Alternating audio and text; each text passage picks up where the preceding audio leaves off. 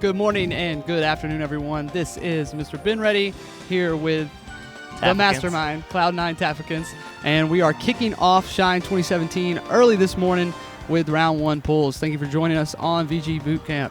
Well, we're actually doing the commentator's curse. Ah, right. Yes. And I'm so glad that you lost a lot of weight, Fleur. You're looking good. You're making progress. Yep. I heard you're going towards keto. I put it all into the facial hair. Yeah. I took all the weight that I lost, put it all in the facial hair, sold some CRTs, and was able to get back on my feet. Changed my tag, changed my name. Yeah, your beard looks a lot better, too. I got to say. So many things have already improved. I can see the noticeable difference. Unfortunately, I know that you're not single, or else I'd be advertising you to the stream. So, commentator's curse, what is up? How are you doing? Everything's great, man. It's a great tournament. I'm having a good time. Every time I come to Boston, I get in this mindset where I'm like, it would be so cool to live here. Like, this is such a good city.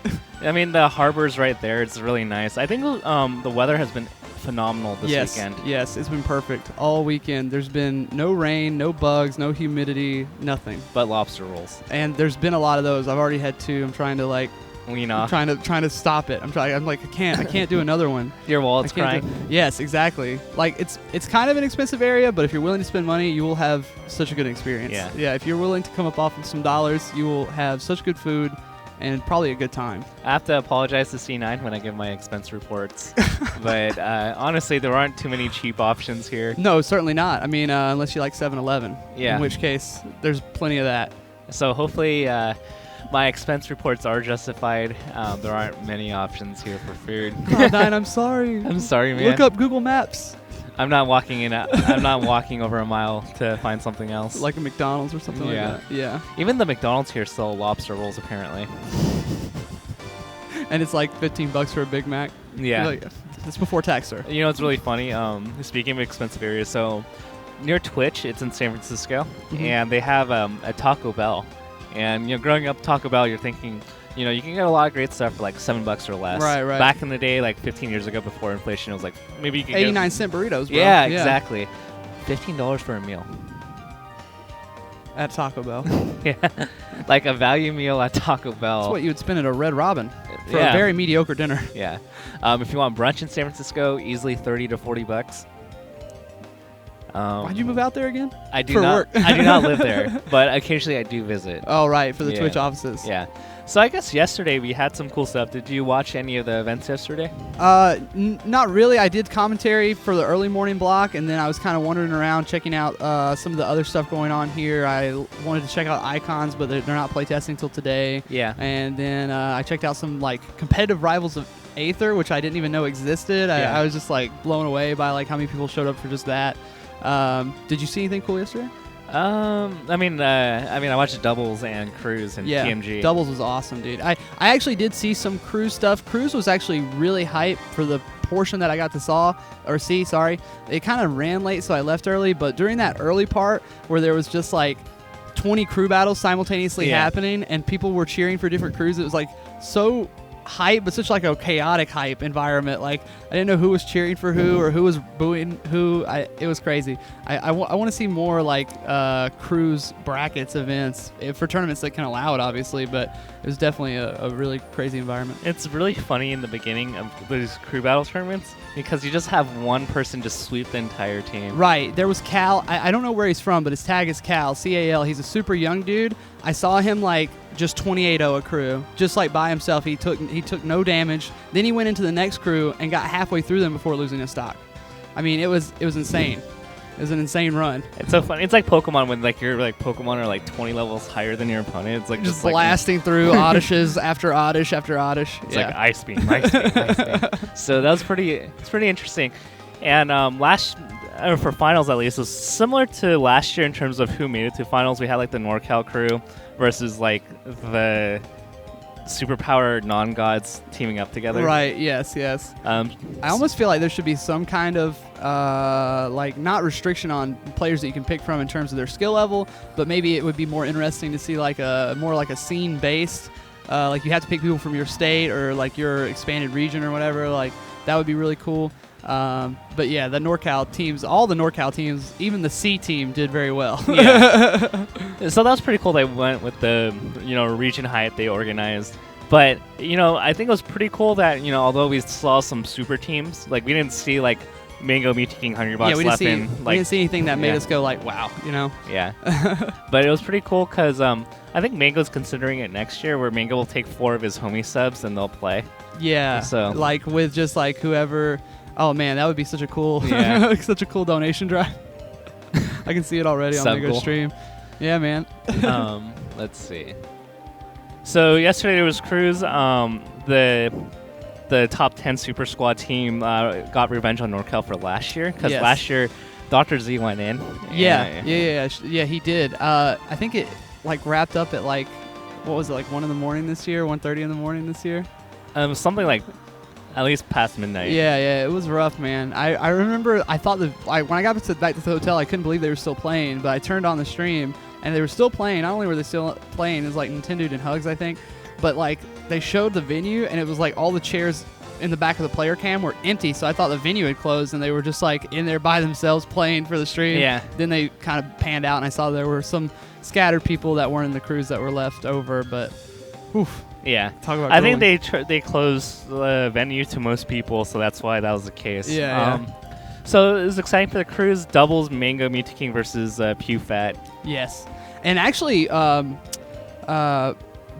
prom dates surprised me as well. Swedish Delight and Plub. I mean, they're synergy for being the first time they teamed together. I kept saying this while I was on doubles commentary. They were looking so on the same page, and they didn't separate off into like a lot of 1v1 situations. Like obviously they're both great players in their own right, but the way they were able to play like directly on top of each other for guys that didn't have a lot of experience like at that level of competition, is super impressive. Yeah, but the cool thing about both players is that Plub teamed with Mewtwo King before, so he has experience in the Fox side of the Fox Sheik, and Swedish teamed with Slux before, so he has a lot of experience in the Sheik side of Sheik Fox. Yes.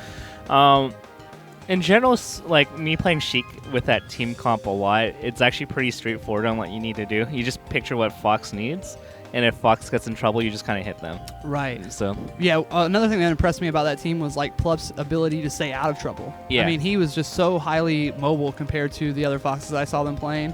He was everywhere, like creating chaos, saving Swedish, jumping in and out of like bad situations, good situations.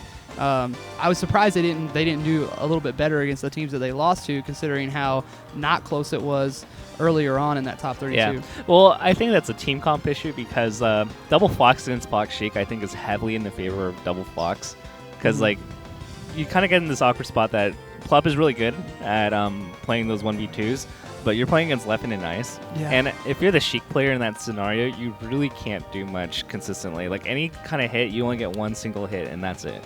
Because you try to grab him, you try to do anything else, it's too slow, and you get hit by the other Fox.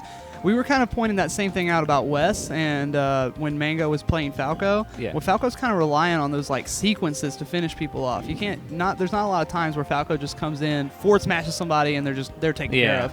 There's most of the time you've got to kind of up tilt, shine, laser, lock into somebody, really push them off the stage, and then deal with them. And too often he was getting like hit in the back while trying to edge guard someone else. Yeah. During Falco, so I can definitely see what you mean about that in regards to Sheik. Yeah.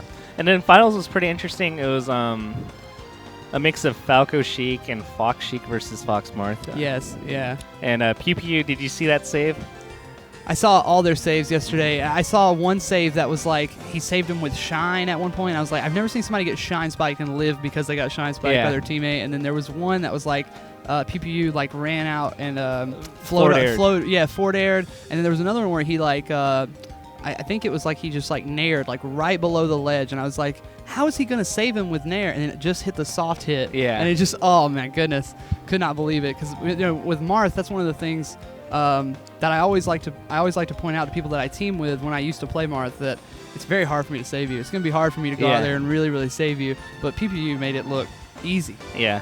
And to be fair, there was a flub at that moment where Mewtwo King easy back air. Yes. And I don't think he thought I don't think Mewtwo King thought that PPU was going to go for that. It's like, oh, like this is such a free hit. Why would he go for that? Exactly. Yes, exactly. And that's kind of like the classic thing that people always say about Mewtwo King is like you got to do the thing that no one would expect against him because he's just like going to cover the best option against you. So definitely some good player awareness there from PPU and SFAT. So it's pretty interesting because back like probably 2 to 3 years ago, like if you saw Muta King Mango versus like PewFat, you're like, oh, Muta King Mango is probably going to run away with this. Right. But PewFat's grown and developed. I think we've seen them do pretty well for a while. That we kind of tend to forget that like 2 to 3 years ago, the main issue they had was that they were not good enough in the 1v1s against the top players. Yes. And that kind of prevented them from being as good as they are now. But now like they're there. Yes. Now they have independent strengths on top of like years of teaming together, chemistry, knowledge of each other, but also just like they play doubles kind of from this different mindset that most people approach it from, which is like very refreshing.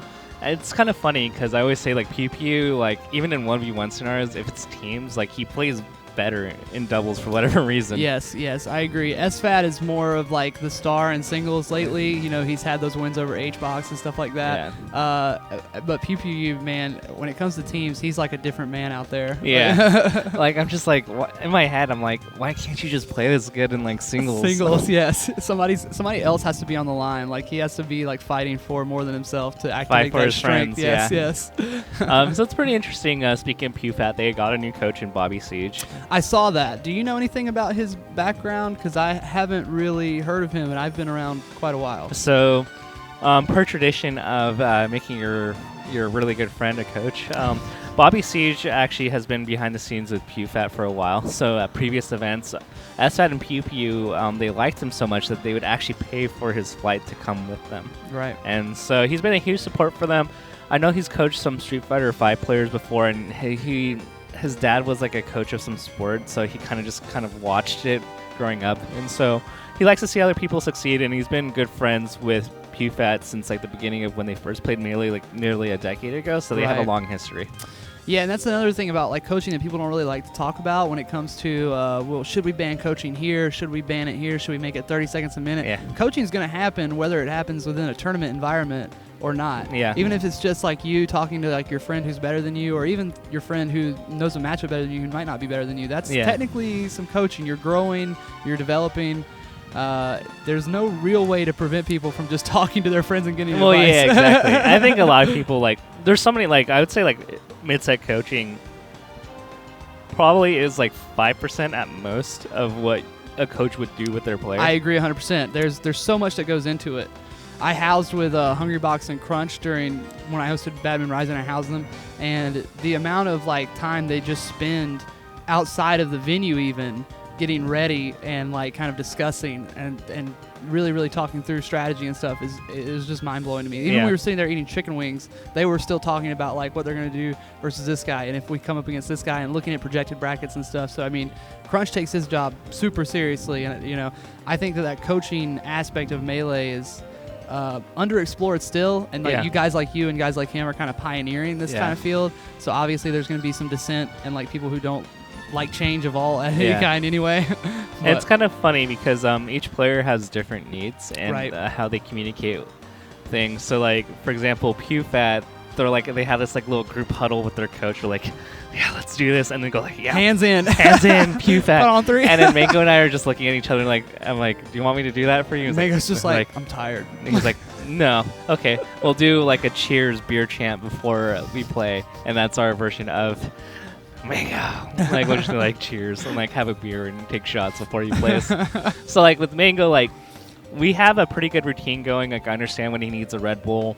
If I think he's overthinking or he's in his own head, then I go like, here, take a shot of rum or like a shot of vodka, Grey Goose, whatever you want. The strats. And like, I find that actually Korean DJ told me a funny story about MLG Vegas where PC Chris won before at the 2006 MLG. I know. Korean DJ was telling me like right before finals when they played, Korean PC Chris took 2 shots to help him relax, and so that's his routine. Like he wants to take shots, and he feels like once he stops thinking and he's not like taking it too seriously, then like that's when he plays his best. The good old liquid courage, man. Yeah.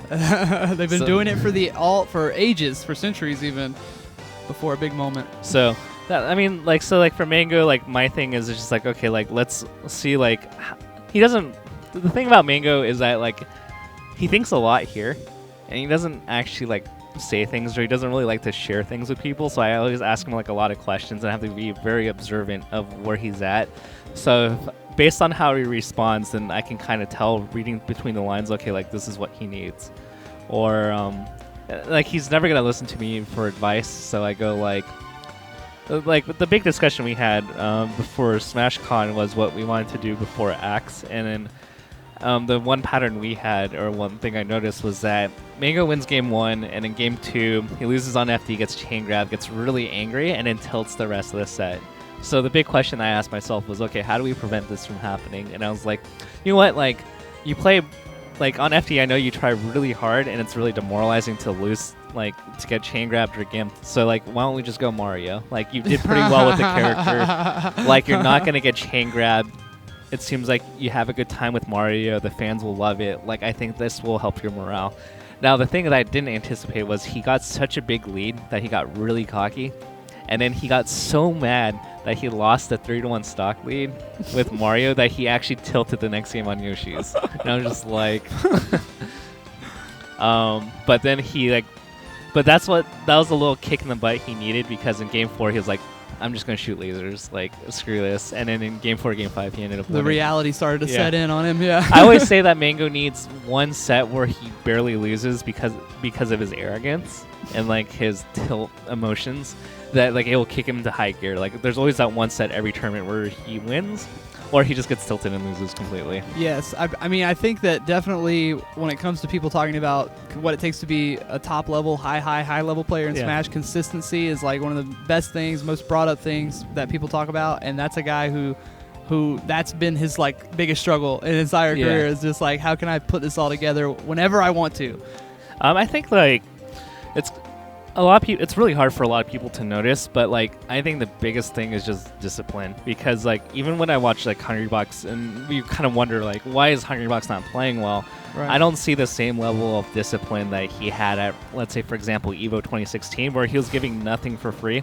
I think the biggest indicator for me when I watch like Hungrybox is like, how often does he go for like the super YOLO like gambling thing? And when he starts doing that, I'm just like, okay, like he's like tilting, or like he's just like hoping that something works. Right. And I talk to Crunch sometimes because we're both coaches. Right. And for me, it's like I have Mango Charizard, and she's like, oh, like please, no, don't pick Yoshi's, don't pick Yoshi's, don't pick Yoshi's. Right. Yes. Or like you feel like you can't control him. Or like, please don't just run at him at the ledge after getting gimped, and then he gets like gimped again. I'm just like, ugh.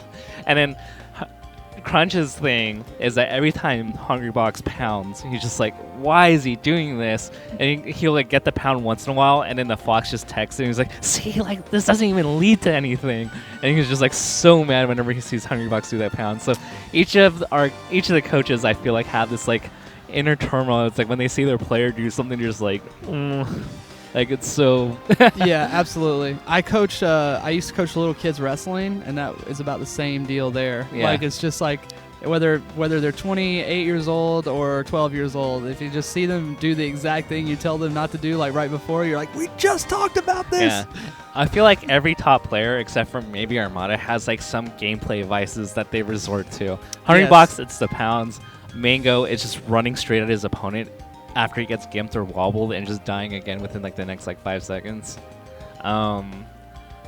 Leffen has certain things where he starts like YOLO up smashing, or really messing with his hair a lot too. Yeah, he'll start just like combing his hair over and over and over again. I'm just like, what is this guy doing? So like Leffen's thing is that he like YOLO up smashes, or he just tries to like play this like, haha, like I'm gonna CC your hit and try to get like a good trade, or try to like bait you into something, and it's like kind of obvious. Yeah, I saw that like versus the Moon when he lost to the Moon. It's like kind of thinking, and that's like when the mindset comes in. It's like, oh, like I hope this works. Like I hope I can bait you into something stupid and capitalize on it. Yes. The issue is that a lot of like the top 15 to 20 players are like recognizing like, hey, like this guy's just trying to like cheese me out. Yes. He's taking his foot off the gas. Yeah, I feel like when they start setting into those patterns, I didn't really see a lot of that from like Kevin when PP was playing. Did you notice anything that he would do when he was starting to get down or anything like that back then? I know it was a while ago. I mean, I think PP for the most, it's like kind of weird because I feel like PP has like internal frustration in that like he's not executing what he wants. It's not like his gameplay is changing, like or he's like going for more like body language. It's like he's not like changing his neutral game where he's like, I hope this works. I hope like I can cheese you out. It's more like, I think what his inner monologue is, it's like, oh dang, like I didn't get the dash I wanted, or like I didn't get the follow up I needed. And I don't think he like really, at least in like recent years, even when he came back in 2015 to 2014 for like those little loads, I don't think he like intentionally like sabotaged his game plan or like subconsciously did it. It's just like he mis-executed more than anything. Yeah. It's really hard to say for PP at this point because like we haven't really seen peak PPMD. And even if you watch the Apex 2015 sets where he won, you can look back at it and you can see that he made a lot of mistakes. And like PPMD himself said, like, I didn't even play that great. Yes, that's still my favorite set of his, though. That Apex Grand Final. That's still an amazing set. The conditions were very interesting, and because Apex 2015 had all that fiasco with the venue and losing a day. Terrible. I mean, the Grand Finals was like at the 2 a.m. Yeah, it was rough. So debatably, like I think everybody that night was like playing like a 6 out of 10s, maybe 7 out of 10, and like all the top players will tell you that they weren't playing that great. But it still is really exciting. So in terms of PPMD tilting, there's like a few moments where he'll get frustrated at himself, but I've never seen him like change his game plan based on his like frustrations.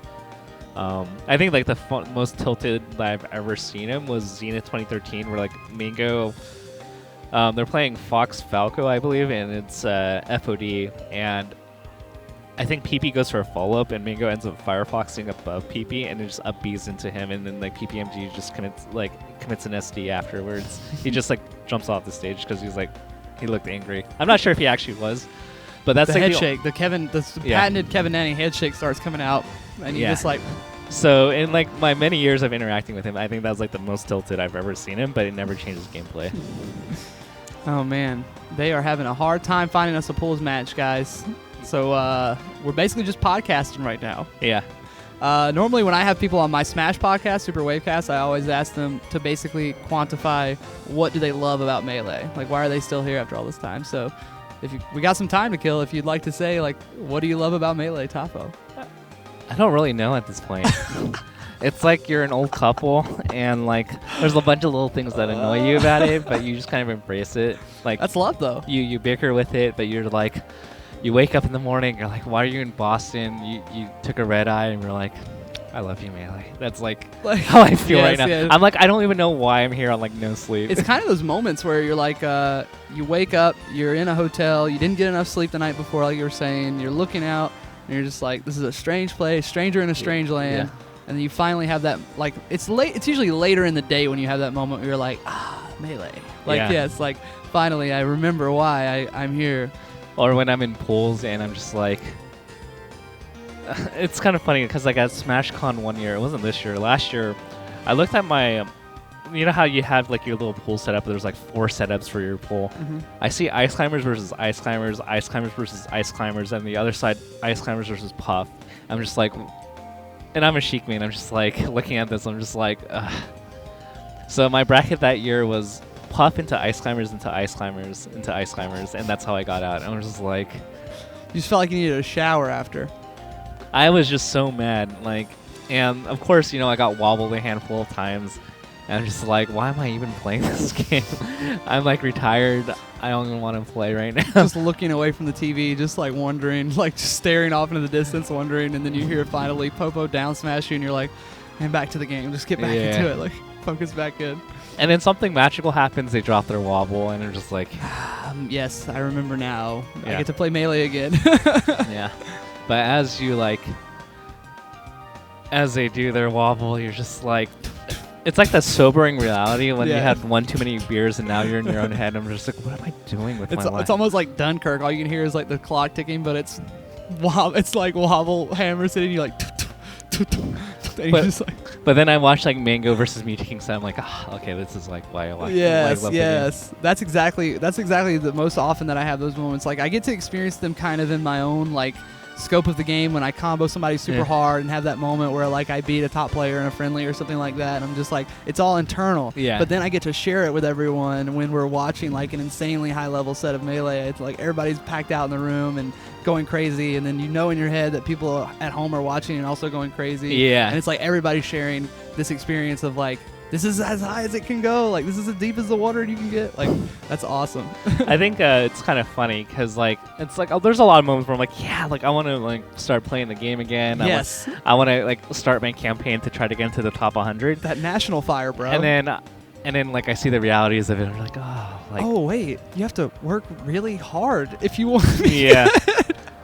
Nope. It Cut kind off of the cube. But I mean, there's like so many games that are being re-released on Steam and like I don't know the Wii U and stuff. Sonic Mania came out, bro. I don't Oh, have so time, I don't Sonic have time to be Mania a is top good. player. But, I don't have time to be a top player. But like, there's a lot of games that come out and they're re-released, and these are games we love. Yes. And then like, I'm like, oh man, like I really want to play this game. Let's say it's like Final Fantasy 7, and then like, I get to like level 20. I'm just like outside the area. I'm like, okay, like The nostalgia has worn off. this nostalgia has worn off, and the game design has serious issues. It's I not don't aged well.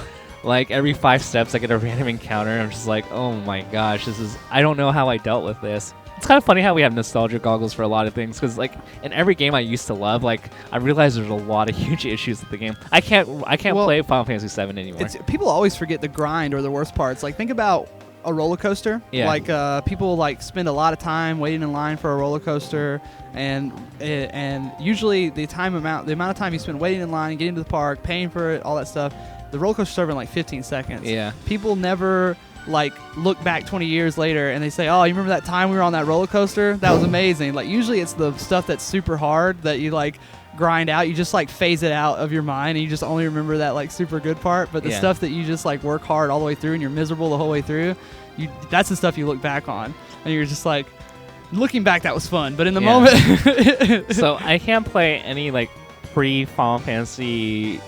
Anything Final Fantasy 9 and below is really hard for me to play now. And I know like on the remakes they added like level 99 or no random encounters, but I feel like I'm not playing the game correctly if I'm just doing that. It's like, what's the point? Yeah. But I don't know. A lot of people are gonna be like, "What? Like Tafo's a hater. Like FF7's an amazing game." Yeah, Twitch chat's going off right now. I'll tell you this: play Final Fantasy 7 at default settings, and it's not a very fun game anymore.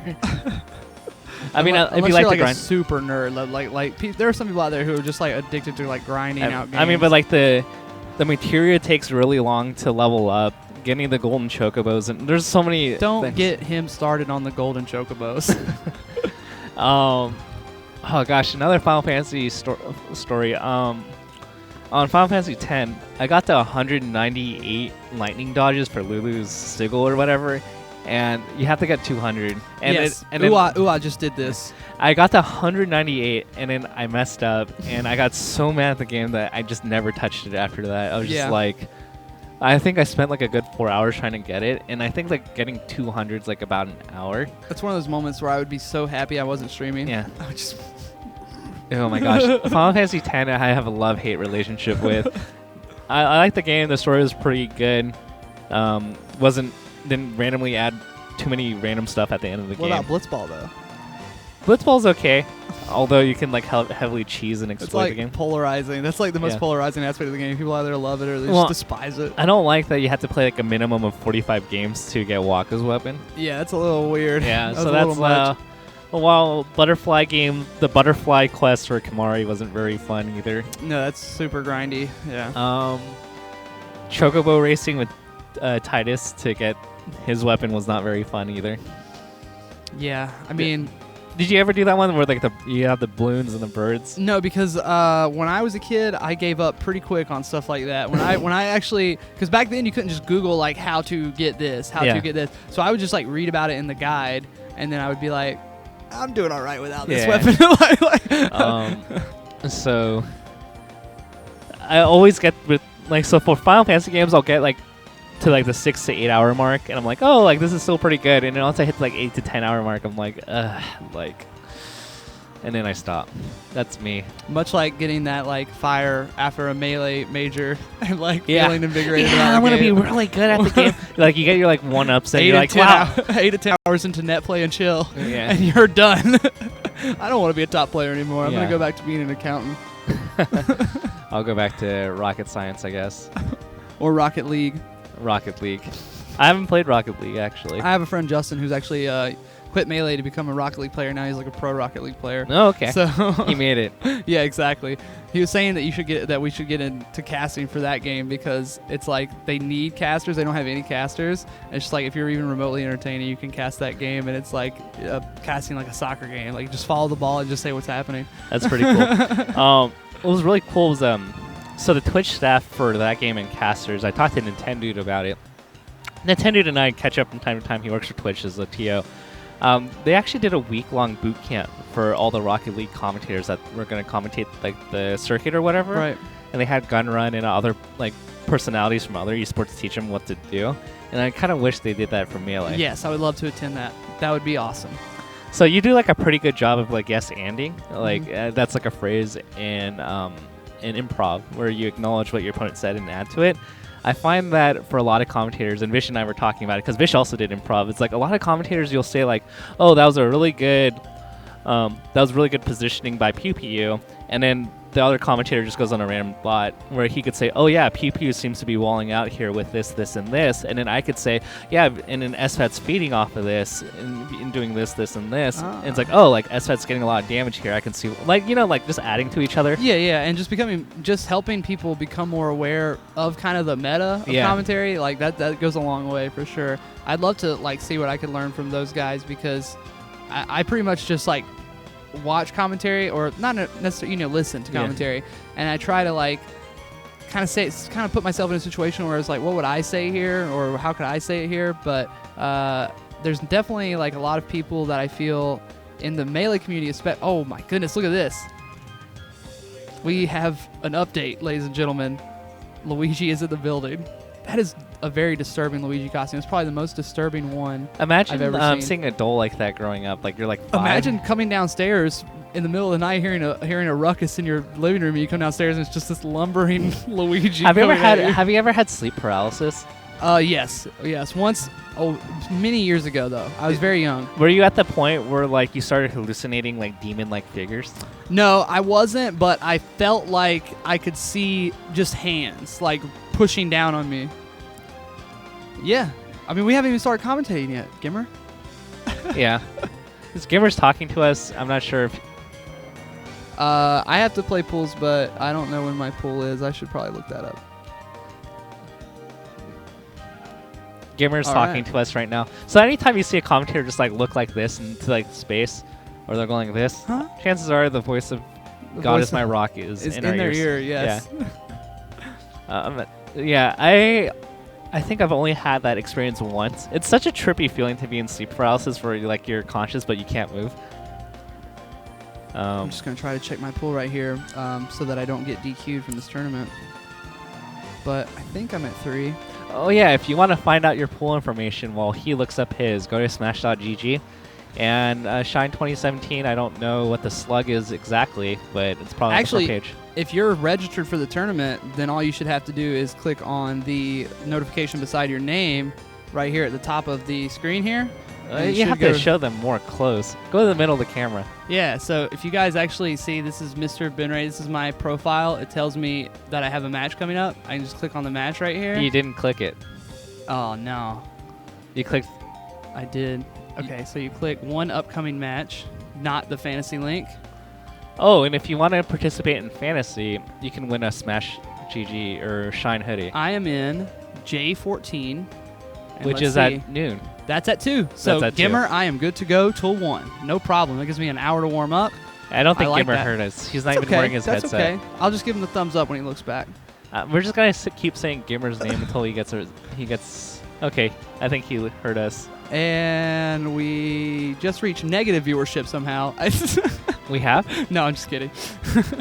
If you're still hanging around with us, we are still looking for a match to commentate. You are hanging out with Mr. Benready and Tafo on VG Bootcamp at Shine 2017. So, yeah. Nothing else. Nothing else on the stage. Just us hanging out. You know how the commentator's curse is so successful in terms of chemistry? It's because Blur loves to talk. Yes. And I just ask him questions, and he answered 90% of it. Yeah, I feel like Blur is one of those people that doesn't necessarily like to hear the sound of his own voice or like to hear himself talk. Wait, but what? if you ask Are him, you being sarcastic? if you ask him, he will certainly go on and on and on until you just stop him. You have to just be like, all right, but I'd like to talk about something that we talked about 4 sentences ago before you moved on. It's kind of funny because Joel Guy, another TO, is like, I don't know how you do it every week with the Blur, or more like every month these days. Sorry, guys. We should be doing the commentators course more often. It's hard, man. Podcast life is difficult. But the Blur, Jokel Guy, and I, so we hang out a lot, and every like night after like a tournament event, we're like at the venue. The venue's closed, but we have privileges, so we're allowed to stay. Jokel Guy and Blur will talk about one idea that they disagree on. It's like 11 o'clock. And Jokel Guy knows the routine at this point. I know what the routine is. But Blur pushes it. And then before you know it, they're talking until like 4:30 a.m.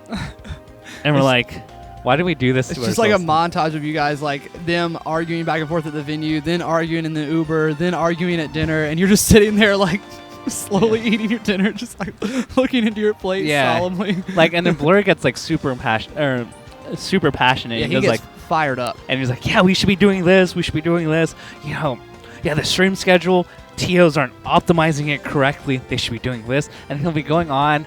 And then, like, somewhere along the line there, like, Taffo Fox will whoop him for, like, an hour as we're playing, like, on a setup, on the stream setup. Like, and then Blur will deny it the day after. I feel like when Blur starts to like sweat when he's talking or sweat from talking, that's how you know like you're really, we're in the thick of it now. Yeah. No way I'm getting out of this conversation. Definitely not.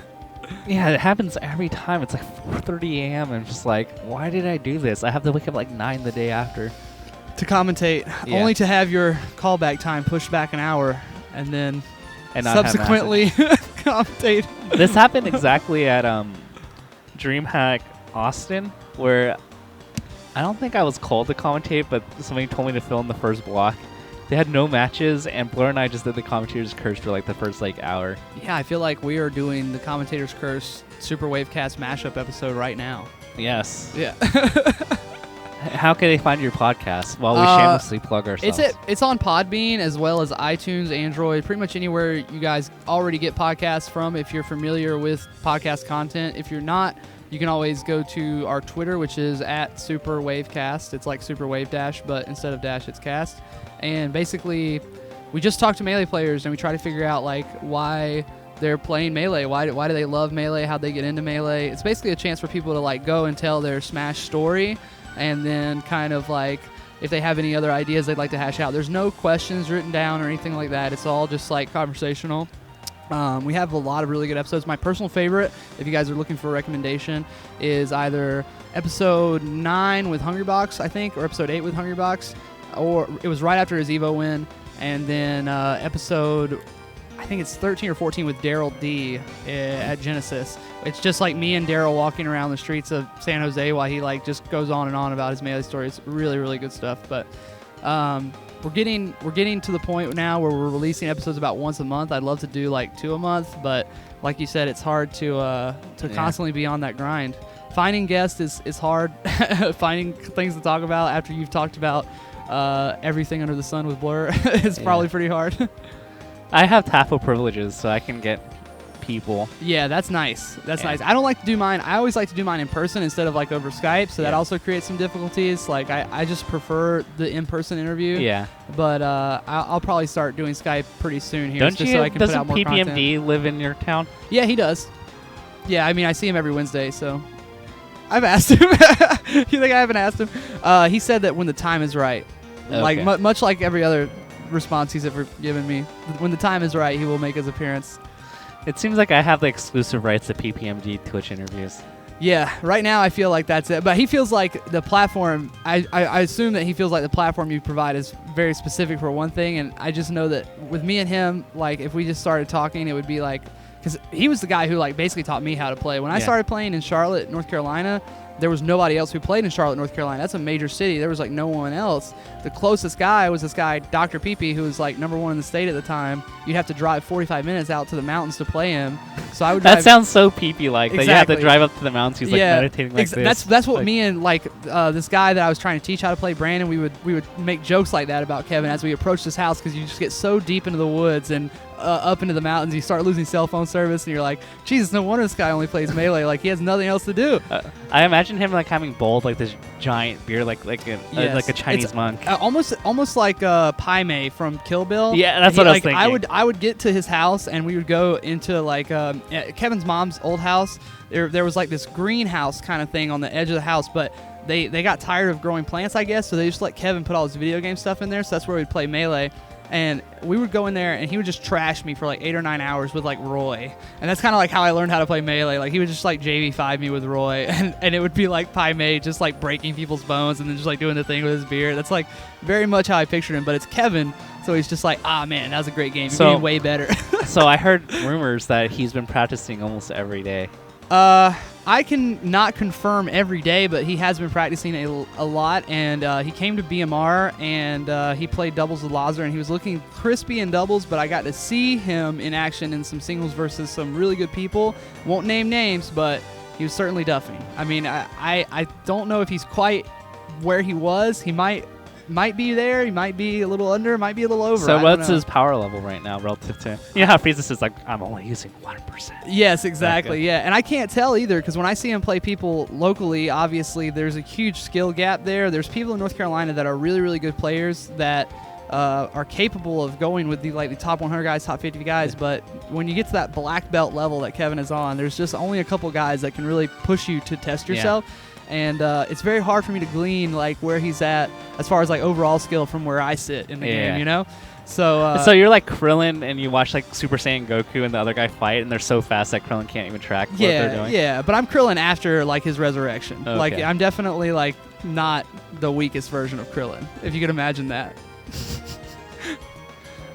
Some homies just entered the VIP area. Yeah.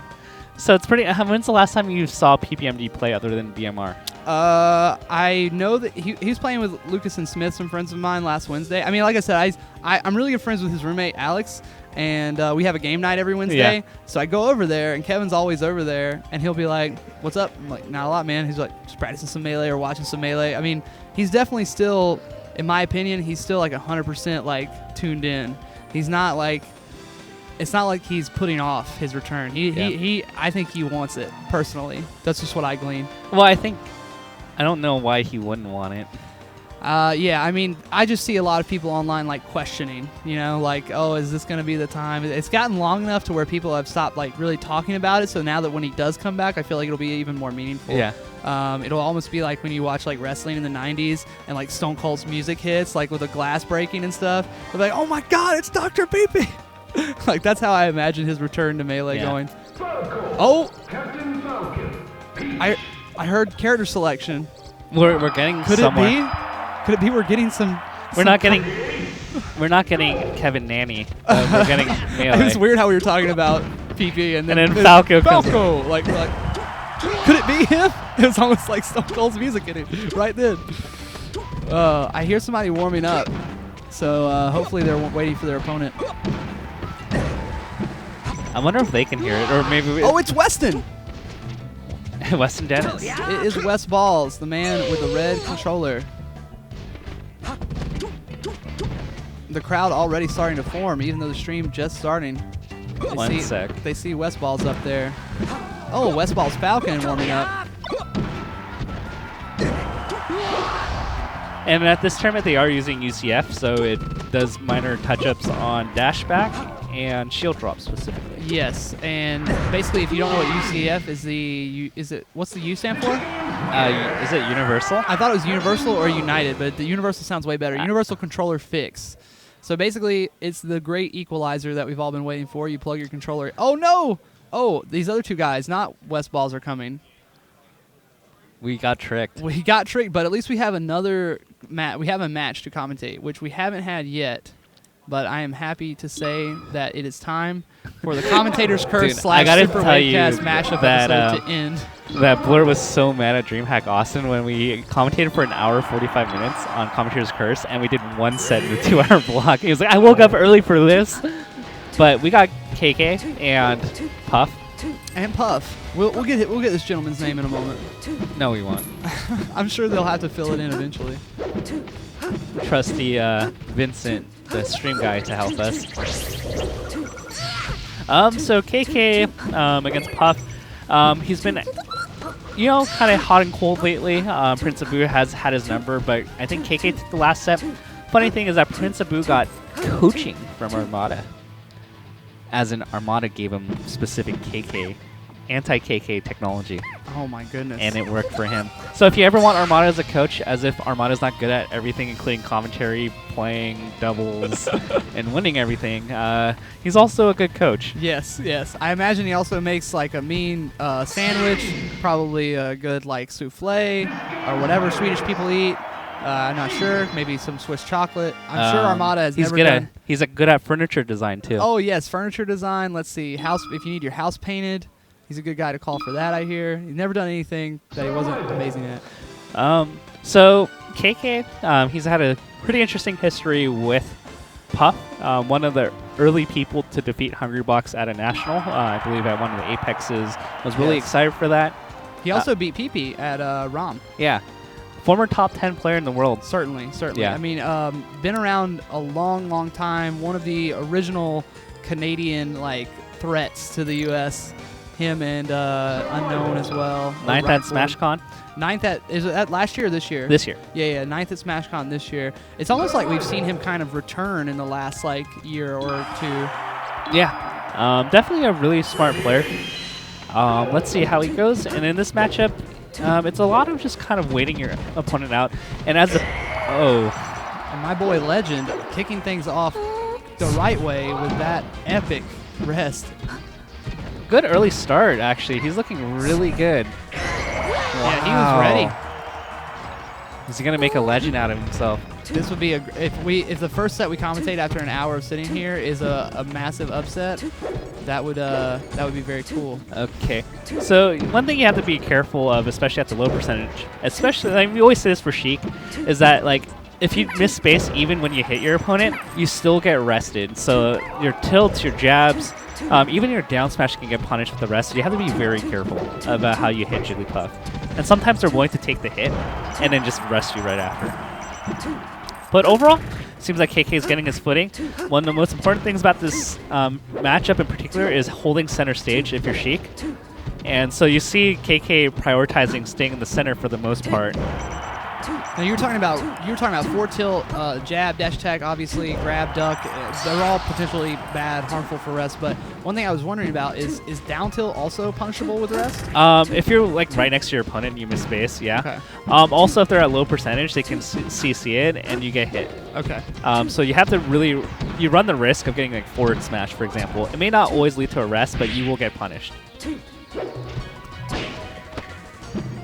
But what you're seeing right now is that look at where KK positions himself, always staying in the center. So that when you get hit there, you're not getting knocked off the stage. Yeah, it's like as soon as he pushes Legend off of the stage, he just goes right back. Doesn't bother trying to really spend a lot of time edge guarding or messing with his recovery. I'll go back to the stage and just control center. Yeah.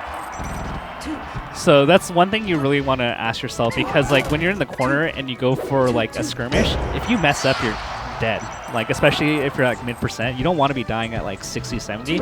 And so staying at center ensures that you have a chance at living even if you get hit. Especially if Puff is at a percent where if she misrests, you can't really kill her. That's one of the things that Sheik, that's one of the things people always say about Sheik, right? Is up smash, fully charged is the best thing you can hit her with on rest punish, and that's not going to kill until 80-ish, right? I think it's 90 to 100 actually. It's not that strong a move. Yeah. So if the Puff is at lower percent, she has less risk, because if she misses, you can't really punish her very much. So you see here that because KK got hit at 40% when he was near the ledge, he took a lot more extra damage recovering. So that's kind of the added effect of risk reward, is the fact that that was gave really up just important. a little early, yeah.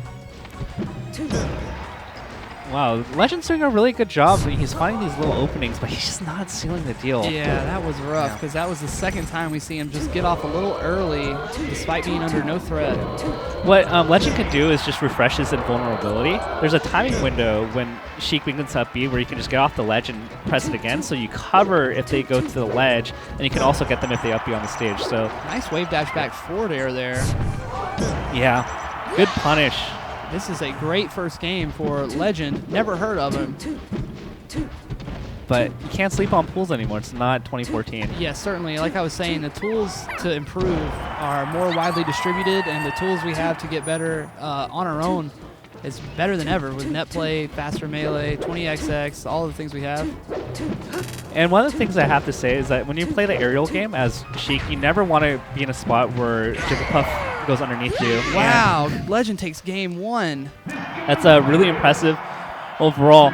And it seems like, he's very adamant on finding these little baits. So as KK, the back air was a little bit sloppy, and you should never be going for raw grabs unless you condition them to shield. Yes. And for the most part, why that wasn't really a good spot was because Legend hasn't been shown to hold shield very much. And so you only do it once you throw enough aerials where they're convinced that they need a shield. So there's certain spots where it's not like you never can not grab. Like, you should be going for it once in a while to keep them accountable that they can't just crouch or shield everything. But I thought that was a little bit premature. Yes, and now we see a little bit more patience from Kirby Kaze getting this rest punish here for a nice, 25%. So go back to aerials. His aerial game has been greatly out-punishing Legend for the most part. That's where he's been getting most of the damage, so he should be keeping to that. Why do you think he chose to go back to Battlefield? I think it's a solid stage overall. I don't know what Legend would ban. FOD, like a lot of puffs like. Yoshi's, I would assume, maybe? I think just the platform heights KK is like most comfortable with. But overall, in this matchup, like the one thing you have to worry about is like what kind of setups are the Jigglypuff going for as Sheik. And just not making like careless matchup errors like that. Like you shouldn't be dash attacking. Yes. I think what he was doing was he's hoping that Jigglypuff was in the air, and he was hoping for like an anti-air kind of move. Right, because the property, if it hits you in the air, is a little bit different from if it hits you while you're standing. So he's probably trying to get that little pop-up maybe. Yeah. And then you get another hit, so I can see where the concept comes out, but he crouched, and so he ended up getting punished. So, but like overall, his KK's use of aerials has been really solid, and he's been containing Jigglypuff pretty well.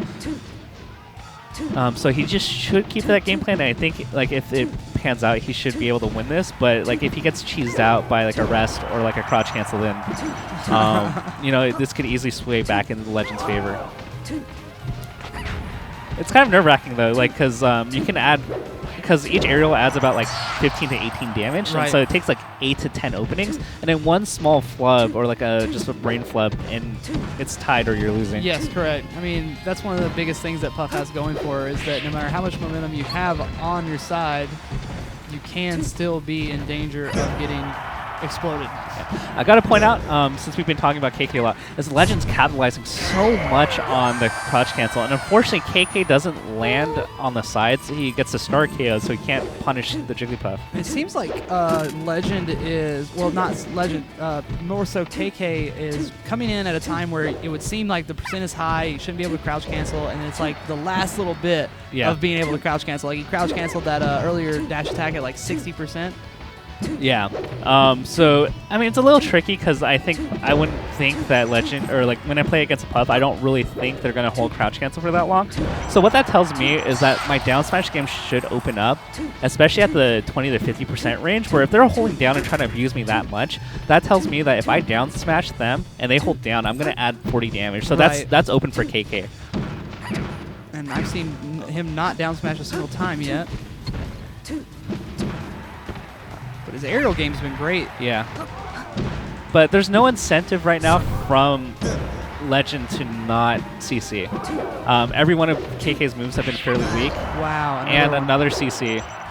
And that's going to set up a kill here. It should. It should?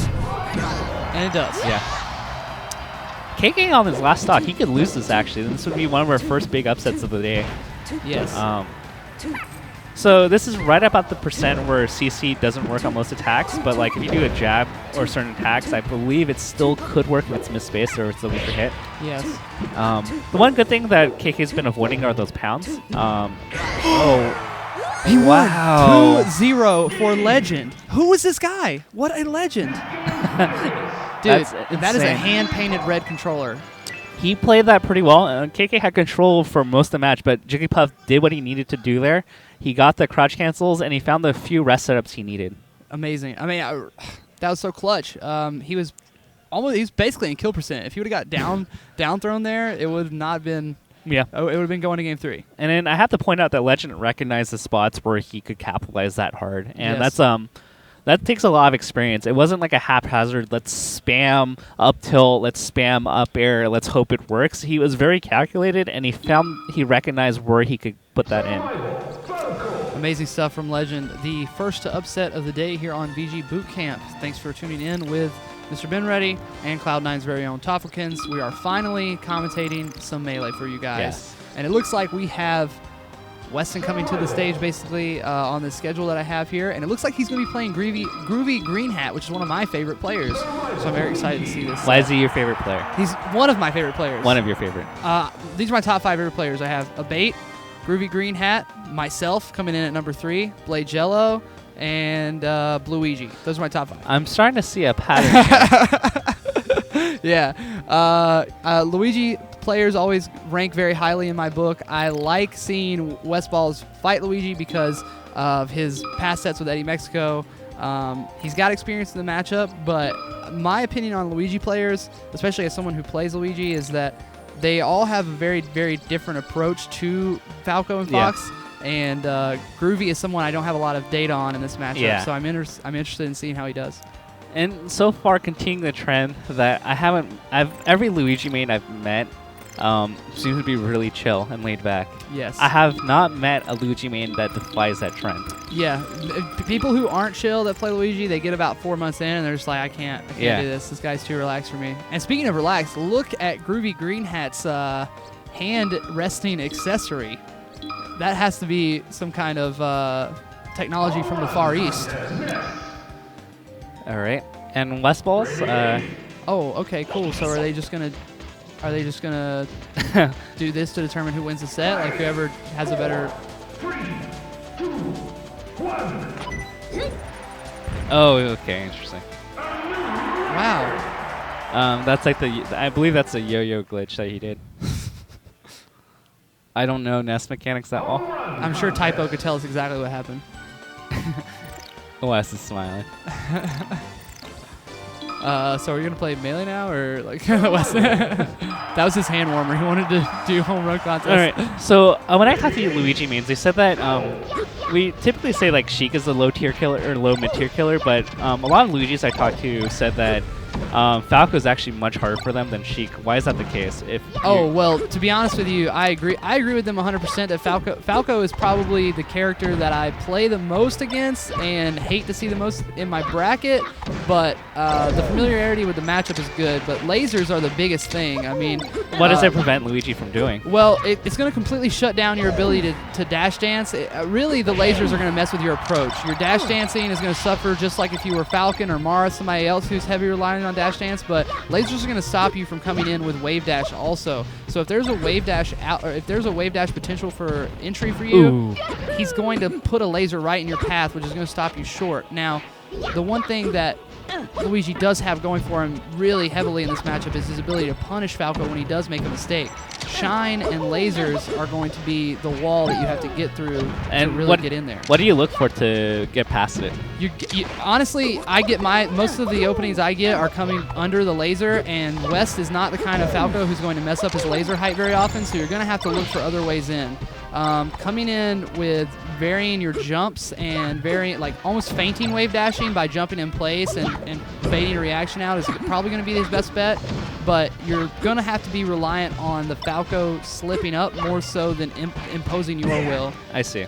Is there any way that you could position yourself to help you help them mess up more. Yes, staying mastering, I'm sure Groovy Green Hat has a great handle on this, but mastering the different lengths of wave dashing that Luigi has available to him is very pivotal, because Luigi can basically have a varied distance on his wave dash. So if you're standing right in front of them, people don't think that you can get to them because they're like, oh, if you wave dash, he's going to go right past me. But if a Luigi main is very tuned in to this tech skill, he can wave dash the same length that like Falco can wave dash, or he can wave dash a max length of Luigi wave dash. So tricking him with your mobility is key. But this is the kind of stuff you're going to run into that makes it hard for you. When you get to these high percents where Falco doesn't have a lot of guaranteed follow-up, he's just going to start laying it on thick with these lasers here.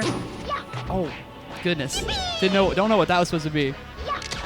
And then tell us more anti-Luigi tech, because I heard when I play Sheik in this matchup, I noticed that like me DIing behind Luigi on all grabs seems to work pretty well. Yeah, so okay, so that's a great point, because Luigi has a lot of throw follow-ups on characters of all weights. Whether you're Falco, Fox, Sheik is a perfect combo weight for Luigi when it comes to throw follow-up.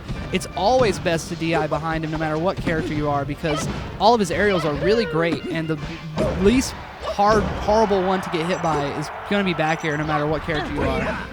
You can sometimes get sent the opposite way of the back air. You can DI it. Once you get hit by bair, you can like, oh my goodness, sunned by West balls. Down tilt in with this particular character, your down tilt is great, because if Falco tries to, or if Luigi tries to come in with a wave dash forward tilt and you're crouch canceling it, and he's at like 80%, you down tilt him, he's going to shoot so far up, and it's going to be very hard for him to get back to the ground. You want to be grounded in this matchup, but at the same time, you don't want to be on FD. I feel like for me, my style is like very platform based, so yeah. I like being grounded but on the platform. I was just gonna say, I understand, like, if maybe you get a down smash, I could see why like FD could be good on the follow. So I was like kind of wondering, does that outweigh the fact that Falco has lasers? Yeah, for me, every Luigi player would love to have these moments where you get a down smash on Falco at 30 and you just combo him to death. But versus a player like Westballs, you're not going to get a lot of those game breaker moments. Like, you've got to be able to basically win scrambles and get edge guards and force a down smash out of like a tech chase or something like that. I see. That move is most people hate playing against Luigi. Most people just don't like him, think he's lame, think Nair's lame, down smash lame, so they don't want to get hit by down smash no matter what. So varying your jab timings and stuff like that and making it less obvious is going to be pretty key. Nice forward tilt there. You can't. I'm a bigger fan of just committing and going out there and stopping it before it gets to the edge, because going straight at the ledge as a space animal is so good versus Luigi, because his down air hitbox, sometimes the Firebird or the Firefox hitbox is just bigger than it. Yeah. And it just seems like, with the double misfire. But in 2017, it seems like most Foxes and Falcons are pretty good at hitting that too. So I agree with you there. Yes. And controllers and mods like the UCF, etc., notches, etc., it's only going to make it easier to get right to that edge perfectly, and that is probably the hardest ledge option for Luigi to cover. Yeah. You don't want to side B very much against Luigi at all, in my opinion. He has a lot of moves that will basically hit you directly out of it. He's got a lot of priority on some of his moves. Very surprising for where his position is on the tier list. Nice combo here from Groovy Green Hat, but chose the wrong aerial in my opinion. Back air. Back air was the answer. I think he was just a little scared of getting shined or bared himself. I feel like Westballs could have killed him on 6 different occasions, but I think he's kind of just fooling around and experimenting. Yeah, he definitely was not threatened at all during that last game, so. Down air was the move there for sure. Maybe a grab, but he wouldn't have been able to get the guaranteed down throw forward smash at that percent. Need a little bit higher. Like, it feels like every stock that Westballs is playing he's going at a completely different tempo and just kind of playing around with like how it works. Yes. There's that one stock where he just started lasering. He started this stock with just like blatantly heavily shield pressuring. So I think he's just experimenting quite a bit. And then again, it's Westballs, so you can never really be sure. Westballs and pulls is a meme. Still kind of close, and if Westballs kind of plays around, like Groovy Green Cat can steal a game. Yeah. If he chooses to take his foot off the gas as much as he has been. I mean, the laser heights being incorrect, that's what cost him his last stock. He lasered way too high. He got forward air for it. So, I mean, there are moments where Luigi is like, wait a second, that's not safe. But they're few and far between. It looks like Groovy is actually going to even this up. He has potential to steal a game here. Westball's maybe going to turn it on. Maybe. Or maybe this will go to game 3. Maybe he'll bust the Falcon out for game 3. I don't know. This is hard to deal with, too, for Luigi. Like, you just can't. You've got to be able to wave dash backwards out of there. You just don't want to engage him on in that fight. Yeah. And the tough part here is that not only do you have to go past the layer of lasers, but you have to get in a spot where you're not shielding as you wave dash in. Exactly. One thing that you want to avoid with Falco against Luigi, that looks like the game. You don't want to fight Luigi in a phone booth in his jab range. You want to be just outside of his jab range, and then you can just mess him up with that dare approach. The shine can also hit him from there. But if you get too close, he's just going to start jabbing you, which is going to lead to down smashes like we saw from Groovy Green Hat. So good stuff to Westballs. We didn't see a repeat upset. Just KK, first player on stream for singles, also gets upset by Legend. Coincidentally, both from Canada. What a legend. Oh, he's from Canada? Yeah. Okay, cool. So now we have a little bit more info on that guy. And then next we have Red versus Heartstrings. So Red from MDVA and Heartstrings, I believe, from Michigan. He got a new sponsor. Yeah. Kyoto Gaming Red. I think it's been like going for like 4 to 5 months-ish. Wow. Yeah. Sleeping over here. Yeah, I mean, Red hasn't been as active as he used to be, so that's why a lot of people sleep on him. Still a really good player. Very good. I loved teaming with him in the past. His follow-ups are pretty solid, and he has a good understanding of tempo, which a lot of Foxes aren't really good at. They either attack at the first available moment or they can't, but Red incorporates like shield stops, pauses to bait out the tilts, and then he goes in, and that's something that's like really hard to learn initially, but that's something I found Red to be really good at, even when I play Sheik, where he'll modify his movement, throw me off a bit so that I throw out that nair prematurely or that F tilt, and then he hits me, and then once I start catching onto it, and he'll start readjusting and constantly readjusting his tempo, and it's kind of really hard to follow because as Fox against a lot of characters, because Fox moves so fast, you kind of have to be a little bit preemptive on how you defend against Fox. And so if the Fox constantly mixes up his timings, then you kind of look silly as the other player. Yes. I was going to ask you if you know where Red... I know he's ranked last year. Was he ranked this year for MIOM? Not for the summer. And I talked to him. I just said you didn't enter enough events. Right. But definitely, like, I'd probably say like anywhere from like 50 to 70. I would agree with that. Yeah. I mean, he's Mr. 33rd is what a lot of people call him. Yeah. Because he has that, like, 33rd place curse. Yeah. I think SmashCon was, like, the first tournament in a while he hasn't gotten 33rd at. But he's gotten to the point now where he's been in the game for a super long time. He's established. We know about his Marth. Now, we're knowing about his Fox. Any tournament now, he could have that tournament for himself, And I think he's one of those players that all he needed was like the means and the resources to really get to stuff and travel to stuff and enter. And I'm super happy to see that he's sponsored by Kyoto now. So hopefully we can see more and more of Red. Heartstrings, up and coming, very hungry player from Michigan. Always loves to like money match people and play and just grind. So he has the fire right now. So I think Red's also just really the tempo mix-ups are what make Red pretty solid at this matchup. And he used to play Plank and Hat, I believe, a decent amount from his region. Yes. So Heartstrings, gonna have a little bit of a difficult time here. Heartstrings is a little bit cookie cutter. I didn't see anything weird from his gameplay. I think he models his gameplay off of Swedish Delight, who, I'm not trying to say this in a bad way, but has a very basic, solid plan, and that's what Heartstrings goes after. And so the way you kind of have to win here is just out-punish the Fox. Yeah, that's almost like Swedish Delight's whole deal. He's like fundamentally super sound and just has the smarts to really put that and take it to its maximum. And Swedish Delight, also being incredible off the grab. Yeah. So that's like the big thing for Swedish. And so Heartstrings, every time he gets a knockdown, every time he gets a tech chase or a grab, he's going to have to get about like 60 damage. If he can't maintain that tempo or he gets, he misses it and then gets shined, then you're not going to win the match. What do you think Red's keys to victory are in this matchup as Fox? Just like stay mobile. Just make it really hard for Heartstrings to predict how he's going to move. The tempo thing is really important. Just like moving and giving Heartstrings different looks is going to be really huge, because if you're really predictable in your approach, then you're going to get punished really hard. Yes. But I don't think that's going to happen so much, and also just not get grabbed. Yeah, not getting grabbed. People love to say that, huh? In I mean- matchups where you. I mean, like, that's like the one way Sheik's going to get any meaningful damage. Everything else just leads into like one hit, and Fox is so good at DIing out of things that like even like F tilt doesn't combo, dash attack doesn't really combo too much. Right. I was just about to say, you know, when people talk about Fox versus Marth, Fox versus Puff, Fox versus Fox, Fox versus Alpha, they always talk about the combo ability of Fox, but you don't really see a lot of like crazy long string combos with Sheik. So. Yeah. So right now, you know, Ooh. Heartstrings is making it very obvious he's going for grab. He shield grab, try to, and Red already was prepared for it. He even baited like a well-spaced aerial into like Heartstrings shield grabbing, and Heartstrings got punished for it. So that's a tough thing. You can't just box out Fox because you're just going to lose on the trade. You have to find the meaningful pin downs. You have to outfox him. Yeah. And once again, another shield grab, I think they're becoming very obvious. So like any given moment where it looks like a shield grab can work, he's been doing it every time. And Red is very keenly aware of it.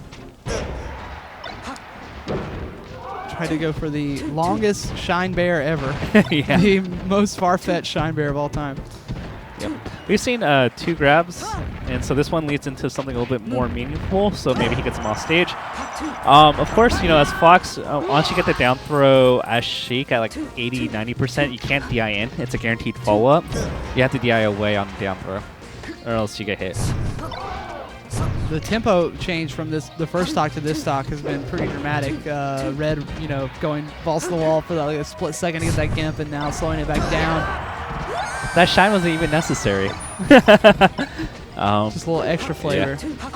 Probably early match of the day, so he's probably just wanting to warm up. Certainly. This is later in the pool, I believe. Should be at least round 3. I'm not sure 100%. It's winner's quarters of the pool, so whoever wins this match and wins the next one gets out in winners. Ooh, good combo from Red. The That's pretty much delay. it. The timing change on that bear was I was roasting him about it a few minutes ago, but that actually was really nice because he waited just long enough for that fair to go away. Yeah. And right now, just Heartstrings is not getting enough on these follow-ups. Where we look at Red and he just got 46. Heartstrings got like nothing off his pin down. It misses again. So for 7 damage, he gets punished. Like that should be a free follow-up. And you know, if we just look back at it, it's kind of crazy because we look at this matchup and there are like 3 to 4 tech chases where Heartstrings got like 10 damage. Imagine if he gets like 80 damage on it, then it's like a 1-stock match. And so like a lot of people wonder why there's such a big discrepancy between like the top players and people who aren't quite at that level. Yes. It's all a punish game. Yeah, a lot of people like to use the terminology of hitting hard when they hit. What do you think like is the difference between the opening? Like what about the opening is he not taking advantage of? Is he just not getting enough grab? Missing. Is he not pummeling? He's just missing his tech chases, and I feel like overall, like if we're to do like some sort of stat check on it, I think Heartstrings has only hit like 30% of his tech chases when you should be hitting 80. Good recovery there. Unfortunate Phantom. Phantom fair, forward tilt. Like, it's still, you know, somewhat close, so just imagine if instead of, like, 10 damage or 20 damage, he gets, like, 60. And he's getting a pretty good punish here, and now it's starting to open up a bit, but he missed that follow-up, and now it's a turnover. It was a very crucial moment of the tech chase, too, because 1 or 2 more hits, I think he would have been on stage. Yeah. And that's the one thing that's, like, so demanding of Sheik's tech chase is that if you mess up and you commit to it, you take damage instead.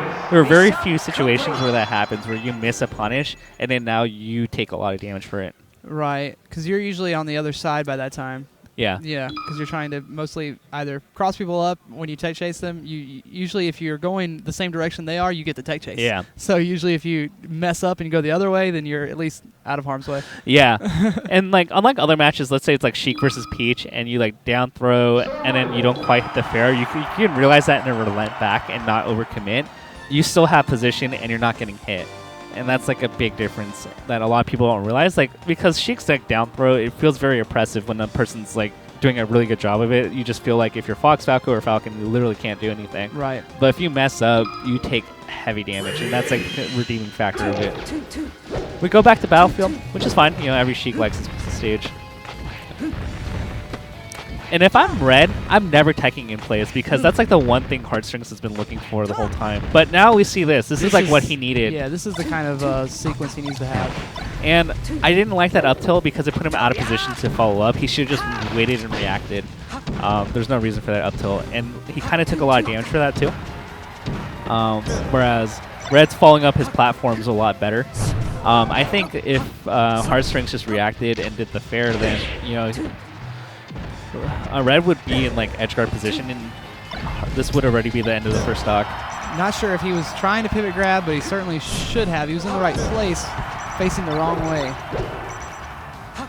All right, looks like Red's gonna close this out. Much closer than the first stock of the last game. Yeah, I mean, and once again, punish game is what really makes a difference here, whereas Heartstrings on game 1 missed his first 2 tech chases and did nothing. I'd say about 90% of the damage he has on this life came from that first sequence. Yeah. So this is looking a lot more competitive. He just needs to keep it up. He's getting grabs. Oh, no, you do not go for that. So many Fox are so good at getting out of that. What do you like to do there? I would just down throw. You're not hitting them far enough back that you're going to add damage. And they get the ledge most of the time, so like they're invincible if they know the ledge dash. Most of the time they just go through it at that low percent, right? Yeah. Red's kind of flubbing a bit on his movement too, so hopefully Heartstrings is able to capitalize on it. As he does right there. All right, tech in place. It doesn't have the tech in place. Ooh. Oh no, just a sloppy movement there. Could have added like 2 more hits and gotten that a potential edge guard. But still, looking really good so far. Wave dash back to the approach. Yeah, it's still really close. Very doable for Heartstrings. Oh, another flub from Red. Just needs to grab ledge, and that's it. Tie game. So a lot of misinputs from Red are costing him a lot so far in this second game.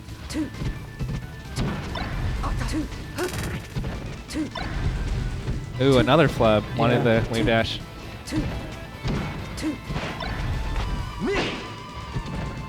Alright. There's kind of a mix-up there where if you're wrong as Sheik, you can get spiked, but Heartstrings taking the correct move doesn't get shine spiked. And also choosing to wait and shield too and not come forward. That was in the middle of Red's like nair sequence there. Ooh, wow. Heartstrings having a half a stock lead at this point. Comfortable. Alright. Just needs to not do anything too fancy. Red's making a lot of mistakes. So I'm gonna, if I were in Heartstring shoes, I'm playing it away to execution test Red because he's messing up a lot. If I wave dash back and force him to make tough movements, then maybe I get the punish. He's just trying to hold on, protect this stock lead that he has here. First time he's been in the lead. Looking to get on the board versus Red here. Yeah. Ooh, Heartstrings going for a shield grab gets punished. You can't be that antsy though. Things are starting to slip away as Red is looking for up air after up air. Ooh. Red's gonna play very defensive and campy. Hopefully make trying to get done here. Yeah. Exposing Sheik's general weakness of not being able to approach pretty well. Probably just gonna wait, you know, wall with back airs, wall space, and make Heartstrings make the first play. And then only go in when Heartstrings starts shielding or doing something. Another ambitious grab. That's when you know the Sheik's desperate. Another like, oh, shield get grab. Out of here, that YOLO grab. Yeah. And that will be the set. Red taking it over Heartstrings. Yeah. I think Red in that last talk was like, screw this, I'm going to make you approach, or anytime you overcommit, then that's the time when I'm going to go in. That's that tempo switch that you were talking about being so key to his victory. And so, not the cleanest play from Red. Definitely missed a lot. Not in the second game, for certainly.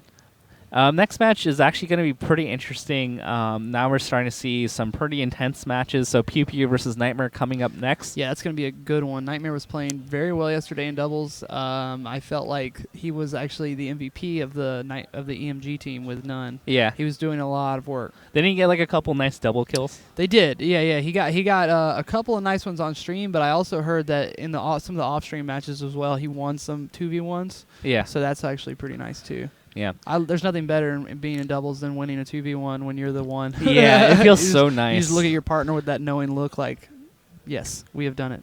And as far as singles go, I think a lot of people were hyping up Nightmare at the beginning of the year, saying like this is a hidden boss. He's doing well in Canada. He started doing well for a while, and then he's been kind of struggling a little bit. I don't know what his exact results were, but I remember him getting upset in the last couple of tournaments. So hopefully he can come back from this. I'm kind of unfamiliar with his results lately. How would you say he compares to like some of the other Marths that we have in that range? I guess like Reeves, maybe you could say, is in there. Yeah, I think unfortunate thing about Reeve is that he doesn't travel that much. Right. So it's really hard to get a gauge. I mean, I feel like Nightmare might be a little bit better than Reeve, but Nightmare probably not as good as, the MDVA Marths. Yes. So probably around like 80 to 100 is where I put Nightmare. Okay. But Nightmare definitely has been kind of struggling a little bit. So unfortunately for him, this is a pretty tough pool to get out of in winners. Yeah. Mm-hmm. I don't know how many people make it out in winners for pools, but probably being a second seed here playing PPU, it's going to be really tough. PPU, strangely enough, although he's kind of been struggling against Mutaking lately, PPU's been pretty good at the Marth Ditto. Beating them. I think he has a head-to-head on Moon. Beat Zane the last couple times. So overall, he does have a pretty solid record against other Marths. Yeah, the Marth Ditto is always a very interesting matchup just because there's things that Marth can do to Marth that he just cannot do to any other character. The follow-ups that he has on some of the throws and stuff like that is just like ridiculous. I feel like this matchup's all down tilt, grab, and dash dance. Yeah, it's whoever goes first usually loses. Yeah. Or if you can get your opponent to shield first. Right. With movement. So down tilt, it's like really limited on what you can do because there are like a lot of things that will get you hard punished if you get called out on certain things. So jumping, unless you have a firm read, because like against down tilt you can either kind of outspace them or jump around, or you can outspace and dash dance it, and then after they commit to the down tilt you down tilt them and force a shield. Or if you read that they're going to down tilt, you can nair into them. Yes. But that could be a little risky at times because if you get called out on your jump, you're in a lot of trouble. Yeah, exactly. Marth off stage with with no jump, not a very good sight. Then go to FD. So that's where the nair is used for. Like you can catch them dashing away after a move, and they can. Ooh. Okay, so PPU winning the down tilt wars. Yeah, getting back down, like right there, Nightmare got back down after getting hit out of his jump. Getting back down versus Marth in the middle of the stage, no bueno, but he manages to sneak back. And right now, look at how intimidated Nightmare is. He's getting stuck in shield a lot, so like PPU is definitely winning the movement war here. Like the moment you stop moving, it makes you like a sitting duck. So, oh wow, that was really good spacing. Yes.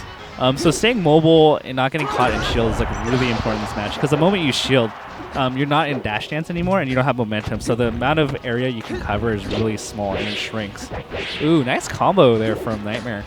Might be able to. Nightmare can bring this back. This matchup is one of those matchups where Marth is really good at edge guarding Marth. Yeah. And if you knock him off stage, you can clean up. Yeah, but like this is one of those matchups where like there's a clear distinction on who's better, especially on FD. Like, if your movement is just better than them, they're not going to be able to win. This is something we saw with Mutaking back in the day. It's like no one can handle Mutaking just because of how good he's at the matchup. Like, there's definitely a tier hierarchy where, with like Foxitos, for example, what happens is like you could win even if you're like the quote-unquote worst Fox, right? Because of how the punish game works. But in Marth Dittos, like especially on FD, it's a really hard thing if your movement's not as good. PPU is putting on a clinic right here. Yeah.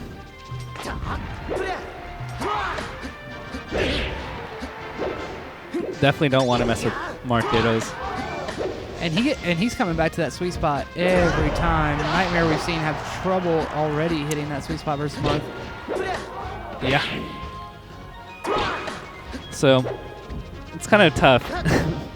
It's like one of those awkward stages. Like if your opponent's better on FD, you rarely are going to win. So I'm going to see if Nightmare loses the stage. He's probably going to go somewhere else. Yeah, somewhere very much different than FD. Not a Pokemon Stadium, probably. Probably needs to be a Battlefield or Yoshi's. Yeah. Something with platforms, like because PP is just outmaneuvering him really hard. Yes.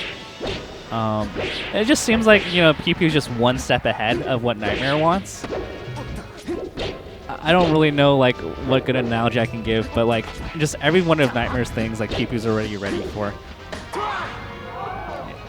So game one goes to PPU. Game two, Battlefield seems like an interesting play. Maybe go to Fountain, maybe go to Yoshi's. It's always interesting to hear what people ban in the Ditto as well. So we go Battlefield. I don't know how technical Nightmare is with the platform movements. I know like Zane and Rishi really love their platform movements in tech. But the other issue here is that if the other player is just better at setting position, you're also going to have a hard time in a different way where you're never going to land. Oh, wow. That was an amazing 0 to death from Kevin Toy. So Nightmare, if he gets on a platform and he can't figure out how to land or get on the ground or his footing, it's going to be a really rough time for him. Where right now he has the control, but he lost it. Now he's on a platform again. How's he going to get down? Yeah, that's what I was talking about in the first game. Getting back down versus Marth, when Marth, that's the worst spot you can be, is directly above Marth, as Marth, you know? Yeah. So right now, Nightmare had center stage priority, but he lost it already. He just walked away from it, really. Ooh, the pivots. What gives him a little bit? He has control, but he lost it immediately. Ooh. Oh, that wasn't even a sweet spot. That was strange. Ooh, going deep. But It is enough. Kill. Yeah, Wow. barely. Just barely enough. Great edge guard there from Nightmare. So one important thing to realize is like what do each of the Marths do with center control, and how long do they keep it? And it seems like even both players aren't doing a really good job maintaining control, and they're relinquishing it with small mistakes or risks that aren't panning out. Nightmare starting to turn up a little bit here, though. Same edge guard. Yes. So Nightmare doing a pretty good job, and that was another not sweet spot. All right. PVU's trying to even this back up. Barely misses. Still seems to have control. What can he do with the center stage? Side B is also really good versus Marth. Not necessarily to lead to those up tilt kills like you get on Teacher Puff, but very good for stopping Marth from dash dancing right in front of you. I like it more than jab in most circumstances, I do too. actually. I do too. I agree 100%.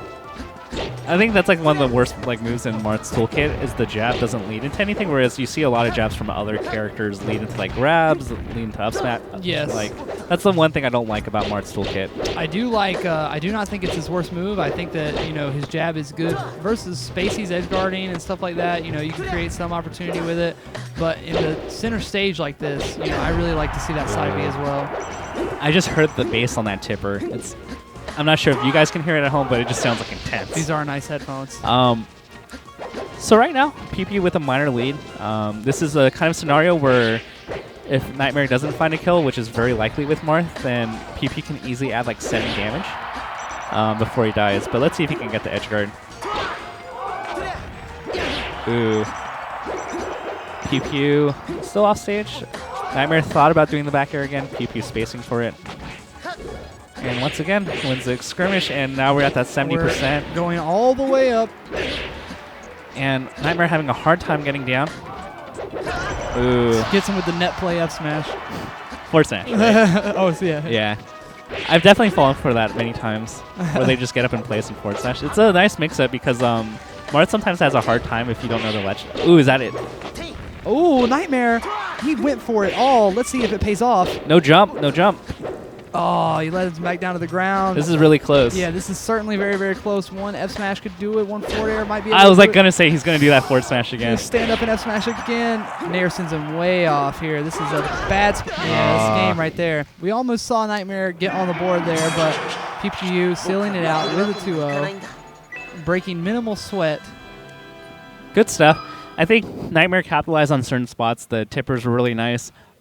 Difference maker there was Pew Pew Ons. He had the up airs going on. He just got too much damage on Nightmare for Nightmare to overtake the lead.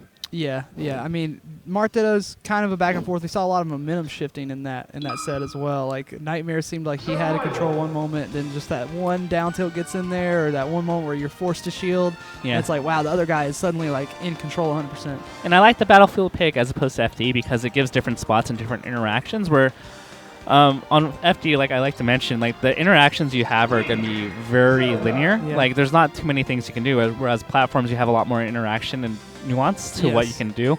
But if you're the better Marth player, like it's really hard to overcome a person that just has that much more experience. I feel like you'd have to be pretty confident in your ability and in your movement and in yourself to let it get to FD if you're Nightmare right there, because looking at PPU from the outside in, from my perspective, he seemed like the better Marth player. I wouldn't want to play him on FD. Yeah. Like, I would want to try to pick the stage that's going to create the most opportunity for me Yeah. to like get around the fact that he's a better player. Yeah. Essentially, you know.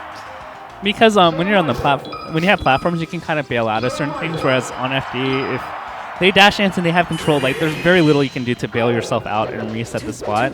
Whereas on Battlefield, you can do that. You have the ability. Although you lose some stage, you're not outright committed to like, oh crap, I'm in the corner, I have to do something stupid, and then I get punished.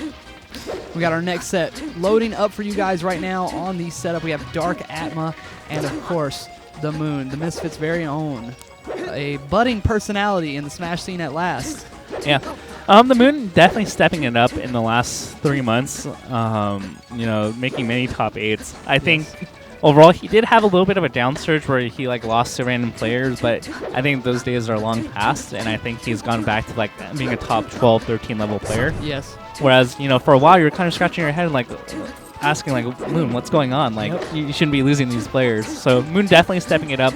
And I think he's one of the strongest Marts against Sheik. Like, I love his game plan. I love the way he traps his opponents and he really forces the Sheik to make tough decisions. Like, he's so good at like pushing you to the corner and then pausing and then making the Sheik panic into doing something. Yep, and then they end up jumping, and he F smashes them or forward airs them. I mean, I really like his style as well. He's one of the last guys that I think are like him, and it's funny that we have them back to back here, but him and PPU, two of the last guys that you really see that just play Marth. They don't play anybody else. It's all about that Marth. So overall, the Moon plays Swedish Delight a lot, and he's taken Shroom to a lot of close sets, and I think he's won a set. Yeah, I believe so. I think he's incredibly strong at this. The Dark Atma, he's kind of taken a step back. He's been doing other stuff that he's been busy with. I think he's doing his masters, so hasn't been playing as much. He plays with the Berkeley crew, but overall, Dark Atma used to move like really fast for his time. The one weakness he has is that he sometimes goes for too many technical things when he doesn't need to. As Sheik, you want to keep it simple in many instances. But right now, he has an early lead. The Moon, I would like to say, is that he will forego the Moon in a lot of the early parts of the set. He experiments a lot, so he's going to take a lot of early damage to try to figure you out. So he takes a little bit of risk so that he can gain information. Right now, so they're kind of feeling each other out. The Moon's going like, okay, after I down tilt, after I run towards you, what are you doing? What's your immediate response? And so he's going to keep that in mind in the future. Like, so the next time he may not commit to the down tilt, and he'll run at you, see that you roll, and then just grab you. So that's the one thing that's really interesting about the Moon. For those people who might not be familiar with Dark Atma because of that inactivity period, can you tell a little bit about his background? He was in the Midwest / NorCal, like was a really strong player, probably like top 50-ish in his heyday, like really good, really solid, really quick. But now he's slowed down a bit. A lot of people have caught up, but I think the time he spent in St. Louis really kind of hindered him as a player. Yes. But he spent a lot of times as a teacher more than a player. Building that scene out there? Yeah. Okay. He's waiting for something. Yeah. So sometimes the weakness of the Moon's playstyle is sometimes what you're looking for may not come out, and in doing so, you gave your opponent a little bit of a relief. And also time to like kind of set up their own trap. Yeah. Because it seemed like Atma was trying to trap him there. Yeah. So sometimes that's a relinquishing thing. So the Moon style relies on like setting good positioning and waiting and then making them panic. But if their opponent doesn't panic or they're experienced, like you don't get the opportunity anymore. Yes, precisely. Oh, nice jab after that Sheik rest. See that near in place? He read the roll, covered it. A little bit. So sometimes the Moon's hitboxes look a little wonky. You're like, why is he throwing out hitboxes there? It's because he's prematurely reading something. Yes, exactly. So he goes back because he thought Sheik was going to roll, and then he was going to go for a tipper. So like he has these little setups. But now he realizes Dark Atma's not going to roll, so he reads the tech in place. So like all these, once you kind of study like what the Moon's looking for, like it all makes sense. It's like constant adaptation, constant adjustment. So Dark Atma rolling a lot, and the Moon's looking to punish it at like every given moment in neutral. Like he'll go in, say, okay, you're scared, and you're going to roll here. Do you feel that people sleep on Marth's ability to like expose player habits with his toolkits? Like, I feel like Marth has a lot of traps that really work if you have a great understanding of what your opponent is about to, really do, or your ability to read your opponent. Yeah. More so, like not more so than Sheik, but on that kind of similar plane. Whereas most people don't really talk about it with Marth as often as they do with Sheik. I think with Marth overall, like your movement and the way you threaten is just enough to cover so many things. And if you understand like the 2 to 3 options your opponent uses, they tend to position themselves prematurely. Yes. So it's like subtle, like it's not like a blatant let's cover this like one option always, but it's like let's cover the 2 to 3 options the best they can with their movement. Ooh, this is really dangerous for Dark Atma. Wow, and he was ahead most of this game. It looks like he will not win. Oh, that was unfortunate. The Moon agrees as he shakes his head. I think Dark Atman there was looking for an up tilt, so that's why he tried to tech for it.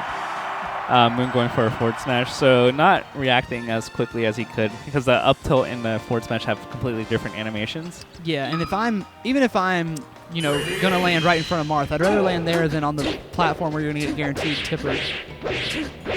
Slice. Yeah. So if I'm a betting man, which I am, I would say like, ooh, these are a little tricky stuff that Dark Atman's doing. So Moon's not expecting these little like movement extra hitboxes so far. He's looking a little trick. But as over time, I think the Moon's going to be able to extend his lead as he's kind of figured out what Dark Atma looks for in neutral game. Yeah, I mean, well, like you were saying, his style where he's looking for something, he's adjusting, he's looking for something, he's adjusting, that lends itself to the longer set. Ooh, that was so cool. Moon nodding his head going, yeah, you got me. That was cool, I admit. So that's where like the technical tricks come in. Like Dark Atma used to love like doing these little movement tricks back in the day. Still really good at it. There's a lot of things that he does that other Sheiks don't. And turnaround up tilt was good there too because like you were saying, he's covering a lot of options as well as jumping to the platform. Ooh, this could be an early one for the Moon. Just gets the side B and he'll get the cloud. Man, the cloud plays an ugly role in that one. The one thing that's preventing the Moon from blowing this wide open is that Dark Atma's moving pretty well. He's not like just saying, I'm scared of Marth, I'm just going to stop moving. Yeah. And so like Moon not opening him up as much as we thought, or at least what I thought. He's not showing a lot of panic either. He seems to be very composed, even when he's like very far on the edge here. Yeah, that's what he was looking for last game. Didn't get the tech. Oh, he's out there. I don't think he has a jump. Nope. Oh, just runs into the nair. Not enough, however. Oh, Randall back into play here. He knew that was coming. Recognized the timer. And gets rewarded with the kill. Wow. That's for game sense and knowing the little things like Randall's cloud timer ends up helping you. Oh, that needle prevented that up tilt. A little bit of a delay when your hitboxes. How does that mechanic work? It's like needles are like kind of like a shy guy. Like it's like a hitbox you hit, so it will delay you. Does it extend it all or just delay? I think it delays it. Okay. I know with Shy Guys, you get that effect almost as if you hit another character where it stretches the hitbox a little bit. It may actually, I'm not sure. I don't think it does. I could be wrong. Practical TAS, please help me out. I was depending on you, Tafo, to come through with the stats. Oh, wow, the Moon. Oh, that was so close to being a straight-up Stola. What's a Stola? That's like when you steal off on somebody. Okay. When you stole it. Gotta learn the vernacular of other regions. I was trying to implement some NY into the commentary. I only know like ramen noodles and drink your DJs. So I feel like the entire community is just saturated with NY talk right now with the not safe my guys, the my guys, the my my son. Schleish. People are starting to say my son, which is a Long Island thing. Yeah. The Schleiss thing is and D1 going over to West Coast and spreading that like New York influence around isn't helping matters at all with that. So we go to Stadium, which I think like a lot of stages are okay for both. I don't see there being heavy counter picks. I mean, there's certain stages that are. I feel like this is like matchup stages are just a matter of preference and playstyle. I think Sheik does okay like on most stages. Doesn't get the tech there. You think that the ban was FD? May have. So he won on Yoshi's, right? Yes, sir. Okay. Probably FD because I imagine based on the small stage phenomena, like I don't. And based on the stage that was picked. Yeah, Dark Atma probably wouldn't have minded FOD. Right. Ooh, Dark Atma not punishing these laggy moves from the Moon at all. He's just kind of staying tentative. I love these slide-off backers. It's throwing off the Moon, too. It's unfortunate that he got the soft serve, not the full hitbox. Even then, at like 104, I don't think it would have killed. He would have gone a better position for an edge guard, though. Yeah, he certainly don't want to be the Marth that got hit with the hard bear at 80 off the stage. Yeah. Misses that needle there. Ooh, he had all the time in the world. He did. Moon could have potentially lived with a tech. I feel like Sheep players are extra spiteful on their up B lag time punishes because they're like, yeah, this is my turn to punish somebody else's up B lag, you know? But even then, it's like when you get that forward air, it's like more text. It's like, oh, like I missed. Moon having a lot of control here. The early lead definitely helps for Marth to play a little bit more risky and carefree. But can't be too careless. I feel like a lot of comebacks come against Marth out of all characters. Well, it's just like just like that. Dark Atma is very much in this game. We should call him Dart Atma after shitting all those needles. Ooh, but he's stuck on the platform. Moon adding like 50 damage. Avoiding the needles too. Really good spacing. Oh, he jumped. Such a huge risk. I mean, both these guys, the Moon, I feel, is, even for a Marth player, somebody who likes to take a risk. They're both flubbing a lot. They're, like, next to each other. It's like, I don't want this opening. I'll give it to you. And then, like, the other person's like, what? You're really going to do that? And they mess up. Even the finest Italian restaurant still serves spaghetti with meatballs.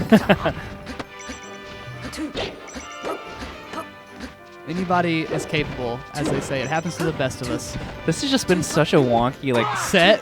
The momentum's been like all over they're the like place. both like messing up so much, but they're also not punishing each other either. It's like I don't know what this even is. Is it like this is fine Italian dining, my friend? This is two guys that are really good, flubbing a lot. This is very expensive spaghetti with meatballs. Yeah, I mean, I really don't know what to say.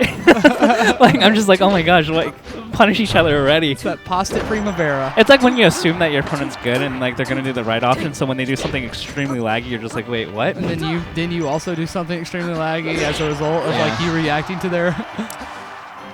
So like Dark Atma, I feel like could have added like 80 damage with all the mistakes that the Moon did, and the Moon could have easily killed Dark Atma on several occasions. Bro was saying that last time I was commentating with him. He was saying that like sometimes when a top player or somebody high level does something like that next to you, you don't punish because you're just like, it can't be that easy. Yeah. I like how Dark Atma's still moving but gets baited. Very important stock here. Oh, he misses the follow-up dash attack, and now he gets punished. Gets out of there. Wants no part of that up tilt. But it's stuck on the platform. Ooh, oh, no I don't think jump. He has a He's jump. dead. He's so done. That is the game. Wow. Very competitive set. Ends in a flash. Anticlimactic. A little bit. After that whole, like, I thought we were going to see at least another 2 minutes of them just missing L cancels and swinging at each other. My hair's a mess. These headsets, man, I'm telling you, like, you started off, your hair was one way. Like, if you go back to the beginning of I'm telling you, these headsets, as time goes on, it's the two-pronged. See the system here? The two-pronged system is not good. It's not good for hair. I wish I had like anime hair where like it just all slicks up like nicely, no matter what. Yeah, I feel like there's no commentators that have like amazing like hair. Like if you get Leffen on commentary, we'll see what these headsets can do to him. Maybe that's like an unstoppable force meeting a movable object. Maybe. No, I've seen Leffen's hair messed up. Oh, okay. It's perfectly like, capable. Is it like in the morning or what? Those like late night hotel moments. Oh no, where all the product's gone. Yeah. He sweated out all the gel. Yeah, rough. So next we're gonna have Nun versus Kaon. Oh snap! My son Kaon is on the stream. North Carolina and New York in one man. The crossover sensation known as Kaon. One of the most hated foxes in Melee, if I had to guess. Why in terms of his style, people just think his style is really lame. Have you watched some sets of his, or are you familiar with Kaon? I mean, I heard from Nintendo's side of the story that he's like the most blatant camper against ice climbers. No, Everlasting Ye is the most blatant camper against ice climbers. I've never seen Ye play an ice climbers when he was trying that he did not time out. So I won't say he's the most blatant camper, but his style is very campy, very reserved, but a little unorthodox, just a little weird for most people, but Nunn has this tendency to like really get in your face. So I don't know if he's going to be able to implement that. The issue with camping is that you give up a lot of stage presence so much that if you get opened up once when you're in camping mode, you're done. I would definitely say that that's definitely Kaon's largest weakness as a player, is that sometimes he's a little too passive. Yeah, because once you do that, like once you get them once you get a camper to come into his like double jump or like get him in the corner, like really as the other player you only need one read, and if you get that, they're done with their stock. Kaon's a big fan of full hop nair as well, which will put you in that situation a lot. Yeah. And I imagine what Nunn's going to do is he's going to anti-air up air. Yes. And if he gets one up air and clips him, like, it's done. Yeah, and Mike, Kaon had some struggles against Money Mike in North Carolina during his time there. So I'm interested to see how he's improved in the Falcon matchup in that time since. So what I would do, if I had played a player against that reputations, I'm overshooting a lot. Or, like, in any situation that's a scramble, I'm going to think of, like, what's the most campy option that he can do, and then exploit it. And I feel like, if anything, Falcon's, like, the one character that can greatly punish a camper. Especially Nunn. I mean, Nunn has this ability to just get right in your face real quick and just apply the tempo to you. And he really forces people to play his game at his speed. But we're seeing Kaon approach. I mean, I think he's realizing that he has to kind of interact or he's giving up too much stage. So we're seeing, a lot of it come in. He's interacting. Ooh, that was really good reflexes by Nunn. Once again, there was an overshoot on that knee, so Nunn already has a pretty good idea of what he needs to do to throw his hitboxes to punish the runaway camping style. SD from Nunn there. Wouldn't be a Nunn set without at least one. At least 4. We'll see. Everybody, if you guys want to play the, I know it's a little early, but if you'd like to go ahead and start playing the Nunn drinking game, get your drinks ready, and every time Nunn SD is. Did you see that one-hit nair into regrab? Yeah, Nunn actually really impresses me with a lot of his single-hit nair stuff because he says that's one of his favorite things to hit in the game. It's really hard. You have to be really precise to get that. He's definitely someone I would call a very precise player. In terms of how he places back air especially, very, very good hitbox placement from him. So in Nicaragua, where None is Fun, where he played Melee, the Roots, they had like a role where they couldn't shield or do defensive options. Like it was like their honor code. Like this is like their casual like deal, their mentality. Yeah. Like how when you first start you think like wave dashing's cheesy or whatever. They were just like, let's take it a step further. Yeah. No shielding. Shielding is too good. So that's why Nunn has like this really interesting style. I think he cultivated it early, where he realized that like shielding's not allowed. We just have to run in each other. But Kaon taking a lead here is doing a really good job, throwing out these really good hitboxes to prevent Nunn from just running over him. So it's not, I don't think he's really camping.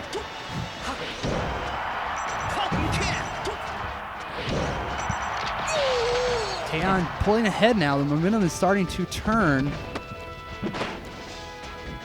And Nunn not getting the juicy follow-ups that we are used to seeing from him. Kaon picking really good options, especially on the combo follow-ups that Nunn could get. I actually saw him hit like 4 dash attacks last stock.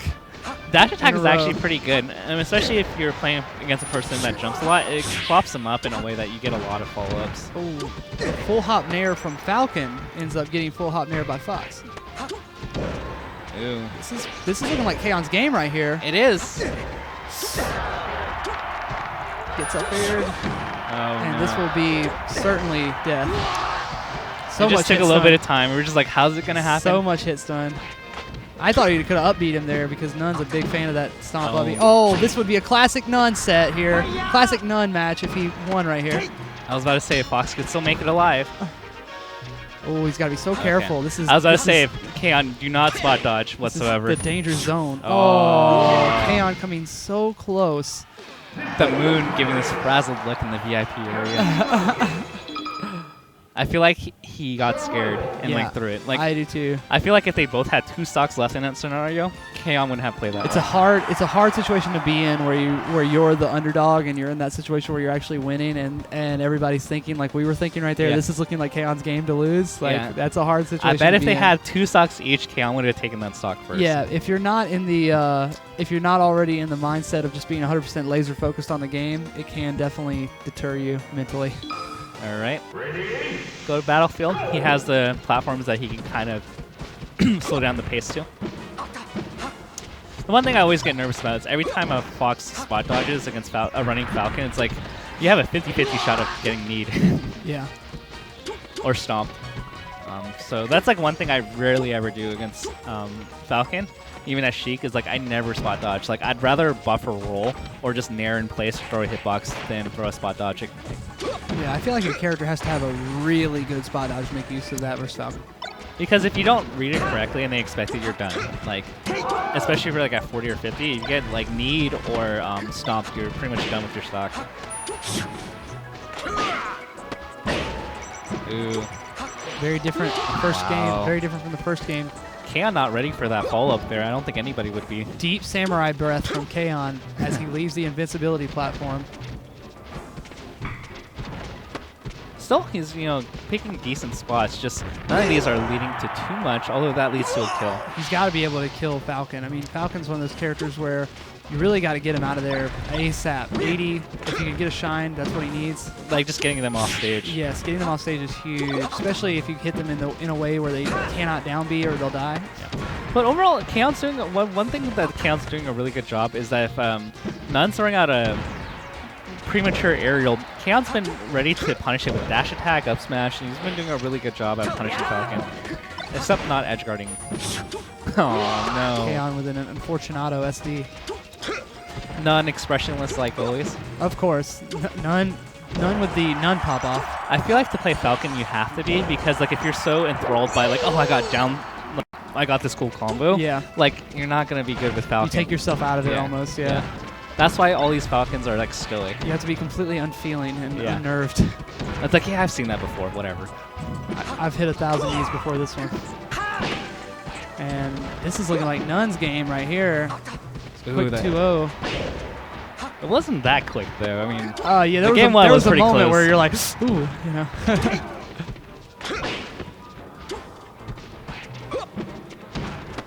Getting good hits, not getting the follow-ups, I guess is the story of Kaon right now. Tries something a little unorthodox. I think he realized he was a little bit out of position. He was like, oh, like I need to bail myself out. Maybe hoping the fire will work.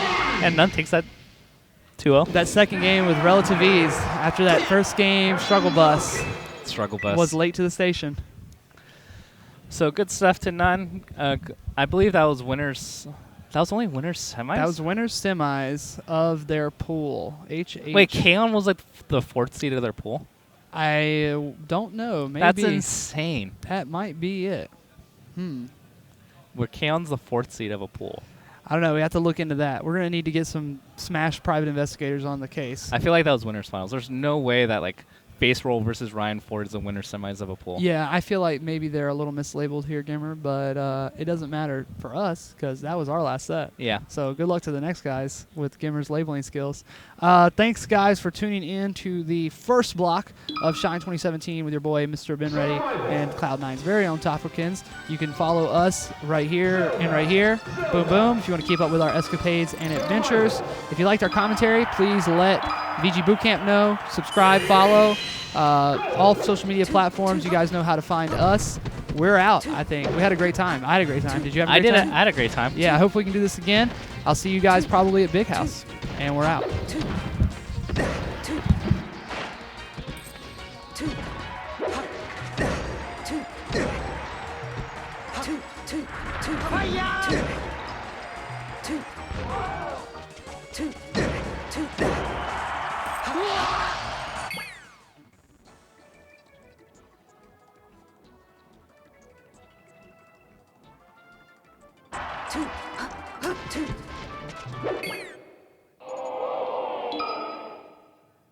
Survival.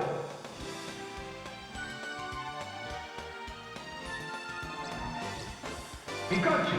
Fox. Survival. Ready? Go!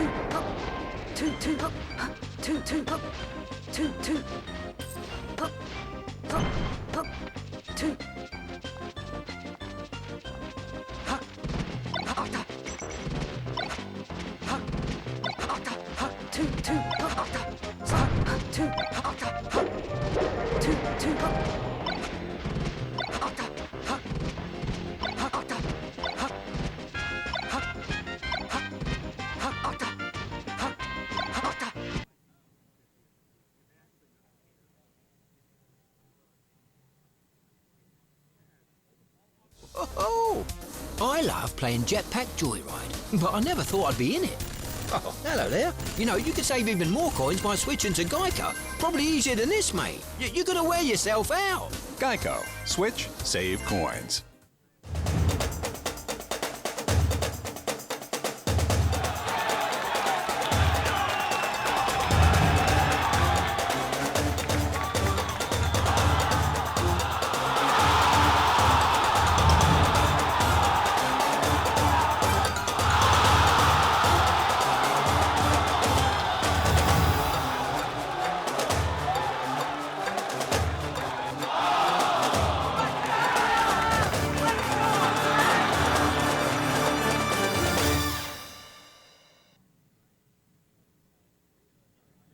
When I signed up to be a game tester, I never thought I'd be in the game.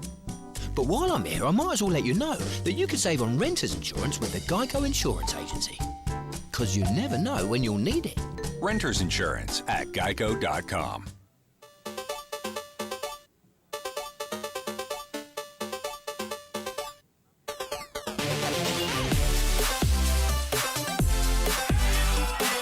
On his throne, and that's it. the ledge, That's it. and it's over. Will this be the last game in the big house, or will we go to game 5? And the recovery foreigner is so smart. Oh, music. Oh, and he signed him.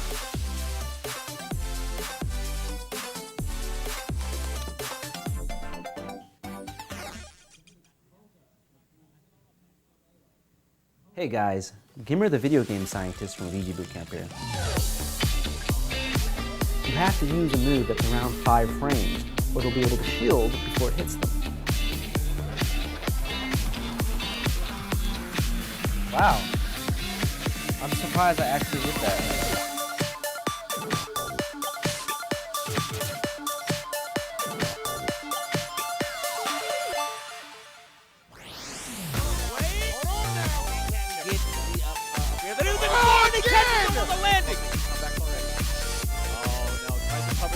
Recovery again. Mango, what is this? What is this?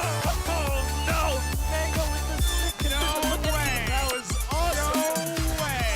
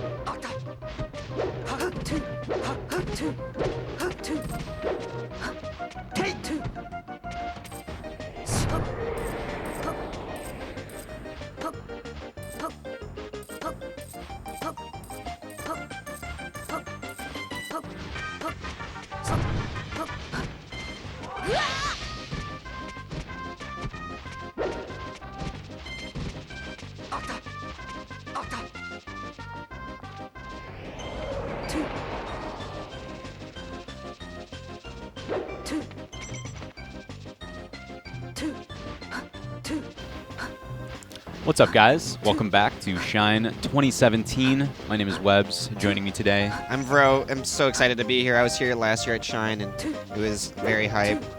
This year, we got a new pool format for you. It's a lot of round twos for the stream. It's really cool. They're stacking the pools right next to each other. So we got a lot of good round 2 action right now. essentially, they run concurrent round 1 and round 2 pools so that the players are playing at a more constant rate. They don't have huge breaks in between round 1 and 2. They're able to fit the sets more streamlined, and the stream gets better sets earlier on as well because we start round 2 earlier. Yeah, it's only noon, and you guys are already getting some really good content. There's been a ton of huge upsets already. Yeah. West Balls in losers to Spark. Luigi Gauchard beat Crush. I cannot believe that one Luigi actually Gauchard. surprises me so When I saw that much. in Twitter, I was like, I cannot believe Yeah. this. Because Crush worked me at Gammel. And you're not using that as like a figure of speech. You actually can't believe it. I just... Right. You Luigi need to see the Gauchard, bracket with your own eyes. He is a great Luigi from Kentucky. Midwest. Representing. And, yeah, it's just... Crush is a very, very strong player. That's probably his best win ever. Oh, absolutely. Yeah, definitely. Right here, we got some hype players. Yeah, another Midwesterner, Captain Face Roll. He belongs to Irvine. He's a West Coast transplant, let's be honest. He fought for Irvine last night. That's true, yeah. And he's going up against Ryan Ford, a long-time top Fox player from Canada, Toronto. The Toronto area, yeah. Ontario. He's been rocking it for many, many years. I remember playing him in like Big House 3. Yeah. I mean, for a while he was like what considered top 10, top 15 player, and he's starting to really travel a lot more again. Oh my God, look at this tech chase. Yeah, Face Roll, of course, known for his sick tech chasing. Yep. Only one stock difference right now. I think it was the Illusion Suicide. Did you see how that tech chase got started up too? I love this is one of my favorite setups for players to get grabs against space animals. Is Face Roll knew that Ryan Ford was going to try to cross through him with Nair, so he just put his back to him. And then when you cross through, you just grab because they think they're safe, they think they can dash away, but it's a pretty cool stance in neutral where you turn your back and shield, anticipating that cross up. Right there, we saw Ryan Ford doing a lot of edge pressure to seal out one more stock. Yeah. At this percent, it's pretty easy for Sheik. Yeah. Once it's kind of weird the way the matchup works because at low percentages it feels so difficult for Sheik. It's Fox advantage at low percent. Yeah, and by like Fox a pretty himself is decent low. margin, I would say. Yeah, Fox is low percent. But once Sheik builds some percentage, it becomes a much more even matchup, and this punish is pretty crazy right now. Yeah, 62. a lot of Sheiks would struggle to build 62% the way Face Roll did, but I mean, that's a big part of his philosophy as a Sheik player with the tech chasing is because he recognizes that it's an important disadvantage that Sheik has. Yeah, exactly. He needs to be able to build percentage reliably. Ryan Ford doing an excellent job, though, every time he pushes Face Roll off stage. Taking 2 quick stocks off of edge guards. Yep, you're going to notice that Sheik Well, definitely love suffers. that. That's a stock. That's sick. Jump read. Yeah, really sick. She suffers from off-stage positioning, and that jump read was enough to seal it out at low percent. Ryan Ford looking pretty strong, but launcher percent, that's the matchup, right? Once Fox is at a higher percent, he's going to get knocked off. You think those needles were a little... Yeah, see, I actually don't mind those as a mix-up, but you got to be super sparing with those. Especially against a player like Ryan Ford, who's super cautious in how he approaches Keep him honest. the ledge. Throw it in, mix it in. Yeah. Yep. The full needle charge sometimes discourages me from using it because like it has so much end lag. Yeah, you put yourself very low below the stage. Sheik already has trouble when she gets on stage recovering. Or staying alive, I should say, against Fox. Yeah, Ryan Ford did just show us how much rinse and repeat edge guarding he did. Once you knock Sheik off, she goes through that recovery phase. And if you have good form on the edge, you can really take advantage of it. Yeah. Face Roll was winning that whole game until Ryan got that early KO at like, what, 30%? He read the jump with the back air. Even with starting off that Illusions SD. Word. Right now we see Face Roll struggling to get back on stage. Just a little mix-up. Ooh, that's scary. If you're a little late punishing that air dodge, she can get down smash out. Down smash or shield, yeah. And this Mewtwo King recovery using that air dodge is the third jump. It's really sick. One way is to get around. One of the ways to get around Sheik's subpar recovery. Don't use it. Just air dodge. I mean, yeah, the air dodge is the last mix-up. So he goes for the edge. Ryan Ford, low percent. Really great neutral game coming out from him. Super great at corner pressure. As soon as he puts Sheik in the corner. You're going to notice he doesn't really throw out a lot of whiffed attacks in neutral. A lot of them are just laser pinpoint. He's very tilt-heavy Fox, too. I don't think I see any Fox F-tilt as much as Ryan Ford. Yeah, those old school neutral games. Is he going to keep teching place? No, goes for the mistech. Face throw with the dash back out of crouch. That's a small window. I don't know how many frames it is. He's but so it's not good a at lot. that. That's one of his key techniques. Mm-hmm. Prevents you from getting punished from that get-up attack if you crouch through it. Good form. Captain Face Roll and Wizrobe, the two Crouch amazing, tech chasers. yeah, and Drug Fox, I would say. Oh, yeah. Very strong in this aspect. Great patience by Ryan on the ledge. Yeah, holding that ledge prevents Sheik from getting you with that up B. Very good. Finally, Face Roll on the board, but he's got a huge deficit. How do you feel about him taking Ryan to Dreamland? I believe this is still a best of 3, yeah. And I mean, for tech chasing, I feel like this is the neutral stage a lot of times in this matchup. it does get strike to here. Yeah, it gets struck here a lot. But Face Roll with the counter pick to Dreamland. ASDI down gets that knockdown. Another time. Great reaction. Oh, a little late on the tech end. Yeah, those platforms are a little bit in. awkward height for Sheik. She has to really commit to something. Oh, no up smash? Yeah, it looked like one Ryan Ford. Yeah, it was close. It was very close. There was potential for Face Roll to be able to jump out of that. In which case, if he goes for the up smash, the punish ends. So played it safe, didn't go for it.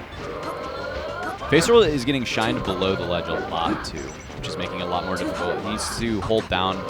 This is actually a tech that I don't know, maybe should be talked about a little bit more.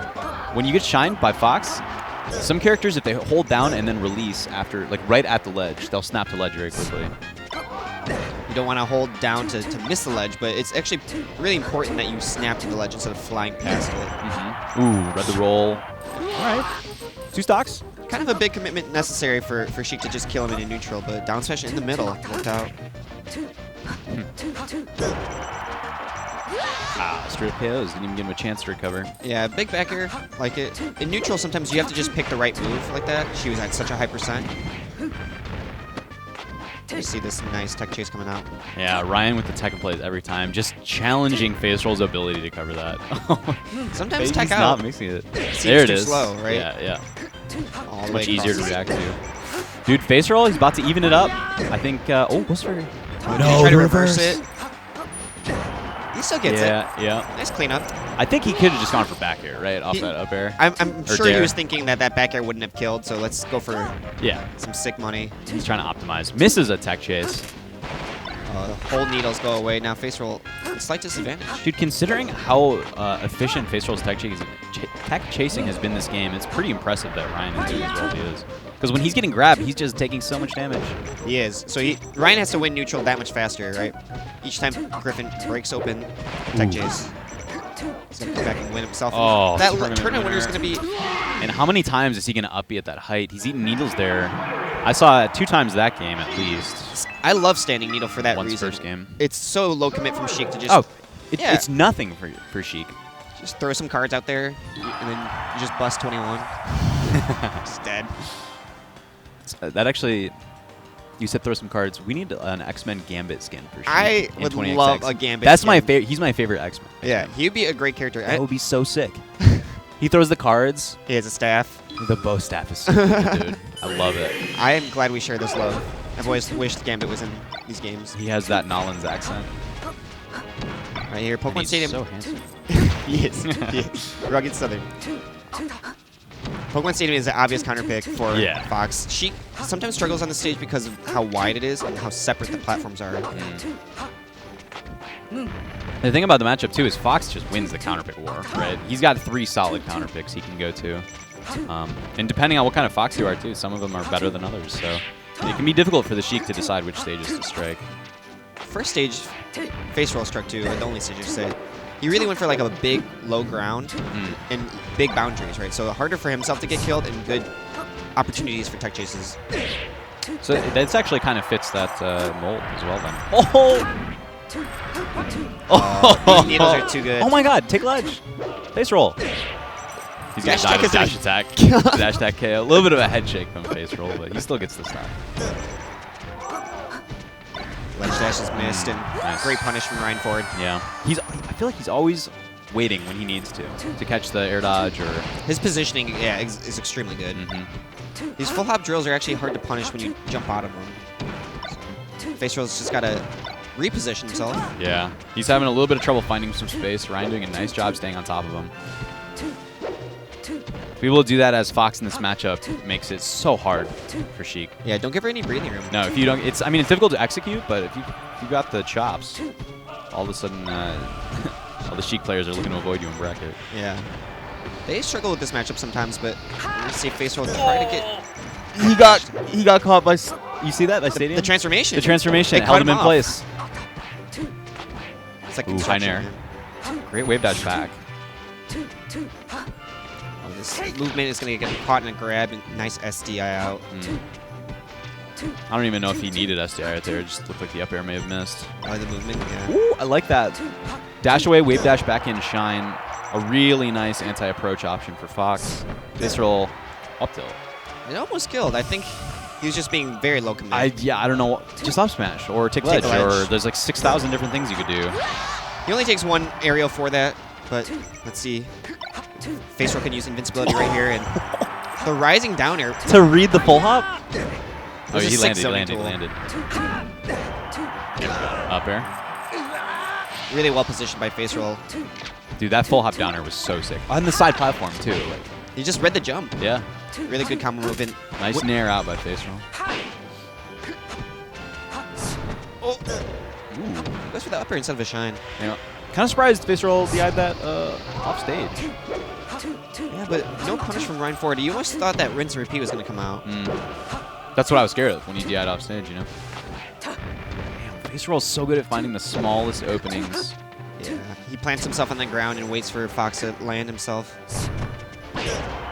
Nice mix up in the recovery, but high platform. Yeah. And I don't know how many times we've seen this, a Fox Sheik on Stadium go to windmill towards the last stock. All the transformations make she kind of look weird. Yeah. Wow, she catches the jump. He landed. Oh, Fisher missed the dash input. Great DI on the dash attack from Ryan, too. But he keeps challenging his way back in, and face roll's going to find. No, he misses it. Wow. This actually could be huge. 41%, 54. That's big. That's so big. Face roll needed to stay at low percentage to make this. Make it a little easier on himself. Yeah. 69%. That's a lot. It's like a grab combo and away. He's off stage now, Shine too. combo. Oh, no. Face roll. Ooh, Gets the mix up. Ryan tried to play super safe with just the roll from ledge. Doesn't want to get poofed or double poofed or anything like that. But just really fast shuffles are defeating neutral. Oh my god, face roll gets a grab. Is he going to go for the F throw? That's it. Oh face my roll, God. he's going to get it. Oh, No, he's he late. messed He's it late on up. the needle turnaround. Wow. Ryan with a bit of a head shake. Canada. Oh my god. An Canada with offstage some polite applause in the position. background. Griffin is face roll. Face roll could have gotten a double fair or something, but he He went to try to grab ledge again. I thought he would needle when he got him below the ledge. yeah, he could have stayed on stage and needled downwards. Yeah. There was just a small choke moment, and when he did the needle turnaround, you're right, he got caught by fire. Yep. The camera is occluded by the stage. I actually think he was a bit slow on the needle turnaround too. He could have gotten Better tech skill, to ledge like a bit faster. Just didn't quite get it. But it's tough, especially on Stadium, because Stadium. Another weird thing about Stadium is he's got when you're in the drop zone off of either of the ledges, the camera doesn't really show you. It's the stage. The It's stage super is janky. just right in front of the camera. Yeah, the stage blocks it because it has that big bulky gray concrete. It's thing. just it's all the way into the viewer's Yeah, eyes. it's awful. Well, like closer to you guys, but So yeah, June going away. That's funny. it was insane that he even got the forward throw, and I thought an aerial chain was going to come out. It really, if he reviews that footage, anything could have happened. Yeah. Right. It was a very Yeah. I mean, if there's anyone who's reviewed plenty of footage of throwing foxes off stage and making sure they don't come back, it's definitely Captain Face Roll. Sheik is so good at edge guarding, and this time it just didn't pan out. Yeah. Made the wrong choice or just didn't quite execute. I don't know. There's a million I different would ways say it could have gone wrong. overall, Ryan Ford did play very solid. So He did, yeah. He played great. It was a very good run. He was ahead the whole time, too. And we've got, okay, so this guy on the left, legend. Today he is a legend. Today he's a legend. Did he upset somebody? He beat Kirby Kaze. What a legend. He's a legend. He is another Canadian, Montreal, KK from Toronto, of course. Long-time top Canadian player, but Legend has been getting a lot better as Do of you know late. where Legend is from? Montreal. Okay. That's what They're both from Montreal. No, KK is from Ontario. Toronto. I need so much more knowledge about Canada. Yeah. I've My been to Canada Ontario. knowledge has leveled up as of late. Oh, yeah. That's because you're a freaking Canadian now. So he's going to be going up against probably a matchup I would say he must know well then, right? Kage is in Montreal. Ganon? Yeah, the Ganon in Montreal. You and should. Bizarro Flame, who I did not even know was going to be at this tournament. I was quite excited when I saw him here. I love It's watching so rare him to play. see him. We know that his work life is really inhibiting his travels. Big time. Big time. Legend, what a great win on Kirby Kaze. People say that matchup is so tough for Sheik. I don't know. It's tough. It's tough to say how that matchup goes out. It's probably one of the more divisive matchups amongst the top I don't tiers. think Sheik anyone Puff. thinks Sheik dominates. No, Jinx. Yeah. no. But I think most people ride this thin line where they feel It's like they even. think one of the characters win, and then there's like this small subset of people who think that Puff just like destroys Sheik. I don't think which Sheik mains out there really think they beat Puff. I'm interested in finding out. I don't know. I'm interested, man. They got the rest. Let's they run a got poll. the okay. Punishing rest is not even that good. Yeah, that's true. It's so tough. Like the rinse and repeat. I'm waiting for somebody to figure out the optimal rest punish For Sheik. as Zelda. As Zelda. you transform and then tra- you like. you store needles, and then you transform, and then you down throw back air. And then you transform back, and then you sub Yeah, needles. you keep the needles. All right, we figured it out. Wait, does down throw back air connect from Zelda Puff? If you have horrible DI. Okay, I thought so. Yeah. Maybe you forward air if they DI the other. I don't know. Why did they rock paper scissors? Okay, they're strike. I was like, I think they already picked ports. Puff Ganon. I think this matchup is also very polarizing. It's in, weird. in the way that Puff is a high tier and Ganon is somehow considered low tier. I have no idea how. I know he's a mid tier. Let's be real. Yeah, let's be real. And this guy, he just needs like 3-4 hits and then Jinx is dead. Yeah. Oh, he's back air city right now. In some way, I find this the story of the tortoise and the hare. Yeah. Take as many hits as you want as Ganon. Oh, that DI was horrendous. Oh my god. Very quick stock to Legend off the bat, but he eats a forward air off the spawn platform. At 33%, he's about 2 hits away from death. Yeah, but he himself has showed that he's Great DI. navigating inside of Ganon's defense really well. Yeah, true. That's the scary thing about playing Puff, right? Is Ganon might be big and slow, but in his threat range, like all you have to do is make a few mistakes. He seems fully confident. Ooh, there's a mix-up. Down B on that. but Whiz kick. It's going to be really dangerous once he punishes it with a jumper block. So you got to be very sparing with that. Interesting. I don't think he meant to do that drill. It's like a falling fair maybe. Yeah. This back air is going to start doing a lot more knockback. Like 2 more hits and maybe Jigglypuff is dead.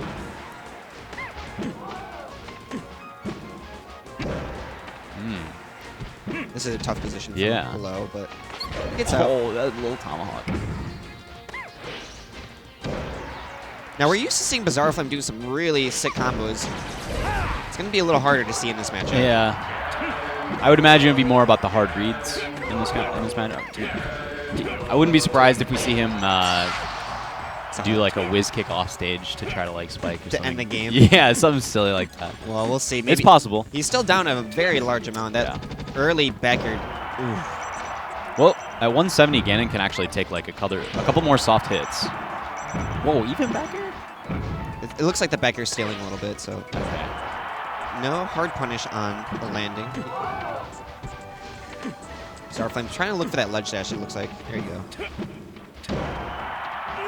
Oh, off the top. Pretty good DI. Could have been a little better. And he that's- actually may have been able to live that back air. That's really So what I close. think the matchup is, though, is just controlling with zoning, and then you have to get that 200% aerial kill on Ganon. That or some gimps, but we haven't even seen Legend get close to gimping him. Oh, he got the jump. Oh, is it? Ooh, Is it up air time? traded, up air traded. Oh, that nair was dirty. Got the reverse bear, or reverse fair as well. Bizarre Flame looking like he knows how to get out of these. Yeah, yeah. Changing up some timings, but Yeah, went for the higher uppy that time, trying to get the grab. Legend looking really sick. Just consistent, solid spacing. And that's what's so necessary about Jigglypuff. She's not gonna... But even then, like you have to stomp them when they're on the ground. Yeah. When they're in the air, there's just not a lot of payback. Right now, actually, a stomp, if connected on the ground, might just kill. Nice DI in the forward air. Ooh, very close. Legend controlling the middle. Yeah, I like that up tilt. It Nice. pokes a lot. He's out there. Zarflame's getting a lot of mileage out of these back airs, and I need to see him build more damage, you know, consistently, the way that Jigglypuff is to even up the set. So story will likely be struck, assuming that Legend is able to close this game out. Yeah. It's looking pretty. Oh! Did that just... Oh, he Reverse there up was air. potential. There was potential with that up air. And then he, like, up B grabs him. Jigglypuff, of course, hating tiny stages. She's the lightest top-tier character. Lightest by in the game, almost. Is she the lightest character? I don't think Kirby's lighter. I don't know like very specific like numbers about Melee. Don't ask me about frames or weight or anything like that. Well, I just know she's hella light. That's all I can tell you. You know the way they figured out everyone's weight, right, in the game? No. They put him on Mushroom Kingdom 1 on the little balance beams. No way. On the balance beams, yeah. That's actually how they did it? Yeah. Really? It's a real scale. Are you being serious? Yes. That's amazing. What? I didn't know that. They go back to this stage. I feel like the triple platforms is pretty decent. Some people, as Ganon, might go to Fountain, but maybe not against Jigglypuff. Yeah. What I like about this stage for him is that the platforms are available still for recovery on Epi, so if Legend goes for just ledge shots, Bizarro has the potential to get up on those side platforms. Dude, that was confidence in his back there. You see how he's changing that timing on that down beat? Not a lot of Ganons would do like a delayed down beat recovery. It's pretty subtle, but it's there. The problem is that the more he delays it, you know, the lower he ends up going, so it really affects his recovery chances. He's kind of being a little, greedy with it. One more back air might do the trick, and Zarflame looking like he's evening up the set a little bit better. Ooh, keeping it even. I'd like to see him do more, like a fall away up air, maybe? I don't know. I'm trying to think of what would be the best, like, retreating aerial for him. Because he's giving up a lot of space by rolling backwards after aerial is in place. So I feel like you can replace aerial in place with, like, a slight retreating aerial, and you give up less ground, but you also protect yourself. It's definitely a good mix-up. And there's the back air you can do. You can kind of, like, run forward, pivot back air, and retreat it. But right now, it just seems like fighting for space is so tough. Anytime he does roll back, as you say, great DI. It's like 2 steps backwards, really, for 1 step forward. And the stage is only so long, bro. There's only so much room you have to retreat. Yeah, you gotta advance with the mix-up right now.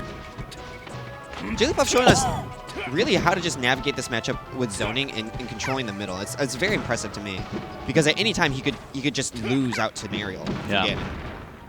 Legend not even getting any rests this set, just, you know, solidly putting Bizarro away. I find Jigglypuff so interesting in that way, where like both very, very consistent with like how you have to do back airs and stuff, but sometimes explosive with rests or punishments like Imps. Good crouching form from Legend. Oh, there we go. Bizarro hyped up on the connection, man. He needs everything. He's got to find some energy.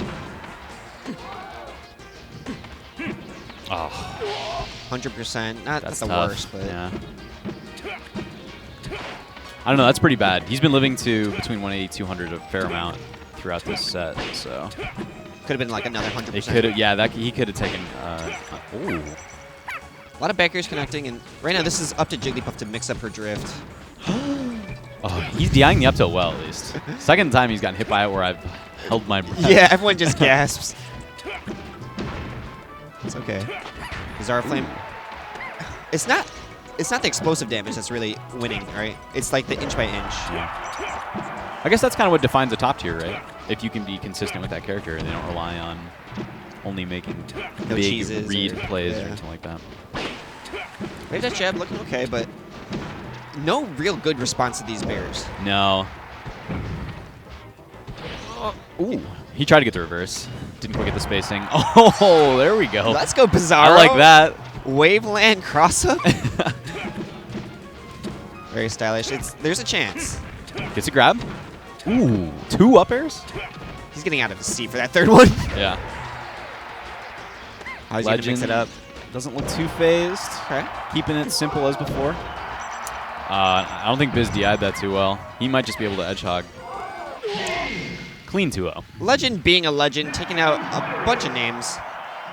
Still in winner's side of round 2 pools. This guy's going far, man. Yeah. We're going to see him in top 96 student because I'm pretty sure he just needs... I think that was the semis. That means he's out. Oh, that was semis? I'm pretty sure It that... was? Does it say that?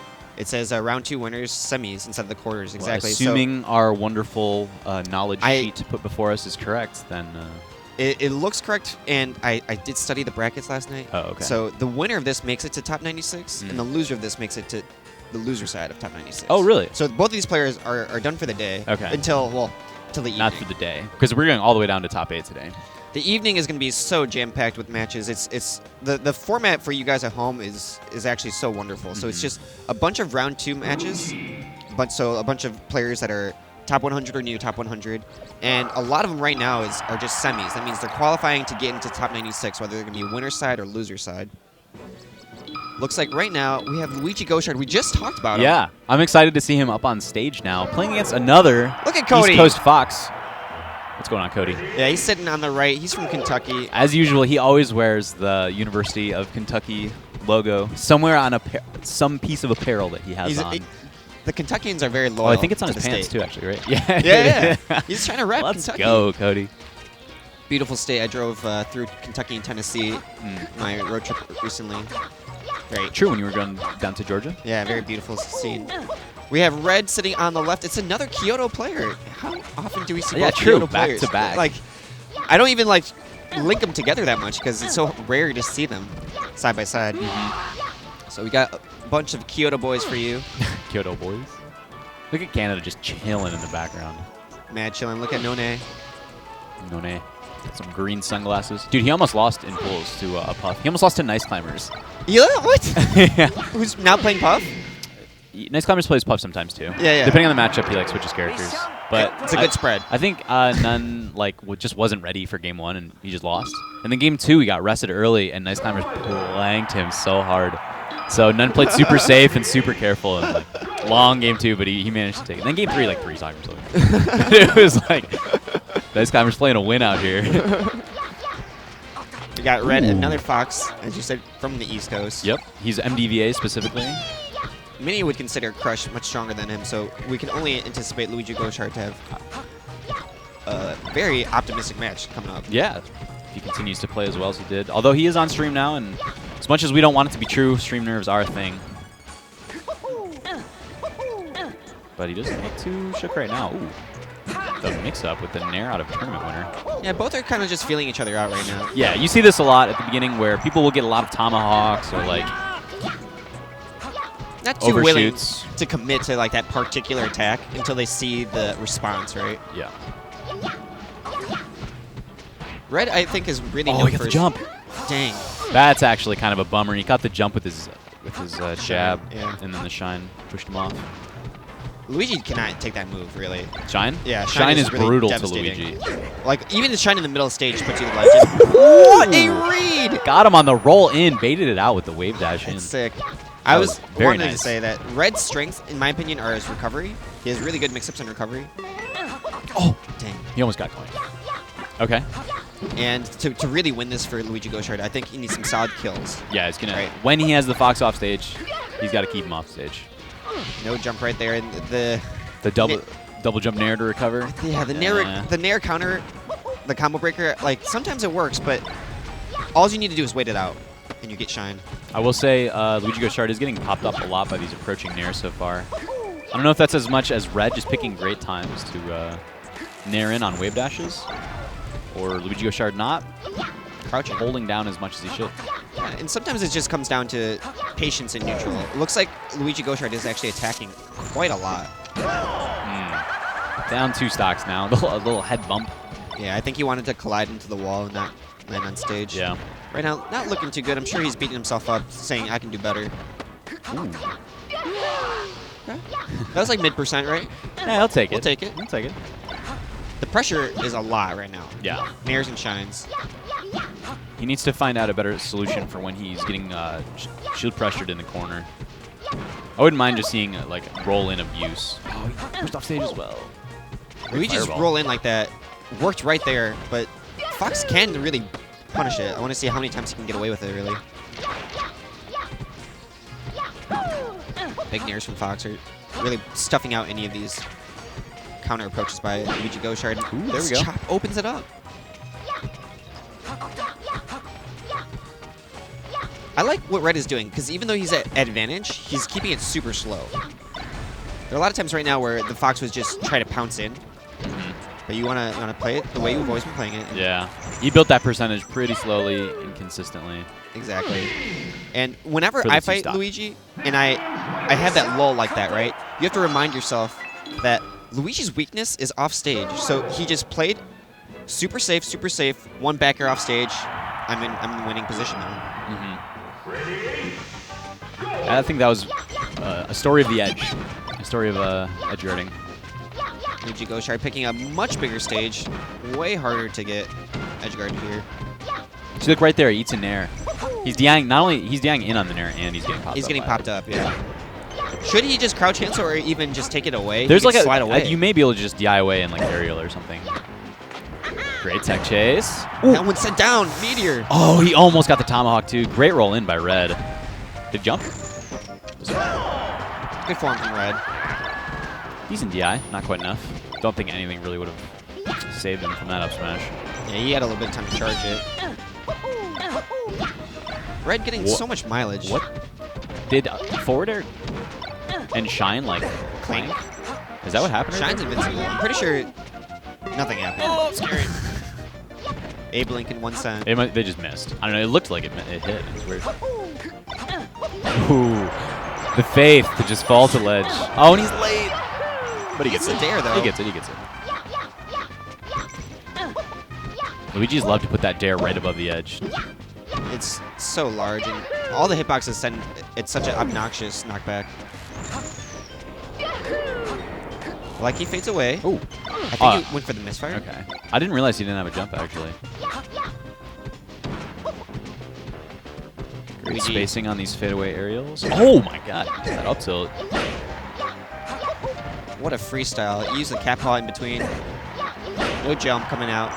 Nice conversion so far. Oh, that fireball. Did it dissipate or just not get there in time? I think the hitbox from Firefox just ate it. Just ate it? Yeah, true. It's a slow traveling projectile, and Firefox has that rotating hitbox on it.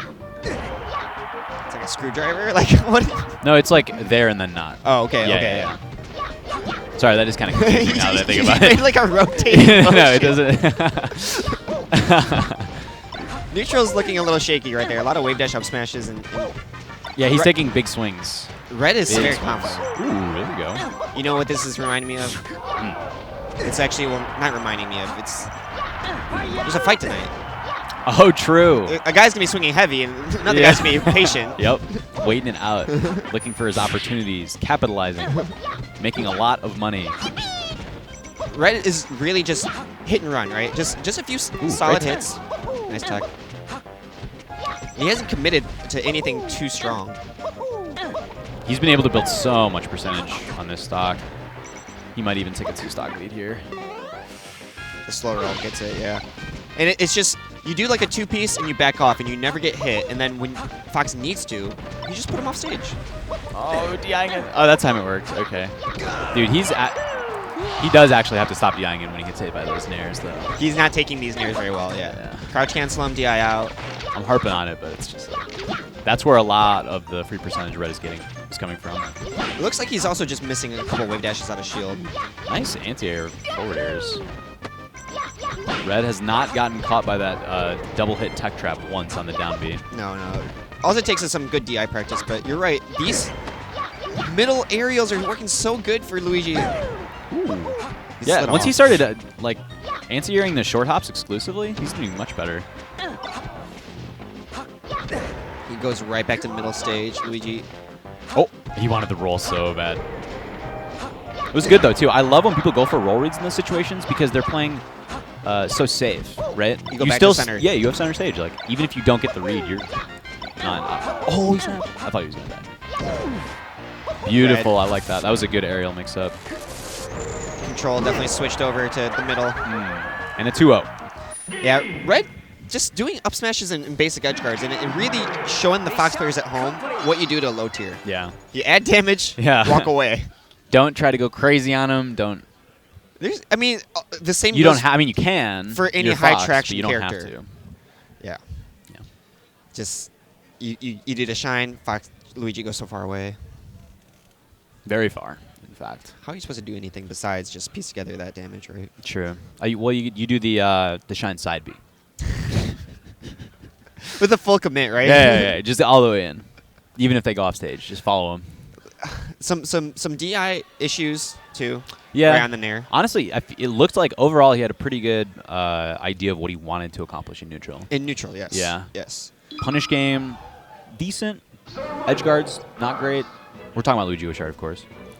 And what was the last thing I was going to say? Just like counters and defense were not very good from him. His defense stepped up towards the end. So there's two different kinds of defense. There's defense where you are at a disadvantageous position, and there's defense where you are being hit. You're in a punish. So that kind of defense is like DI, smash DI, slapping your opponent's controller out of their hands. I was That going to one say tends to combo work. breakers like nair. Yeah, exactly. Right? Yeah. But then there's aerialing also out. like in neutral how you handle being defensive. Exactly. in Like that if you're position. put in the corner, how are you going to handle the lack of space you have to work with? You know, your opponent has the world and you have an island. Fox was everywhere on the screen. Yeah. He was literally in Yeah. all parts of the real estate. Mm-hmm. Is that Malachi? It is. Do you know him? Yeah, I met him a couple times at Oh, all these okay. nationals. He's just a good fella. Good dude. Yeah, he's sitting on the left. Of course, Swedish Delight representing Renegades sitting on the right.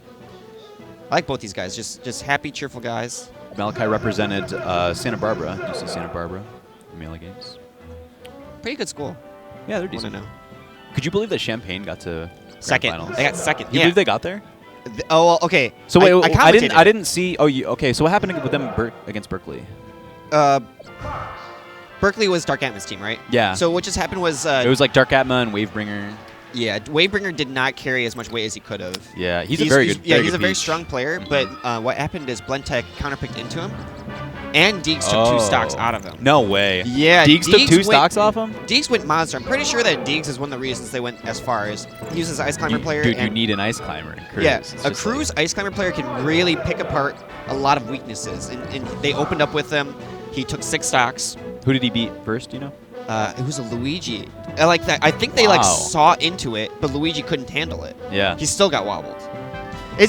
Crews are kind of insane. and Deeks is a very solid Ices player too. Yeah. But people don't know about Deeks. Deeks in travel. He's so stuck like in the so like middle of Deeks' nowhere. power is like like you have your power ranking and this guy's in the middle of it, and there's some good players there. Like Yeah. he's like that kind of ice climbers where he wobbles a little bit more. He's maybe in the top 100. But at the mid level, these crew battles and these strategies are so relevant. Okay, not only Berkeley but UCI couldn't bring Santi and Squid. Yeah, they had like their They had a very gimped team. B squad basically. Yeah. Face Roll had to of take the out A. 8 stocks with his 4. I saw him versus Envy at the end. It was not pretty. Facial took 2 stocks, right? I guess. Even with 1 on Dreamland. I bet you if Facial had 2 If he had 2, stocks, maybe, there's yeah. like potential. If he had 3 stocks, I bet he would have won. There's- But Gatsu just took too many from him. Yeah, Gatsu did a lot of work, and So it's Florida who won. congratulations to UCF, Central Florida. Central Florida, for winning the Melee Games. I think they're. I hope all of you tuned into that last night because it was actually those were some pretty solid crew battles. I like that it was the Nationals. Yeah, It all pinnacles up, right? Nothing's Ramps cooler. together. Have you seen the CSL and TMG collaboration that's going on? What's CSL? College Smash Collegiate League? Star League. Star So League. the CSL started with StarCraft 2 back in 2011 or 2012, where they were running essentially what the Melee Games is, but for StarCraft among a bunch of different schools. And because obviously StarCraft is a game that you can more readily play online. Matchmaking's better. Yeah, exactly. it was much more accessible. So and now they've gone on to do great things. The Collegiate Star League, of course. And so they're stepping in and helping out the Melee Games. They have like a big prize pot and stuff. Everybody go check that out. You They're can here just- at Shine? They do. They have a booth over there. So That's sick. We'll talk about it more after this game. Swedish Delight playing Sheik in blue. Malachi. It's going to be, how are you going to say this? Mshi? Mkai? I don't know actually how he would prefer pronounced. I'm going to just call him Mishi. I hate mispronouncing names too. It's quite. Can we call him Malachi? Yeah, we can call him Malachi. All right, well, he just got backyard a couple times. That's pretty simple. So now you guys know which one of them is Malachi, the one that isn't Swedish Delight. The matchup, as we talked about earlier, is a little weird based on percents. Early percents, Sheik has to play pretty honest. She has to do either tech chasing or like tipper aerials, maybe needles. Nice job, Malachi, with that rinse and repeat. But once she builds up that percent, she's just gonna knock Fox around. I actually really like what Malachi did on that side platform. After he took the first up air, he Crouch cancel. foresaw the second one. He crouched it to get out of it. Yeah, not a lot of people do that. No, that was smart. Takes presence of mind. Didn't get the best. Didn't go for the best counterattack out of that afterwards. Still exhibiting great defense against Swedish. Still down a stock. Oh, I love it. Come down with the grab right away in the corner. Or there might have been an accident, but the shield or the edge pressure starts. Uh-oh, scary. All right, you got out. Malachi's going a little too fast for some good. Gets a nice solid back here. I thought he was gonna go for an up tilt or something. That's a little more difficult than it looks like to deal with that descending. Wait, did he dare or nair to come down? He nared. It was nair? Or no, it was dare. But like sometimes that move is difficult to beat. Sometimes it's just wave dash away from it and use position to beat it. Yeah, true. But Fox up tilt should beat most moves as an anti-air, and spacing right there from Swedish, looking real good. Ooh. He didn't do an aerial or anything. No, he just kind of like ate it. I think he thought he could get up, but he didn't do it in time. His invincibility expired just before. Malachi not playing particularly bad, just taking more damage and getting off stage a lot more than Swedish. Yeah. One thing I actually really like about Melee is that you can look at a match like this, where that was a 3-stock, but it's so clear upon review where Malachi made these small mistakes, because overall his game plan and strategy are pretty solid.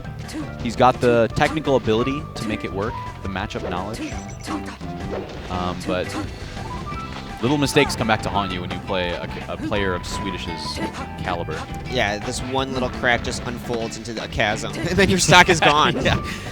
The void calls, and all of a sudden you've been 3-stocked. This is an interesting counter pick. Most people pick Pokemon. Ooh, I love that. That was a great dash dance for Malachi. Yeah, the up throw. Sick. SDI down, snaps to ledge. Ooh, and the weight too. He didn't touch. I think he might have to hit him one more time.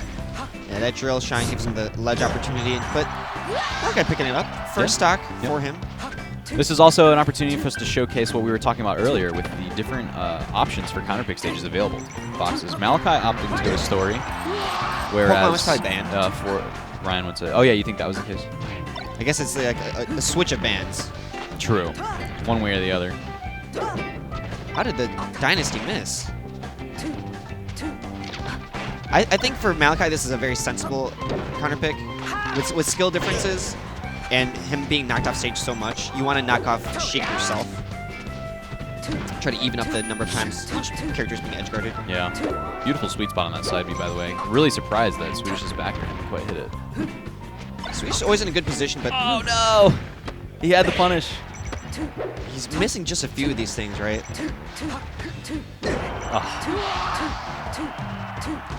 Fox can always wave shine up smash Sheik out of shield when she down smashes the shield. It's easier if you shield the eye away so that the last hit of down smash misses you. But Malachi even got it there, and then he just missed up the second wave dash. Yeah. That's a bummer. It's a bummer when like half of it goes right. Every piece needs to go right in melee. Look at this tech chase from Swedish.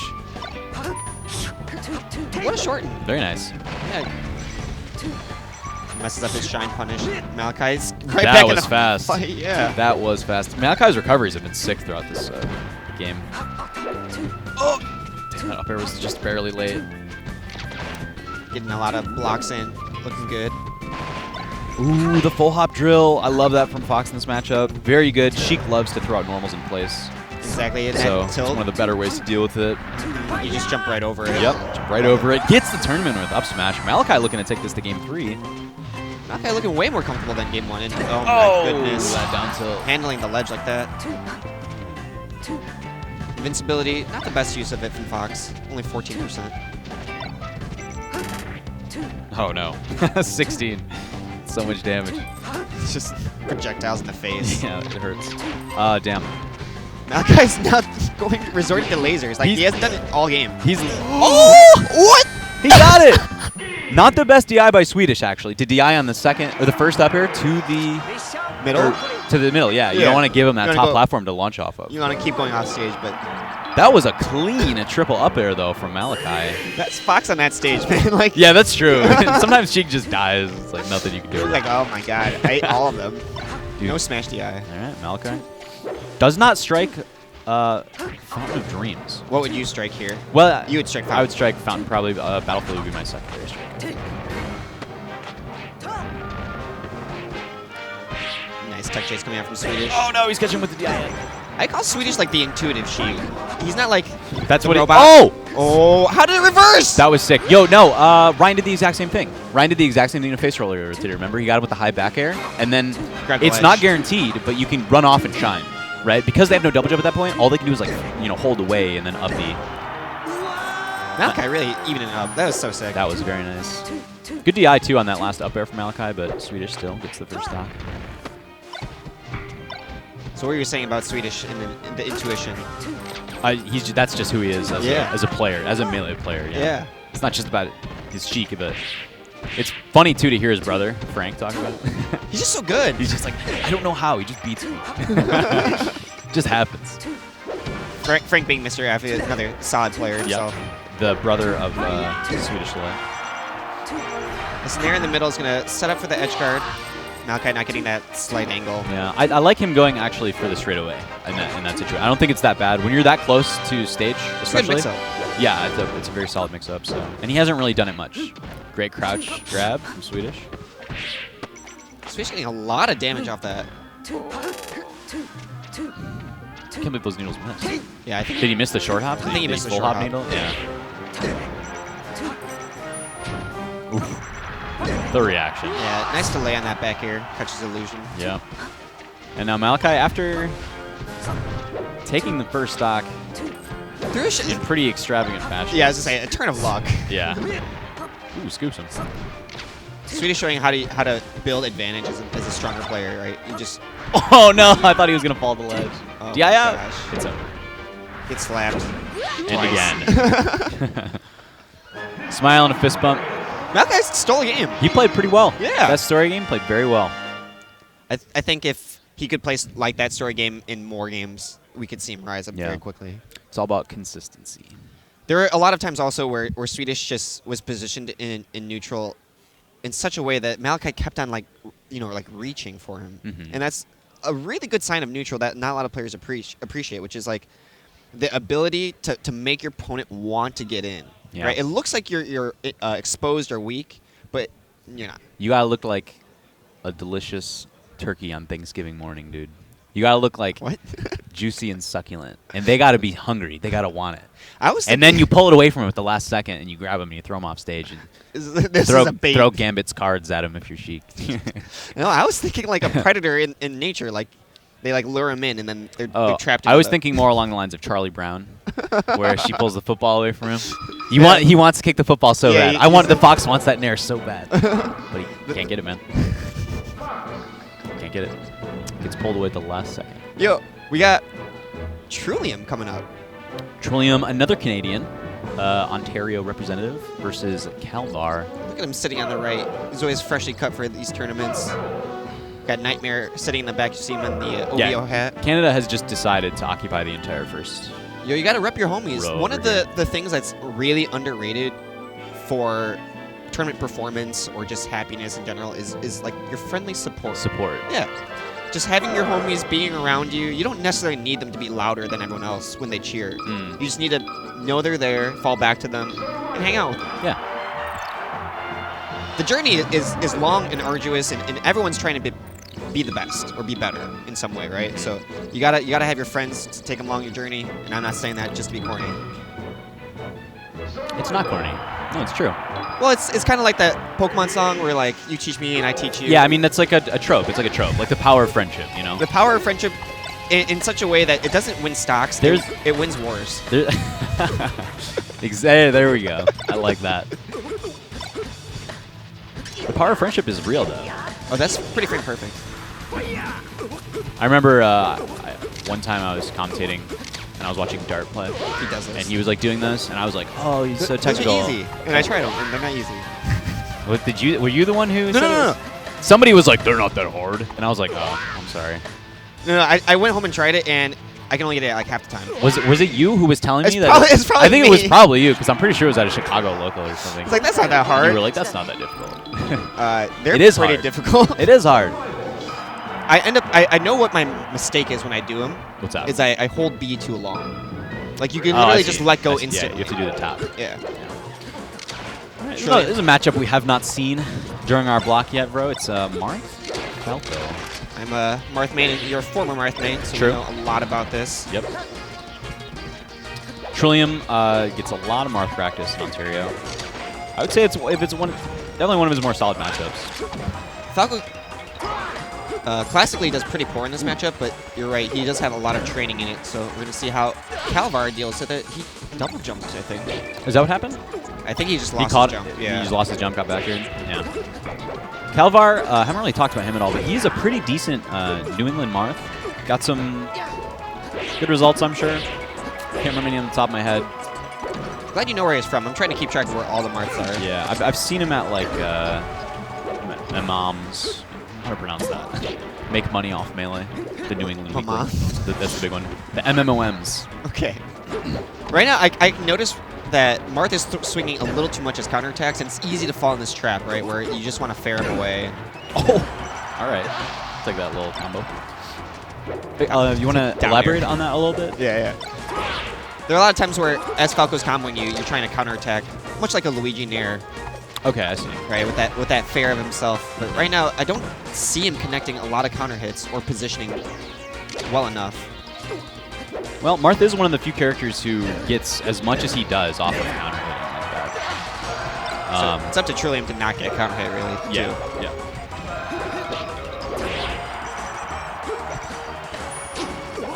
Oh, did not need to do that. Although it was ambiguous. It kind of looked like Trillium might have snapped to ledge or going on stage with that last side B. It's a sign of a Marth player, though, that needs to edge guard a lot. Yeah. Just get in that position, get some more experience.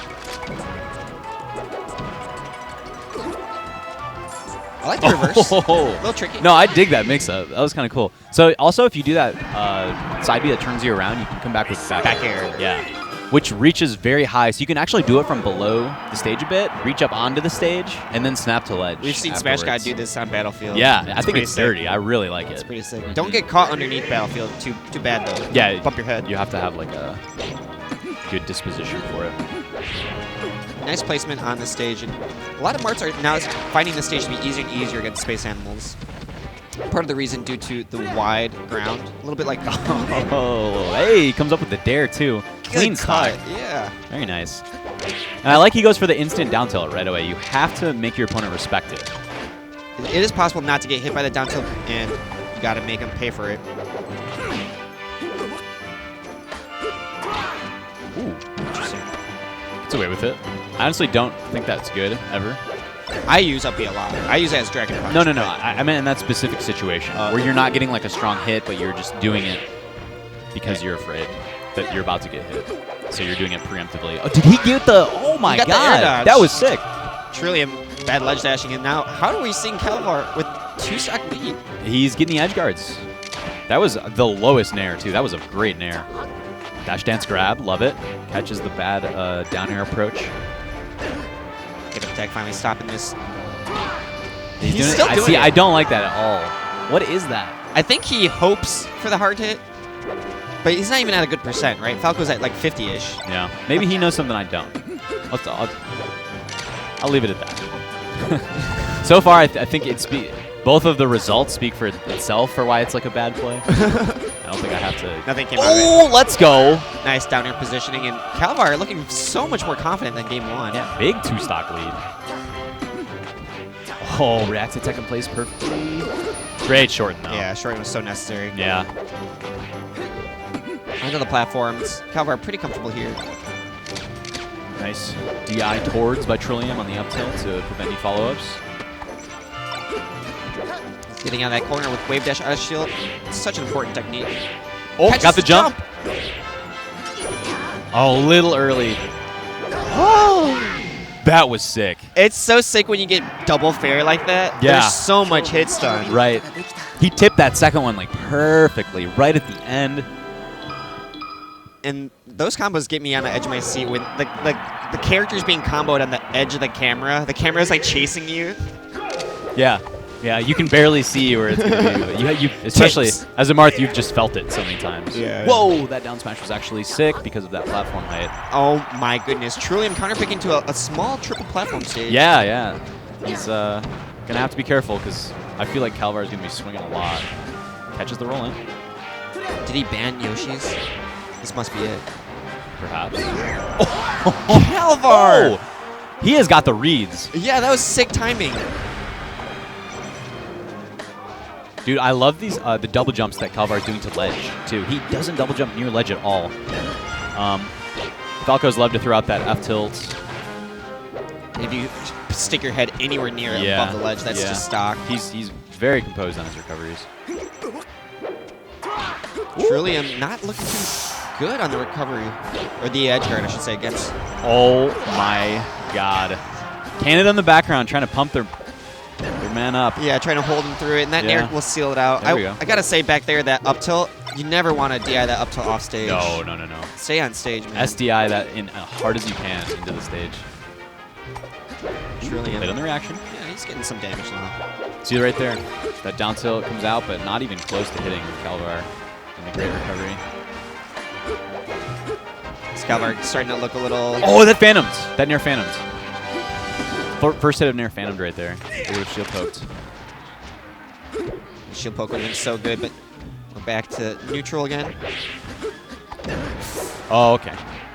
Calvar could have potentially taken the jump right there, too. Dude, he is killing it on the reactions to check in place. Love soft hit up air.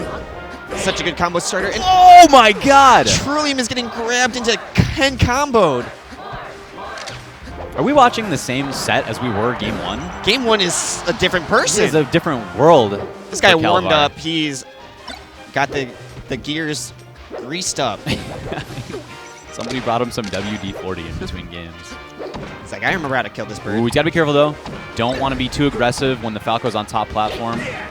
This is that, bad. oh, he did get a jump. He did get his jump back. Exactly, Got it back another again. one. He got it back again. On And he can stage as well. That's huge. Very smart shine grab from Trillium. Trillium's grabbing him now. They're taking turns busting each other's shield. Oh! That was scary. Calvar's got to keep it together. The first time. That's the first time he's messed that up on the double jump. He's Last becoming stock. hasty. Yeah, you can't. Is this an F throw? He reads the roll back. Trillium's scared. Intangibility on Yeah. that illusion. That just means you're late. If you get that, it means you're late. Be late. Oh no! Oh, the fair reverses. That's so big. No Trillium jump? with no jump. Oh my God. No, I can't believe we went for that up tilt. I thought we were going to see F smash for sure. Love the mix-up. Love the mix-up. Rising counter. Yeah, it's his first time, and this. Oh, he just near. What is he gonna do? Oh, he misses. No, Trillium is looking pretty good right now. One more chance for Marth. Oh, Aaron Dash makes him. He has a jump. He has a jump. He has a jump. Oh my God! Trillium brings it all the way back. Oh my God! To the haters. Trillium has to go against a New England crowd. Wow. He really pulled it through. I can't believe how close it was because Calvar had him off stage. He popped him up with that fair, and then he did a nair. I definitely sympathize like how hard it is to edge guard Falco. I've been in those same situations and choked. Dude, that is just. He didn't go off. He didn't go off stage to hit fire. I feel terrible right now. I feel so bad. I feel awful. Watching that was not pleasant. I didn't like that. It's because we're Marth. Well played by Trillium. Trillium played great at the end. You have to. He capitalized amazingly. Exactly. You have to steady your heart and make sure you capitalize on the damage you get when you're back on stage. Yeah. You know what? The difference between a lot of players is high pressure experience.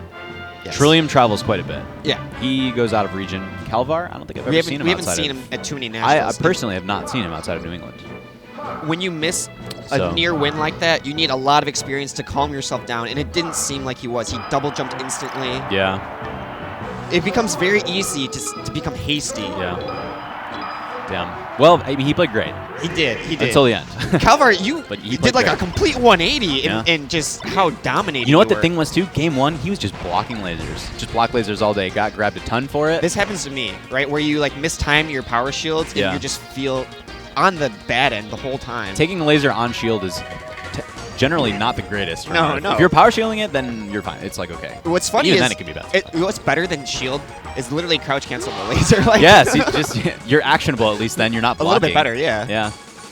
Yeah. Or take it while standing, dash back, anything like that, you know? Yeah, there have been some people that just take it and then But yeah, Calvar started moving much better. Trillium. He was taking lasers and moving. He was using platforms to his advantage very well. Punish game was so good. there were many And times where it just all fell apart. just key kills from Calvar. We're keeping it so fast. Yeah. I think Mike Hayes is already up there warming up. It sounds like his Fox Yeah, is... I do hear him punching buttons. he's- I can hear him jabbing. That's definitely the Mike Hayes warm up. that's not the CPU? Oh yeah. No, Mike Hayes does those kinds of things all the time. Have you ever He seen does him do pick stupid Falcon warm-ups. in warm-ups? He does do Yeah. stupid warm-ups. Sometimes it's okay. You just want to make sure your hands are pressing the buttons the way True. you think. Mhm. I know many players that actually, before they warm up, they won't play humans, right? They Yeah. only want to play Because they're trying by to keep their themselves. palate clean. They don't want any Exactly. tendencies to ruin the set Exactly. that's about to come. You eat like a bad meal before, the sushi's not going to It's taste gonna as taste good. terrible. Yeah. You gotta eat some mashed potatoes to clear it up. It's ginger. Is it ginger for Asian food? I guess mashed potatoes. Mashed is- potatoes were great. That's what at home when I okay. So I guess So you a eat your little turkey story. leg. I have a little story. So at home sometimes we'll do these like we'll try new recipes, right? But we'll do several at a time, and it's like I want to try it one after the other. All right. So then we also make mashed potatoes because in between each one you eat mashed potatoes. Unsalted mashed potatoes, just paste, just to potato paste, but it cleans your palate. I love great. mashed potatoes, but you're making it sound like an eraser. It's not now. good. These is bad mashed potatoes. You don't want to eat these Why? mashed potatoes. It's- They're to clean the it's- palate, so the other food is You can the flavors don't mix. have a pure reaction to your new recipe. Yeah, so you actually know how it tastes. How it tastes. You're like, all right, perfect soul. You just got to eat potato slime. Pretty sure you can't wait for Thanksgiving because you talked about turkey leg Dude, and mashed I'm potatoes on looking stream. forward to some Thanksgiving food right now. Hey, I want to give a quick shout out to Icons. These guys. You know what I'm looking forward to? Can they hear you? Again? Icons Arena. Yeah. Let's go, Calvin. Can you guys hear it at home? Oh, Calvin yeah, was they talking can. about- Oh, let's Icons.gg. Sign up for a beta and get the free exclusive skin. But most importantly, What's up? if you sign up now, you can claim your username. Oh, that is Oh, actually that's actually really important. That is actually really You important. don't want people to take your tag. Actually, you know what, Gimmer? You know somebody's out there taking all the top player names right now. My name's probably gone. Yeah, Gimmer's Gimmer's gone for gone. sure. You're gonna Verona have I to- forgot since I've been playing like the secret build, Mm. like when at events. I forgot that I need to like actually sign up for the actual. Yeah, you're like, game. I play this all the time. I don't I even What are you forgot that I doing? need like a username and stuff. Yeah. Don't take my tag, guys. It's too late, man. too late, It's dang too it. late. It's too late. Guys, these guys have been supporting Smash events for a long time. One of the developers, and a lot of the developers actually, are first-hand Yeah, Smash players. Absolutely. Yeah, and long I time played the community game. members. I really like it. If I'm being 100% honest, you know, there's been a lot of platform fighters coming out, Mm-hmm. and there's only a few that I've liked. And This is the most melee-like. Yeah. it feels good.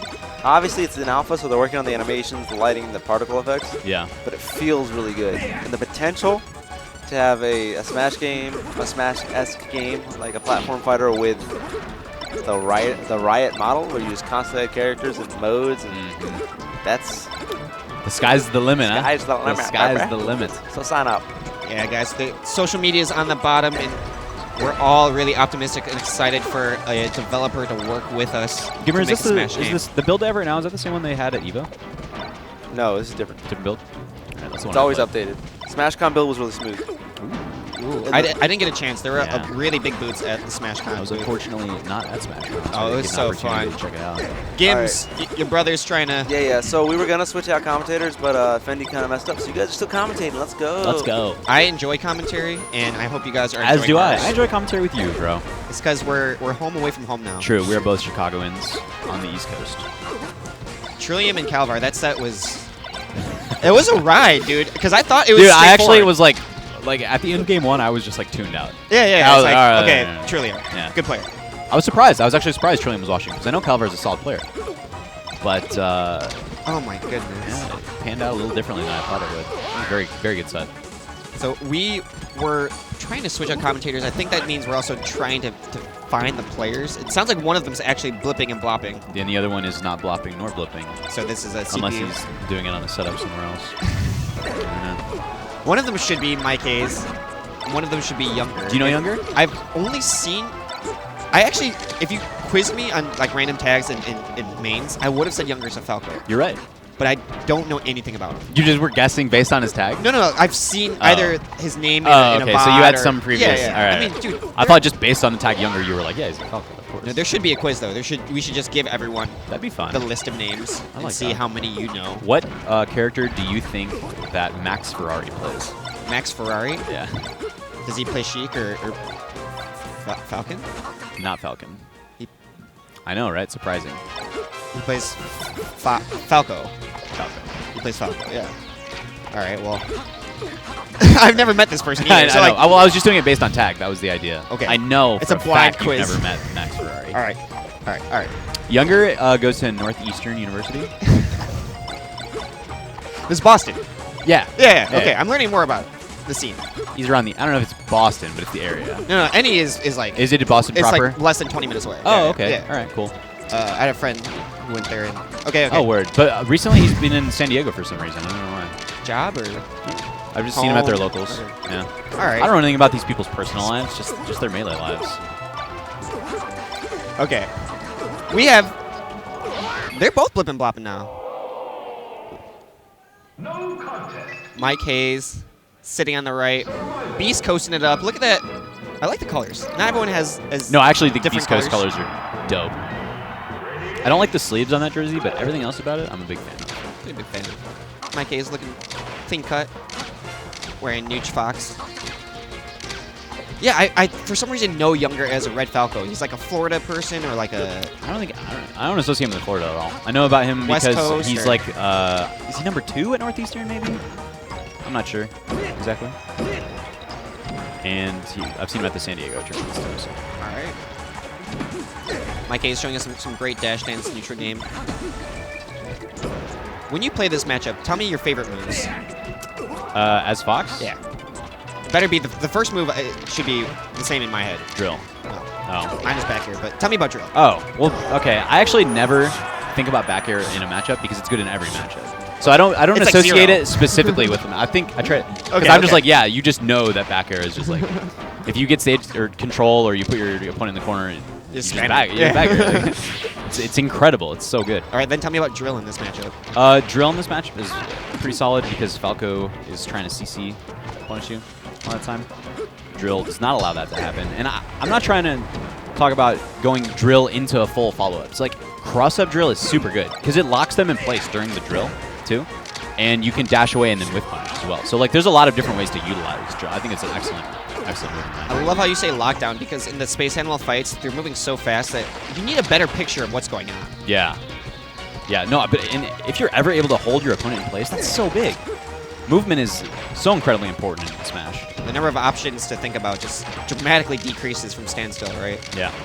Mike Hayes, really good form so far, still on his first stock. Yeah, he's playing super, super defensive this game. Yeah. Anytime he takes that laser, he's already so far away, not close for the follow-up. I'm actually wondering if he has some experience with Younger, considering that Younger was in SoCal earlier this year. Maybe they met a couple times. Yeah, I wish I knew more about like the situation. Nice shine He's on setup. the board. Oh, that's the Mike Hayes. The illusion of illusion. No, you side B out of the corner to the top platform and edge cancel it. It's pretty. I see him do that more than anyone else, I swear. It's tough to punish. It's very, a little bit risky, but very difficult to punish.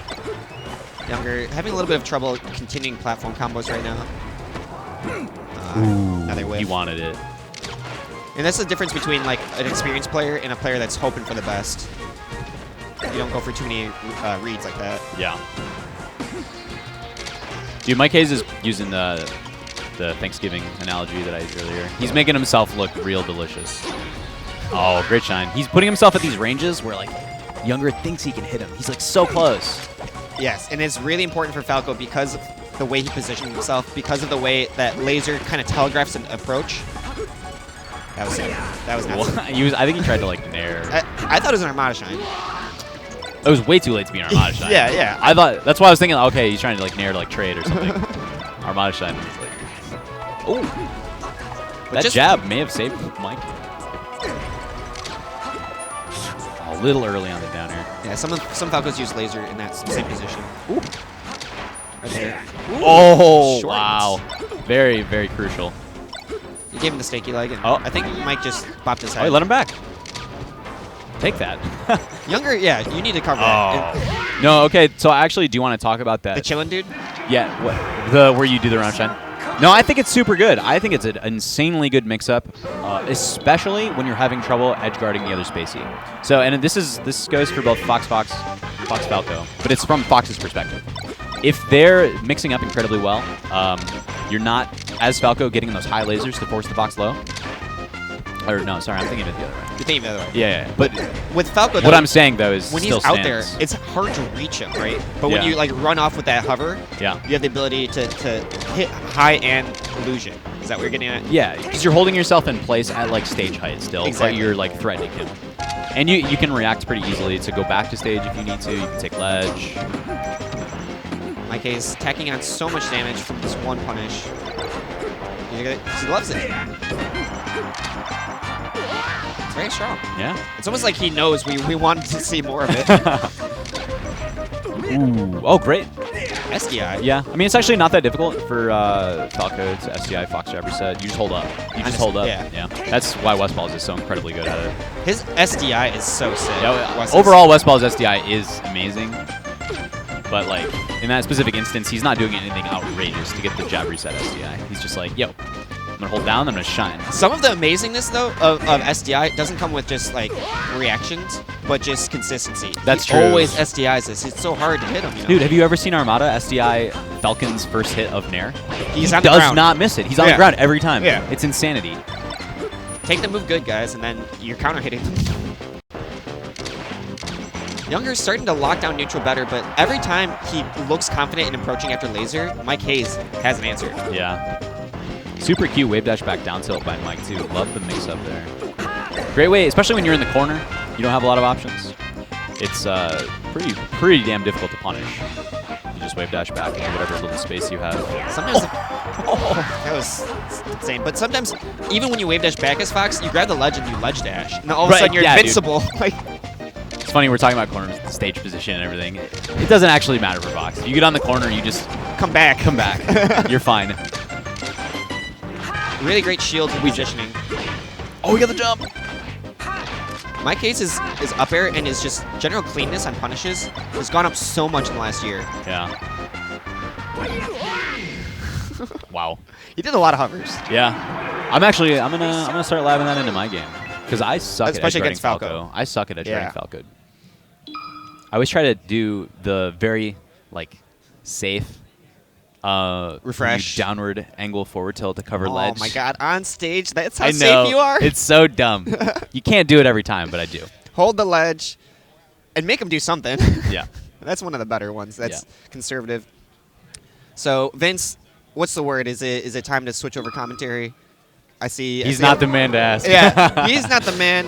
We see a lot of standing around. Gamer is being interviewed by Hugo right now. Let's go, Hugs. Oh, it's probably IRL streaming. It is IRL streaming, yeah. Twitch is changing the game. We love Twitch. We love esports. Hey, guys, at home, I'm trying to plug this more and more. If you love esports, follow on social media. Go on Facebook. Go on Twitter. Go to your local Smash group. There's going to be insert city or state Melee or Smash or something, right? Mm-hmm. So for us, it's Chicagoland Melee. If you're in SoCal, it's SoCal Smash or SoCal Melee. I actually wish it was a little more uniform because a lot of them are very differently named. But do your best. Ask your friends' friends or go on Smash boards if you're really desperate. We actually have a button under the stream that leads to all the Facebook links. No way. Really? That's awesome. Yeah. Do you actually? It says find your local Smash. Yeah. That's incredible. Did the viewers at home hear you say that? Yeah. Perfect. We've had it for like 2-3 years. Yeah. I had no idea. So viewers do people talk about that? Well, when I remind them. Viewers at home, click the button below on their channel. That's my new weekly thing. we do. Our weekly we always talk about Oh, okay. I don't watch It takes you to your local Facebook group. That's so sick. And then the other plug I got to give is Twitter. If you guys love Twitter, if you love esports, go on Twitter. You can connect directly to the people you love. You follow what they say. Dude, if you want to know what Leffen's thinking, you don't need to imagine. Why do you mute you? Because I said I made a little sneaky comment about Xander. I see you. Follow Oh, people man. on Twitter, guys. They're gonna give you live feeds. There's Twitch links. There's pics. There's event coverage. It's so cool. That's my plug. All right. Are we done? Gamer, are we done? All right. Carrie, it has been a pleasure, as always. Viewers at home, thank you guys so much. I hope we get more national blocks soon. Yeah. Because we've commentated at the local and regional level a lot, but It's so fun to do these, guys. Thank you guys for tuning in. It's Shine 2017. There's more round 2 winners on the way. It's been Webbs and Bro. Stay tuned.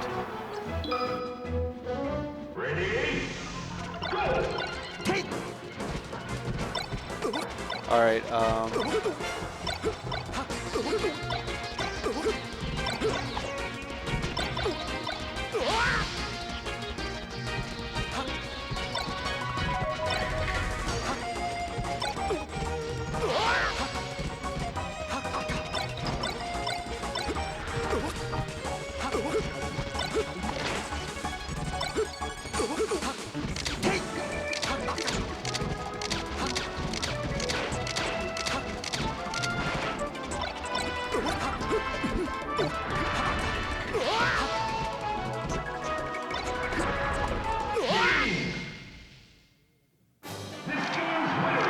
Mission complete.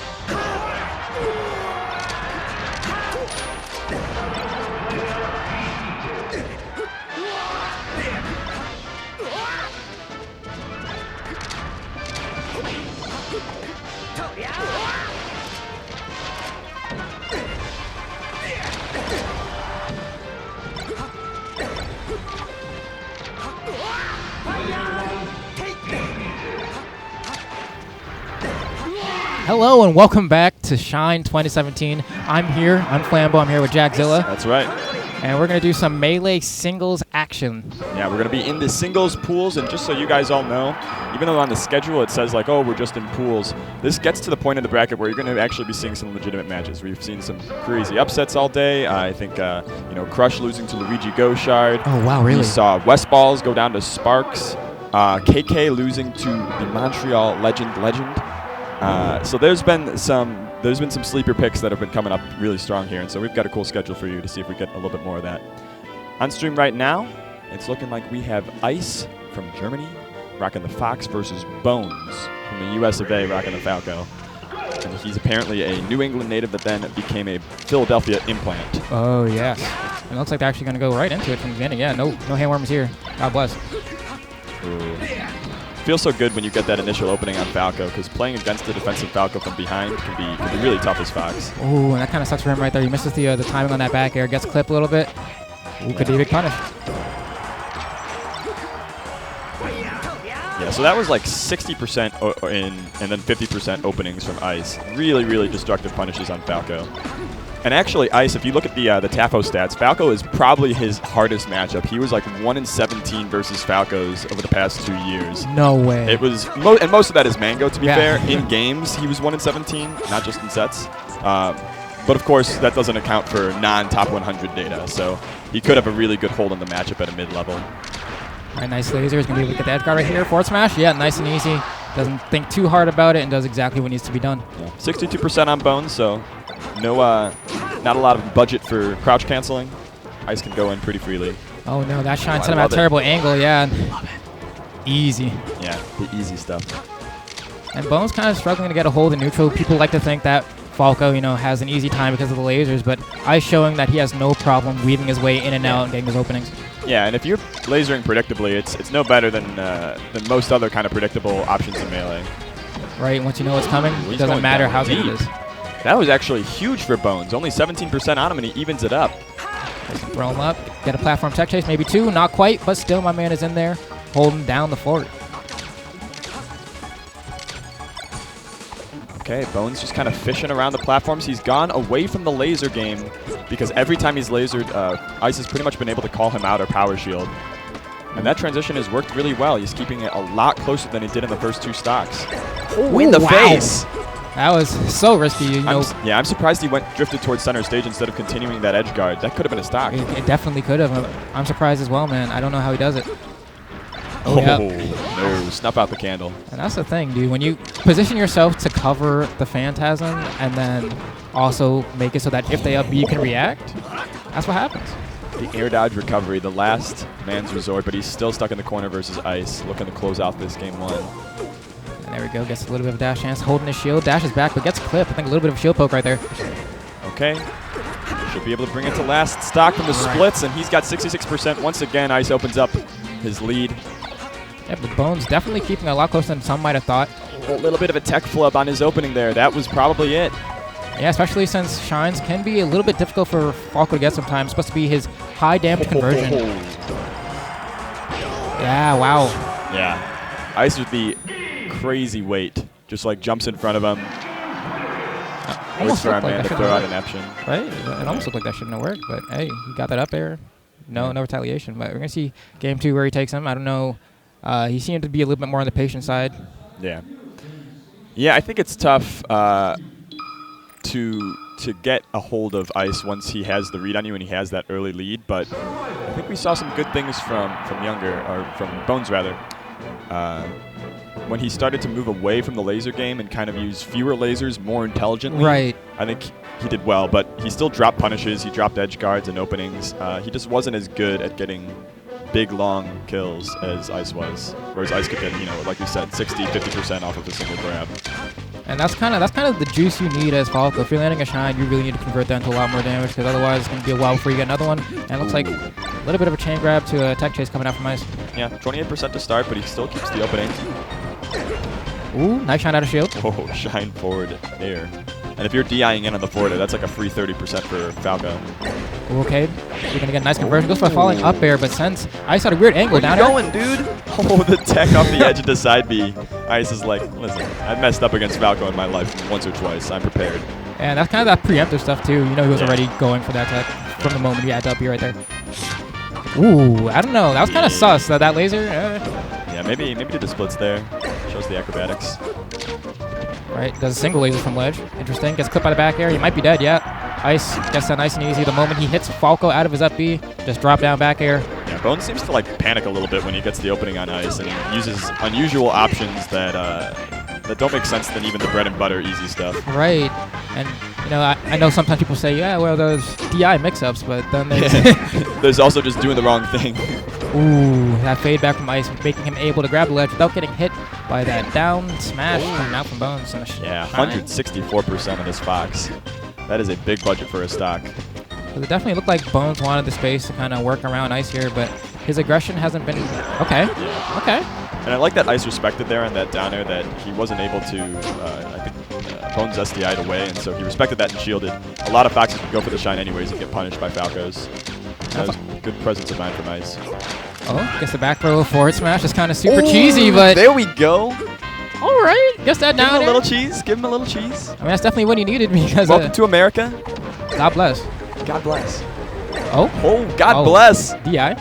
Listen, if you have to cheese to get your win over or get your stock lead even against the top 20 player, you do what you got to do. Especially if it works, well. Yeah. Oh, that was so bad by Ice. The grab way misses.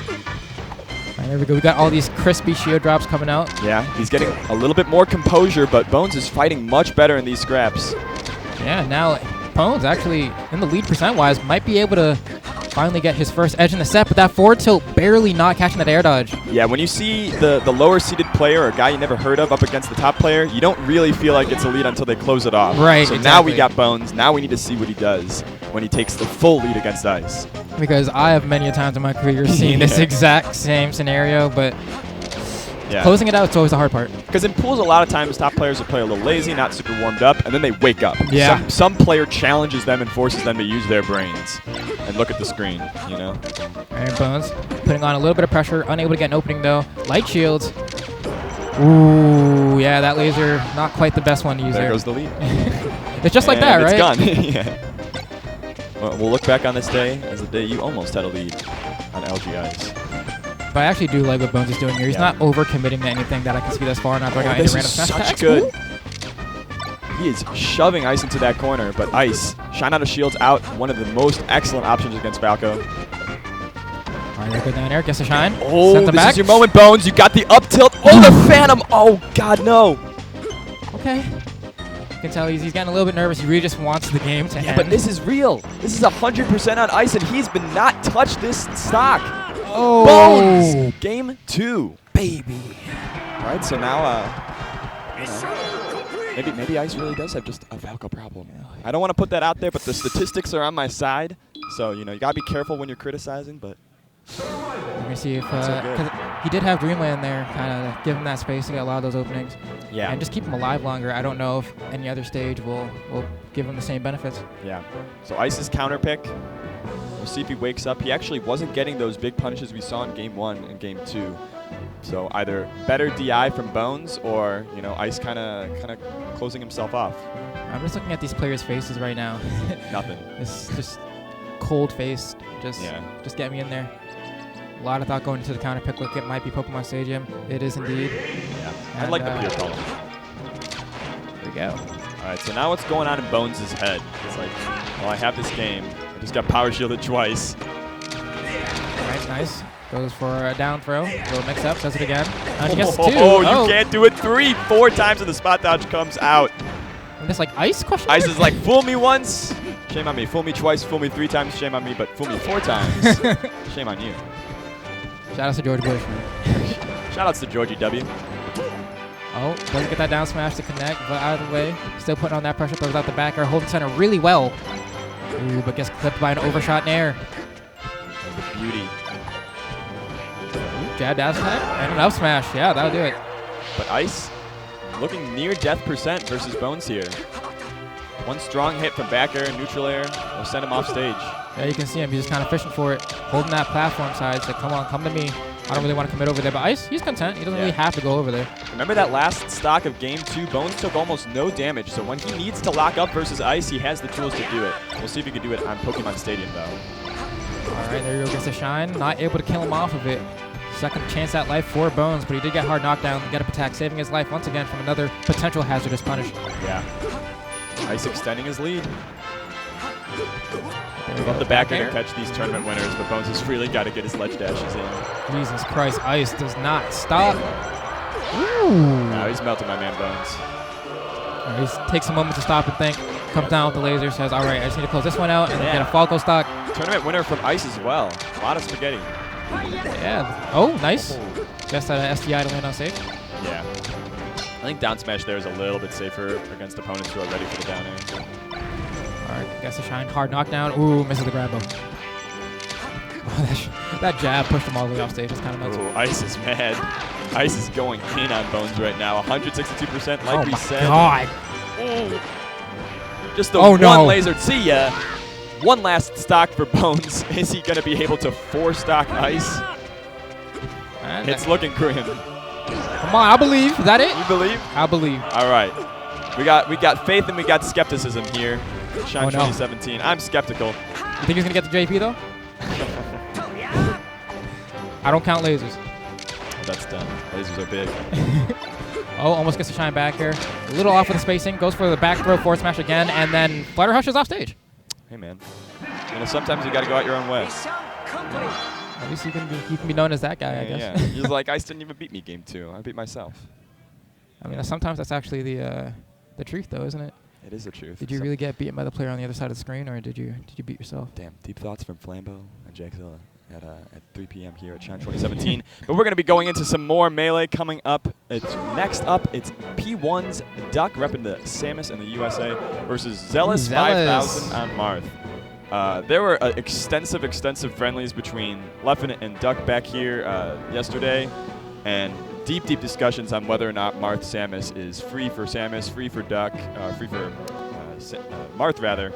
And it kind of came to a stalemate with most people agreeing that, like most of his matchups, Marth probably slightly wins it, but that Marth players tend to not be the most efficient at the matchup because it's kind of rare. Right. No, I think that's definitely a thing with Melee in general, especially when it comes to just like matchups in general. People like to talk about matchups on a I don't know, hypothetical level, but then you have to account for, exactly. Yeah, we got shaky hands. Marth always wins in the dash dance, whatever. But yeah, and we saw Leffen's Marth in particular versus Duck's Samus at Full Bloom 3, and there were definitely some tools that Marth has, like he does against everybody, to wall him out. He can slice through the missiles. His edge guarding is pretty good, but Samus can have pretty deadly punishes. It's sort of similar to most of Marth's floaty matchups, where the floaties have relatively easy kills and edge guarding setups on Marth, and Marth has to be really careful about how he uses his resources on stage. So if he jumps in order to try to catch Samus coming in from the top, or to himself get in from the top, then he gives up that resource potentially off stage, and it makes it really easy for Peach, Samus, Puff, etc. to edge guard in. Yeah, and also in this match, he really has to look out for the missiles when they're coming out. If he's going to swat through it or dash back, kind of reassess his positioning. But sure, Duck. So let's see what we can learn from this matchup. There we go. They're gonna make sure pause is off. There we go. Let's go playing by the rules. Hey man. I've seen some players they accidentally get the pause off in doubles. Gotta know. I feel like most of the time I see pauses when somebody's like mashing profusely against ice climbers and they just kind of fat finger it. But either way, going into game 1 here on Battlefield. Yeah. Zell's opening up really close to Duck. Duck was able to wave dash in to force that kind of close-range battle where I think Samus can have quite a more even time versus... And there you go. Once again, see that spacing on the forward air right outside of the range where Samus can really punish. But if she manages to wave dash forward and crouch, she can get herself a big opening. Yeah. Duck trying to bait in Zealous, but he's not really taking it, just poking out himself. Ooh, look at this combo. He caught the double jump there, no? Yeah. Yeah, that's it. Yeah, and like we were saying, if you're in a floaty matchup as Marth and you give up your jump to try to go for some big read on stage, and you mess up, you might just be dead for that. There he goes. Still trying to space him out. I mean, his game plan before was more or less working, but a really big mistake cost him a stock. Yeah. The up B out of shield. Such a good tool. Shields that, but it seemed like Duck was more just trying to cover his recovery. Well, like that use of the dancing blade there, catch him moving out of his shield. One not able to convert into much of anything, but he still does have the position. Going to try to catch him with falling up airs. Yeah. Duck doesn't need to approach it all now, but still kind of inches forward, expecting maybe a down tilt or a jab, maybe side B from Zealous, but he just goes for a raw forward smash. Yeah, another thing I'm noticing from Zealous is that he's kind of just holding his corner. He doesn't really approach with these down tilts. He just literally stays in place and says, hey, move forward. Yeah, this is my favorite play style to see as Marth, where you don't overextend, you only abuse your positional advantage on the stage, and you just keep resetting the scenario over and over and over. Kind of the same way you feel when you're watching Marth versus Peach is something Marth can do versus most of the cast. All right, he does go for an invincible nair from ledge there to try and edge guard Duck. Does not work, and almost loses his stock for it. 75%, not the worst, but he really is struggling to close it out, and that's that Martharitis we see happen with a lot of matchups. I don't feel bad for the victims of Martharitis. It's like you can gimp almost everybody in this game at like under 100%, under 50%. Maybe you deserve your Martharitis. Maybe you shouldn't have been eating all those cookies, playing on your PC. All right, here he goes, man. He gets to the ledge. Wave dashes back on, but not invincible enough in the slightest. Gets smacked. Wow, he went nowhere from that.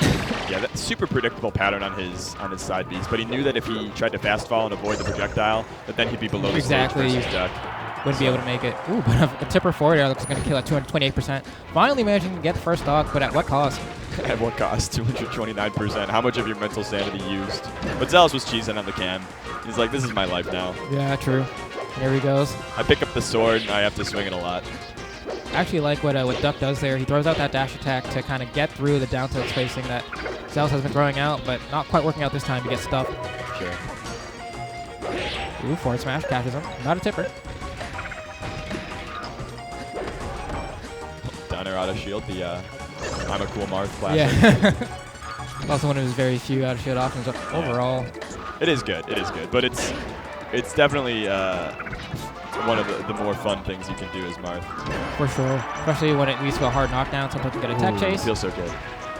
Ooh, barely clips Duck with that. Yeah. I'm actually surprised.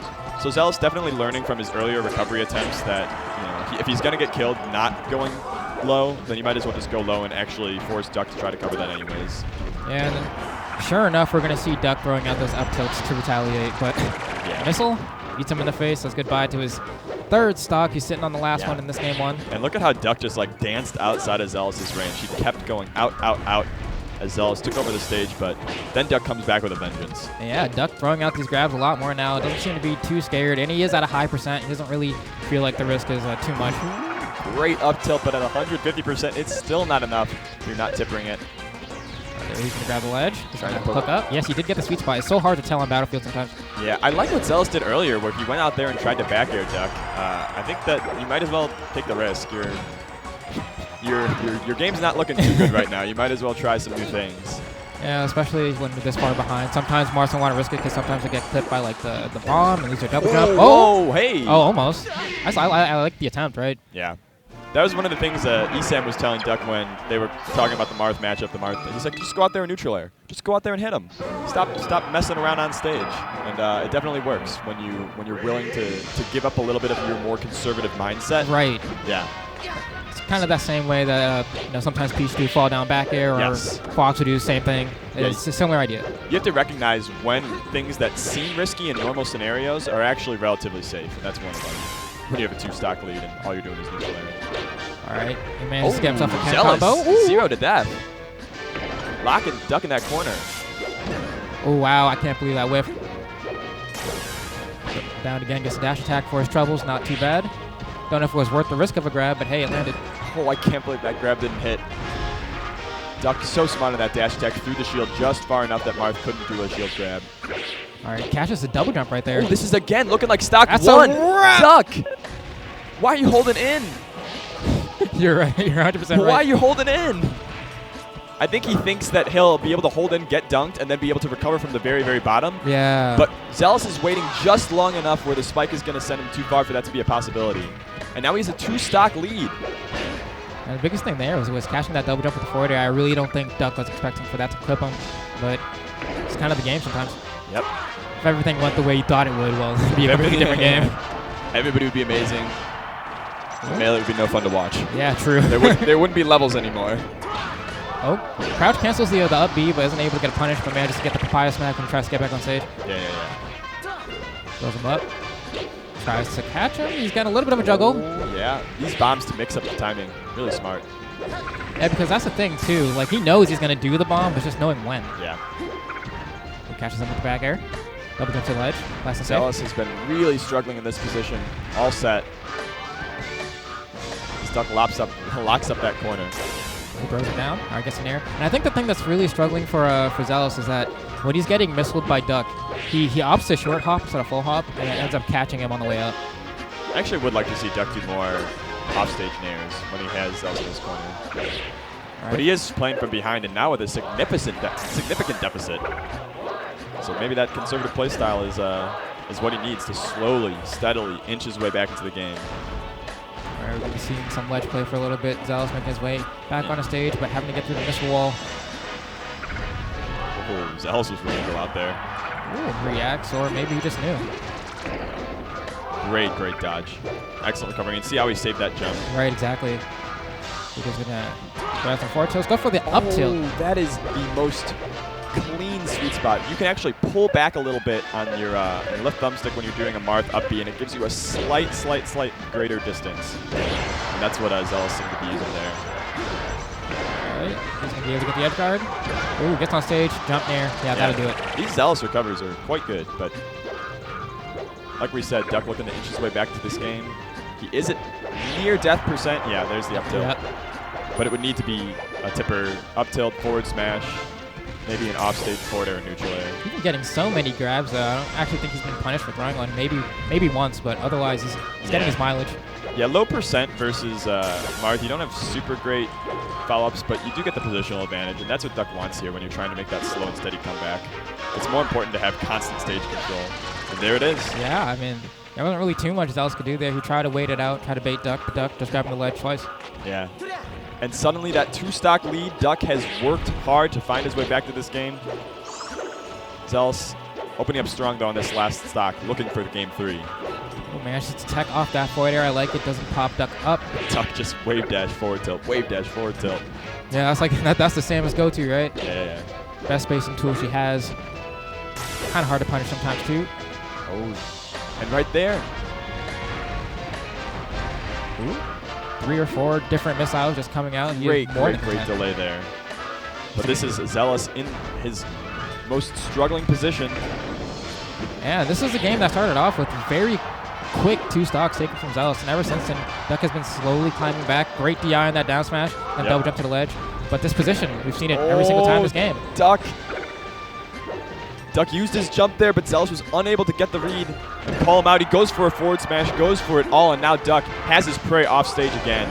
Ooh, super missile does hit him in the face. Gonna struggle a little bit with the recovery. He's gonna land on stage. No, he goes for an air dodge. It's kind of interesting too, because you know how like sometimes you like hug the wall and then go up and land on stage with it. We saw him slide a little bit, but what a heartbreaker. He had such an enormous lead. Yeah, I mean, but that's the benefit of Duck's conservative play style is you could just slow and steady get your way back into the game. You don't need to do the crazy, best quick kills off stage if you just constantly have your positional advantage. And it's a really good set to watch if you're Zealous or if you're Duck fans trying to look at how to play the Marth Samus matchup. And for Duck's side too, he had the crouch cancels on the forward air. Outside of those first 2 stocks, he really just kept himself grounded almost the entire match. Yeah, that's makes it very difficult for Marth to get follow-ups. Yeah. It's looking like on our dossier we have Lad and Reeve coming up, but I actually can see Reeve, which makes that look like we're going to be getting someone else. So we'll see what's coming up. So, Flambeau, how's your Shine experience been? My You're Shine a Boston experience, local. dude. You're Okay. seeing people coming from all over to visit your city. So last year, right? Because I was here last year. Sure. Different experience this year. Better experience this year. Oh, we yeah. only used half of the venue last year just because it was our first major and we didn't need the entire other half. But this year we were able to throw the other games in there like Brawlhalla, Guilty Gear, Street Fighter, whatever. The using existing that games side. have grown. Right.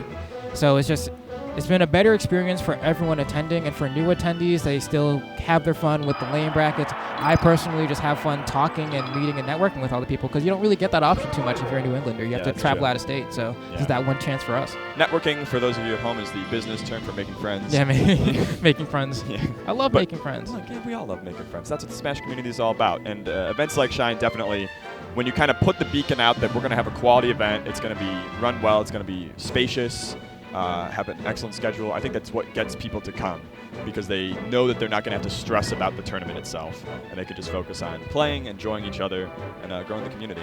So it looks like coming up here we have Shroomed on Sheik versus Zio versus on, who knows? Yeah, who knows? Might be Captain Falcon there hovering.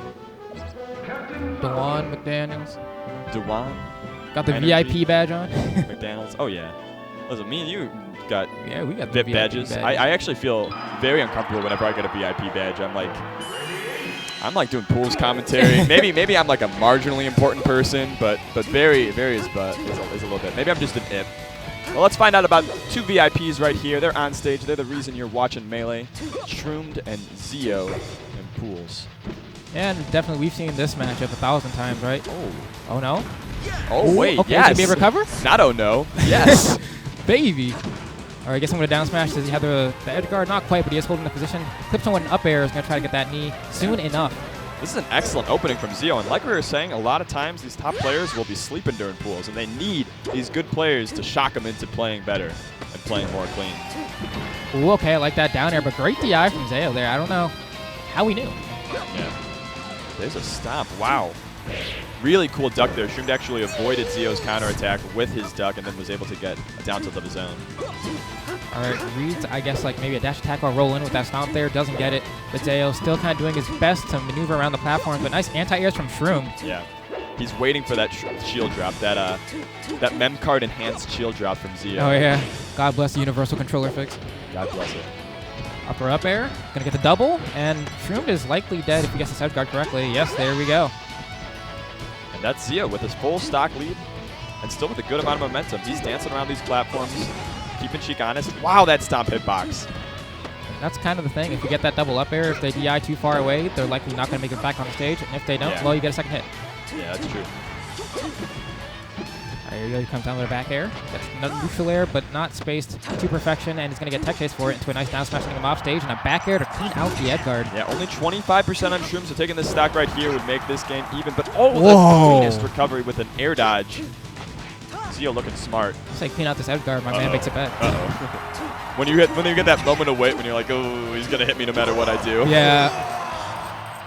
Hits him with the up air, though. It's going to clean out that second stock, but Zio's still been doing very well this far this set. Yeah, he's definitely a little reliant on incredibly hard reads in the neutral. Whenever you see a Falcon that gets his openings off of Stomp, you have to be pretty careful judging them by that alone, because those are often just hard reads that can't last forever.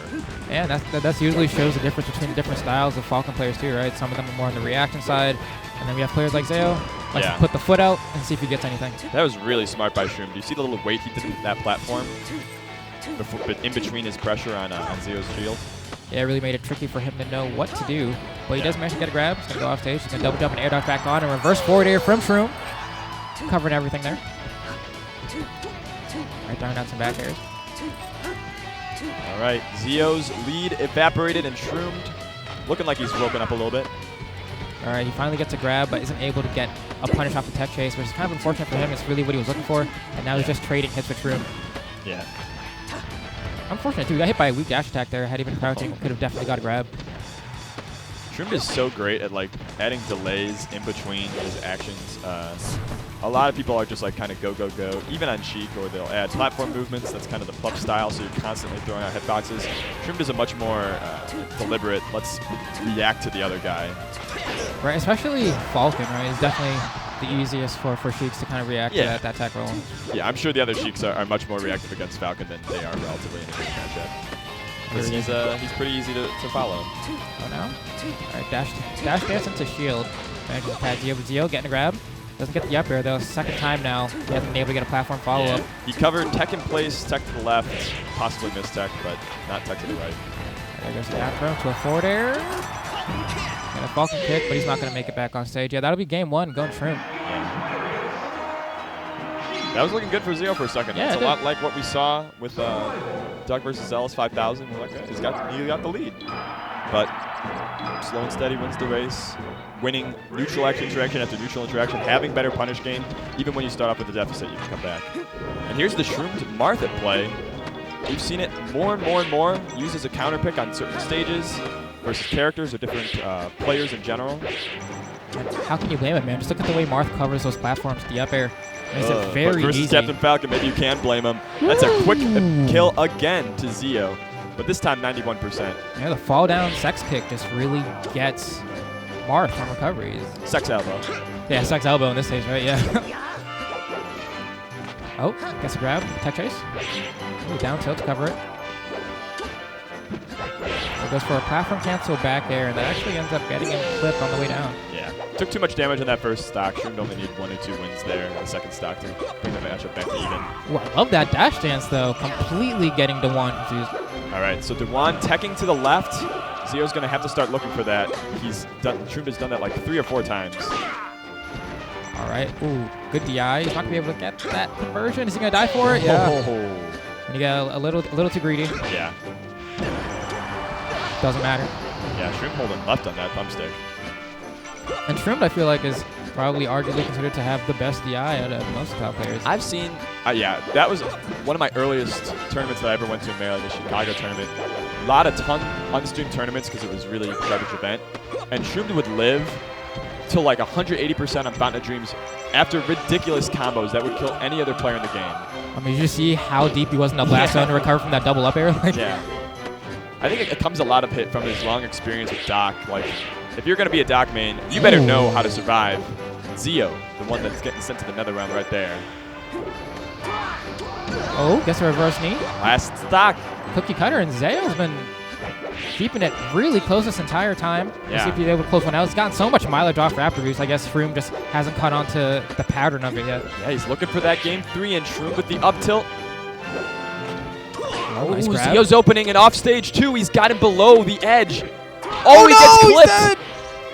That's 2-0 for Shroom. Shakes his head. He's like, ah. Yeah, he's cheesing so hard because he feels like he shouldn't have got probably that. Should have got that game. Shout out to Dewan Smile because he definitely has one of the most noticeable ones. Listen, I've actually noticed a lot this year. We've got some good teeth on our top players in Melee.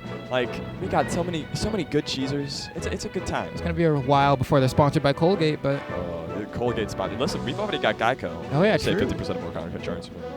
But you know, there's a whole new world to come in. Colgate. What are other companies? What, that make like toothpaste? Yeah, I'm trying to think of like the different realms. So we got toothpaste, we have car insurance. Get some like some mouthwash in there. Coca-Cola, mouthwash, sure. Listerine. I think the water bottle companies need to get in the game. True, actually. We are chugging on water at these tournaments. But coming up next, guys, are going to be, let's see. Okay, here it is. Hugs versus Trillium. So we're going to see Falco, Samus.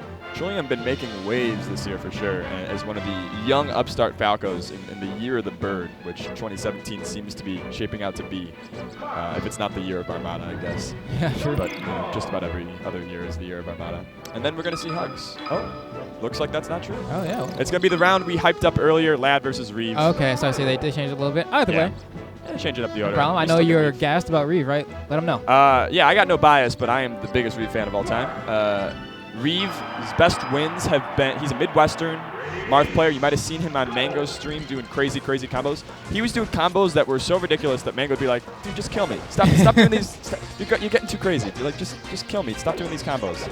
But Reeve has beaten SFAT in the round robin pools at Eden, and he beat Android in bracket pools at UGC, and he's had pretty good runs in general this year, only losing the top 100 players. But he definitely needs more wins on his resume to get that slot for himself. But he's been traveling, and he's a really fun Marth to watch, in my opinion. And on the other side, Lad, I don't know anything. Yeah, I mean, sorry. Same. But let's go. Let's go, yeah. Lad. No bias. Let's go, Lad. Yeah, Lad. If I don't know him, that means he's the underdog. You know. True. That's the rule. You have to. I mean, he made it this far. Yeah. I believe that we talked about this earlier. Who was in Reeves' pool? Mike Hayes, I think, Mike and Hayes, Absent Page. Absent Page, yeah. Yeah, so that's a really stacked pool. We're going to be seeing Absent Page versus Mike Hayes probably a little bit later on stream, but it's a lot of like established players from the Mike Hayes side who's definitely looking for his big top 8 run. I think he had top 8 at an earlier tournament this year, maybe Royal Flush, and then looking at Absent Page and Reeve, who are these guys from, you know, the middle of nowhere compared to the large population centers of Melee, who are trying to prove that they are on the come up, but they are now top 100 players as well. Do you know if they use net play at all? I don't know if net play is the greatest in Minnesota, but I assume Absent Page uses it. I know that Reeve does net play quite often against Rick, against a lot of Chicago, and against any players that are visiting the Midwest. I just ask because generally for players who don't have the most popping Melee scene, it seems to be the go-to to get that experience. Yeah. Immediately the Phantom forward air. And here we go. Game 1 starting off. Lad already looking pretty well, getting himself some shine conversions of 41%. Yeah, but yeah, it's a lot easier to play this matchup as Fox from ahead. You have a lot more room to laser, to run away. It's when Marth forces you to approach him that you get in trouble. Oh, wow. That killed so late. You saw he was in the blast zone for a grip there. And yeah, then not the best DI by Reeve. That's actually insane. All right. Throws him down. Oh, misses the regrab, though. Unfortunate for Reeve. Yeah. True karma would be hyping up Reeve for like 2 minutes and then going to Lad, who we gave like 10 seconds, and then Lad, you know, destroys him or something. Pretty good conversion from Reeve, but he's starting to get into the zone where Marth is going to have a tough. Ooh, just kidding. Just kidding. DI in and more. The most dastardly of tippers gets him right on top of that side platform. Most dastardly. What a scoundrel. Ooh. Oh, almost reacts to that roll in, but not quite. Whiffing a lot of grabs. Not getting punished too hard, though. Oh, did you see? I think Marth's grab hitbox actually was out a little bit, but whiffed, and then Lad punished him with the grab of his own. That was a really interesting little interaction. Yeah, there's been a lot of buzz about this matchup in particular as of late. Oh, yeah. Everybody's got opinions. But the game's the game. You just got to play. Ooh, yeah, he's going to get punched for that. Drop down back air. Oh, no, goes for a first forwarder. I like that. There we go. Sweet, baby. Knowing his hitbox is there, because the drop down back air right there probably might have whiffed. Great crouch cancel shine when Marth is coming up from the edge. Using aerials is not super real against low percent Foxes unless they really miss position. We can see Lad is doing his best to crouch cancel almost everything here, but he hasn't been able to create an opening for himself to really get at Reeve. Forward smash, clearly to avoid. It's a runaway forward smash. Oh, not the greatest DI on that back area. He's going to say goodbye to his stock, but 88%, that's perfect. He can get a very easy conversion to a tipper or an edge guard if he just manages to get that grab. And that's the second forward smash Lad has done in that slot under the left platform. I'm wondering if that's an input error. He's maybe feeling a little bit of the stage nerves. Oh, there he goes. Reads the tech in place with the forward smash. Yeah. All right, so now Reeve with a full lead. But Lad kind of opened him up in that first stock, so let's see if he can get something like that again.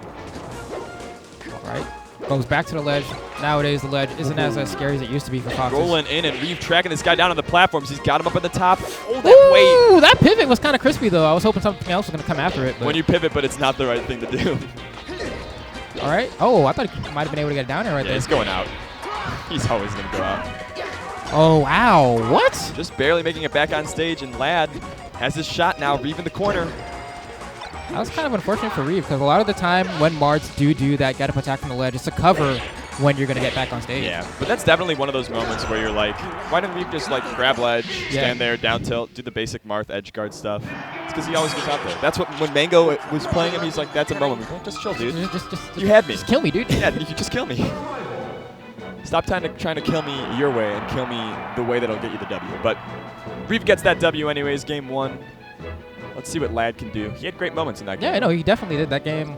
I mean, definitely Reeve came back and closed it out with the greatest of ease, but one stock to one.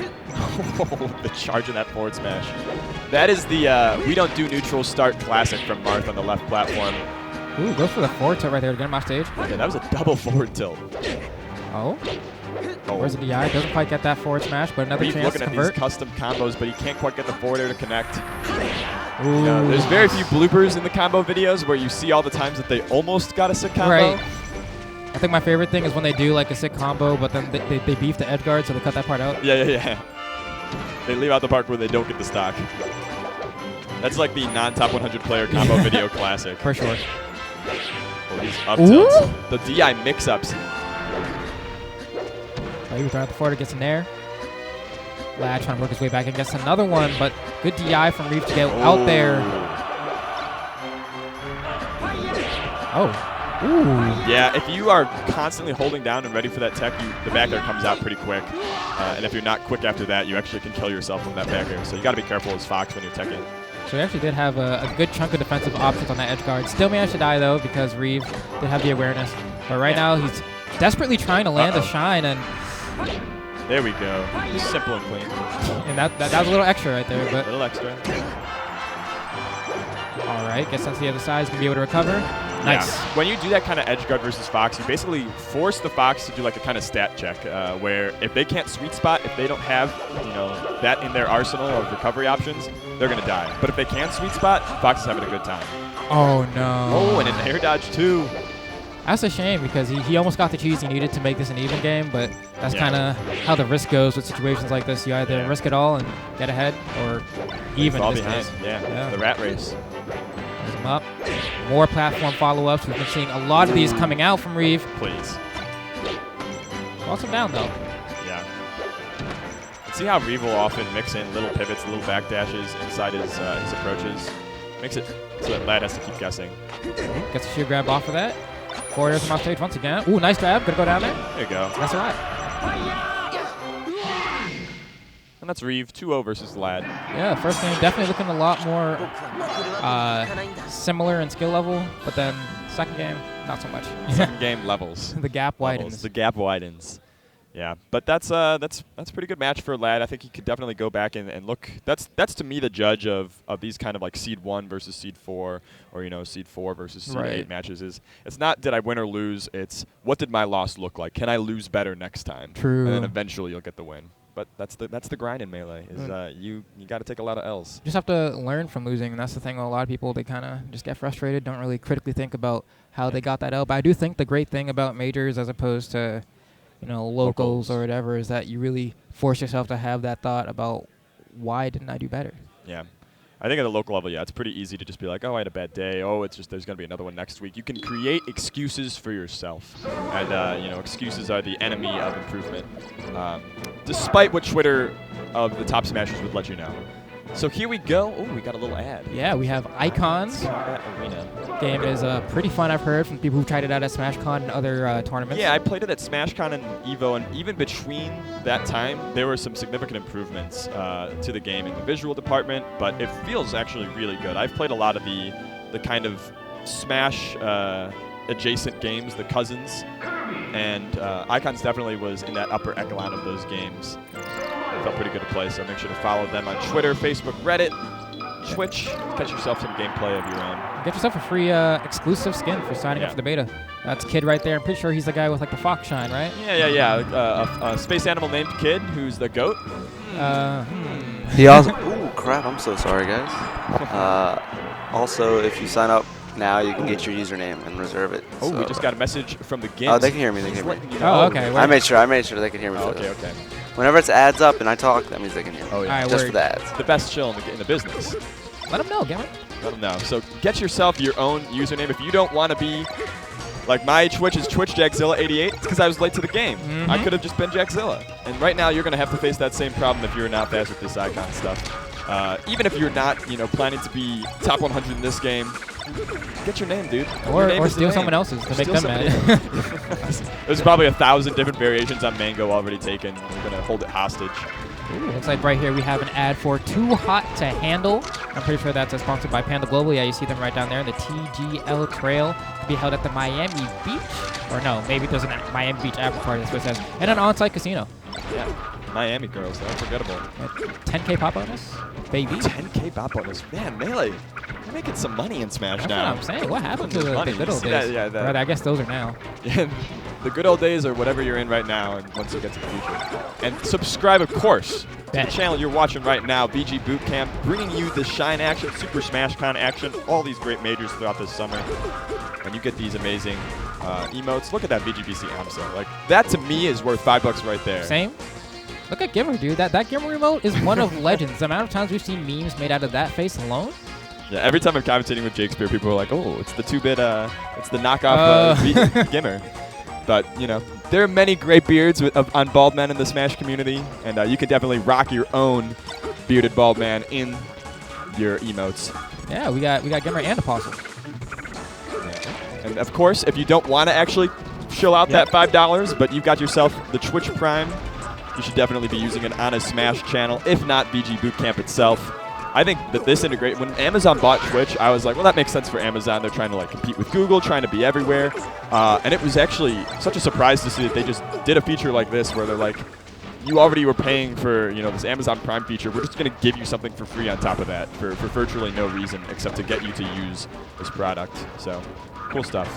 And right here, it looks like we have an ad for the VG Bootcamp Network, of course, meaning all of the different social media outlets you can find, consume. In case you didn't know what video game stands for, it's VG. VG. Yeah. Video game VODs? Bootcamp. You got VODs. You can learn how to play better. Gimmer always labbing out Smash 4, some Melee content as well. And you can just see basically the past 10 years of Smash history all in one place. YouTube.com/VGBootcamp and YouTube.com/VGBC highlights. Get the guides on /Gimmer. If it wasn't for Gimmer, I wouldn't have learned about how in Smash 4 you can like react to text based off of the sound you have in your headset. Yeah, for those people that are listening to music in their headphones, they're actually at the secret disadvantage across all Smash games. Yeah. I've actually thought about that a lot this summer, that Smash just has such excellent sound design. It does. It's incredibly fun to listen to. The moves sound exactly like how they should sound, with some exceptions, you know. But in general, it's a really fun game to listen to, and you get better by paying attention to those little eccentricities. Fun fact I learned from Gimmer, the human reaction time, right, is 15 frames, but if it's based off of audio, it's 8 to 10 frames. So make it easier to react to certain moves if you do it based off the sound effect than based off what you're doing. Gotta be a good listener. But here we go, Hugs versus Trillium, the match we briefly hyped up earlier. Should be a good one, Falco versus Samus.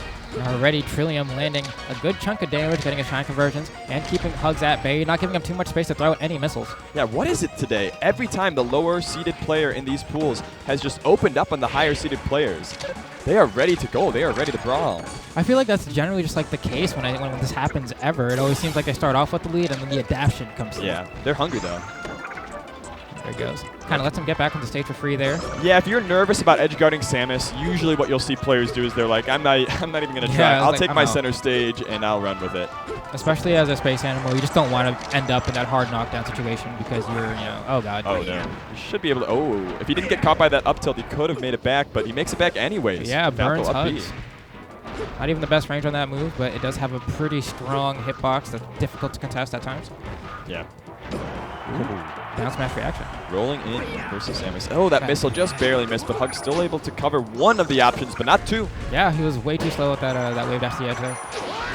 But manages to smack Trillium the other side of the stage. Yeah. That stock lead.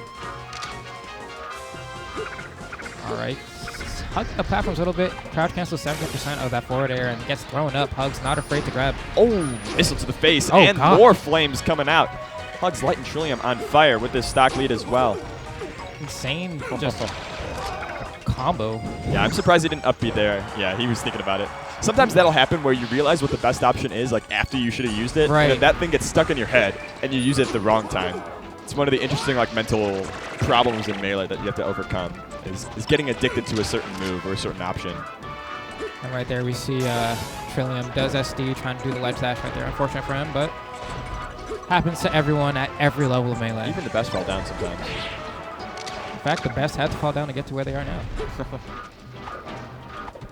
Okay. Got a protect. A little bit of dancing. Looks for the roll, turns around and dabs him. Yeah, you could tell he's going to go some variation of forward or high because he was really scared of the charge shot. Yeah, I'm surprised about that neutral air to challenge the platform. Usually Hugs will use forward air there. Ooh. But he probably thought he could get down more safely. Oh, nice forward air. He's dead again. That's just kind of the thing, dude. Yeah. You wave dash back and you get a down smash off of Falco's little overzealous with his down air. Wait, you mean wave dash back is good on Samus? Oh, no I never way. heard that before. God. Wait, look at this guy. Where do they learn these Where do they learn these tricks? These forbidden techniques. Or as KK once said, nothing is forbidden. True. You can wave dash back, grab that guy all day. If you know what he's going to do, get in his head, get those wave dash backs. A bad option's only bad if it doesn't work. Yeah. That's kind of the philosophy on that.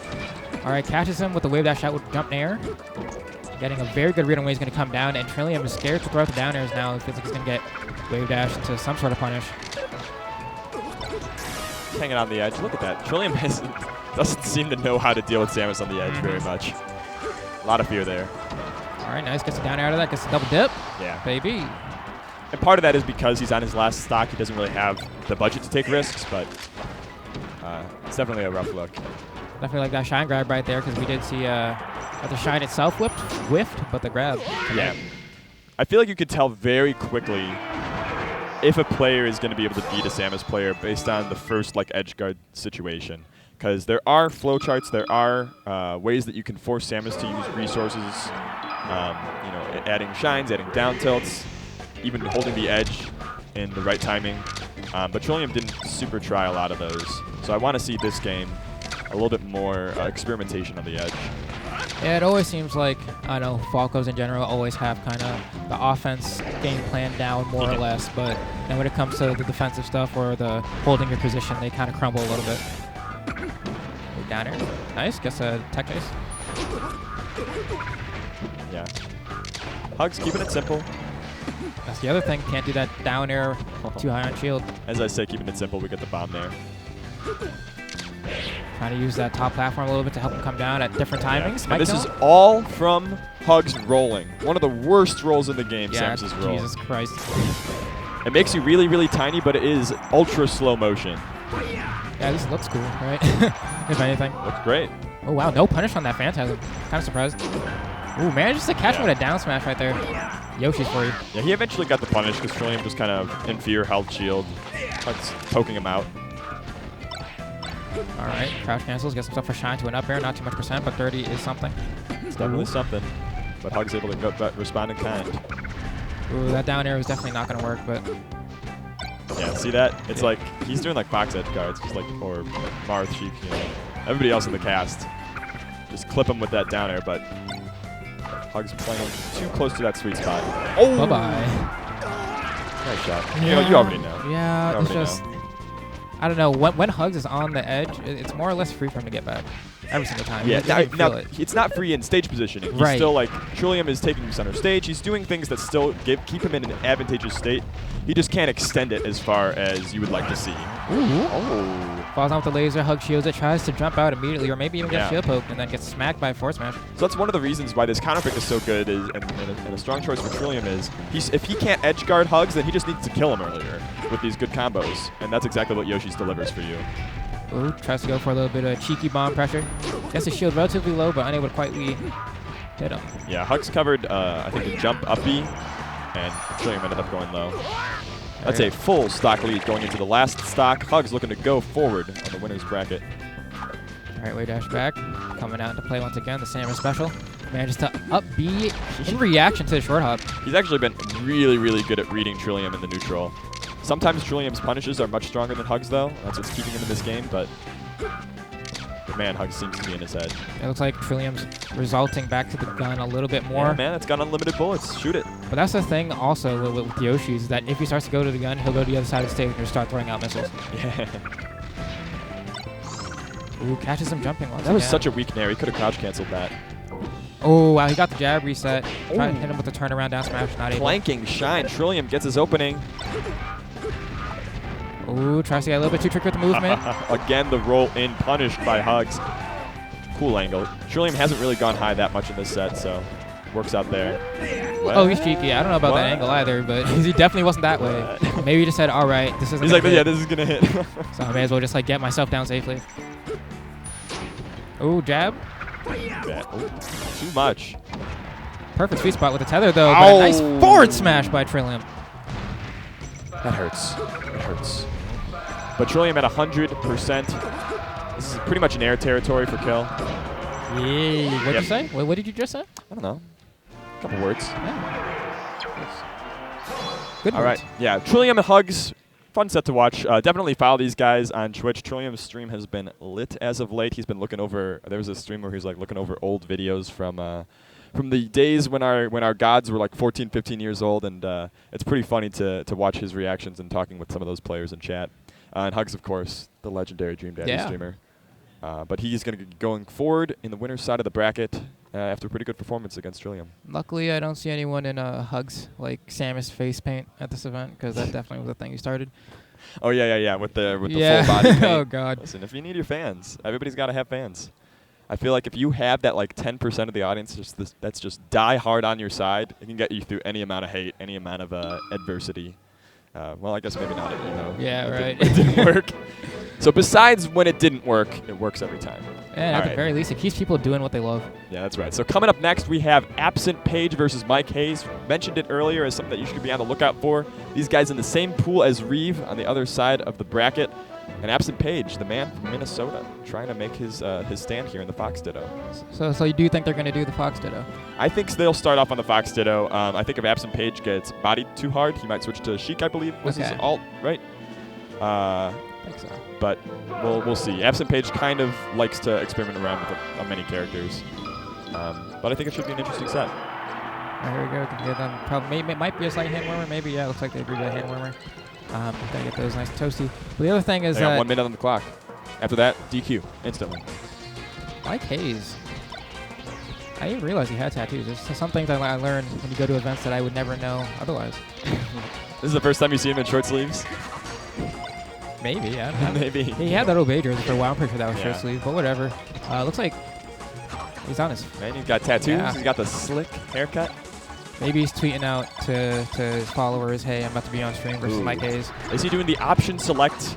No, he's not. So Lucky, the way Lucky does multi-shine is he actually option selects drill, where he does Y to B, and then he flicks his thumb all the way down to C stick down, and that means that if he messes up the jump input and doesn't get like the quick enough shine, then he will actually jump and do a drill, which is pretty interesting and a lot of fun. But just some light multi-shine vocabulary and grammar here. Yeah, they're taking time. There we go. Finally got two people with both hands on the controller. It's over a minute. They've broken the rules. Oh, dude, don't even get me started about hand warmers. Yesterday, dude, commentating the Melee games, I swear there was like over like just 20 minutes combined of hand warmers to that entire group. Gotta DQ him. I'm telling you, we need law and order in this place. Where's Matt.Zeb? Where's Bear? Where's Matt.Zeb? Yeah. We have these guys that are known for their dictatorial regimes over players, and they're just letting these guys have 1 minute, 30-second hand warmers. What is this? You're making the stream wait for you to use your phone. Yeah, so make sure you tweet out at Mike Hayes. Keep it a minute. Keep it a minute next time. And there we go. Oh, they're going back and forth between, looks like, Battlefield and FD. Mike got the headphones on. Maybe listen to himself. Oh, now he's hovered ever stage, so no Nostradamus predictions here on stage. All right. Headphones are in. Yep. Players are ready to go. Are those game audio headphones? I believe that this setup definitely has that. I think every setup on the stream has the headphones for people to listen to game audio if they want that. Here we go. Battlefield, the classic. First pick in the Fox Ditto. Absent Page versus Mike Hayes here at Shine 2017. And like we said earlier, even though the label says pools, this is, what would traditionally be top 64 bracket. It is best of 3 though. So it is a pretty important match for both of these guys. There you go. I do think we have Mike Hayes on the blue and we have Absent Page on the neutral. My understanding from the layout. Yeah. We will be conservative in our commentating until we see one of them get killed. There we go. Back here, nice spacing, gets the power shield and nice knockdown off dash attack. Gonna throw him up likely. Yeah. Okay. Yeah, so we're getting that Absent Page is the neutral Fox. Mike Hayes being the blue one. Or purple, depending on what side of the coin you're on. Listen, I think it's more purple. I agree. Maybe even magenta? I mean, it depends on the setup like too light sometimes. Yeah, but the stock icon is definitely blue. Yeah, he's right. We're getting yelled at by God. That's blue. Let's go. Purple be gone. And that's the first stock though. Over to Mike Hayes, and then he just runs up to the platforms. That's a classic. Yeah, I mean, this is all about getting the grab and then Fox knockdown. Ditto is scary. You know, it seems like every Fox these days can kill off of one grab. Look at this, 60% off of one grab. Yeah. That stage positioning too. It's just that kind of matchup where I feel like it doesn't even matter like how good the player is now. You can have like a top player fighting like a like a top 10 fighting like a top 50. Yeah, there are still levels, but the levels are just smoothed out when you get that grab open. Yeah, it's a great bell curve. Yeah. There we go. Gets him off stage. Will Absent Page be able to get the edge guard? Not quite. Nice invincible wave dash back onto stage, but Mike Hayes still getting caught by the grab. Yeah. Absent Page though, 100% on him. So only need 1 or 2 openings for Mike Hayes to close out of this stock. We'll see if Absent Page can start to bring this back. Oh, wow, and I love this by Mike Hayes. He's been perfectly content to just dash dance to get his opening. He's not trying to force anything at all. Yeah, and at low percents in the Fox Ditto, the main like bread and butter is drill, trying to call out, running in, up tilt. Even up smash is pretty good at low percents. Has such a huge hitbox and can cover a little bit of the dash away. All right, they're just kind of boxing each other out here. Throws him down. Ooh, nice. Yeah, but really the Ditto doesn't start until the first guy gets the first grab. Oh, that shine. That was such a smart shine. And Absent Page evens up the match. You got the names wrong. Oh, I do have them wrong. Did all that work. Sorry for having goldfish memory. Make sure you flame me in the chat. Here we go, a shine from Mike. He's the one bringing it back. Absent Page now goes down to his last stock. Puts him down. So it looks like So Absent Page now on the roast is what I'm understanding, right? Okay. Yeah. They're pretty vague. Ooh, dash dancing coming out. Yep. Gets a little impatient, runs in with an air, gets punished. Ooh, the weight. Just a little bit of a weight. I love that. Mixing in a few lasers there. Change momentum just a little bit before he goes back in. Going to the ledge. Oh, he misses it. Yeah. I appreciate the attempt, though. Yeah, it's actually got really little land lag at the end of that up B. There's some net play legends in the Midwest that will use up B to cheese people in like Fox Dittos in the Fox matchups because when you bounce on the ground, it actually refreshes you pretty quickly. Right. It's pretty funny. Ooh, he's got the jug of water. That's what I'm saying. Get these water companies sponsoring us. Unless it's Irish Spring. I've never heard of that in my life. They're getting, or Polish Spring. Oh, Poland Spring. Polish. Okay. Yeah, they're getting sued right now because it says that it's 100% spring water on their labels, and they're getting sued because it's actually 0% spring water, which is... I mean, how do you even define spring water? Like, I know water from a spring, but like... Well, they define it from a faucet, but we're going to be seeing a faucet of lasers right here to open up game 2 as Mike Hayes goes in on Absent Page. I'm like deadly scared now. I'm going to mix up the names again. Yeah, I know. That's all right. Absent Page is the purple/blue Fox, and he's getting juggled by Mike Hayes right now. Catches the double jump. This is the classic Mike Hayes. Once he gets that jump from you, once he has his grab, he opens you up. Mike Hayes, looking like the Fox Ditto master here against Absent Page. I feel like every Fox player at some point has been the self-declared Fox Ditto master. Yeah. To me, the judge of the Fox Ditto master is like, what do you get off of a grab? And, yeah, I agree. I think that's one of the things Mike Hayes really has as a strong suit. But Absent Page kept it even as we hype up that crazy combo. Absent Page kept it simple, gets his up smash in after a lot of percent hard earned, and the game goes back to directly even. So that's definitely one of I feel like the more tame Fox Dittos that I've seen. They just wait very patiently for their openings. They play in similar ways, or they have similar mentalities, even if their punishes are a little different. Ooh, down smash, whiffing. Ooh. Only the weak hit of the up air. Oh. Get off me. Tries to get that grab, but that rock. I love it. These guys got to fight in the rock. Let's go. Ledge dashing on the rock. Looks like we're going to probably wait this transformation out. No, go down there. Cliff fight. Will he die for it? Oh, no, goes to the ledge. Now, oh, God. The forward air doesn't connect. Absent Page. Absolute slugfest. Ooh. Oh, he misses the edge. Mike Hayes slips through, and the cliff fight goes to Mike Hayes. Oh, smashy eye. Oh. A mediocre ledge dash, but it doesn't matter. Manages to get to the stage. Oh, that was so slick. The catch on the... Oh, whoa! God bless Fox. God bless. So that was a very, very smart choice there where he knew he was going to get burned, and he goes for the down air, the little Twinkle Chose spike, but Absent Page still low enough, or high enough, rather, to recover. Yeah, NTSC coming in the clutch right there. Let's go. Yeah, the perfect angle, too. USA, baby. Ooh. All right, gets the platform cancel on the illusion right there, but still manages to trigger the back air, it looks like. Yeah. That's so smart to be able to react that quickly. He's like, I know he's going to platform cancel. I'm going to trade with him. Ooh, okay. And if he doesn't cancel it, you just get a free hit. True. The coverage.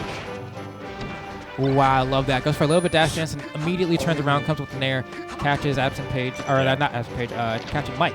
It's so funny when they run away thinking that you're going to get the ledge dash, and then you tournament winner, and then you get the ledge dash. Like, I think it's important that you make sure you occasionally do an execution test on these foxes and play close to the edge, just in case they don't hit their ledge dash. Yeah, because a lot of the time what happens is people try to input their ledge dash before like frame 7 of being on the ledge, and then they just like eats the down input, and then they just get the up input, and then they end up doing the... He waited until he messed up the lasers, and then Mike Hayes just charges down Absent Page. Oh, he's going to get it. Not quite. Oh, on the windmill. Neutral air to just another edge guard. Simple and clean, but Absent Page sneaking below the back air. Yes. Yes.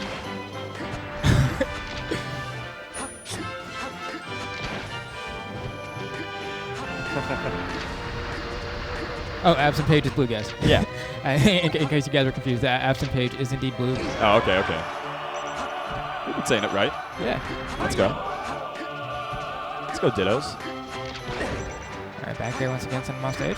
Looks like it's a wrap for that stock. Yeah. So for future reference, as we have this moment, the names will line up with where the stocks are. So because Absent Page's stock percent is on the left, that's also where his name is. So that's true of the stream in general. But here we go, Mike Hayes trying to close off this whole set, sitting at low percent. Yeah, just content with dashing back. Yep. Shooting some lasers. Once he gets that dash attack opening, it's a wrap. And at high percent, dash attack is the way you get your checkmate versus Fox. And Mike Hayes is able to get that checkmate, but a pretty close game. Yeah. Oh, a little bit of a pop-off. They DI away, you get yourself a little bit of a...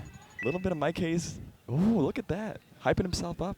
It's such a stressful matchup. It's so stressful. Yeah, I mean, he definitely, I don't know, he was looking toward the heavens or something after that set. Yeah, because you have to be just hyper focused, and especially a lot of the ways that Mike Hayes got advantages was off of Absent Page just making clear mistakes, like when he got caught in the standstill laser. That's not the kind of thing that you want to be your bread and butter in your matchup, is waiting for your opponent to make a tech flub. That's an unsustainable game plan. So that's probably why Mike Hayes was feeling a lot of that stress. He knew that he was stealing a little bit of those advantages. But pretty good set played by both of these guys, and I'm hoping to see them later in the bracket. Yeah, definitely for sure. We do have, let me see, who do we have coming up next? I'll look over here. We got Toussaint on Puff versus S2J on Falcon. Toussaint made some a pretty good run in doubles. Pretty good year. Yeah, he's had a pretty good year. One of the up-and-coming Puffs, along with Abu Tech from Europe and some others.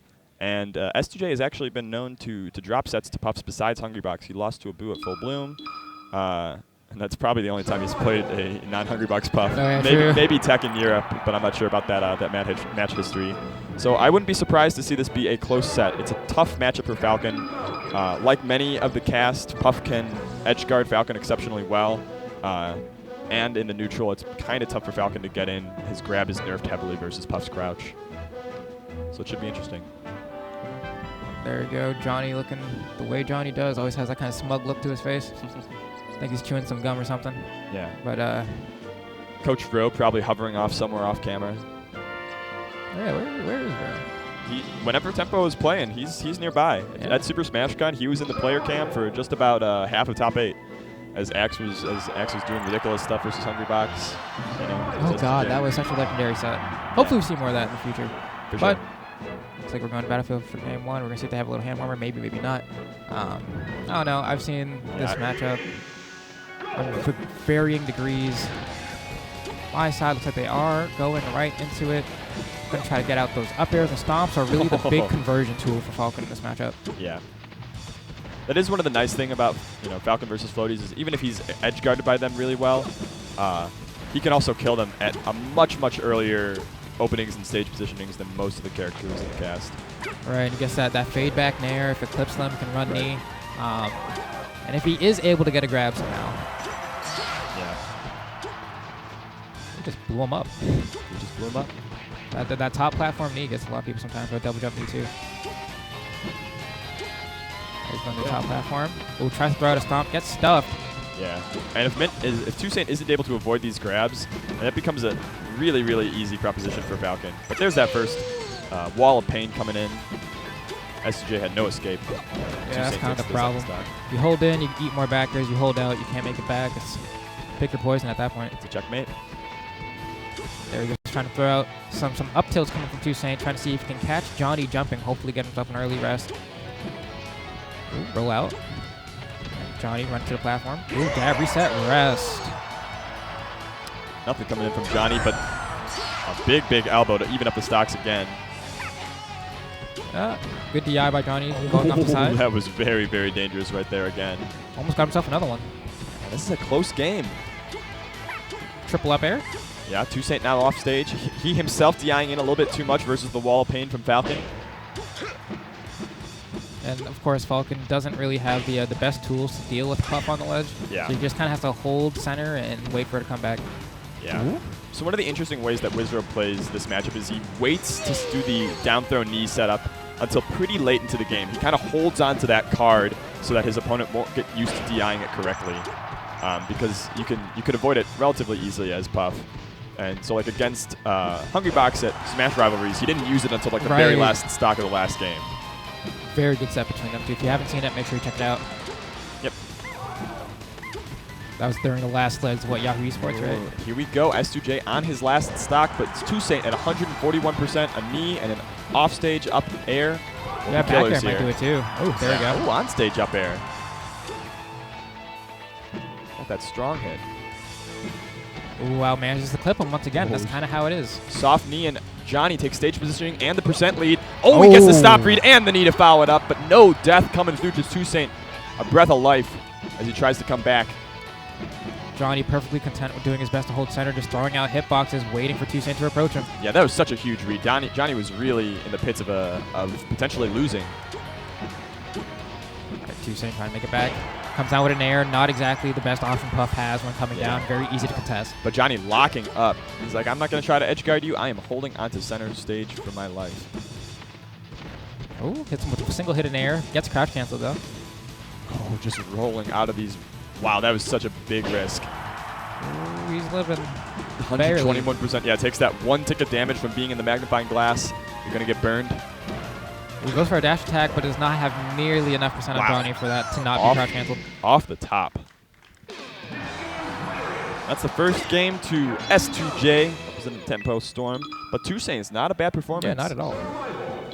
Yeah, I mean, it was really that read he got with the stomp on the platform that led to that knee that kind of changed the momentum of the entire game. Yeah, but it was big to see that Johnny plays like that from ahead, because if you can lock up your defense and just completely wall out Puff when you have the lead, then all you need to do is make that big read once or twice, and you can win sets. And there you go, gets another down air, goes for the double. 2 stomps. S2 stomps? No way Puff makes it back here. No way. Especially when he burned like 2 jumps right there. It was a wrap. But of course it's Puff, so like you have to die in the slowest way possible. Run the clock. Run that clock. Ooh. Oh, run the clock. Minute 30 seconds. I don't even know what Johnny tried to do there, because he didn't punish anything per se, like as a whiff or anything. Just kind of fell in front of his shield, maybe tried to shield grab or something, and just rested him. He gets an aim. Just raw.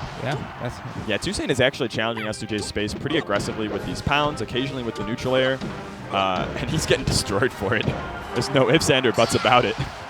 Now Johnny with this enormous lead. The lead we saw him get at the end of last game wasn't just him adapting or him getting the one read. He is starting to open up and get into the mind of Toussaint. So Toussaint's going to have to dig deep.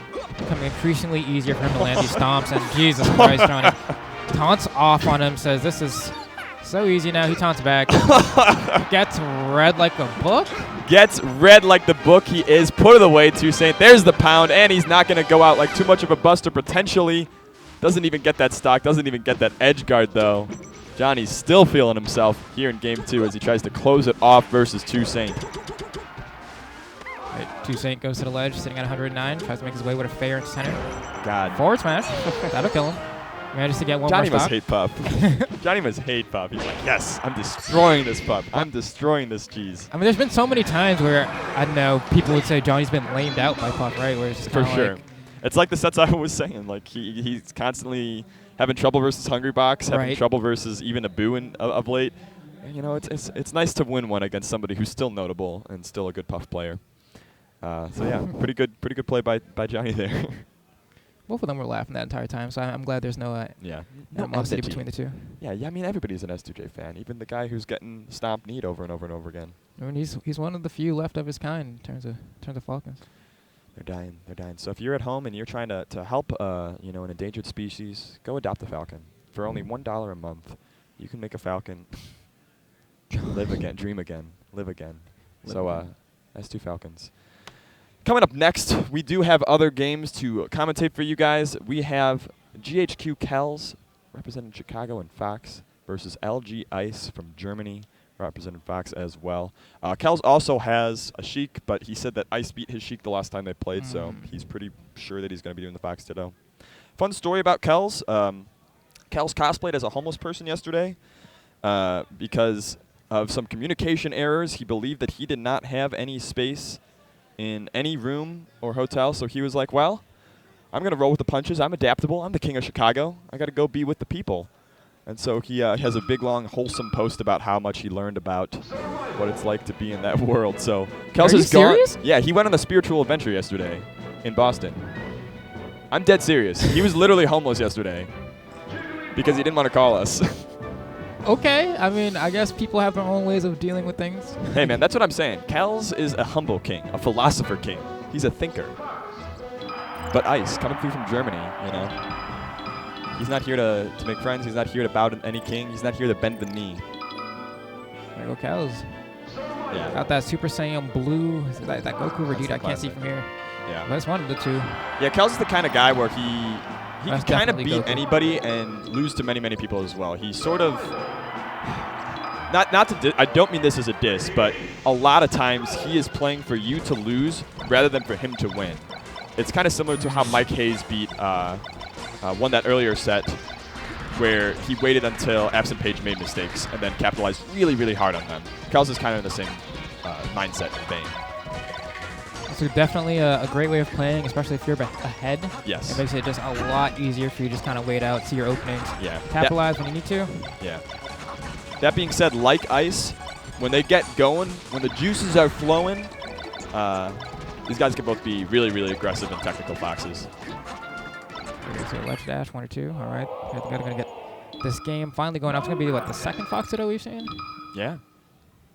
And that is, of course. Turn that pause off. There we go. Turn that pause off. Pound it out. It's going to be Ice rocking the neutral Fox and Kelly Smith rocking the green Fox, as is his standard. Gets the first grab to open up this set. Ooh, that up tilt trading with the down air. All right, takes his time on that platform, holds his shield, says, let me see what you're going to do so I can kind of keep this information for later in the set when I'm in a similar situation. Yeah. This is a really strong start from Kelly. Oh, whiffs his grab right there, gets pushed to the ledge, not much of a problem. Wow, they are taking no time early dash chance. They are running at each other. Ooh. Good timing from Ice. That's all I got to say about that. Yeah. Dude, Kelly got screwed there. He had that whole first stock opened up, but Ice waiting to that last moment. He's like, you made your mistake. I'm going to take this kill. Keeping it even, though. The game resets at 3 stocks apiece. Throws out 2 lasers, gets himself a nice little shine. The delay on that jump, yeah, to wait for the get up. Uh-oh. Again? That's a little bit hard to cover. Ooh, definitely an accidental illusion, but definitely an accidental. Either way, it's going to be a runoff shine. Yeah. LB, so. Yeah, I said a pretty standard kill there. Ooh, a little bit of a delay on Kelly. He should have been able to get a grab there instead of doing the dash dance. All right, somebody double up smash. And illusion's way back on the stage. Oh, wow. Kel's stuck in the corner, though. Ice is doing so well when he has him in this position. Ooh, dash attack. Crouch cancel, then roll out. Ooh, the most late nair to catch the missed attack. Yeah, that manages to punish Kells for going to the ledge. Runs in with the drill. Accidental down smash. Catches him, throws him up. Now he's just going to follow with the platform check chase. Not quite able to get it, but that shine setting at an abysmal angle. Yeah.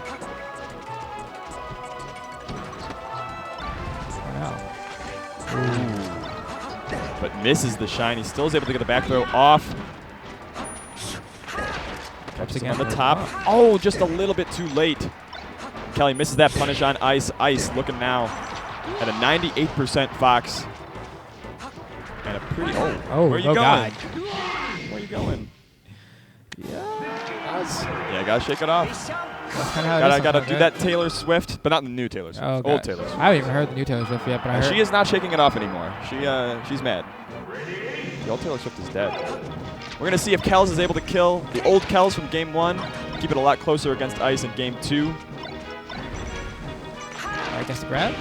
Once again, up air starting again. Waits for that shine actually, but unable to get the punish. And we saw Kells get like a 90 to 100% off 2 openings at the beginning of Game 1, but he hasn't had that kind of success since. So Ice kind of picking up on where to DI and getting more openings of his own. Oh, gets a shine there, or rather an air shine. Can I get the background that? No, doesn't. Sends them the wrong way. That's really smart coverage because that angle by Fox is pretty hard to cover. It can burn you if you don't mess it up. Covers if you do it. mess it up, yeah. And leads into a tech chase to get that up smash. All right, Kel's got Ice in the corner, but high recovery, not challenged at all. Now once again, shine there. Kells being a little bit more conservative despite the fact that he is down, but Ice is not resorting to lasers. Oh no, yeah. And that's another side down. B downstage. Yeah. Gets sent down again. Oh, he does a little bit pivot in that dash chance. Yeah, Kells is definitely like a guy that gets better as the set goes on. He's had close sets with Mike Hayes this year in the Fox Ditto. He got beat pretty bad by Ice last time that they played. So if he is going to have the chance to adapt, he has very, very little time to do it because this is looking like Ice is going to be able to four-stock him. He gets grabbed. This might finally be his opening. No, he doesn't get the dash on that up smash. Okay. Catches him with the neutral air, but still such a long road. Oh, the fall up Ice air is so vicious. Good. Oh, at the eye. Catches him with a weak back air. Another one. Oh, no. Oh, just a little too late. All right, gets a grab out of that. Yeah, Kel's kind of imperfect in his shield pressure on Ice. He just gets grabbed right out of it every time he messes that up. Yeah, a lot of the thing is that a lot of Foxes or Falcos or whatever like to do double shot and wave dash down, and sometimes they get grabbed during that wave dash down. Yeah, and Kels has been having such trouble covering it when Ice has been recovering to the platforms, and he's going to lose a set for it. 2-0 to Ice.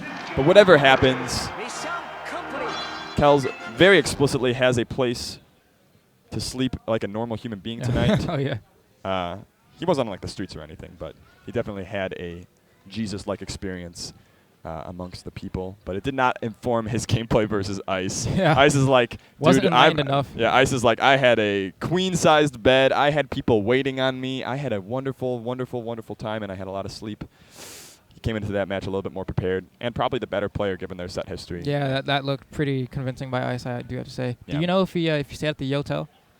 I do not know. Okay. I know the Yotel is jank as hell. That's what I keep hearing. Yeah, you guys should Google image Yotel. It looks like a spaceship. There's like bunk beds in the hotel, so there are smashers that are actually like 5 feet above each other, stuffed into these tiny little rooms. It looks like you're on a cruise ship or a spaceship. Exactly. It changes colors though. If that's something changes you're into. colors? Yeah, you never saw that?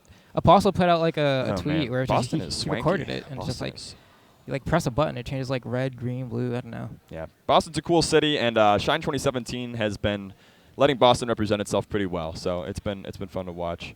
And I believe we have no games to tell us. We have nothing on our set list. Yeah, I don't know if that means it's a wrap for us or if they're just waiting on other people to finish their matches. Either find way. out. So tell me, who do you have winning the whole tournament? Oh God.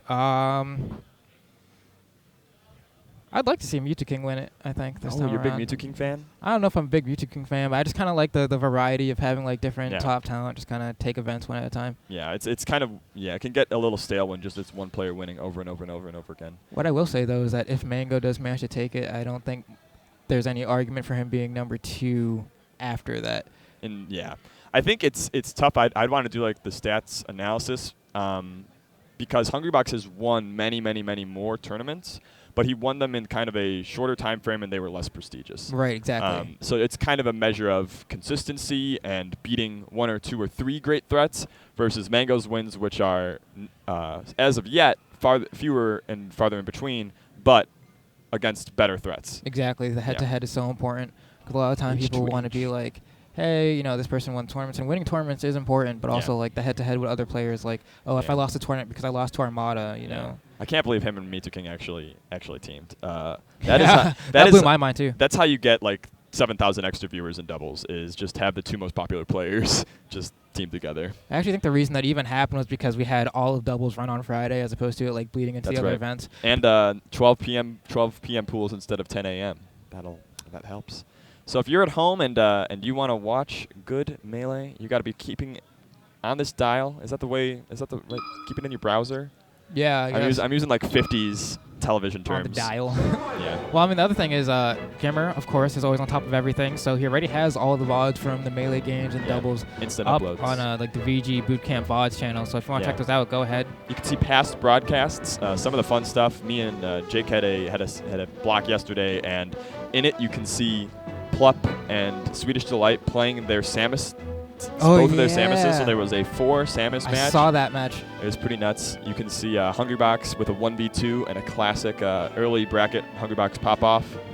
I saw, Mango Mewtwo King had the crazy comeback versus Luffin and Ice. So this tournament already has some incredible sets for you guys to watch. And hopefully there'll be some incredible ones going forward. I know Shine 2016 was one of like the best tournaments of the year in terms of the storyline. I think it was Mewtwo King versus SFAT in Grand Finals, right? The running joke for that tournament was like, you're taking Mewtwo King to FD? Yeah. It's like, and the logic of it makes so little sense. All right, but speaking of things that...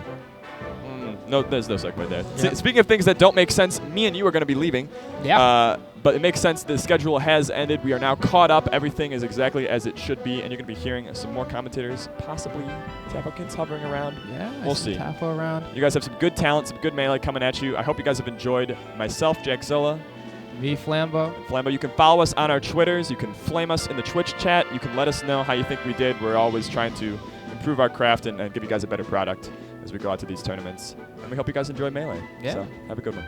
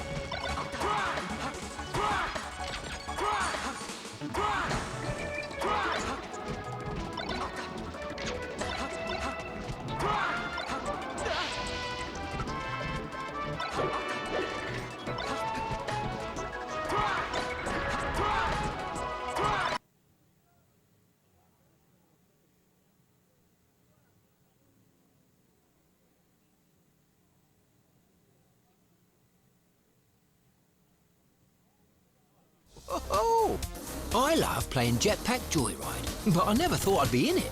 Oh, hello there. You know, you could save even more coins by switching to Geico. Probably easier than this, mate. You're gonna wear yourself out. Geico. Switch, save coins.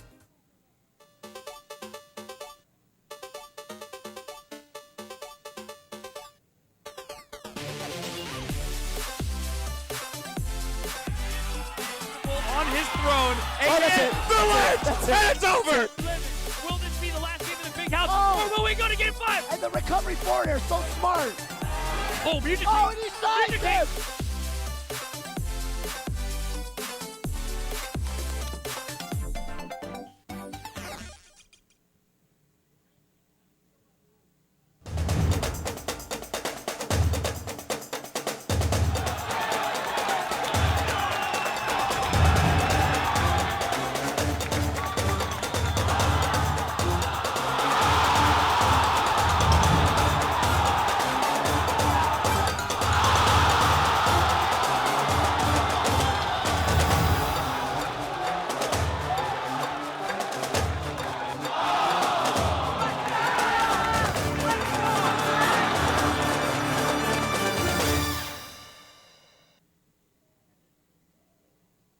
Hey guys, Gimmer the video game scientist from VG Bootcamp here. You have to use a move that's around 5 frames, or it'll be able to shield before it hits them. Wow. I'm surprised I actually did that.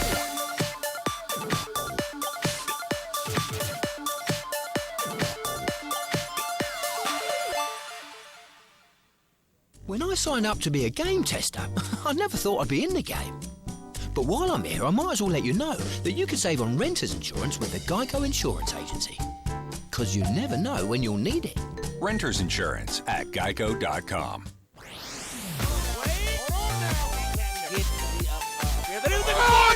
On the landing. Oh no, tries to cover the high recovery again. Mango, what is this? What is this? Oh no! Mango with the sick. No way! That was awesome. No way!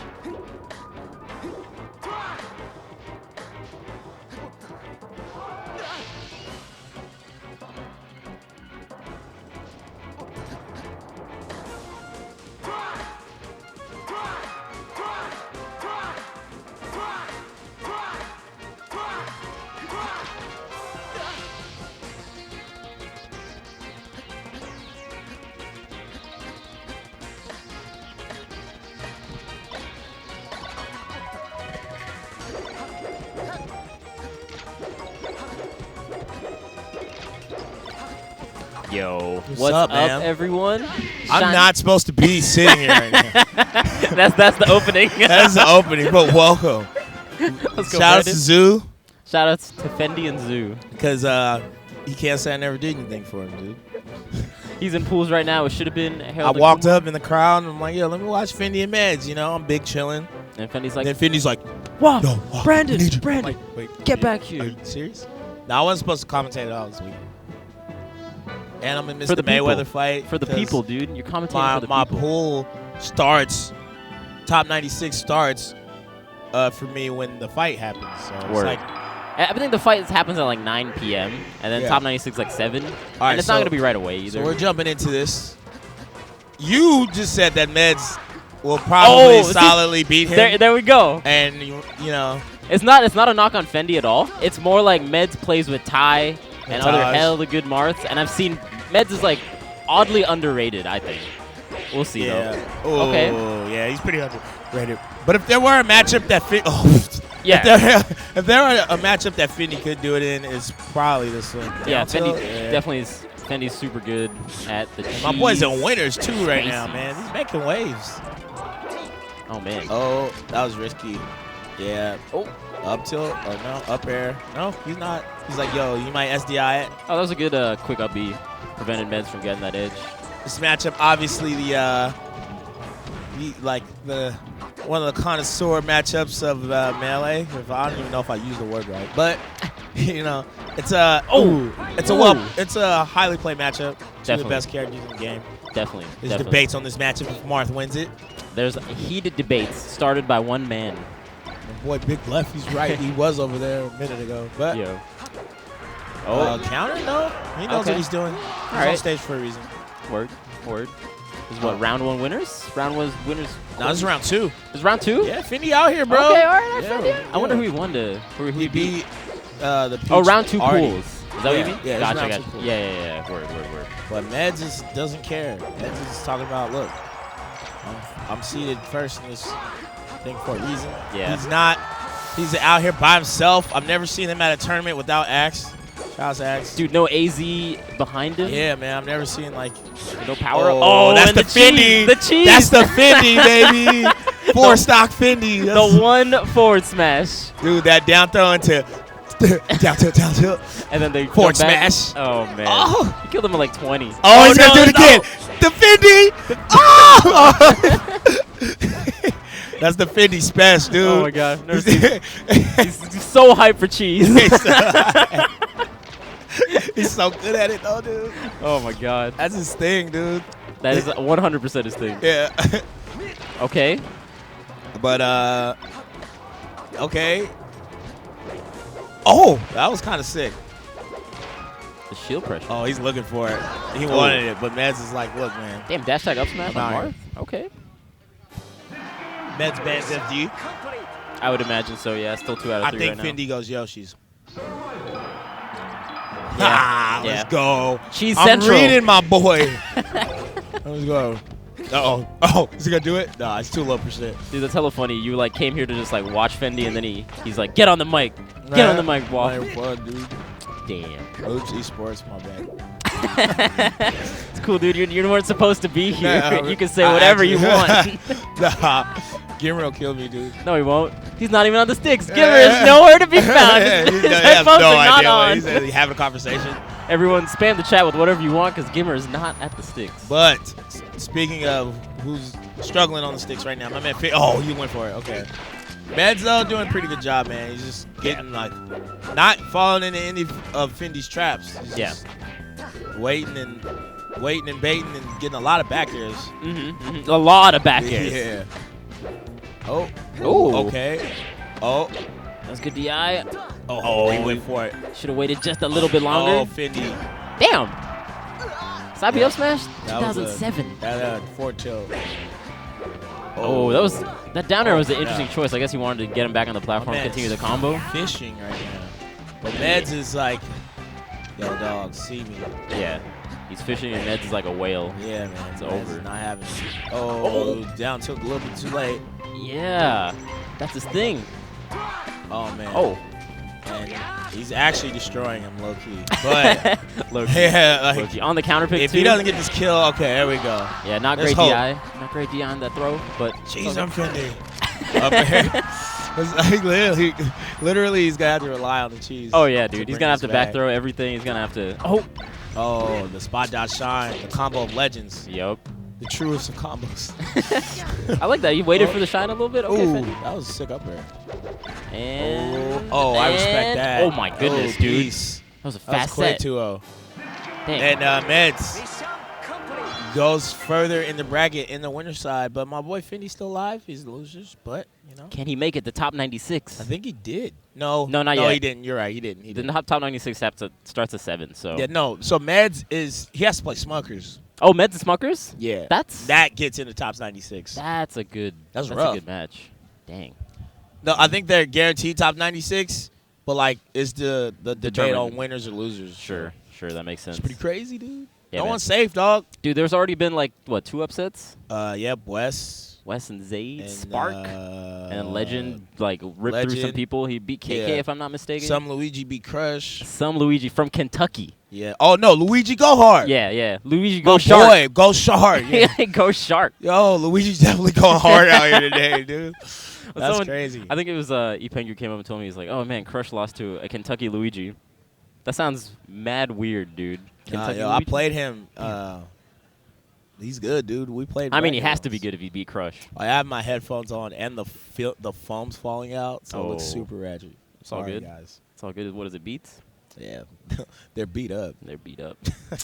Damn. How you doing in tournament, man? I'm in losers top whatever, but let's go. I lost to Swedish. That's an but acceptable loss. But it wasn't like a typical 2-0. Like my man thought he was just gonna 3-stock me one time, and he hella didn't. It was like last hit, last stock both Ooh. games. The bird? Yeah, man. The bird. I beat a Peach today too, which I'd like never do. You know who it is? Just BMC. BMC. Okay. He's really good. Cool, man. I was shocked. Let's go, Brandon. I'm out here, man. So We're both out here, dude. Losers side top 96. That's a lot. There's a lot of dude. They go through this fast. Shine is really efficient because it started this morning, and then now it'll be top 96 after just a few more hours, and then they'll do all of top. They'll get down to top 8 by tomorrow. Do you know? That's amazing to me. Do you know how deep top 96 goes, or like if it's best of 3 or best of 5? Ooh, that's a good question. If only there was someone listening to us that could relay us information. All right, chat. I'm gonna have to rely on you. Tweet at me when top best of 5 happens. I want to say like top 48. I really shouldn't guess. That's like a straight guess. Damn, I just wish they just did it in 96. That'd be cool. Damn, that would take so long, That dude. probably would. That would but take still, it'd be forever. fire. It'd be fire. Let's see. I can rely on chat, right? Let's see. Yeah. I think I know some of the matches that we'll be having on later will be Pew Pew You and None, yeah. which would be really good. And then I think That's round 2? That's round 1, maybe? No, it's not round 1. There's no way that's round 1. Damn, It's man. gotta be I need some round 2, bracket. dude. I'm going to pull up some bracket. Yeah. I'm just going to go on. Someone tweet at me. We got R2D-Lou and Plub.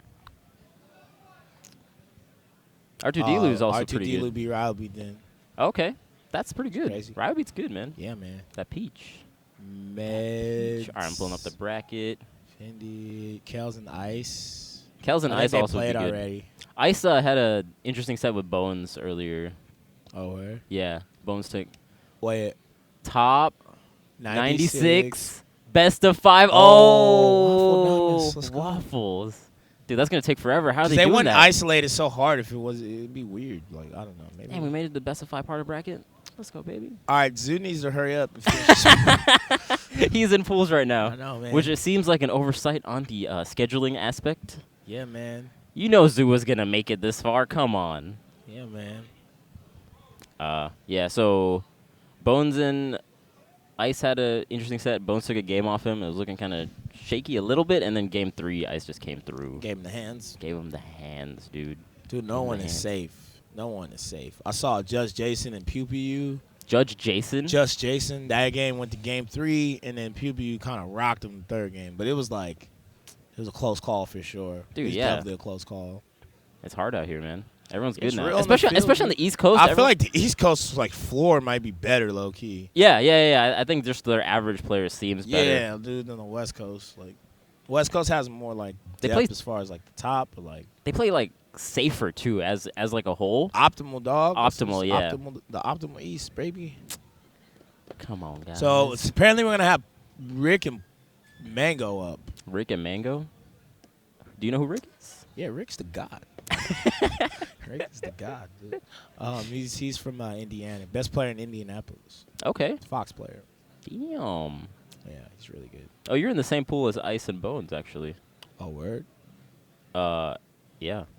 Let me look through this bracket. I don't really know who I wanna. I'm good. No, I won't tell you. Yeah, I won't say let it. the chips fall where they may. I feel that. Yeah, sometimes I don't like. What's the reason behind you not liking to know who the player is? I just psych myself out when I don't Yeah. have to. So I just feel like, man, I should just go in there blind. I mean, sometimes I'll know, and then if I know, I'll prepare for it. Or just by proximity of people telling me, or like, just looking at it by accident. But Yeah, I tried to actually not find out during what was the last tournament? SmashCon? Yeah. And then Fendi came up to me and was like, yo, we're going to be playing a tournament. I was like, Yeah, Fendi. goddamn. Dang it, Fendi. Well, and then you I did. psyched myself out super hard, and then he lost to the Link dude. Rip the dream. But he's looking strong this tournament, man. yeah, he's out here, man. He's definitely grinding. At SmashCon, I saw him play so much Yeah, Melee. I man. was low-key impressed. Money matches on deck, dude. I'm probably gonna do some money matches like all day tomorrow. Yeah, people sleep on the commentators, dude. Yeah, pretty hard. They definitely challenge all the commentators. I don't think anymore though. You don't think so? I still Not get as asked- much. Not as much.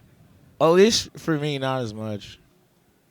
I still get like random people coming up and money matching me, and I don't Yeah. know what the incentive is behind it. Nah, I know. If they're underestimating me or they want a Nah, challenge, I can't tell. I think the people who want to money match you think they can beat you. That's which what- is- that's why I'm saying Which that. is cool because I used to like avoid that, but now I'm just like, nah, I'm gonna just beat them. Yeah, I don't avoid it. just to prove they're wrong. Yeah, I definitely don't avoid it anymore. But damn, man, look at Shine. So many people. I know. God damn, everybody and their mom is here. For real, literally.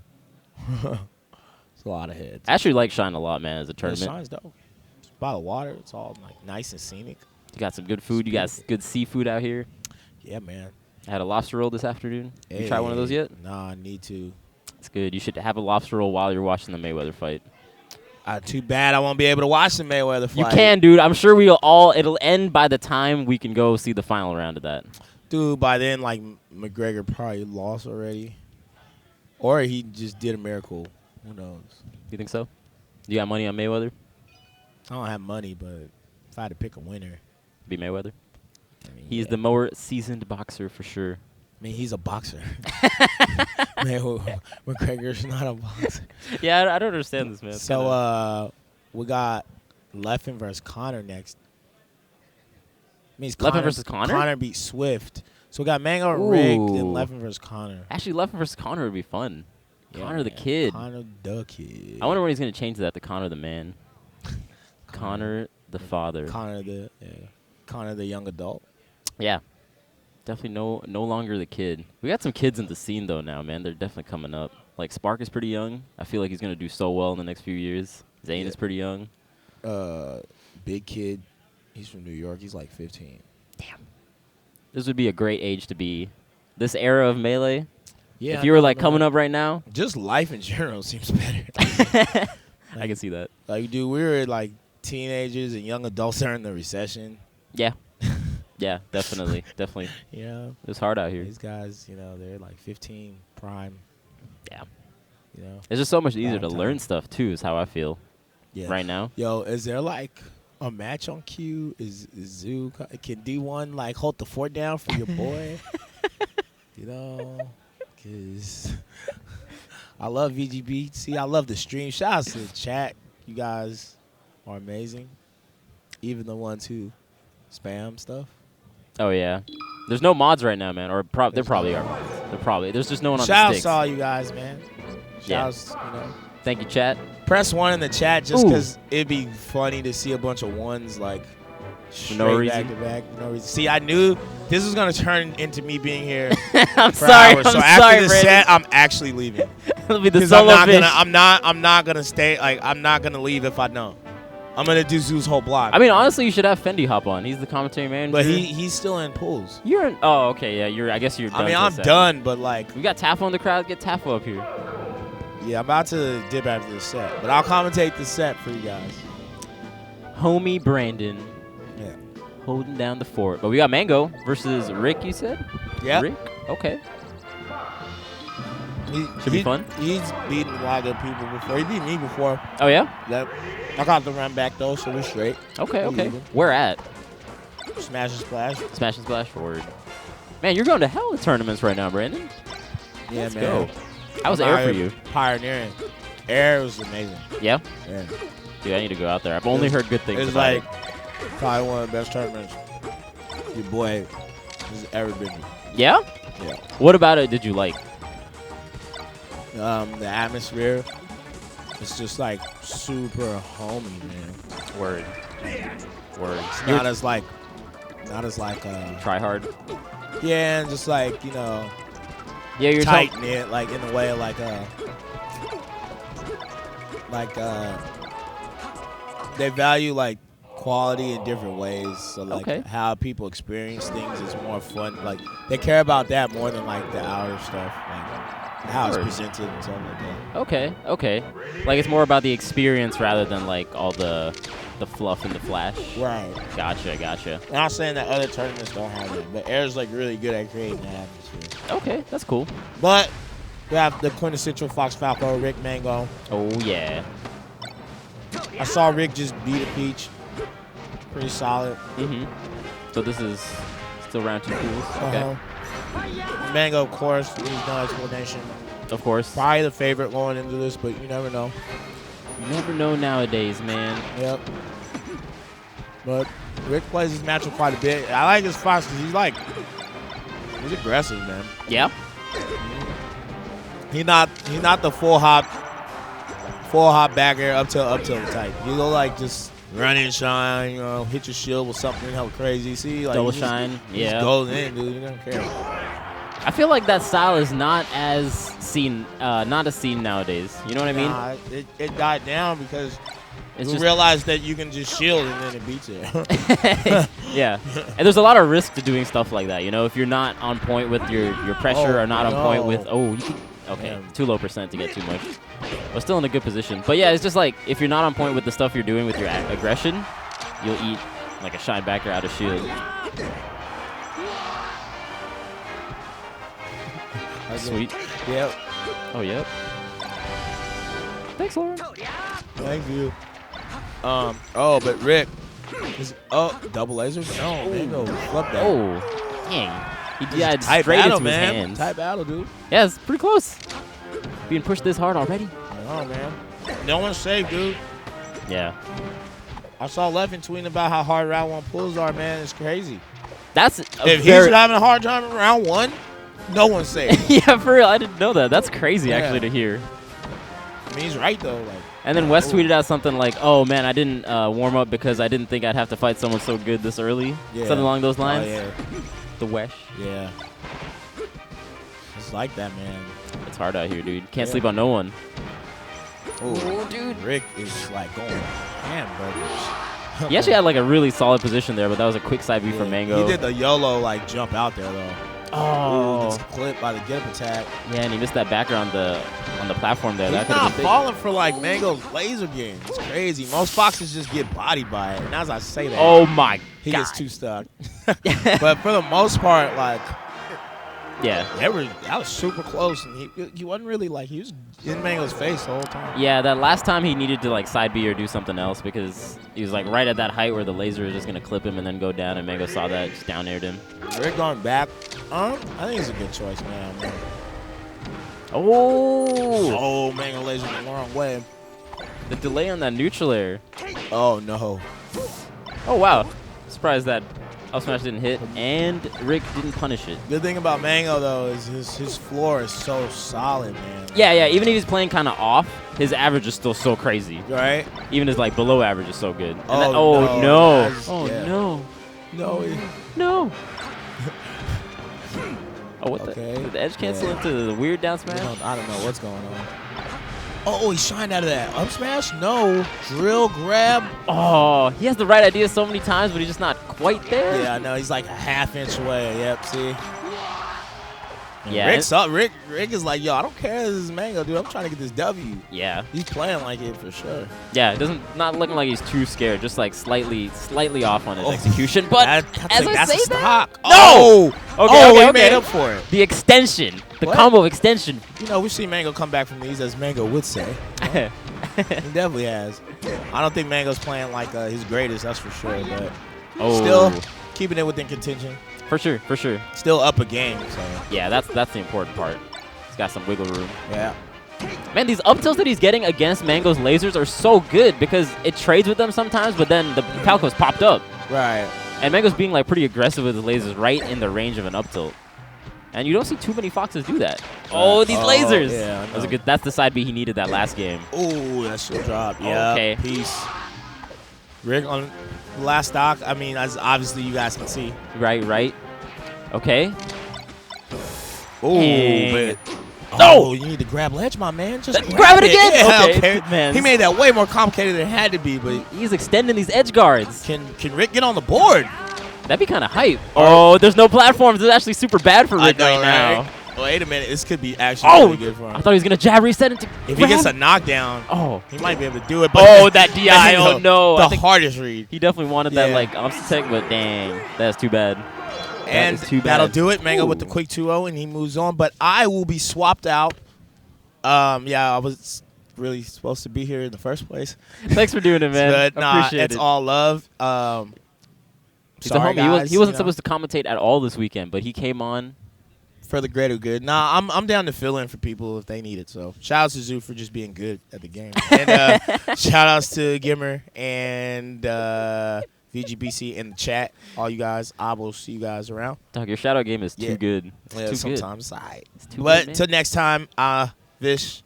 Hell yeah. You're amazing as always. You're amazing, dude. Shout outs to your shout outs. Yeah. Hey, that's a good one. All right, guys. I'm leaving. I don't know if they're doing a break, but I'm getting up, Gimmer. So peace. I think we got. All right, we got Jake coming on. Yep. Jake Spear. All right, what's up, guys? Give me a sec. Oh, he snuck in. Dang. What's good? What's good, Jake? Fish. I haven't seen you since. Well, I've seen you since saw Smash me. Splash. We haven't commentated since Smash Splash. Yeah, dude, we kicked it hard at that was SmashCon. really fun. At SmashCon we had like the commentators like doubles matches into stalemate. Oh yeah, at the hotel. Like that was 2 really a.m. super plays. fun. Yeah, that was real cool. You Hey, off? what's up, guys? I'm Jake Spear. I'm back. I'm doing backup because I assume Zoo is going on some incredible run right now. I think, yeah, that's probably true. Mm-hmm. Which sounds like Zoo. It sounds like Zoo. Yeah, when he's on, man. Man, it's breaking my heart. How'd Rick do? How did Rick do? Yeah. Oh, he did not bad. It wasn't bad at all. There was Oh my goodness. Oh, okay. Oh, all let's right, go. Milk Tea. All right, girl. Out of nowhere. Please buy your Shine White hat merch available. Follow her at Lil Chen _Lil Chen. Okay. The style on deck. Its shop closes at 11:59 p.m. Oh my goodness. Typo with the style. Typo. Look at that. Let's go, Typo. Who says nerds can't be sexy, Vish? No one does after No one looking at that photo. Let's go, Typo. Goodness gracious. Jesus. Oh, no. Oh, but stealing the show once again. They're killing it. I think I'm going to have to give it slightly in the favor of Typo. Unless... Oh, no. That she's tips winning. the scale. Now That tips she's the winning, scale. dude. Now that's a sick one. I haven't seen that one, actually. You can see the highlights in her hair. Okay. I see you. The subtlety. Jack and I were talking about this yesterday. Shine is easily the most stylish of Oh, the majors yeah. I've been to. 100%. These are many of the reasons why. Yeah. Yeah, they've got some good attire. Definitely. Good branding, good attire. Yeah. Well 100%. run. Shine Shop closes at 11:59 p.m. Wednesday.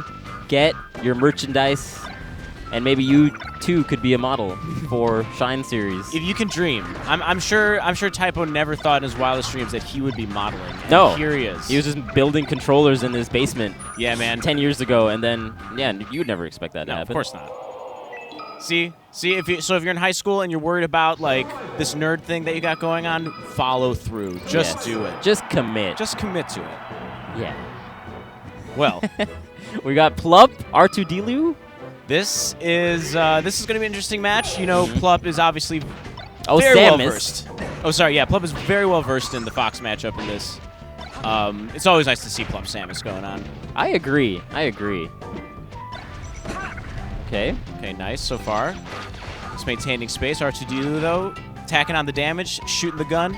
Yeah, not doing too bad. And a slight lead. Okay. Of course, Plup with the shield drop nair.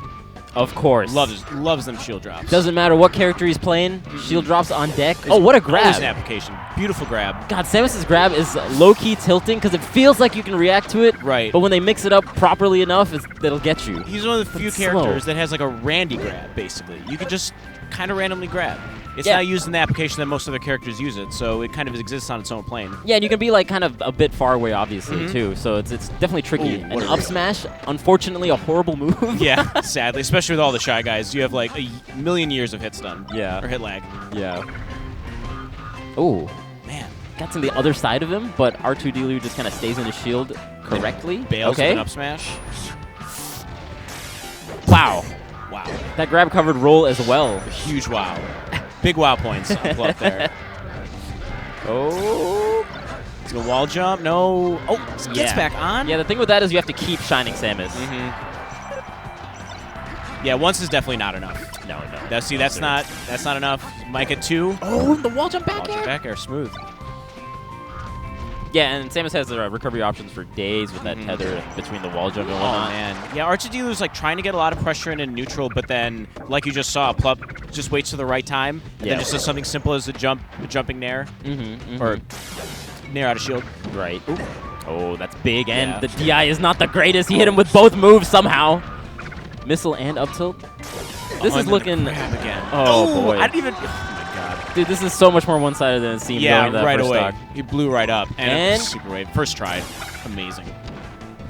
Oh no. Nice. Oh, and he hits him twice. He's going to shoot him? Okay. Oh, God, you called it, though. Oh, no. 69 damage started from the spike stun of the up tilt. That is some good Samus play. Yeah, it's a lot of percent. A lot of percent. Damn, man. Love Samus. A thing of beauty. Oh, my God. He just did 2 fairs in a row. Oh, my God. The sound effect. Yeah, I was not expecting the tiny little charge shot. You'd never see that. And... Yep. Yeah. Man, the delay on that after the forwarder, you can still stay up there long enough to get the neutral. That's crazy. Absolutely. A lot of crazy Samus tricks going on there, catching R2D2 way off guard, and then finishing off with the barrage, the armada of missiles. The barrage. Yes. The artillery. Need a barrel roll. Had to do a barrel roll and missed it. Unfortunate. Peppy's out there somewhere. Yeah, Peppy's out there. He's not. He's retired, dude. He was like old when that game came out. And he's definitely. Oh my gosh. What's he trying to do with these tiny shots? That was a great up tilt from R2D2. Let's go. Signs of life. He's perhaps starting to respect the grab a little bit less and can kind of punish it before it comes out. Yeah, there's a few times where he was just staying in shield because he wasn't expecting the grabs to come out. Okay. Ooh, looking firm, though. Jab up smash. Fantastic. Yeah, it does seem a little bit less scared, and he's playing his game a little bit better. Just kind of in Plup's face a lot more that first stock. And, oh, man, all the meaty moves of Samus will not KO nearly as quickly on Not at Yoshi's. all. Because that backer would have probably KO'd on Yoshi's. The FT giving R2D a little more room to come down, get away from Samus, or jump right into a grab, either way. Yeah, and actually, Plup was getting a lot of mileage on the platform with his combos. Like, the Nair covered a huge amount. The forward air was staying out long enough. Dare obviously leading into some nasty things like down smash. Right, exactly. Whereas here, it's more like two hits. But again, Plup just finding a lot in punishing R2D2's approaches. Yeah. He feigns things left and right, and then Plup seems to know exactly when he's going to come in. Oh, no. Oh, this is not the greatest.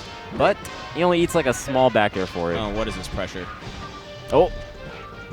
Nice. God. Jab up smash. Okay. Again. Yeah, the goofy mid-tier pressure doesn't really quite work. Well, it's only if they're in your head that it works on, or that it works on them. And he's doing a lot better punishing Plup as Plup is landing, too. And I think the no platforms kind of helps him out there. That is a big factor in this game. Okay. Perfectly timed shine. Oh. The retraction. Ooh. That was an ooh shine. Yeah.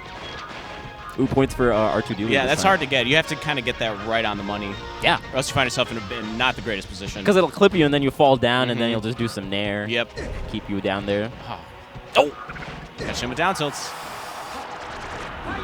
Okay, goes. Oh, man. Plup expected him to go straight ahead because that's not the easiest angle to hit.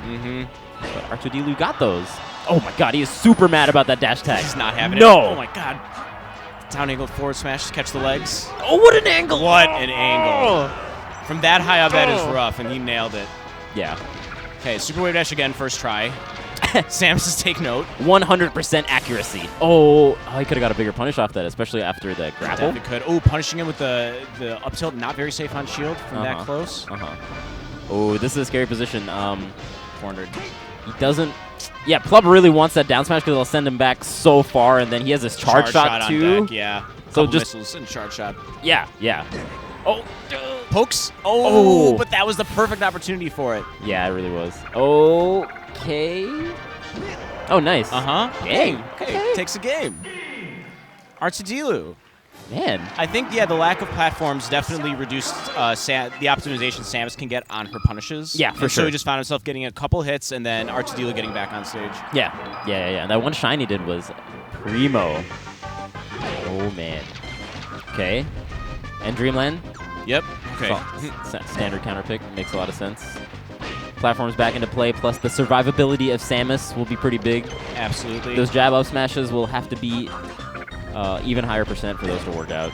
I love how patient Plup was when R2D was shooting lasers. He didn't really respect them, and now he's furthering, oh god, the punish all the way over there. Yeah.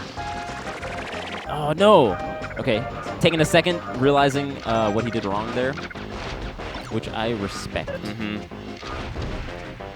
A lot of players don't do that, actually, just using the time on the cloud to just gather their thoughts and say what exactly went wrong in that particular stock. I think there's, two different types of mindsets. Oh my good, just the raw. Oh, he's going to get so much. Okay. What were you saying? Oh, I forgot. Oh, there are two types of players, like, on the cloud. Like, there are players that always just want to get back in and can prove that, no, you're not going to get another stock. Yeah. And then others that think, actually, they might. Yeah. And here is why. Right. Those 5 seconds really come in clutch sometimes. They really do. A little breather. Okay. Fox's ledge dash broken. Oh, man. Plup was doing a pretty good job just, like, safeguarding the center stage, kept wave dashing back. Doesn't get the shine that time. Oh, why did the forwarder send him like that? Oh, I don't know. He must have got a reverse hit or SDI. Okay. Oh, good jump. Yeah, Plup got wrecked with a bunch of jab up smashes last game. Yeah. So he knows this time. And with the platform to escape on, a jump is a pretty good option. True. That was brilliant. Wow. I don't know that hitbox went that low. That's what I was thinking, too. Okay, oh, boy. Okay, good crouch cancel. He really needs to KO him, man. I love that. Action hero Samus, but no good. Oh, no. Poor Samus. Poor Samus. Okay. Yeah, just kind of staying on the platforms, not really caring too much that R2D is like lasering. R2D having no problem staying in shield either. Yeah. Doesn't fear the grab anymore, it seems. Yeah. The problem with lasering like that is he usually goes to the corner to laser, and then he's cornered himself in exchange for like 10-15%, which is not really that optimal. And Plup is really good at safeguarding the center. Yeah, that's basically how Plup took his first stock. R2D was just shooting lasers in the corner, and he just casually walked up, not respecting them at all, and gained center stage. Yeah. Oh god, this is gonna be bad. Oh, charge shot. No, not yet. Nope. Oh, sneaky up air. Very sneaky. There's the charge shot. That's it. With the 69%. Okay, Plup. Okay, well, instead of R2D took a game, which was unexpected, but FD, so perhaps it was. That's where they like to go. Yeah. But yep, Plup wins, just pretty squarely. Let's go, Plup. I am actually going to switch out with Zoo, who is back. The wonderful Zoo. Let's go, Zoo. So you made it. The team. What was your team? Harold and Kumar. Harold and Kumar. The Royal Flush Harold and Kumar team is back. Oh yeah. And here we go. So many commentary swaps. Thanks for listening in, guys. Hey, you're welcome, Zoo. Here you go. Here you go. No fist bump. Come on, Jake. Thanks. So many commentary swaps. Yeah, sorry about that. It's all right. What's up, Zoo? Dude, not much. I'm surprisingly not that salty for getting destroyed by Diz. It's great. Oh no! Dude, Oh no! It's a mentality improvement. You know what I mean? The last time I lost to Diz and then commentated, Diz had to play right after, so I just trash talked him the entire time. Felt really bad about it. The veins in your neck say otherwise about your salt.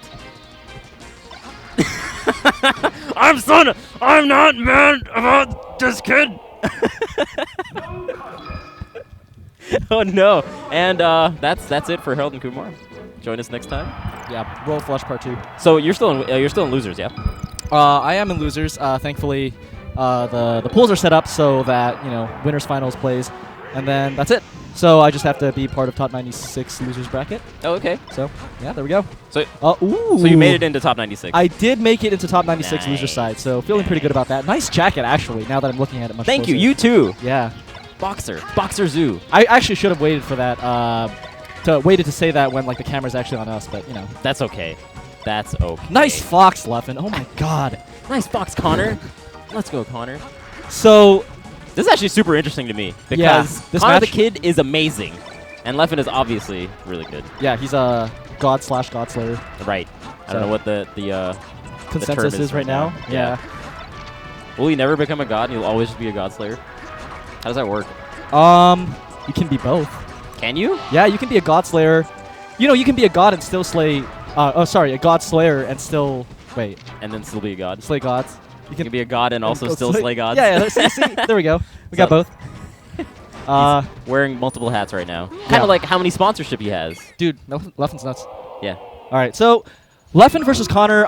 We say that Connor's an amazing player, and while that's true, Leffen is the Fox Hero god, and Connor has been more or less a little more inactive than he was maybe last year or the year before. So Sure, and he's been playing some other characters as well, not really sticking to Fox as much. A little bit of his Peach as well, right? Yeah, and then he had some phases with the Blue Bandit.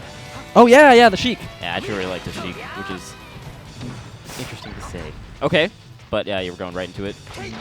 Oh man, after playing Leffen, man, his dash dance with punishes are so crazy. He dashes with you and then reacts to whether you lunge forward or do an aerial or whatever. Ooh. Oh, that option. Ah! Man, I guess he was anticipating Connor to shield drop, and then so he does that back air on the platform like that. Oh, very unfortunate by Connor missing the up smash confirm. Could have gotten that stock right then and there. Yeah, so far Connor with the lead. Oh my god! He really went for that. I don't blame him, but he could have just stayed on stage and done the fall off back air and then hit him on the way up. But he went for the gusto. He wanted to hit him definitely with the Swedish. Yeah, and very good on Leffen to recognize that, to dip low and make it much harder for. He's all over the place. That's the most swag thing I've ever seen Leffen attempt ever. Side B platform cancel. That's actually insane. Into a tech chase? Yeah, that's not Leffen at all. He is a changed man. Oh, uncharacteristic get up. Okay, this is big. Oh, that was a big up smash for him because it would have grounded him and let him get more tech chasing. Or there's that up smash, cleaning up the stock. Now this is going to be very hard for Connor because he needs to get a lot of damage really quick. And Leffen, he gets one knockoff. Here we go. Yeah. And okay. Not too much, honestly. Yeah. Oh man, Connor's just slightly off on his execution, but his combos and yeah, Battlefield. Between Connor and Battlefield, they had that edge guard on deck. And are we getting the crowd mic as well? I have no idea. That is a question for Gimmer, and Gimmer nods his head yes. Oh, that's next level technology. Now we really get a sense of what the crowd is feeling. Oh, nice mix up by Connor. Gets the shield grab. He's gonna get a shine. Dude, back throw. Oh, dude, the dash tech on shield is so unsafe. He had all the options in the world. But unfortunately, when you go for the grab like that, the dash tech goes behind you sometimes. Yes, and shield grab is so tempting, but it does not work there. Yeah. Okay, and this is close, dude. This is close. Up throw back air. Yeah, we've seen Leffen be a little vulnerable in Fox Heroes before, as we last saw with Leffen versus Drug Fox, remember, at Royal Flush? Oh, yeah. So, Connor looking very, very solid right now. A mix of, the Leffen style. He almost got that jump up air read. That would have been sick. Okay. Leffen, though, that was a great up tilt from Leffen. Shine? Why do you go for Shine? Everyone is crouch canceling. And, okay, stays out of the range of the down tilt. Oh! The charge. Dang. Good recognition from Leffen. Charge. Leffen immediately says something. I don't know. I think he wants to do a button check or something. Yeah, I can see that. Maybe. Yeah. Maybe something's wrong. He looked at his controller. Oh, no. 6'4". That's the matchup ratio that Marth versus Fox is. If you look at his controller, it actually says 6'4". Oh, does it really? Yeah, it actually like, does. why are you It bringing actually this does. up? I'm not making a joke, but that's what Leffen told him. He looks at Connor, he's like, hey, Martha's 6'4". Yeah, probably. Maybe not that controller, actually, but I know... I can't believe it says it on his controller. That's funny. Yeah, it's like a joke, but it was actually there when I played him the other day. He actually had a controller with 6'4" on it. All right. Well, Connor, even though losing the first game, had a very strong start, in my opinion. For sure. Yeah, yeah, he definitely held his own. And he messed up a couple of punishes that if he were to get in this game... Wow, how did that back air miss? Oh, my God. Yeah. Like, he missed that one shine, and okay, great shorten. Dude, these guys are mixing each other. Like, they're mixing up their mix-ups while mixing each other up. Yes. I think. A lot of mixing is happening. Yeah, I can't put it that eloquently, but they're really mixing each other up. Mid mix-up. There's a lot of entropy with their play right now. Entropy. Leffen, really? Okay, shine out of shield. Into shine. Oh. Wow. Connor with the 20XX ledge dashes. Okay, I'm a little. Oh, the upset he laser! didn't- The laser into the laser tilt. did. Nice coverage. Yeah, while that was all good, Connor did have an up throw up smash opportunity. I just want to point that out. And honestly, like I've seen players, and Connor has also missed stuff like that. Okay. The previous stocks, so Yeah. keep it simple. Definitely want to go for the bread and butters when you can. Agreed. Oh man, that's interesting that Leffen read that because Connor's been going for the ledge quite a bit and nailing those angles as well. Yeah, but the thing with Leffen is that he's one of the only people who will actually like take the ledge as well. So I think Connor felt threatened as a result. Right. Oh. Yeah. The dominance by Leffen. Dang, those two stocks went by fast. I really like the way he jumped out to get the shine on that one. Yeah, I do too. Oh, shine out of shield. Okay, I like the idea with the dash attack to get the side B, but Leffen shortened it, so it takes a little bit longer. Right. Oh man, that backer stuffs out the neutral air approach even. Seems like Leffen is just one step ahead at this particular game. And, okay, that time goes for the ledge. Leffen gave him too much space by getting into center stage. All right, Connor has to... Okay, I like that. I like that. Yeah, keep him Good out getaway. Oh, here's his chance. Here's his chance. Now, is he going to get that? No, okay. I think he... Oh, my God. Damn, the defensive plays, he's still alive. Oh, man, the shield is so low. Wow, nice ledge slip by Connor there, and... This is his jump cancel grab. I think it would have hit if he had gotten that. Absolutely. But good stuff from Leffen for bringing that back so solidly. Honestly, good stuff to both sides. Connor had a really strong showing game one, especially Leffen cleaning it up game two, showing that he can adapt. Yeah, yeah. The adapting was too strong. The biggest thing that I saw between Connor and Leffen, honestly, Connor's neutral game, I felt like he was overwhelming Leffen a little bit. But honestly, when he got the openings, he wasn't getting the punishes. Yeah, he went for a lot more fancy kind of combos. Like you were pointing out earlier, he should have gone for just kind of the simpler ones that get a lot of percent. While Leffen did some crazy stuff like the left side of Battlefield where you got that shine, those are bread or butter-esque. Like they will clean out the stocks and you don't have to, if you hit it, you clean the stock. Efficient, right? Right, efficient. 2 hits done. Yeah. Whereas for Connor, like he put out a lot of like mix-ups, variables, whereas like sometimes you don't necessarily need to. Right. And every time there's a 50-50, that's another chance for your opponent to come back and make a comeback. Yeah. So for Connor, he was doing really well on the neutral with the mix-up, and then when he hit him, he should have just went a little bit more simple. I agree. But it's not easy. We talk about that, and no one really does it other than the Swedes, and I think like Drug Fox and a bunch of other people attempt to do that. Yeah. Every game that they play, and it doesn't really happen. So no, yeah, it's tough. It's easy to be critical, but definitely tough. But yeah, good stuff to Connor. Not a bad showing. Not at all. But yeah, Leffen takes it. Leffen takes it. Who else we got on? So up next, we got Kel's Ice, perhaps, and no, Gatsu Laud. Gatsu Laud. That makes sense. Ooh. This is actually extremely interesting to me because Laud, I feel like, is where Gatsu was maybe a year or two ago, where Laud is kind of like this up and comer, right?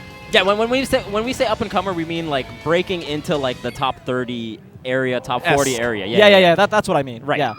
His acceleration of improvement was really, really high just in the last couple months. Yes. Doing very well at SmashCon. And Evo, SmashCon. Yeah, taking a lot of big names. Yeah.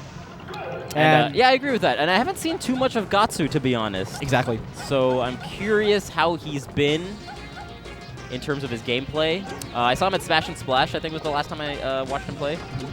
How'd he do? I don't remember if he... I don't think he did anything exceptionally well, you know? Yeah. Just like a performance that was like, okay, he didn't lose to anyone crazy, and he probably didn't beat anyone crazy either, you know? Which is fine. The really interesting thing about this matchup in particular is that, like, Laud is the up-and-comer, but I feel like Gatsu is traditionally good against Peach. Yeah, and this matchup is also pretty decent for Falcon. Yeah. It's supposed to be, at least. Yeah. So, if Laud... I feel like Laud beating Gatsu in a lot of ways could cement like the acceleration that he's really seen. Otherwise, it's like, oh, maybe, you know, you could say he got some good matchups or whatever, but this is against someone who's like pretty good against Peach, and if he can overcome Gatsu, who is a solid player, but maybe not as improved as Laud, that could cement Laud as like a top 30. I feel like a top 30, top 40 player, whatever you might think he is right now. Yeah, I agree with that. As opposed to like, oh, he got a couple lucky brackets. Sure. But I'm curious to see how Gatsu plays. He's one of my favorite Falcons, I'll just say that. So yeah, he's like a sick mix of like Wizzy and Dark Rain or something like that. Yeah, he has like a very, very unique style. Very, very unique. He was like with the 20GX movement, but he does not play nearly as efficient or optimal as them. So he'll still do a lot of like crazy stuff. Yeah, and his neutral game is a little more wild. You see it right there going just for a rock grab at neutral, which I actually think is really good against Peach. I think so. Calling out the dash dance in place and that stomp. Okay. Oh man. That stomp. That stomp was pretty risky. Yeah, I don't agree with that stomp, but you know, Gatsu only getting hit once. Really good air dodge after getting hit, dying up and this is okay. It kept him off the ledge just long enough for Gatsu to get back. Okay, good crouch cancel, but still gets dash attack. Laud. Oh, I really, really like that nair. Full hop nair covering so much space. There's only a little bit of a gap between the nair. Otherwise, it's completely active, and that's a knee. That is a knee. Wow, that KO'd. I am very surprised. It looked like Peach was just in the corner of the stage chilling, but no. Yo, Gatsu. Dude, he's got some aggressive stomps. Yeah, that was... Oh, boy. The problem with stomp is that it has a pretty slow, like, startup, the way he, like, has to jump and, like, retract his legs. It's super slow, and it's, like, kind of telegraphed, right? It's like... Yeah. Because it's slow, you can kind of react to it, almost. Almost, yeah. So it's a lot of mix-up. So the way he's doing it is kind of not the way you see it most Falcons doing it. So I think maybe it's tricking up Laud just a little bit. But what I noticed from Laud... Oh, nice. Gosh. You can air dodge out of that. Shout outs to Bladewise. Yeah, shout outs to Bladewise. Made a tutorial about it. Oh, my... Wow, Gatsu right now is spacing around all of Laud's recoveries, all of his, you know, aerial double jump approaches and stuff perfectly. Yeah. Really, really solid stuff. I'm actually very, very impressed right now. Oh! That's the Lord stomp, the pullback stomp. Yeah, dude, that stuff's so good. And Lord also does that fade back knee, too. You guys are all about the pullbacks.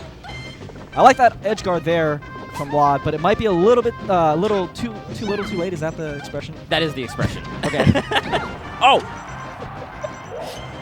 Dude, I can't English. It's okay. You just came off a hot set. Yeah, I'm still salty. Yeah, I'm still salty. It's not my fault. It's incredible that I can commentate while salty. The anger is clouding his brain. With the quickest counter pick. Yeah. Usually when I see that, it's either you know your counter pick or you know you're a little rushed and you just want to go in.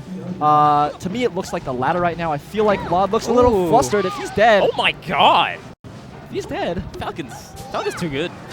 I can't believe that KO'd. I'd be upset. Oh, my God, he's slipping and sliding. Gatsu. Oh, it looked like he read that roll in, but then couldn't punish it. Laud did. This is a big opportunity. Man, he really can't be missing those edge guards. When Falcon's off the stage like that, you can kind of get him. You can get him if you're Peach. Yeah, I feel like that's the case, but... It's more like putting out a hitbox near the ledge, like putting out like a back air there and then forcing the Falcon to kind of fade back off stage and then punishing that. You know what I mean? Okay. Or if you let the Falcon back on stage, like using the down smash to send him back off stage, or floating and doing a nair in front of Falcon so it knocks him back off stage. You know what I mean? Yeah. So yeah, exactly. Rinse repeat stuff. Oh no. Because Falcon's gonna keep doing those bread and butter combos for sure. Oh, absolutely. And Peach has to. Oh, dude. Yeah. It looked like he jumped right before the knee hit, but he can air dodge out of those situations, or at least make it a little bit more challenging for Gatsude. Oh my God. What? Up tilt?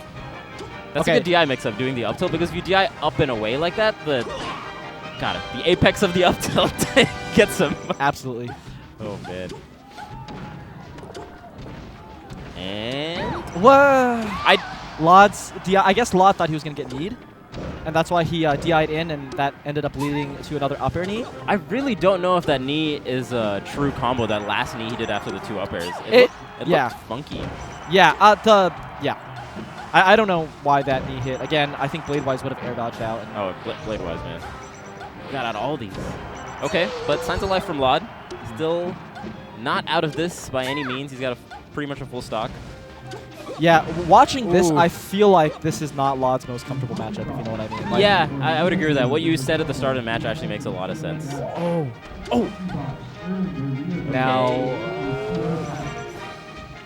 I think he's really thrown off by the Gatsu's just neutral game.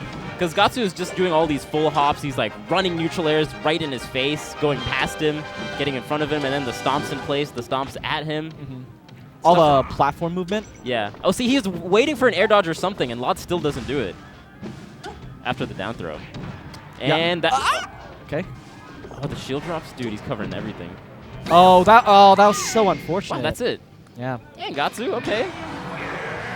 All right, Gatsu. Well, so Gatsu still got it. Yeah. He's the better Zoo today. I did not make it through winners, so good stuff, Gatsu. Oh, man.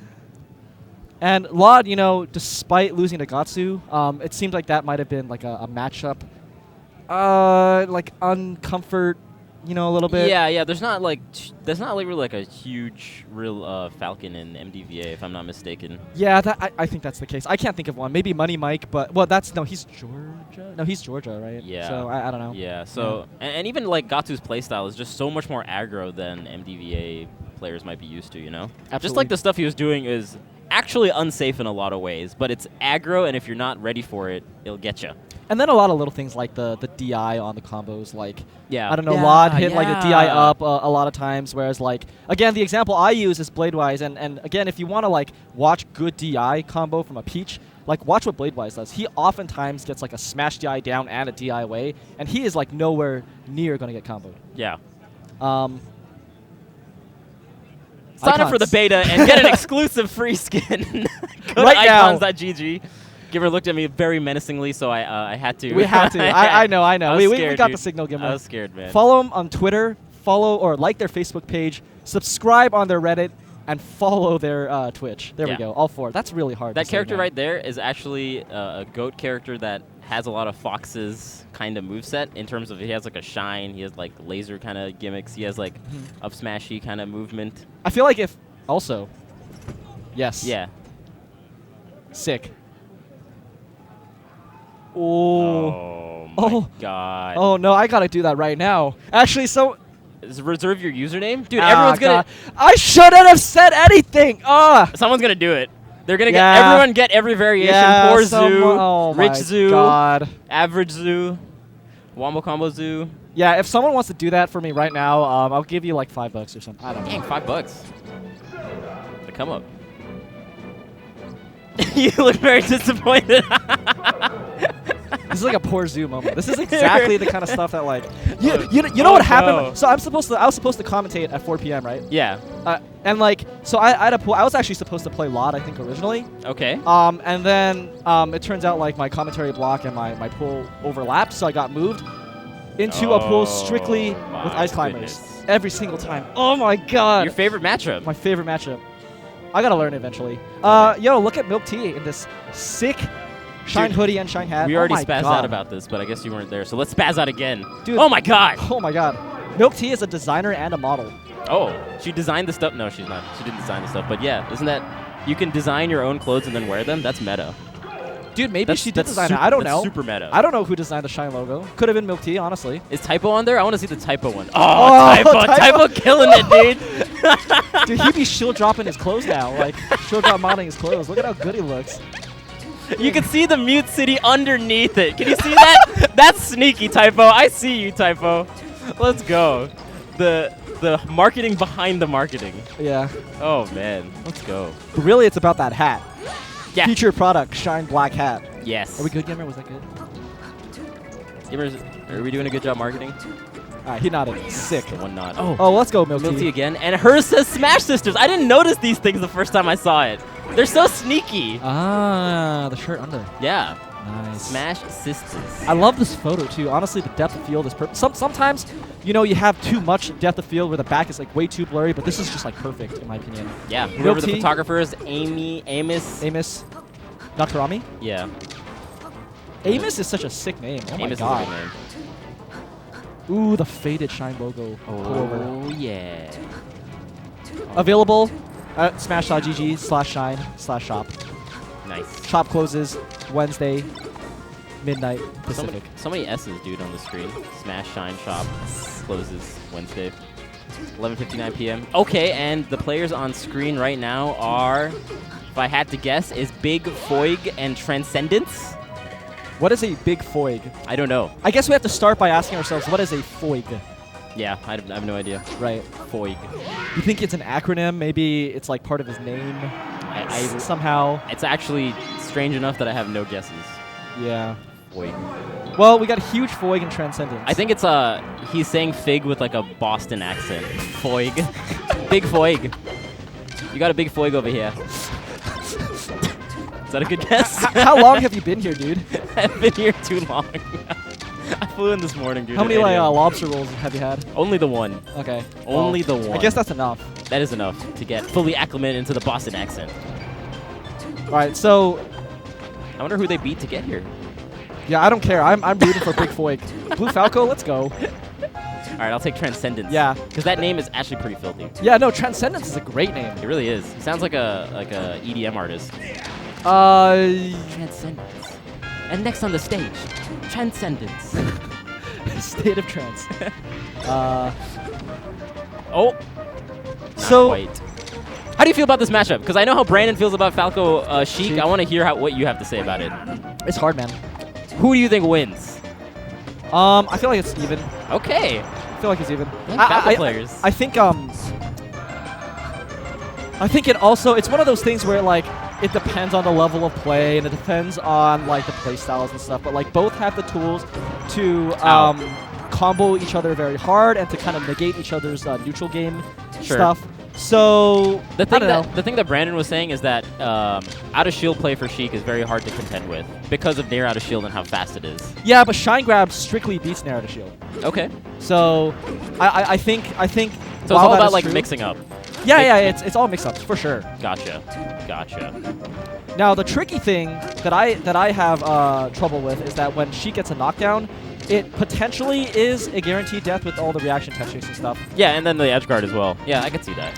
But with Falco, that is somewhat true because he can kind of do reaction tech chasing, like reaction edge guarding on Sheik. So whenever Sheik is like near the edge, like Falco can go to town. Right. But all the other stuff is a little bit hard, like the platform combos and stuff like that can be a little hard to set up because she can DI away. Okay.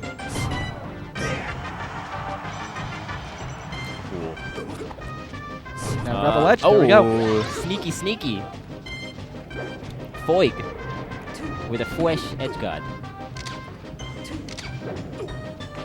Somewhere out there, Webbs is hating my Boston accent. Yeah. He absolutely despises my Boston accent. This is for you, Webbs. Yeah, I'm not even gonna attempt. Oh my, what an up tilt. Oh, the power shield. Okay. So what do you think Falco should be doing in this matchup then? What are the things Falco should be looking for, you think? It's hard. you know, oftentimes the Sheik will take to the platform. Okay. And I think a big thing there is to kind of catch Sheik on her way down or somehow threaten her when she's on the platform. But even then, that's pretty difficult, right? Okay. So I think a lot of it revolves around like fighting Sheik as she like either jumps or comes down from the platform. Gotcha. And that's often done with Jumps lasers. or comes down for the platform. Okay, so what happens if Sheik is grounded then? If she's grounded, then she's in trouble, in my opinion, because, like, you know, Falco's got the lasers. Sure, okay, okay. So the lasers are there to, like, make Sheik jump. Oh, absolutely. Or just, like, take to the platform. And then from there, you punish the landing of Sheik. Yeah. Is what idea, like, in simplified terms. Yeah, that's how I feel, at least. Okay. Because as Falco, like, when you... let's go. Okay. Yeah. As Falco, when you burn the full hop, that's not too good. Okay. So... yeah, again, for me, it's like if I oh, nice. Damn. If I read the jump from the platform, I burn my full hop. And, oh, no. And if not, you know, I try to punish the landing when they shield drop through or come down from the platform. Gotcha. And what you're saying is absolutely true. Like, he got so much mileage off of just, like, that knock off the ledge there and then just kept forward smashing charged, forcing the Sheik back on stage and then edge guarding over and over again. Yep. So that makes a lot of sense. Yeah, the other goal with Falco, of course, is to push Sheik off stage or to the corner. Because again, like the way that Sheik can reaction tech chase Falco can kind of reaction edge guard Sheik, forcing her to come up, go to the platform, take to the stage in a way that's like, you know, you can punish with like the get up or the roll. Of course, now there are mix-ups like Wadandis recovery type stuff where you can kind of like mix up the up B, make it a little bit faster, force Falco to like either roll or get up and, you know, have her be safe. Oh, the Wadandis stall? The Wadandis, not the stall, but like the recovery. Gotcha. Yeah, he has a special recovery that he does that actually kind of beats it. So, okay. You know, there's a lot. There is a lot. Gotcha. Ultimately, I think it's close to 50-50. Cool. Fair enough. Okay.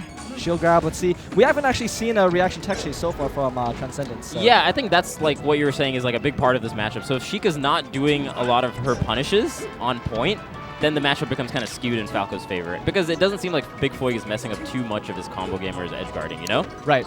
So, yeah, I think Transcendence needs to make more off his hits. Like, even there, it could have been a back air after that second up air. And here should have been an edge guard for sure, because he's just flaming right there. Sure, yeah. Oh, no. Okay. This is a very even match. Definitely. Now, actually, yeah, so if we have this correctly, this is winners. Round one winners semis. Yeah. Okay, gotcha. Yeah. Okay. I'm like, this is the same level as the last one. Tatsu versus Lod? No, these guys must have beat someone really good. Not quite. Okay. Solid edge guarding. Yeah, just like Falco off the stage is so easy for Sheik to contend with. Yeah, she's got a lot of tools to contest with Falco's recoveries. Yeah, needles are not bad. Yeah, the needles definitely, and just grabbing the ledge, her big back air. Covers a lot of space. Okay. And this is... Grab ledge. Oh, no! This is your chance! There's your chance! Okay, grab is actually a decent choice there. Yeah, opted for the grab. Very, very interesting, but... I guess at that percent, set knockback, so he wanted... or not set knockback, but the knockback from grab is pretty decent at that percent. Yeah, it kind of forces a recovery, potentially. Exactly. And if you had hit him with like a back air or something at that percent, he probably would have not even flown off stage, you know? Agreed. Okay. Okay, made the read roll. Oh, he jumped in that second down air. No. Ooh. He's all over him right now. Yeah. I think one thing that Transcendence could work on is his shield drops. So when he's on the platform, oh my god, you know, he got kind of bullied a little bit there because his shield drops are a little slow. Right, I agree with that. He was just kind of stuck in shield, and then Big Foig was just like running all over him. Yeah, and that's not real in 2017 anymore. Fake pressure. Okay. Nice. Oh man, he's getting punished a lot for those just kind of grabs, and the fade back of the forward smash kind of just avoids it a little bit. Yeah, that's the old school like DC. True. From SoCal, if you guys remember. Right. Oh man, that was a good grab. Yeah, it was. Let's see what he gets off of it. Okay, a sour spot dash attack, and we'll take it. That's probably the strongest punish we've seen off a grab this set. Actually, strongest punish I've seen so far, honestly. Yeah, from Transcendence. There we go. The dash attack behind. Yeah. Okay, this is Come on, buddy. Okay, he does. He doesn't read it, but he at least reacts to it.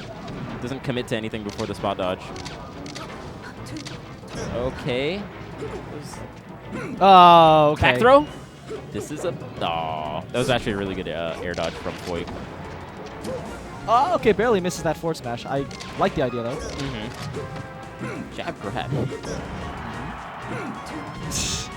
Big Foy is big styling right now. Yeah, and Transcendence has the right idea sometimes with these weights, but then he's not punishing either way after, you know? Okay. Okay, that was good. Get the boost grab. This is the dash, I suppose. It's hard, man. It is not easy. That tech chase is something you just have to lab. You have to just like get the confirms. Yes. That's like so much of Sheik's bread and butter is just getting those tech chases on hard knockdowns on the fast fallers. Yeah, whether it's a grab, a tilt. Anything. There's so Slap. many setups for getting someone grounded as Sheik, and if you can't make the most out of it, you're in trouble. Absolutely. That's what makes the matchup more even, like you're saying. So. Yeah, because for a while it was like considered Falco favored, right? Yeah. But now we got the reaction tech chase, and now all of a sudden the punish game is a little more balanced. So. Yeah. Yeah. Did you hear Spark beat? Dude. Yeah. Yeah. It's my boy from NorCal. Oh, yeah. He's actually so good, dude. And the thing that he does extremely well is the reaction tech chase. Dude, he's so good at it. If you get grabbed and knocked down, it's over for your stock. Yeah, it's not fun, man. People don't know about Spark. When Plump came for a NorCal tournament, he actually took Plump to last game, last stock. And Who did Plump go? Huh? Who did Plump go? Sheik. Sheik, okay. It was actually really interesting because Plump, they played a Sheik Ditto, and Spark chain grabbed, and Plump didn't. Plump actually didn't chain grab, even though he was getting chain grab? That's very interesting. Yeah, I think he just like went for reaction tech chases, and then Spark just like chain grabs him, and it ended up being about the same anyways because Plump's reaction tech chase was so good. But yeah, Plump up and coming for NorCal. Hopefully we'll see more of him. Hopefully he does well in top 96 as well. I assume he's on winner's side, so we'll see. I assume as well. So up next we have... Okay, so we're flipping it to the other side of bracket round 1 and then progressing to round 2. And then both sides of bracket combine to top 96, which is best of 5. Yep. So yeah, the way Shine pools have worked is, and I actually really like it as a competitor, is like you play a round 1 and then it goes immediately into round 2. Yeah. So we're just starting the next wave of that. So yeah, that's what's to come. Oh yeah. And 3 matches. I believe who we got on deck here. My guess would be Vikram. Vikram and King BBB. King BBB. Sick. Well, Vikram.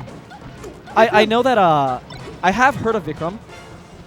He is, I believe, R2D-Liu's roommate, and he was R2D-Liu, if you don't know, was the Fox who just played Plup and took him to Game 3, and also the person who upset Axe at Big House 6. Who? So who did? R2D-Liu, but Vikram is his roommate. Gotcha, so gotcha. They play a lot. Okay. Gotcha. And yeah, I've seen him play, and he's good. He reps the bird really nicely. So, dude, there's so many good players now that are just coming out of the woodworks. Dude, Pools is nuts. Pools is nuts. My dude, God. Even Leffen tweeted out, is what I heard. Dude, I was actually so upset because I tweeted out, I'm like, man, I lost round 1 in a set to this Martha Falco, and then I went Fox, and then like I edged it out, right? Yeah. And then like I did that, I tweeted it, and then I saw Leffen's tweet. He's like, oh man, like I barely slept. I woke up, I didn't warm up, I lost 1 stock. I'm like, God damn. No, that's Nun's tweet. Was that Nun's tweet? No, I think that was Leffen's tweet. Oh, Nun had a very similar tweet.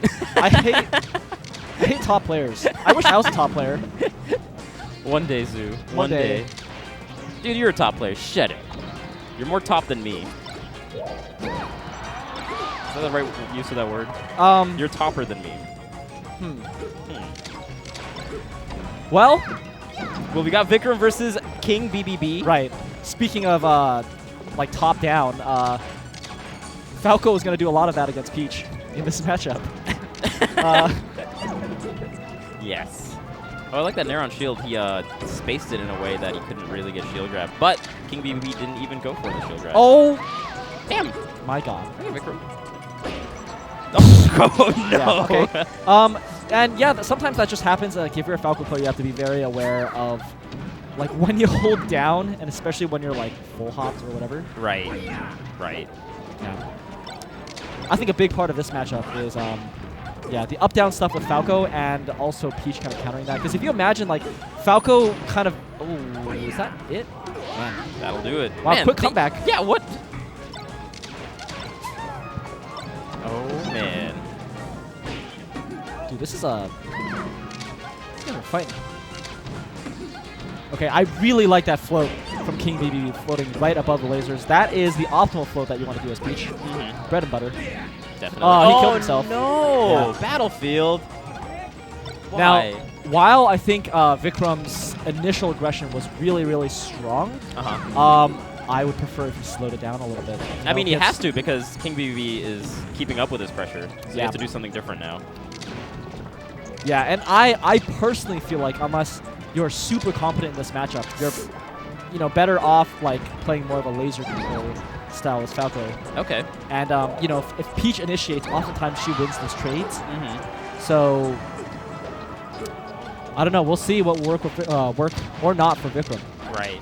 Right. So there we go, getting the laser spamming.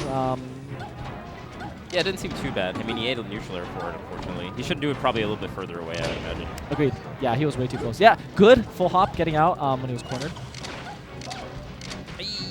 Again, he's like lasering really close. And okay, good shorten. Yeah, very good shorten. Okay. Oh, this is his chance. Oh, that tilt was a good choice. Just slightly misspaced it. Oh man, that laser like that wasn't really gonna hit too much either because he lasered pretty soon after he fell off the platform. Yeah, and it was a high laser, so Peach wasn't even gonna be there. Yeah, in my opinion, as Falco, when you're on like the bottom part of the stage, like you shoot a couple lasers to get Peach to float, and after that point, shooting lasers is actually kind of risky. I actually don't like doing it too much myself. Okay. Because it's very unlikely that Peach is just gonna like land into the laser. Right. Because it's so slow. Right. So once she gets to that height, the PP thing to do and what I like to do. Oh, so Vikram kind of did it there, but it's to shoot a laser from the side platform, and that kind of like burns Peach's jump. Gotcha. Gotcha. Okay. Yeah, it's a little hard for Falco to challenge Peach when he floats in that height. One thing I like to do is short hop fair. Short hop fair. Yeah, because it covers that range that's like 45 degree, like and it stays up for so long too. It does, yeah. That's not like an optimal thing to trade with though, yeah. Oh my God, he's getting those downers so well. Yeah, he did there. But forward air trading with like Peach's moveset is that optimal? I think it's okay if she's in the air. Okay. Oh, gotcha. Okay, I can see that. Yeah. And the right percentages, that could work out. Oh, good shield drop. Yeah. Ooh, misses the downer follow up. Look, he's eating so much damage, and like an edge guard situation forced kind of a bad recovery there as well. Oh. I think he meant to up smash there. Or sorry, up tilt. Up tilt. Yeah, he's been doing that reverse up tilt, and it kind of just gave him a charged up smash instead. That's too bad. Oh no! Yeah, went a little bit too in there. Yeah. That's been like the mistake he's been making just in general. It's just being like slightly too close to Peach. Nice. Yeah. That's a good punish. His offstage game though is really solid. Yeah, while he's been getting King BBB with the edge guards, I feel like on King BBB's side, like he could have been a little more careful to avoid those. That's true. He can like float out a little bit longer and not be as close to the stage. Exactly. At that timing. Ooh. Nice. Oh man. Okay. Okay. Shine. Okay. Wow, what a follow-up. Oh. Okay. Shine turnaround back air. Okay, I'm not sure why, but why not? That was a clean stock. I like that right there. Kind of going down with him to kind of like feint that he's going to jump into him and gets below him and then gets the back air without getting hit by the downer. Right. Got to bait out those attacks when people come down. Definitely. Okay. Okay. That was the back air I think Vikram was looking for the entire time. That really safe short hop drifting back air. There we go again. Nope. How did that grab hit? Okay. Almost got hit by that air. No. Okay, I thought he was going to live. Not quite. Yeah, even though he hit him from the right side, still not quite. Now, even though Vikram has a 80% lead, it's still very scary. Especially if Peach is in the corner like that. If you just kind of get hit by a stray down smash, they'll send you off stage. Yep. And maybe one or two more chances for King BBB. Let's see. Yeah, I like what Vikram's doing. He's kind of staying center stage while threatening a little bit of the corner, but not committing super hard to where that laser was super committing though. Yeah, that was scary. The laser didn't even come out. Yeah. Oh boy. Okay, yeah, I see what you're saying. When Falco burns his double jump, it seems like he's a lot more unsafe. Now, Vikram getting that final stock by doing jab back air. I think at that percent, I don't think it can be CC'd. I think. But either way, yeah, good cleanup. Pops him up, gets the back air. I don't know what else he could have done there, honestly. Right. Oh, this is going to be a big start. If he gets the up tilt down air, he's going to get the tech chase. No. Not quite. 70 damage. Can't be upset with that. Yeah. Oh, and he crouch cancels the tilt as well? Man, I hate when people like ASDI down, Falco's down air. Just completely kills the combo. So frustrating, man. Sorry, Zoo. Yeah. It's okay. Oh. I'll just tech chase him. That's what he's been doing, too. Been following him. Following him so crazy. I like the forward smash there, honestly. It was like he hit his shield, and because the platform was there, he was kind of safe. Yeah, if the platform had gone a little bit higher, it would have been pretty safe. Yeah. Then Peach would have to jump up to punish it. Ah, man. So invincibility. Vikram had such a big lead, and then, you know, let up a little bit, and it just led to like 80, 90 damage. Oh, boy. goal! Oh, boy. Oh, nice waveline onto the platform. Oh, wow. the follow-up. Oh, he got the tech chase there, but got a little disoriented by the platform there. Yeah. Didn't allow the back air to come out properly. Oh, that's... Oh, boy. Good angle. Good angle. And then he went back to the ledge rather than going to the stage, because that's what Peach was counting on. 69%. Oh, no. And... Nice. Dude, these lasers are costing him so much. When he does the laser from top platform while he's falling, it just destroys him. That's how he lost game 1, and then that's how he lost that whole stock, because he had like a sizable lead. Absolutely. Yeah, I think Vikram in particular, and I think a lot of Falcos have this problem, is that on the next stock, you know, they just want to go in, but right. Like, you can't do that. You have to really hold on to that stock, Yeah. because one opening, as you know saw from like the first stock, like Vikram can get like a good 90% from it, so he needs to protect that a lot better. For sure, for sure. Yeah, now he's playing a little bit more safe. He's not committing super hard. Nice jab, nice jab. Okay. Yeah, I liked all of that. That was all good. And good stuff from King BB, because that time he was like fading back a little bit more. You know, he wasn't falling prey to just like the immediate aerials that Vikram was doing. But Vikram kind of stayed on stage and edge guarded him. And yeah, while all of that happened, look at Vikram. It's like he took our advice. He can hear us. Yeah. Gimmer has synced up our headsets to his headset. But honestly, this is the hardest outplay that I think we've kind of seen in a bit. Oh, the Stitch face though. Oh, and he throws it. Oh no, don't fair. He can still make it back. He still can, but okay, I think that should do it. Grab the edge. Grab the edge. Oh boy. He had so much time. And like you're saying, yeah, the one opening is going to cost him so much, even at this percent, because it's still going to be like, yeah, an aerial which almost KO'd. Right. Dude, he had 2 chances to grab that edge. No, King baby. Okay. Still could go in King's favor. Down smash. I suck. Oh boy. What? And man, I wonder what King BB is gonna go for. Dash attack. Oh, dude. There we go. Still not KO'd. He has one more chance. Okay.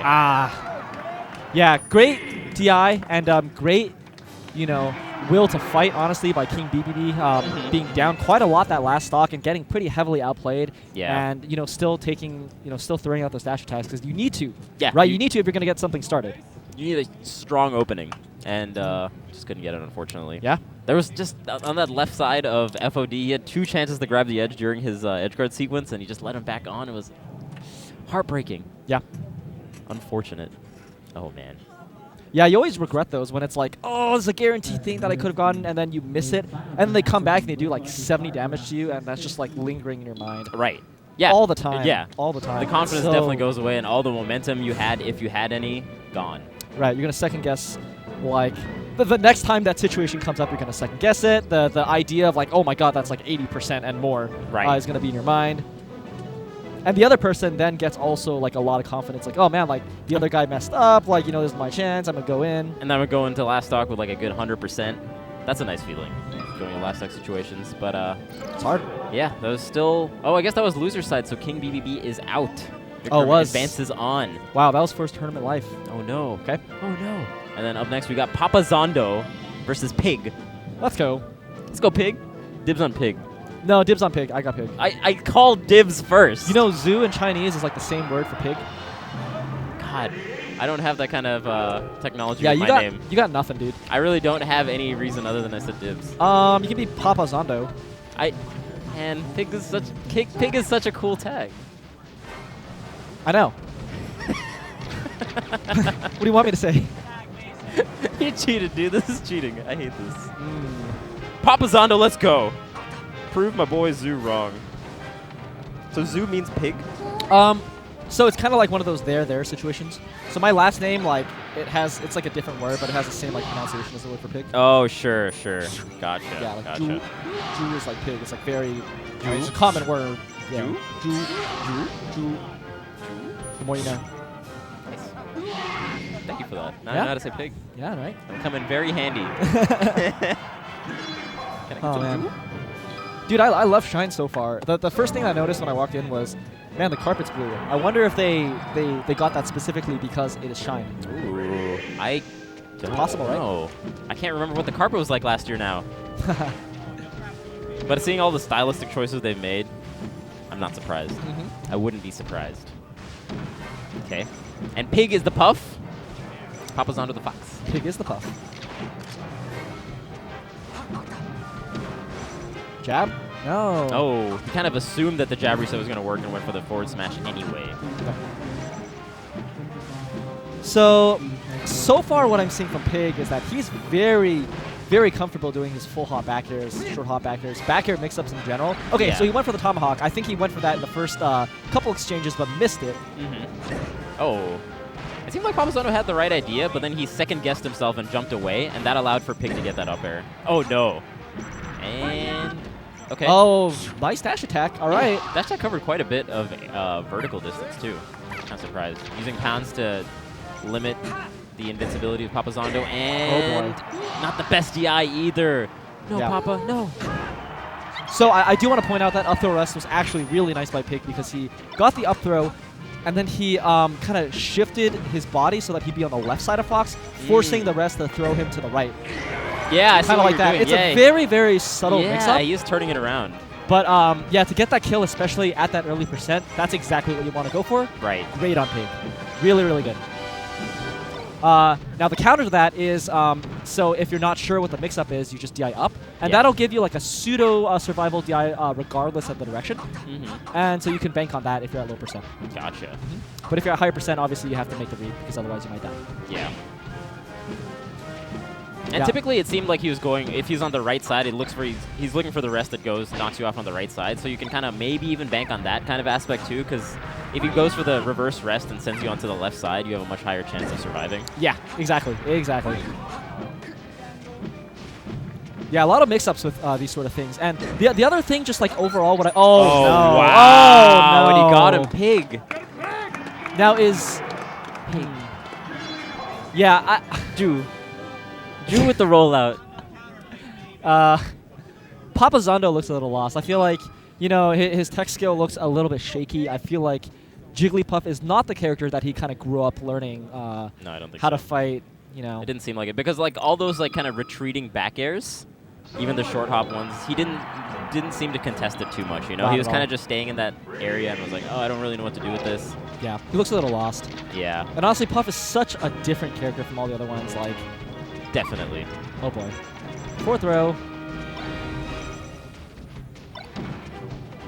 Yeah, as Fox, what I like to do is when Puff is like on the ground, I like to try to get the reaction on the get up and get a grab. Okay. And I feel like Puff is actually like you can react to those things in general, or you can threaten with like a run up smash, which is not reactable, so you kind of force a get up option. Oh yeah, I see what you're saying. That time he didn't do that mix-up rest. Right. But Didn't need to. He's at higher enough percent. Maybe he was hoping that he would like DI up on the opposite way, like you said, and then like end up dying off the top. Oh, this. That should be a KO. But yeah. Yeah. Oh wow. Okay. This 55, particular good. game, it seems like Papazondo is a little bit more comfortable. There's more room for him to work with horizontally, so he can like kind of run away and not just be right next to him. But every opening Pig is getting. Pig. Yeah. Pig's doing it. Yeah, so this is what Papazondo was doing. He's not quite super proficient at it, but at least he's staying at a range that he's not threatened super hard. And he was like lasering a decent amount, and wow, that almost KO'd. Yeah. Yeah, I think Papazondo seems to like aerials and I guess smashes a bit more. Like he's not very eager to go for grabs. Oh no! And he shouldn't be like that. Like Puff had so much time to jump up there and nick him. Side B would have been great.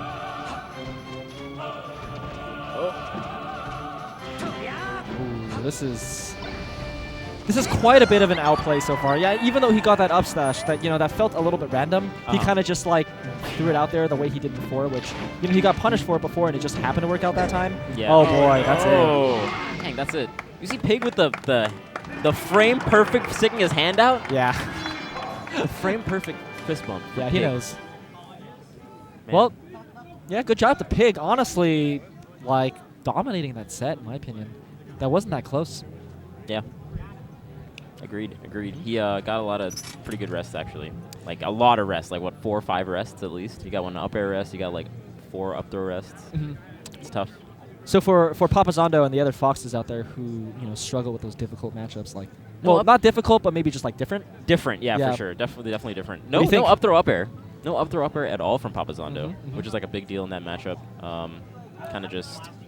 He was just playing at Pig's pace. It felt like Pig was just controlling it with those back airs in center stage. Oh, yeah. And then the full hop back airs, and then he would tomahawk, get the grab, and then he wasn't ready with the DI at all. Papazondo wasn't. Just unfortunate, man.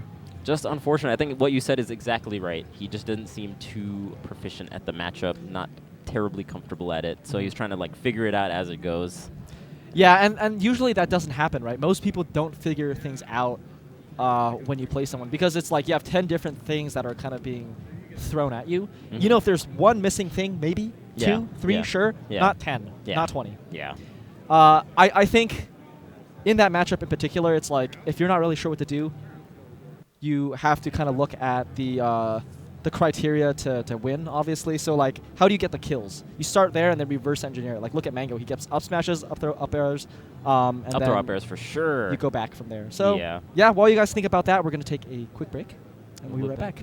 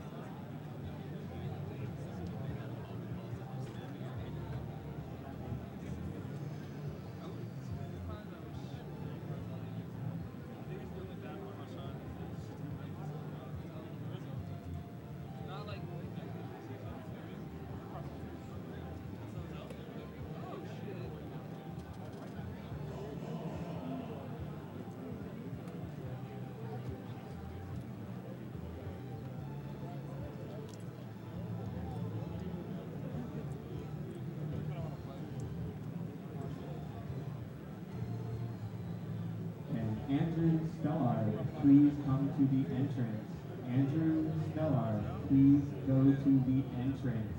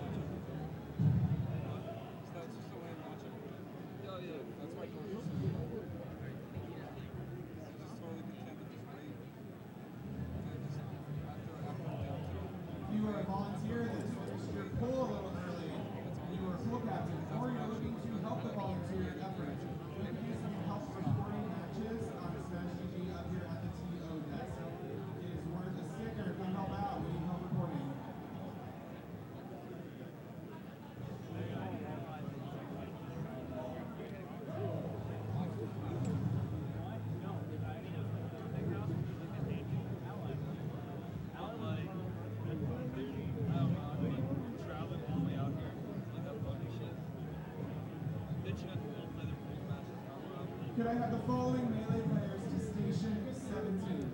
H-Fox, Matt.Zeb, Cal, and Nintendo and the Swooper.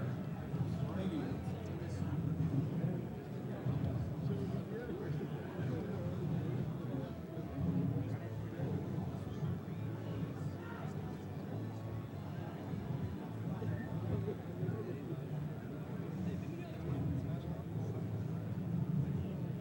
Crest, L Crest, can you please come to the entrance of the venue?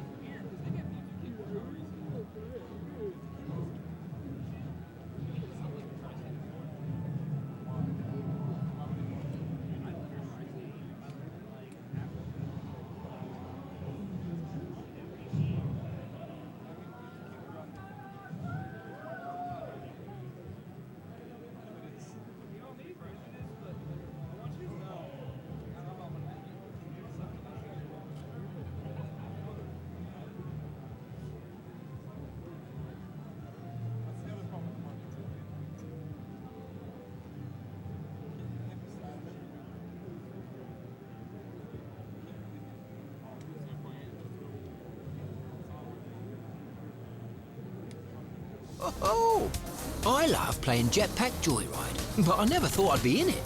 Oh, hello there. You know, you could save even more coins by switching to Geico. Probably easier than this, mate. You're gonna wear yourself out. Geico. Switch, save coins.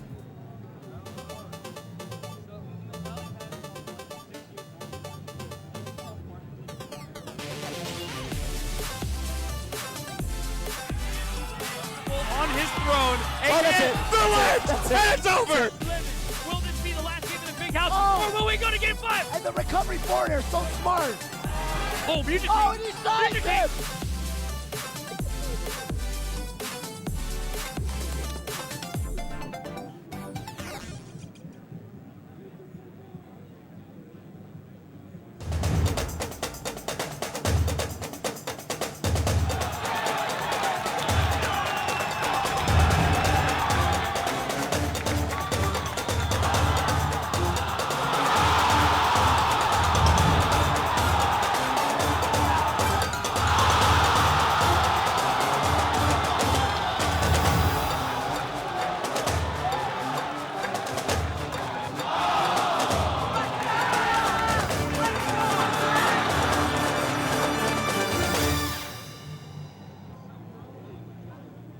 Hey guys, Gimmer the video game scientist from VG Bootcamp here. You have to use a move that's around 5 frames, or it'll be able to shield before it hits them. Wow. I'm surprised I actually hit that.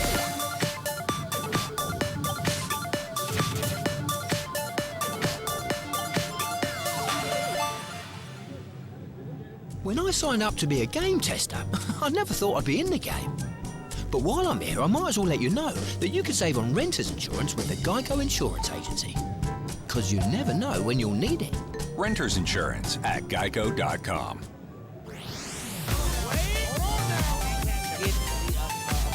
Oh, and he catches him on the landing. Oh, no, tries to cover the high recovery again. Mango, what is this? What is this? Oh, no. Mango with the stick. No way. That was awesome. No way.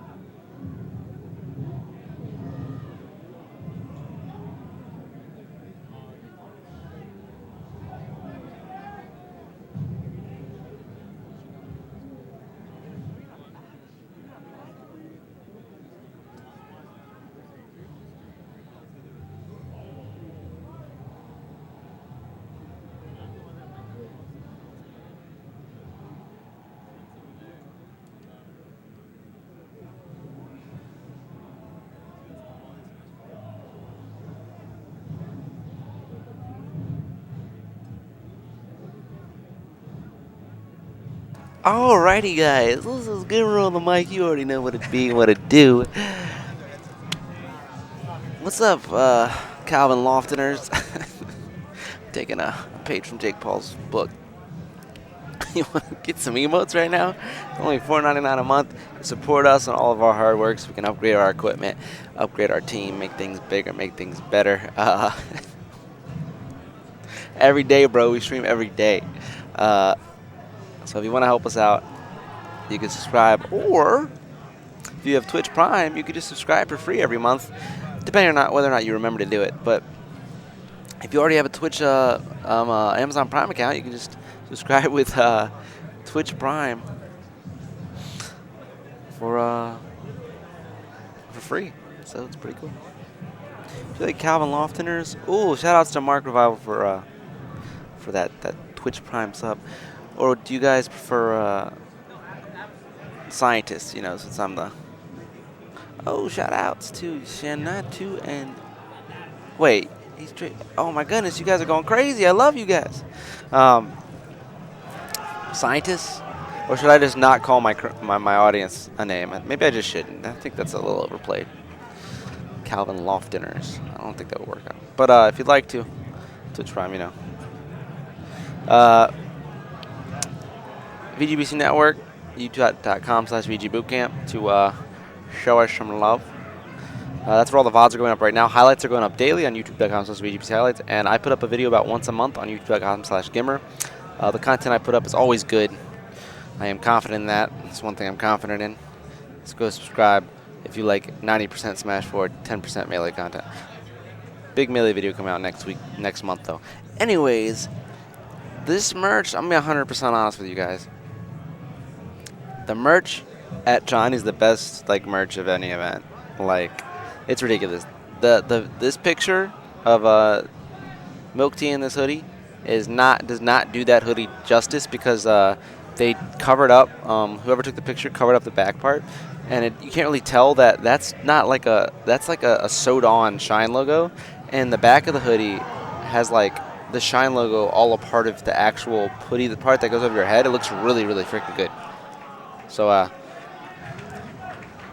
all of the apparel here, the hats are crisp. Got the white hat. Got Typo rocking that black hat and that jersey. Look, these jerseys are crisp too, and they even have a crisp black.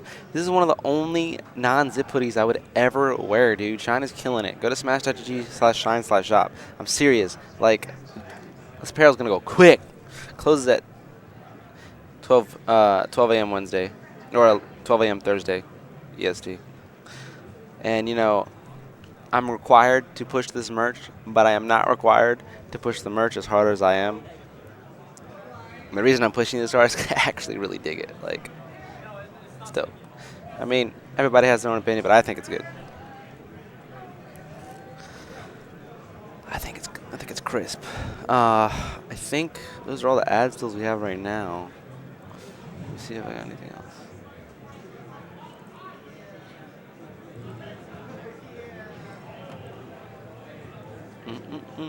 So we're almost ready for our round 2 pools, guys. We have about 5 minutes before it starts. It's some good stuff. It's going to be a lot of high-level matches. I know this last hour has been round 1 pool, so it hasn't been all as high level, but you know, this new stuff is going to be good. It's going to be some good stuff. Make sure to check out Too Hot to Handle. October 28th to 29th in Miami at Florida. Even if VG doesn't stream it, I'm considering going to the event as a end of season. I'm so happy the season's over event. It's basically right after TwitchCon / DreamHack Denver. So basically that means VG Bootcamp's main like season is over, and we have basically 3 months of break time before the season. We only get a 3-month break, and then we have like 20 events and like 1 or 2 weeks in between each event. So like this is I might come to go to this event just to be like, finally I get to. I mean, they got a Miami Beach after party, got a casino on site. Sometimes it's gonna be crisp. Smash.gg/THTH. Too Hot to Handle, baby. Florida every day. You know what it is. Anyways. Zoo and Vish are looking at me disappointedly. They don't think I'm a very good speaker. But you know what? Who's talking? Me, not you. All right.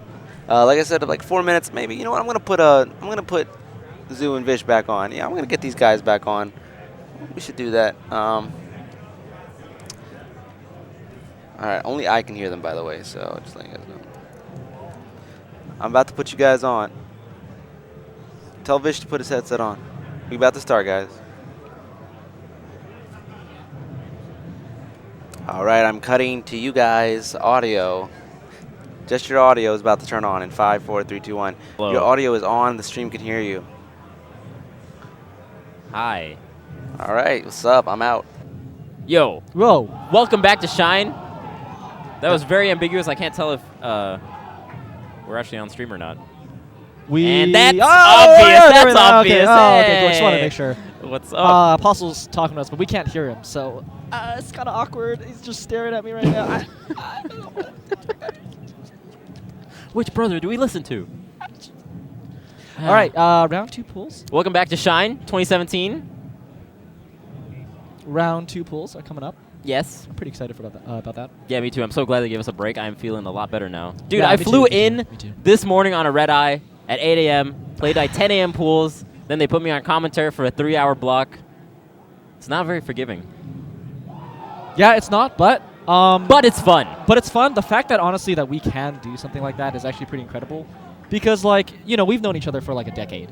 Literally like a decade, right? Like, would you have known that we'd be sitting at this table commentating in front of like a nice camera? We got like projectors and stuff. I knew it the first time I saw you, Zoo. No, you didn't. I was like, I don't believe you. That's my guy. That's my guy. He's That's going to my be the guy. one. I'll be the one. Okay. Yeah, no, but it's really cool.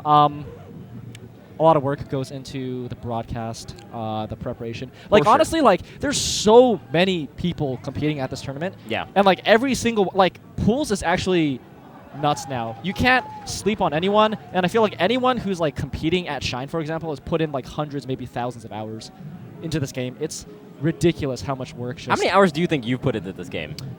That's an interesting question. That's going to be a mind-boggling number, and I feel like if I actually think about it, it's going to frighten me. I can't give you an accurate estimate. It's like one of those like interview questions of like, if you were to figure out like how much water the city of New York consumes, how would you go about figuring that out? I don't know. What interview is this? I actually had that on an interview question. It's like, an interviewer will ask you a question to kind of see your how you problem solve and how you like think things through. You have to Exactly. think out loud the entire time. You're not just sitting there doing a calculation. You have to say it all out loud. Right. That's fair, I suppose. That's not a great use of interview question, I would say. I think it's okay. It's also because it's like you throw a curveball in there and it's like, oh, how do they handle like unfamiliar situations? How do they think through just like unique or difficult problems? Right? I suppose so. Yeah, and I will say that I will fail that interview because I have no idea how many hours, and I don't even want to like begin reasoning that out. So many hours. You said we've known each other for 10 years. How long have you played the game? About 10 years. 10 years? Okay. 10 years. I've known you maybe like 8 and like played for like 10. Yeah. Something like that. That sounds right. When's the first time we played? I feel like we've played each other in tournament a decent amount. I've never, ever taken a set off you. We've only played like 3 times. Yeah. Over the course of 10 years, 3 times is actually very little. That's kind of crazy. Yeah, I think 2 or 3 times, and a lot of them were just at Evo or Genesis or something like that. Yeah, Genesis a lot of times. There was one time at like either Pound or Apex, if I'm not mistaken. Pound? You remember that when Brinstar was still legal? Did you take me to Brinstar? I took you to Brinstar, dude. I was Falcon. I actually don't remember this, but and then, I hate you. For and then the TV cut out. Do you remember this? No, I remember this really well. I remember like every match. I remember this now. Now it's bringing up repressed memories because I was like winning, and then the TV cut out, and all my momentum went away, and then I felt bad. I don't know. That's so funny. It's funny for you. I hate this. God, I remember Falcon used to have so many counterpick stages, dude. We had Congo Jungle. We had Poke Floats. Still couldn't beat me. We have Brinstar. Oh, so good. God damn it. I remember when Hax took me to Congo Jungle, I think at Genesis 1. I'm like, yeah, that's fine. Jeff has done that to me so many times. Silent Spectre, for those who don't know Jeff. Yeah. Took me there all the time, so. Oh, man. It was a kooky, kooky counterpick stages back then. Oh, my God. Dude, that's so stupid. Like, if you're playing a floaty, you have to deal with FD, FOD, Mute City, oh, Brinstar. Mute City. Like, you ban Mute City, go and then equally stupid on the other side, you have Poke Floats. Yeah. You had Rainbow Cruise. Oh yeah, we had Rainbow Cruise. Corneria. Oh. What? Yeah, what a weird. I don't know what we were thinking back then, dude. We didn't question it that much. I was a huge advocate for the stage striking thing. I think NorCal was one of the first to actually adopt it, and then tournaments thereafter started using it. For those who don't know, like the way that we actually played sets was, we have our 6 stages, and then we just do random. And then sometimes what we do is like, depending on the region, you random, and then each person is allowed one like reset of the random. So it's like, oh, you random, I get FD. Oh, I reset that once, but if it goes back to FD, you're just stuck with FD. God, like that's actually how we so determined luck the based. Let's go. first game. It was so stupid. You literally just click random. You just hope that you get a decent stage. Like, what in the world were we doing? This was like MLG rules. MLG. Like, what the? Oh man, remember we had best of 1 for Evo? Best of 1? Best of 1 for Evo. That is amazing. Although I'm down because our boy Mango took out P2. He took him out so early in round 1 pools back then. Oh my God. The struggle. Yeah. If you guys want to see one of the strangest matches, just look up Mango Mewtwo King MLG or Evo. Or Evo. Sorry, Yeah. Evo. I don't remember. 2007. Evo. Yeah, Evo 2007. Go find it. It's a Puff versus Sheik on Dreamland. Of course it would be Dreamland. Like, of course. And then he gets lucky Dreamland too. That's crazy. Of course Mango would get Dreamland against Mewtwo King when Mango is like the up and comer and Mewtwo King is like the incumbent. Yeah, and he wasn't even seeded at all. Like, how do they fight each other that early? What a crazy world they used to be in, man. I remember the last stock, Mewtwo King came down with I believe a back air on Mango's shield, and Mango just like shine out a shield and then Shine out a shield back then? Oh, sorry, rest out a shield. I was like, oh yeah, rest and plus shield. it's tough. Sorry, It's sorry, like, sorry. wait, what? Yeah, Rest out a fine. shield, yeah. Same inputs, actually. Oddly enough. But yeah, man, kooky times. Kooky times. Oh my god. All right, so coming up, it looks like we have Reno versus Maybe. Maybe. I was just saying his name again, dude. Come on. Look at all these. How many logos are you repping right now? You got Smash GG, you got Boxer. My boy is in NASCAR right now. Maybe.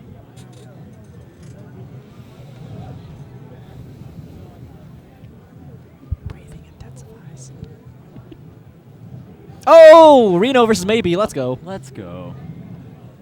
I haven't seen Reno too often, actually, in tournament.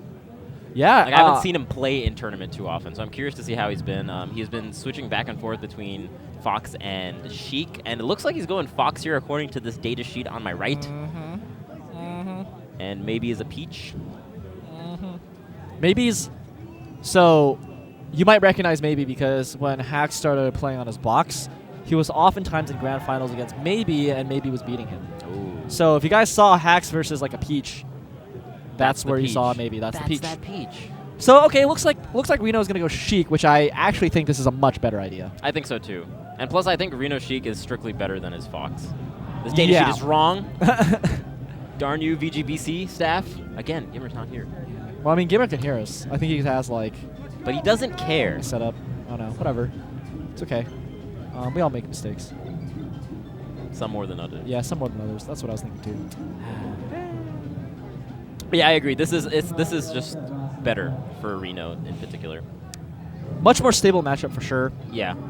Arguably, Fox might be better against Peach, but... Oh, for sure, but I think there's more forgiveness with Sheik, especially in the combo game. Yeah, if you're setups. strictly a better player, this is probably the matchup that you want to go. Yeah. Instead of Fox, which is a little more versatile, or sorry, not versatile, a little more dynamic. Volatile. Volatile. Oh my God, I can't do this ever again. Never let me on the mic. Jesus Christ. But dude, and further to the fact that or the point that you were making earlier, how Hax plays with him, so he's pretty privy to the Fox matchup, I would imagine. Likely story. I'm so on tilt right now. Is it because of Diskit? Yeah. Well, we'll say it's that. English was my second language, I'll have you know. Oh, yeah? Yeah. Oh, let's go, Zoo. I'm Johnin right now Jew. while commentating. This is great. Jew. So... For those of you that don't know, that means pig in Mandarin? Yeah. Can be. Oh, the jump read. It's a stock. And Reno goes down one stock. Oh, no. How far is this bracket? We are in winners round 2. Okay. Yeah, this is a pretty important match. You definitely want to win this. How do you feel that they went to Dreamland as the first stage strength? I feel like that's not the greatest move from Reno's part, right? Yeah. Because if you think about the stages that you do have, I feel like even FOD would be preferable. Like, Ooh, I don't know about that. I mean, I don't know preferable about to this? all that. You don't think so? I don't know about all that. Just think about how long Peach is going to survive here. Well, look at that. Yeah, she's living. She can survive, but like the neutral is generally considered this is like good Okay, for so Sheik. okay, let's say even my point about FOD is wrong. So you can take out FOD in Dreamland. Yeah, you right? could. Right. What do you think Reno took? Maybe out? Reno doesn't like Yoshi's because it's like, you know, too close. Maybe he doesn't like FD because Reno actually might have gotten rid of FD because Reno's a platform Sheik. Okay. Right? People dub Battlefield Reno Field because, you know, Reno's just really good at maneuvering around those platforms. Right. So that's largely his style. He's never been really like an FD Sheik. Okay. Okay, that makes sense. That's probably what it is. Right. Wow. And maybe kind of So he probably took out FD FOD. That makes sense. That might be my guess. Yeah, yeah. No, that makes sense. I was just curious. Yeah, again, you know, the common theme with fighting Sheik is that you have to get the reaction edge guards. I want to brand that as a thing, reaction edge guards, because you just like kind of force her off stage and then you just like rinse and repeat. Pretty much all the characters have that against Sheik. It's just that you wait on the oh nice grab. Wait on the ledge and then wait for Sheik to come back, and then there's a lot of ending lag on her up B. Yeah, to punish absolutely. it. And, you know, we talked about this as well, but, you know, there might be some mix-ups that she can do, like the Laudanus recoveries. What are the Laudanus recoveries? Right. So it has to do with, like, positioning yourself so that the up B poof is close to where the person is on the ledge, but you can also, like, pull back to, like, make it last longer. So basically, it's like you force the person off the ledge. Gotcha. Kind of a situation, and you could still grab the ledge if they could get up. Gotcha. It's kind of hard to explain, but I think it's just like a mix-up that forces people off the ledge. Okay. Which is actually very difficult to do. Oh, nice cross-up by maybe getting behind him for the shield grab. Uses the turnip to grab the ledge, too. The turnaround. Yeah, I think, oh man, you should have recognized that. But you see what I mean? Like, all these grab setups don't KO. And that's one of, like, Sheik's bread and butters for this matchup. Right. And, you know, Reno's still kind of losing neutral here. Yeah. A lot of the times as well. And that's, like, kind of one of the advantages of this stage in particular. You have so much room to just kind of maneuver around Peach. Peach is a slow character. Her double jump takes so long to come out. Oh, that's good. Oh, back throw seems like definitely an error. No, that's not intentional. There's no follow-up there. Right. Oh, that was I think that was a stitch, you're right. Yeah. Oh, he reads the jump again. Reno's got to stop jumping from the corner like that. Maybe he's on it. Great recovery from Reno, but right, like you said, good call out on the full hop. Yeah. Oh, 2 aerials. That's more than, you know, what you can hope for sometimes. Yeah, definitely. Okay, good choice with doing down smash after the needles there. Yeah, I like the needles. I don't like the down smash. I think the grab is a bit better. You get like double the amount of damage. Okay. Which matters a lot in this matchup in particular on Dreamline. And at that percent too. Yeah, on that percent. But you know, down smash is also fine, of course. At least he didn't get counter punished or something. Yeah, I think the reason why he went for down smash was because he didn't want to get counter punished. Down smash is also slightly faster, so it's a little safer. Right. It's like 1 frame and faster. I feel like Reno is feeling the pressure a little bit, so he's going to go for like the really safe thing and maybe not the optimal thing. Yeah.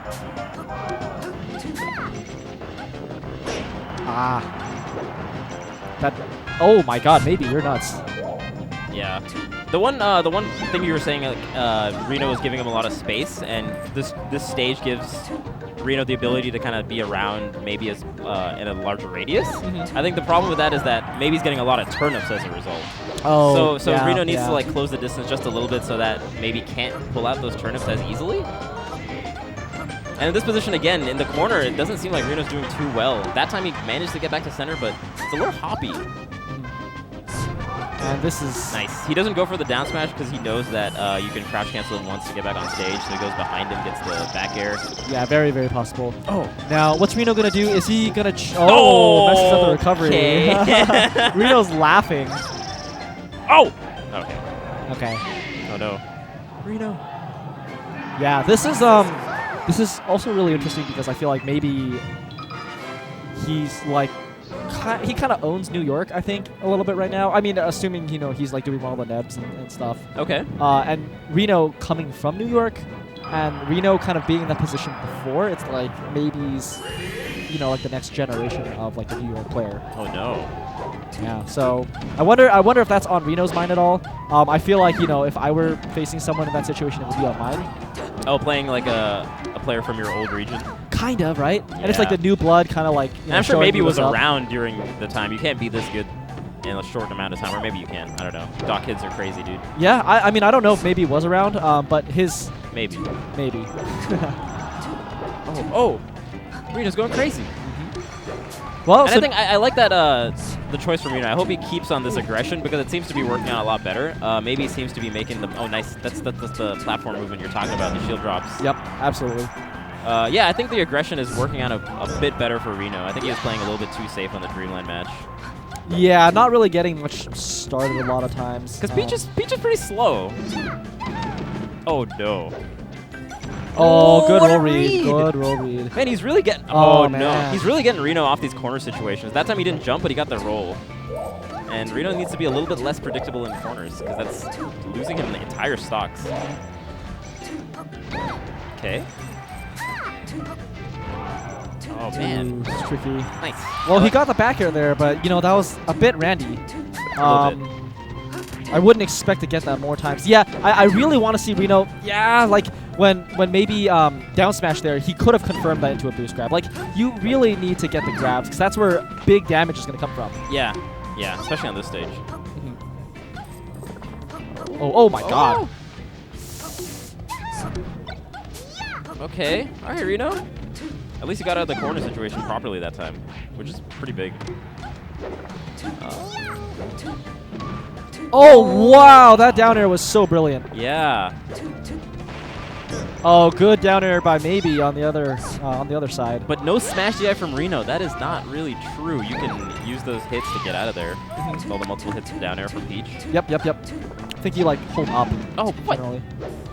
Yeah, don't contesting Peach when she's on a platform is really scary. Like once she commits the down smash, then maybe you can, because you can wait for it to end and then punish it. But before, no, pretty scary. Not with an aerial like back air. Yeah. Oh. Not at that percent. Oh, float's gone. These forwarders are really working out for Reno. Okay. Yeah, again, gotta close it out. Is he too low? Okay, yeah, he's too low. Well, you know, he brought it back, and I was gonna say, I wish those down smashes were grabs instead, but you know, Reno proving me wrong. On this stage, I feel like the down smash is not too bad a choice because it sends them off stage decently, and then if he does his edge guards properly, it's okay. But I do agree that grab in general is the more optimal thing. Yeah, it's just the damage, you know, like yeah. He gets a back air, you know, he gets 10% here and there, but like he really grab. Oh boy. This might be Reno's last chance. Up smash. Oh, up smash is a great choice. Yeah, absolutely was. Yo. It's maybe and Reno. Maybe and Reno. Sweet. Klindy, back here, spying. I think he's trying to figure out when his match is played. You wanna say hi to the fans? Yeah, you can just wave. Hey, Klindy. KGH. Say hi. There we go. Yeah, these are the matches coming up next. Are you on stream at some point? Oh, you're supposed to play Cactar. Oh. What? Oh, it's Matt.Zeb versus Hungrybox next. So it was Reno and maybe that just paid. So Matt.Zeb, Hungrybox will be next. So yeah, maybe in Reno. Maybe in Reno. Right here. Yeah. So next we got Matt.Zeb and HBox, and Matt's got like 4 handles. This guy's working all over the place. Yeah, How's that happen? Big Blue, TMG, Smash GG. Jeez. Yeah, How many jobs does this guy have? Too many. And he's still in bracket. Yeah, he's doing great. He's in winners. Jesus Christ. Matt's killing it out here, dude. Matt might be life. one of the better Falcos, maybe one of the best against Puff as well. Like, he's pretty comfortable in that matchup in general. And plus, I feel like his huge hitbox style in terms of like throwing out forward smashes, throwing out down tilts, could work out well against Puff. But, you know, I'm just, again, being honest, like, I don't expect Matt to, like, he's not the favorite against Hungrybox by any means, but... Whoa. Calm That's a statement. down. That's a statement. But I expect to see Matt do some things that I think a lot of other Falco players might not know of. Exactly. Especially because a lot of them just play it with Fox. Matt has actually stuck it out with Falco a lot of the times. Like, he's played against Prince Abu. He's done well against him. And I think he's beat him once before. I think he's beaten him, yeah, exactly. Yeah. I think, yeah. Maybe. I hope I'm not No. wrong I'm pretty sure I remember something about that. Okay. Well, and just so you guys know. Shout out to Prince. Shout out to Prince, of course. Prince Abu fan club. We miss you, dude. Yep. Afterwards, we have Cyrox versus Boyd. Okay. Rishi versus Ginger. That's going to be interesting. Crazy. And then KJH versus Cactar. Which is also, oh man, Cactar is always like a very, very surprising kind of player because he is still hella good. Hella good. Yeah. I'm curious to see how he plays. Love me, my Cactus. Oh yeah. Now, the Hungrybox, you know, he's representing some shield drops. I like it because I think Puff shield drop. Well, I guess it's not that strong, but like he's kind of evolved a lot of his game around that now. Like you'll see him just like sit on a platform and shield, and that gives him like a couple avenues of like an approach to kind of approach that area underneath the platform, and also he can still freely full hop out of it. And if you get a shield drop up air, that's a huge combo starter. Yeah, it can be. It's a little slow. So I think like Puff's shield drop aerials aren't actually that great because a lot of the aerials are a bit slow. Good mix up. Yeah, I think if like, okay, this example, like if Falco tries a short hop up air, Puff, then like Hungrybox might be able to punish the landing with Falco, for example. Gotcha. Whereas gotcha. normally he would not be able to. Right, exactly. Gotcha. So I think that's where it would kind of matter in this matchup. Or it's like if someone attacks a shield, he can kind of like shield drop under and then just like take the ground or something like that. There are a few mix-ups there. Gotcha. Gotcha. Cool. Noted.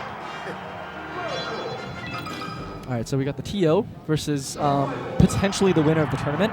Starting out on Battlefield. Let's see what happens.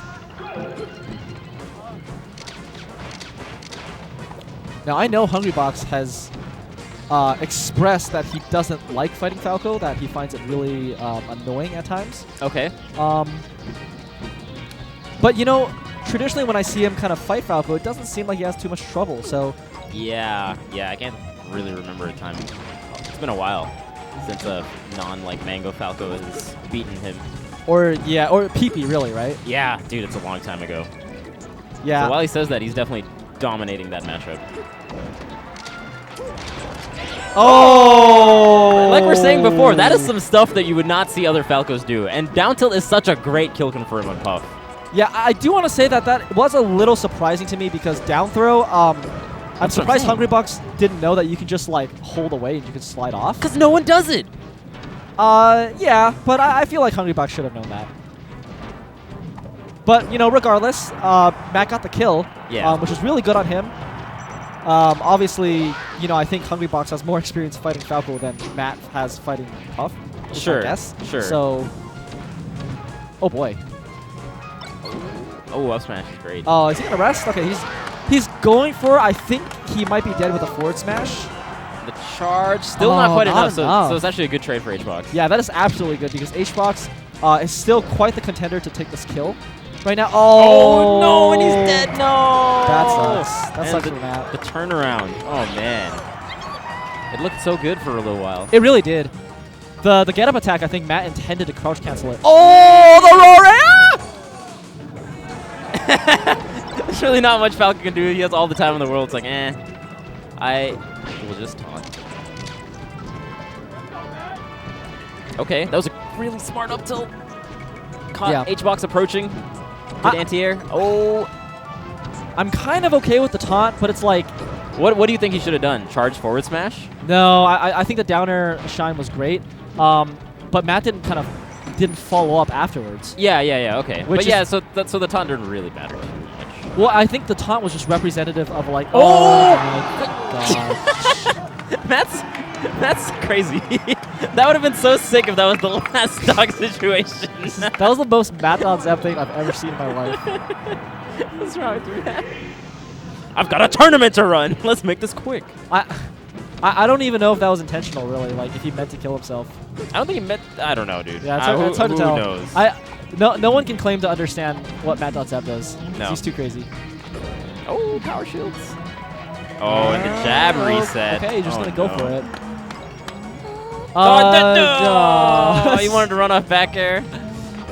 Oh, don't go. And there's that turnaround you're talking about. He's really going for it? Up throw, turnaround real quick to trick up the DI. Yep. Dude, dude. my Hungrybox is crazy. What is... Forward air? I guess he was hoping maybe for a DI mix-up and getting a forward smash off it? I don't even know. I have no idea what that was. Okay. Oh, okay. I like that short hop laser kind of catching the jump, and then that confirms into a forward smash. Oh my goodness. He was just waiting there. Oh, boy. Oh, and the edge cancel doesn't even work out for him.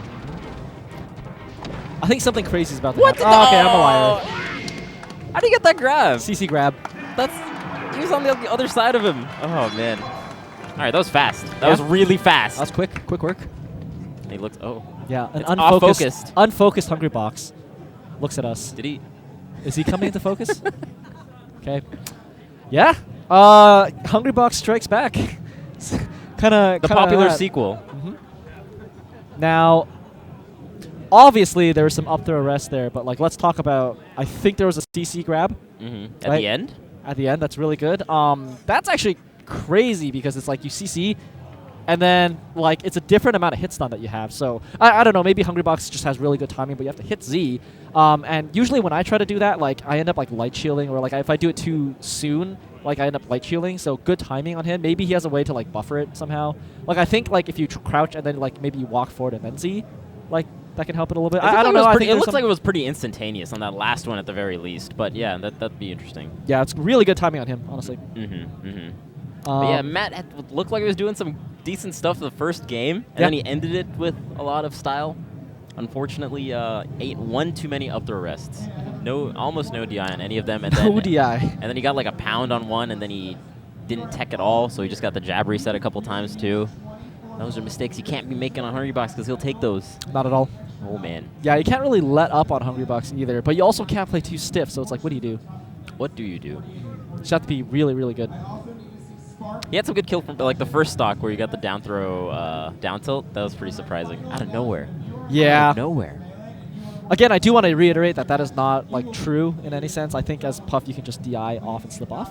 So, but the mix-ups. Yeah, good for Matt for going for it regardless of getting it. I would not have thought of that, and I would not have gotten that kill. So. Good for Matt. Good for you, Matt.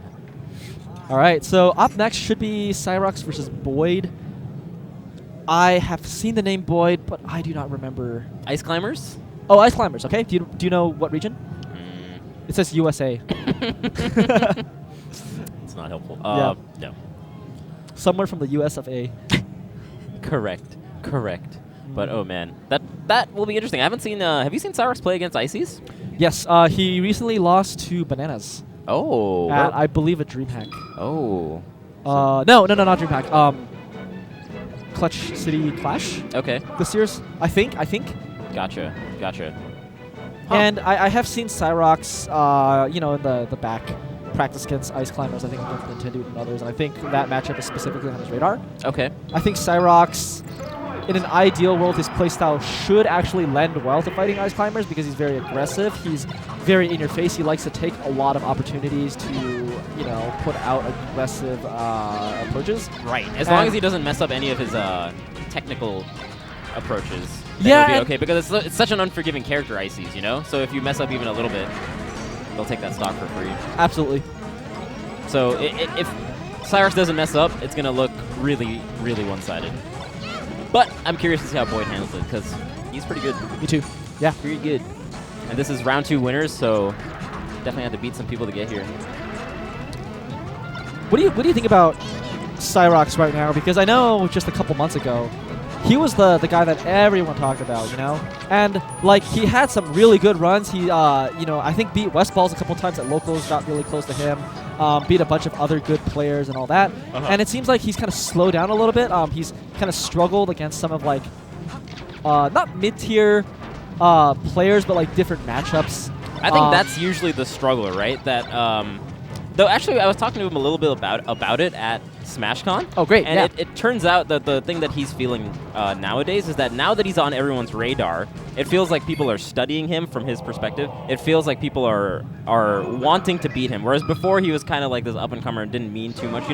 He was like that underdog in some senses, So there's nothing to lose, whereas now there's that mentality factor like, hey, I have a reputation, and I don't want to lose that reputation to people like this. And someone like Boyd, no one's going to say anything if he loses, but if he wins, that'd be such a good victory for him. So now the mentality has kind of shifted where he's now that top player that people are gunning for, Yeah, okay, so does it feel like Cyrox is sometimes playing not to lose? I wouldn't say quite. Oh my god, I wouldn't say quite that far, but it's just like a shift in mentality is what how he described it. Okay. But I don't think he's gone as far as playing not to lose. He's actually a very, very strong player mentally in a lot of ways. Yeah, the other thing is that Cyrox has a lot more footage of him now, as well, right? So people can study him. Yeah. But wow, Cyrox taking stock 1 very, very cleanly. Dude, he up aired Nana to the heavens. She was gone. I'm a little surprised this no. went to Yoshi's story. Game 1, usually I see Fountain of Dreams or Dreamland. Oh boy. Oh Boyd. Oh god. Okay, I wasn't going for that at all. Sorry, dude. I'll go for it for you, man. Yeah. I got you. Oh, I love. Dude, he's doing such a good job just switching hitting Nana and hitting Popo over and over again. Yeah. The big thing was that like the way that he was using the top platform to make it really ambiguous when he would come down in like a full hop kind of manner. Yeah. So he was kind of using that as like an infinite like jump reset. Yeah. Really cool. I'm gonna steal that for sure. And then when the Ices were on the top platform, it felt like up air on shield was pretty safe, and they couldn't really contest it too much. And then if he got Nana, he just went to town with it. Okay. I think that should be it. All right.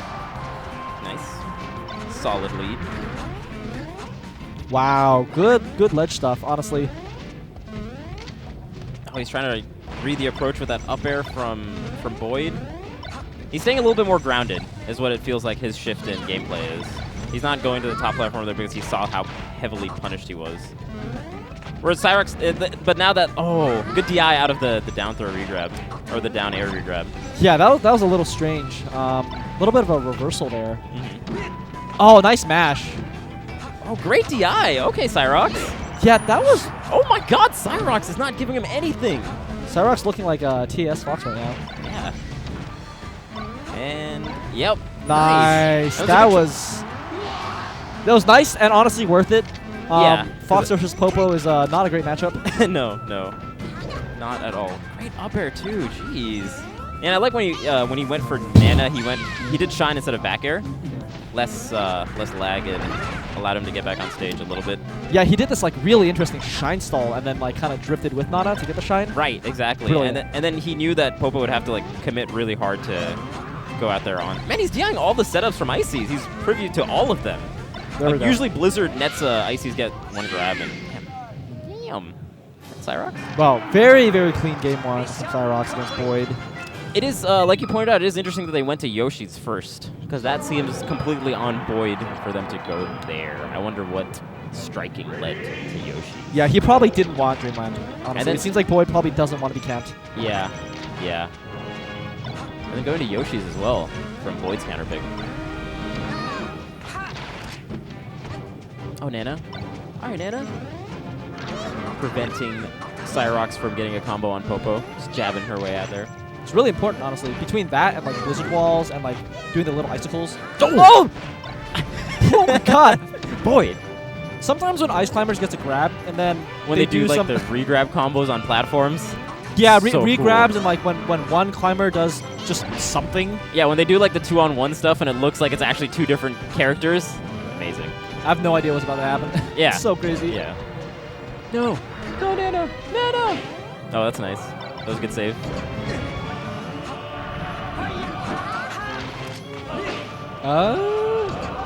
Okay. Up air? Oh, no, shine still works, but... Saibi did not save Nana, unfortunately. She was too low. And... Oh, good DI. Ooh. Unfortunate shield poke right there. Yeah. Good recognition from Cyrox. You know, you can just grab ledge there. Yeah, it's a little scary to edgeguard Ice Climber sometimes. Sometimes, yeah. The side B is sort of ambiguous sometimes. Yeah, there's like a lot of control, and the main thing is that there are a bunch of hitboxes available. Right. Oh boy.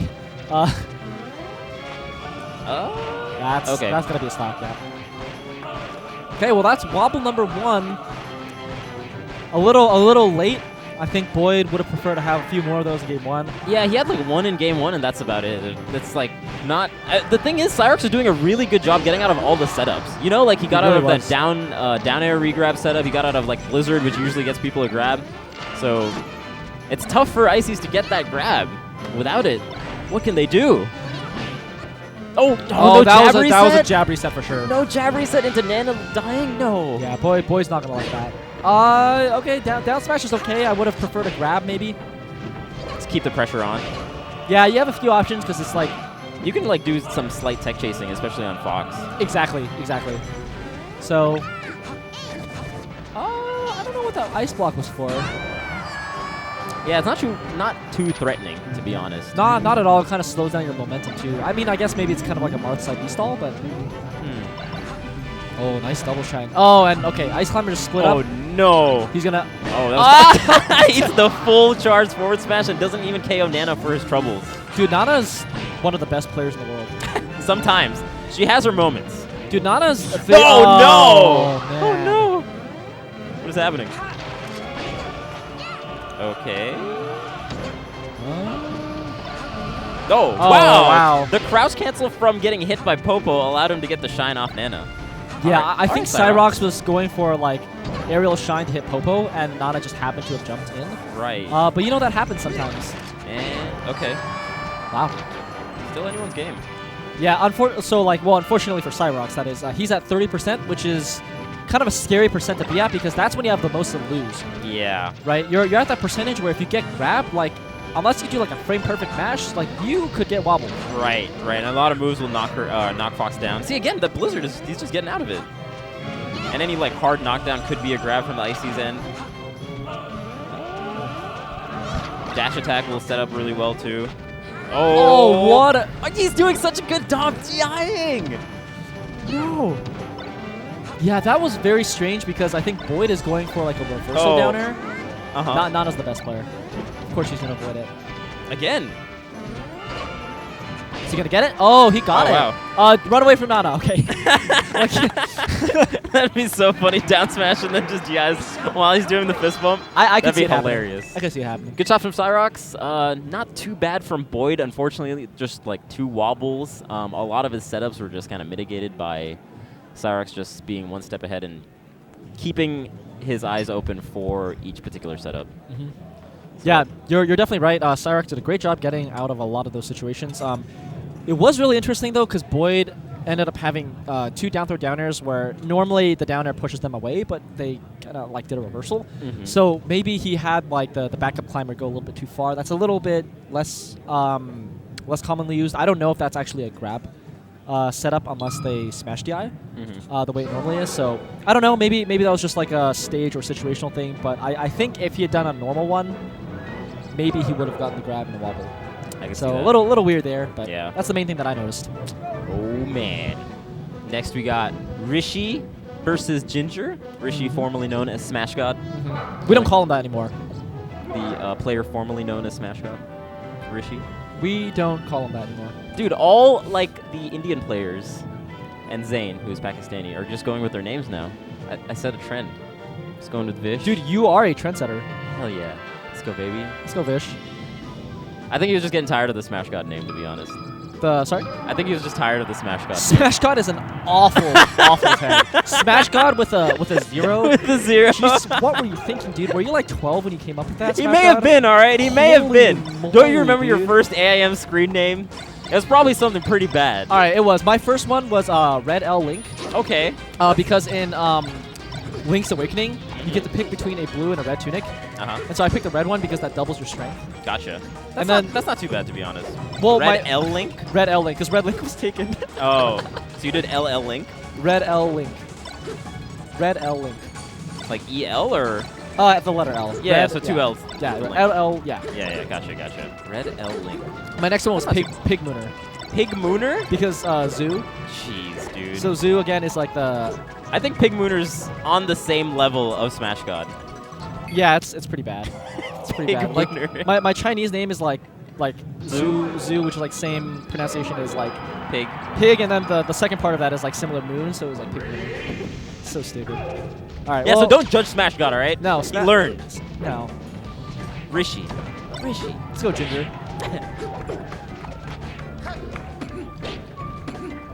Oh, good reaction there. Yeah. Man, this is super interesting because. Okay, not digging that forward smash there. Didn't quite get the confirm. Yeah, he could have waited just a slight bit, but that time gets the confirm. If there's a player that has been kind of doing a come up, it's Rishi. Oh, speaking of come up. Well, Rishi, I mean, Rishi to the heavens. Yeah, he went up there, but not the way that he probably wants. No, not quite.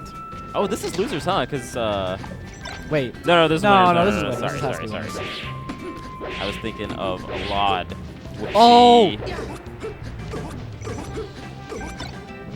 Oh boy. No! That was just a free stock for Rishi to take. Ginger Yeah. for some reason messes up his stall and then just ends up in the bottom of Yoshi's, and that's easy pickings for Marth. Absolutely. Oh, whoa. Oh, up air didn't quite come out. Oh, I really like the idea there by Ginger getting the shine into trying to waveland onto the platform, but not quite enough. Yeah. Oh, what the? Wow. Calling out the dash back. Yeah. So much good stuff so far, honestly. That's really good DI off that upper. Couldn't get anything off of it. It really was. Yeah, good DI on both parts. Rishi getting all the DI away stuff. Oh, Shy Guys. Yeah. You don't. Dude, that back air was actually really smart because he delayed it just slightly and kind of threw off Ginger, it felt like. Yep. I think what Ginger was trying to do was double stick DI off because he was expecting an up air, and because there was a back air instead, he got sent really far. Right. Okay. Goes back down. Oh, I don't like that forward smash. Oh, dude, he knew. Oh, man. I respect the choice. I do. Oh, this is... That's bad. That's bad. Oh, my God. Yeah. He really went for down air. That's a bit of a risk. I mean, it's pretty easy to hit. Like, Falco's just sitting there like a sitting duck. It's just... I agree it is more risky than the other things he could have done. But with the cloud there... Yeah, up B is the safe choice. But with the cloud there, he just wanted to end it and didn't want to give him a chance to, like, jump side B. Because he was at a low percent to where he could probably... Not jump side B, but he could get, like, a side B anyway, you know? So... As long as you're confident with that down air, it's definitely not too bad. Well, he was certainly confident. Yeah, yeah. Ooh, great DI from Ginger to get out of that. Yep, the double stick DI. Yeah.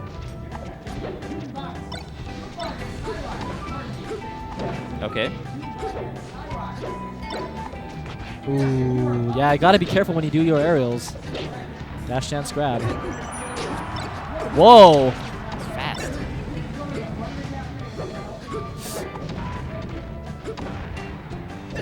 Nice. Oh, the laser? Okay. Yeah, I don't know what else he could have gone there. Yeah. Oh, what a bait. Yeah. That's actually really scary. Like, because if you're Falco and Martha's just standing there, it's like you're a little afraid to shoot laser because they just power shield. And then it's like, you know, Falco's horizontal is like, it's kind of reactable. You can, like, Marth can dash back fast enough to kind of just, like, whip punish him. Right. So it's like, it's a little scary. Yeah, definitely. Yeah, this is... Ooh. Jab somehow grounds him. Okay. Oh, Nice. wow. Yeah. Goes underneath the forwarder from Rishi. Oh, nice jab there. Oh, wait. Ah, wow. No. So fast. Oh, Damn, Rishi. Oh, the Shy Guy's just delayed that for so long. He was stuck in this up B animation for a lot longer than he wanted to.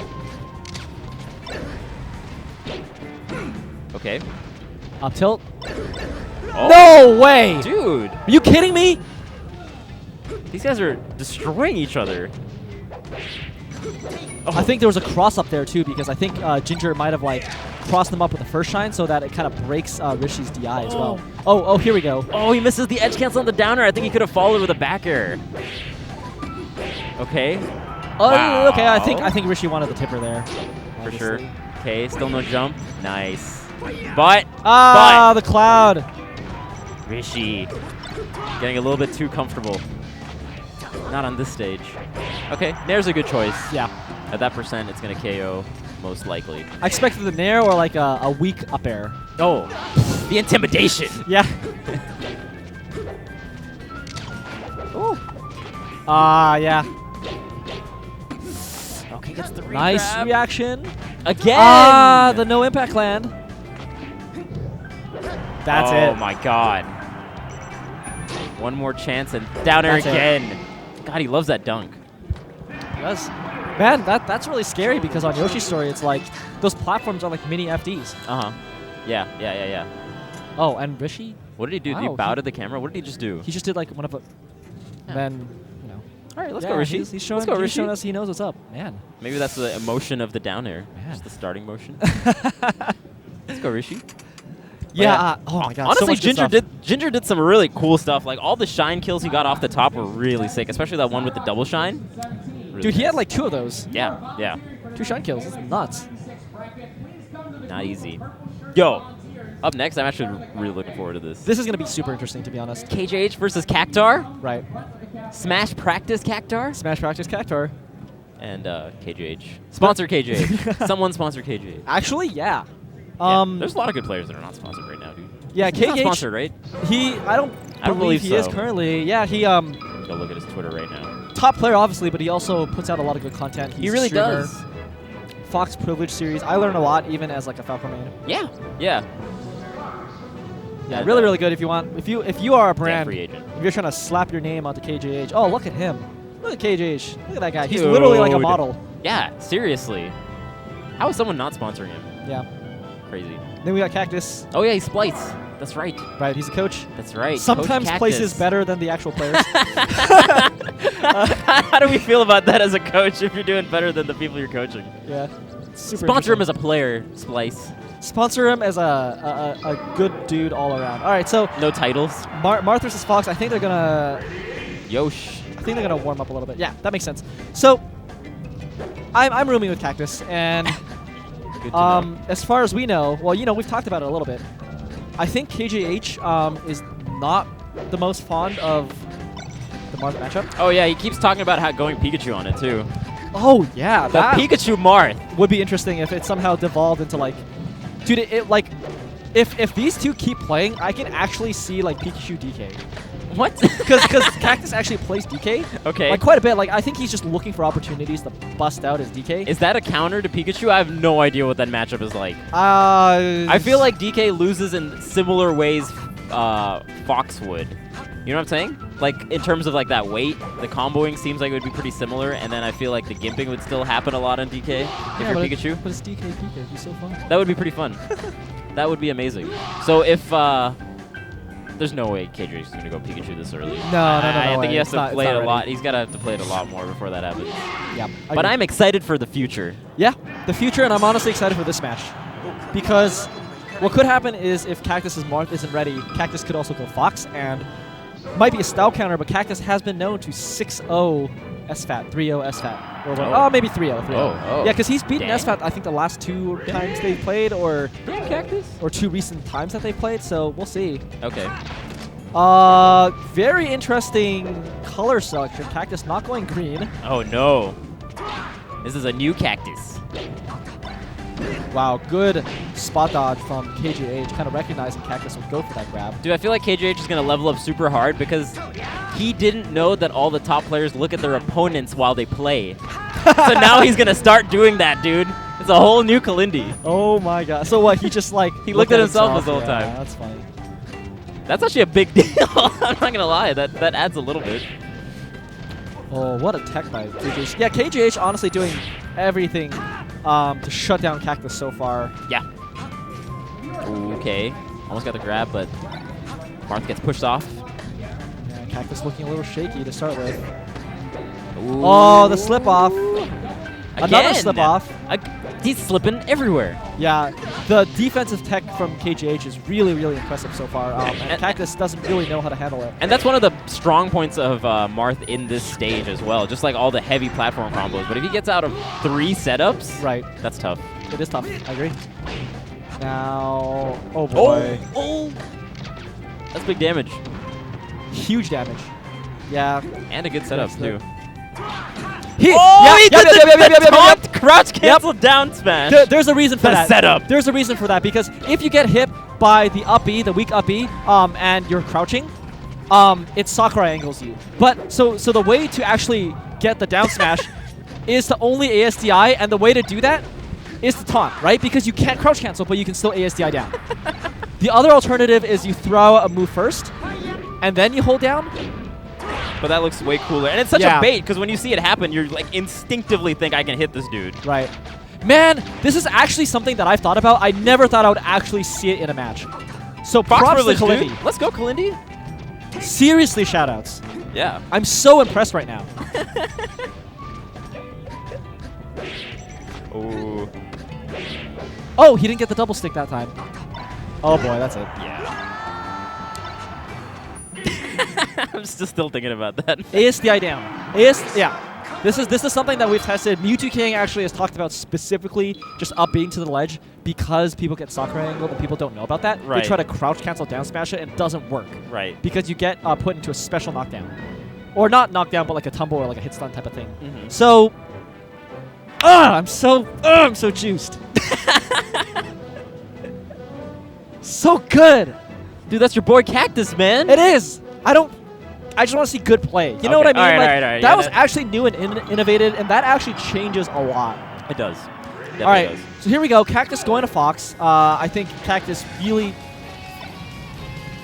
feeling the outplay a little bit. Yeah. He couldn't get all the stuff that Marth needs in that matchup as well. Just like no real strong edge guarding, no real combo game either. No platform heavy tech comboing either. So it's just might as well go Fox at that point. Right.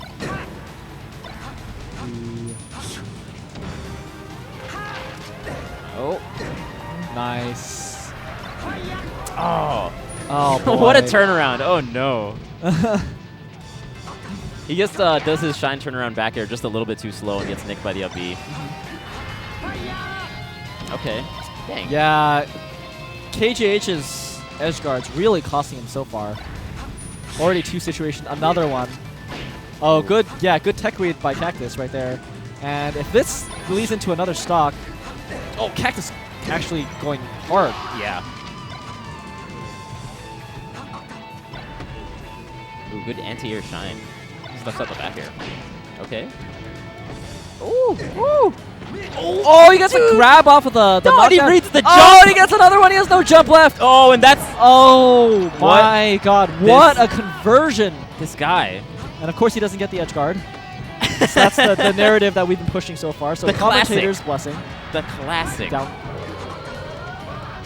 Dude, that was insane. After the dash tag reading that neutral air with the jump, or reading the jump with his neutral air, crazy. Yeah, these conversions have been nuts so far. Yeah. What a shield grab by Cactus. Really confident. Oh. I think Cactus probably wanted to shield up and... He has them really guarding the edge as well. Both of them just angling towards it. Right. Pretty often. Most of them just opting to edge guard from the stage. Both of them are. Okay. The mix-up. Yeah, he had time to do like 3 different things and still get the back air that he wanted. Oh, he follows him with this wave dash. Ah! Oh, that was some Fox Povage. Roll gets red, and Shine just clanks with the up tilt anyways. Wow, these ledge dashes. Oh, dang. He expected the roll in. Nice. I like that a lot by KJH. And then, of course, yep, dash attack. That's the ice. Nice. All right, Cactus. Maybe on his winner's stock. All right, get. Okay, yeah, that's a hard tech to hit. Oh, no. Okay. No. Back throw? Not the throw you want. Not right now. Okay. No! Oh, he saved him! All right, last stock situation. Right. Oh, no, don't jump! Oh, wow. He really read that the missed tech was going to come after that dash tech, which is relatively common. But I'm surprised that Kakar wasn't ready for that, to be honest. Yeah, you have a lot of Charges it time. too. Yeah, yeah. At that percent, he was popped up a decent amount, so he did have a decent amount of time to do the tech. But good showing from KJH, too. That one combo he did was sick. There are a couple things. Like, again, combos. Game 1, just all of Game 1, the edge guard in particular. Mm-hmm. I'm still thinking about that. Amazing. And then, yeah, the follow-up on the second or third stock by KGH, everything other than the edge guard. Yeah. Beautiful. Yeah. Beautiful, beautiful. Really solid. That's definitely some clips. up airs. So many up airs, dude. Up airs and a couple nairs, right? Yeah. Kinda drop down with those nairs. Nuts. And then the dash tag reading the jump with his neutral air. I wish he finished that. Yeah. I wish he did, honestly. Okay. Man.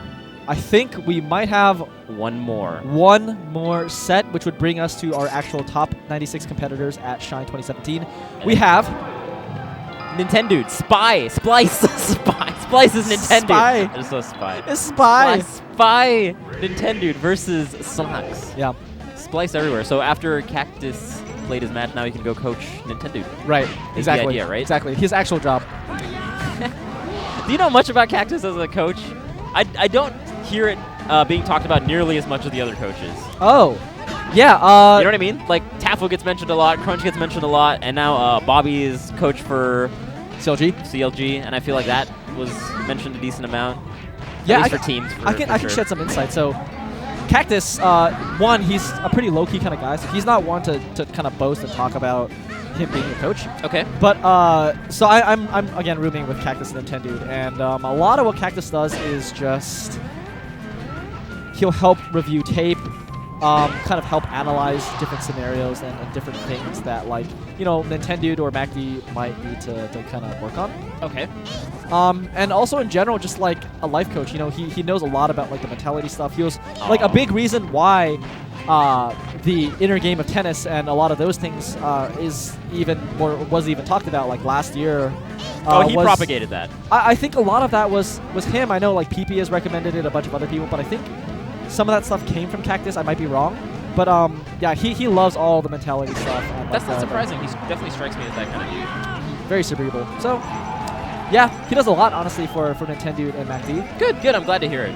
Glad to hear it. Because he needs props. That's kind of why I was like, why isn't it being talked about more, you know? There's very conscious work being done. Good. And good, even though good. it's not exactly clear what that is, I can promise you guys there's a bit. Good. Glad to see it. So, this matchup should be interesting. We commentated Slox versus Chu, if you remember that, right? Oh, yeah. Oh, man.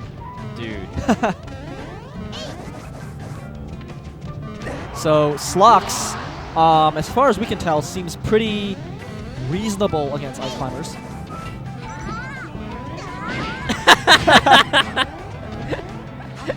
One of the street dudes just came through. Can we get a cam? Can we get a cam back on us?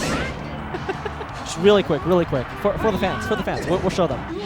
I'm sure they noticed, dude. I'm sure they noticed. They have to have noticed.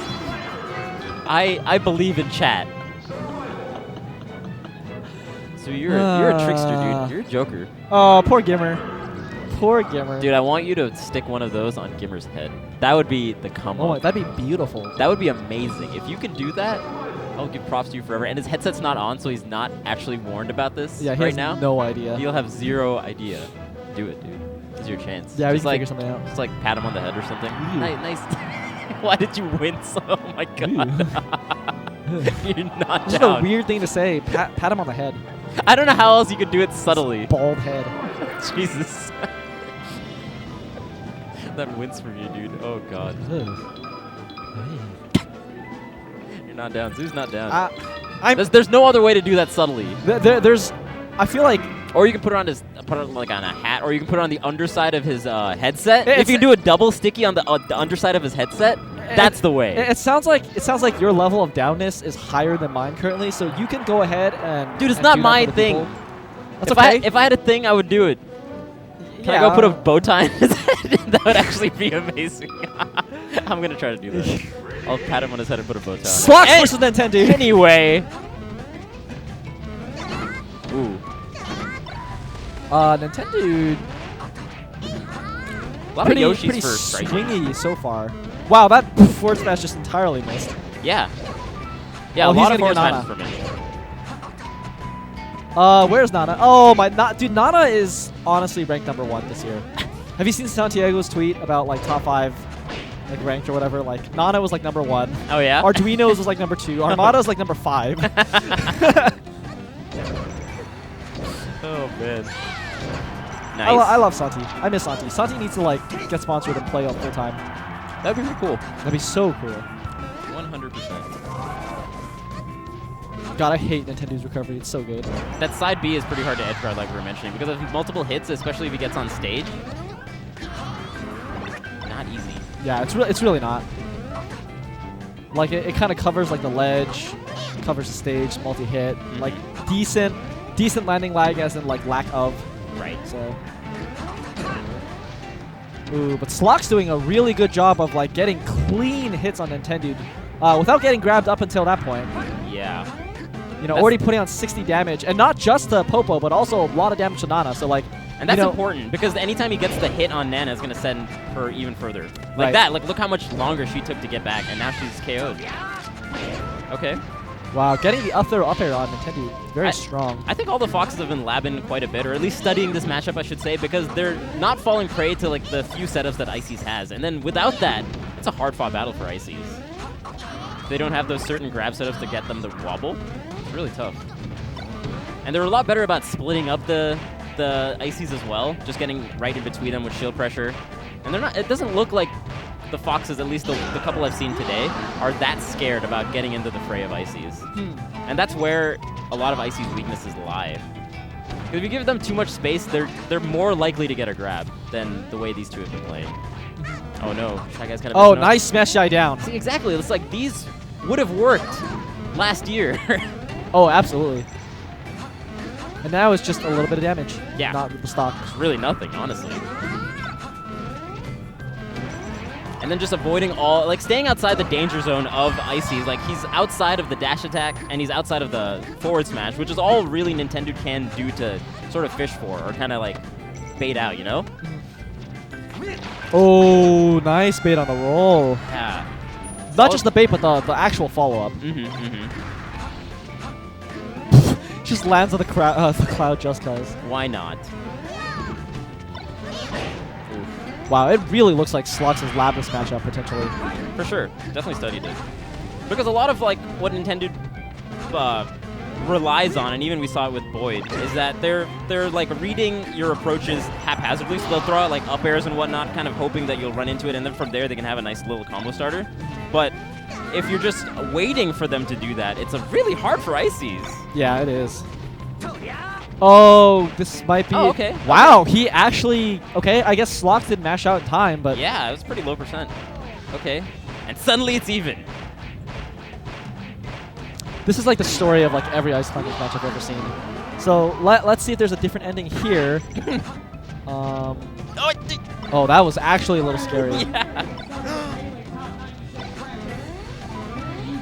Oh, that was potentially a grab.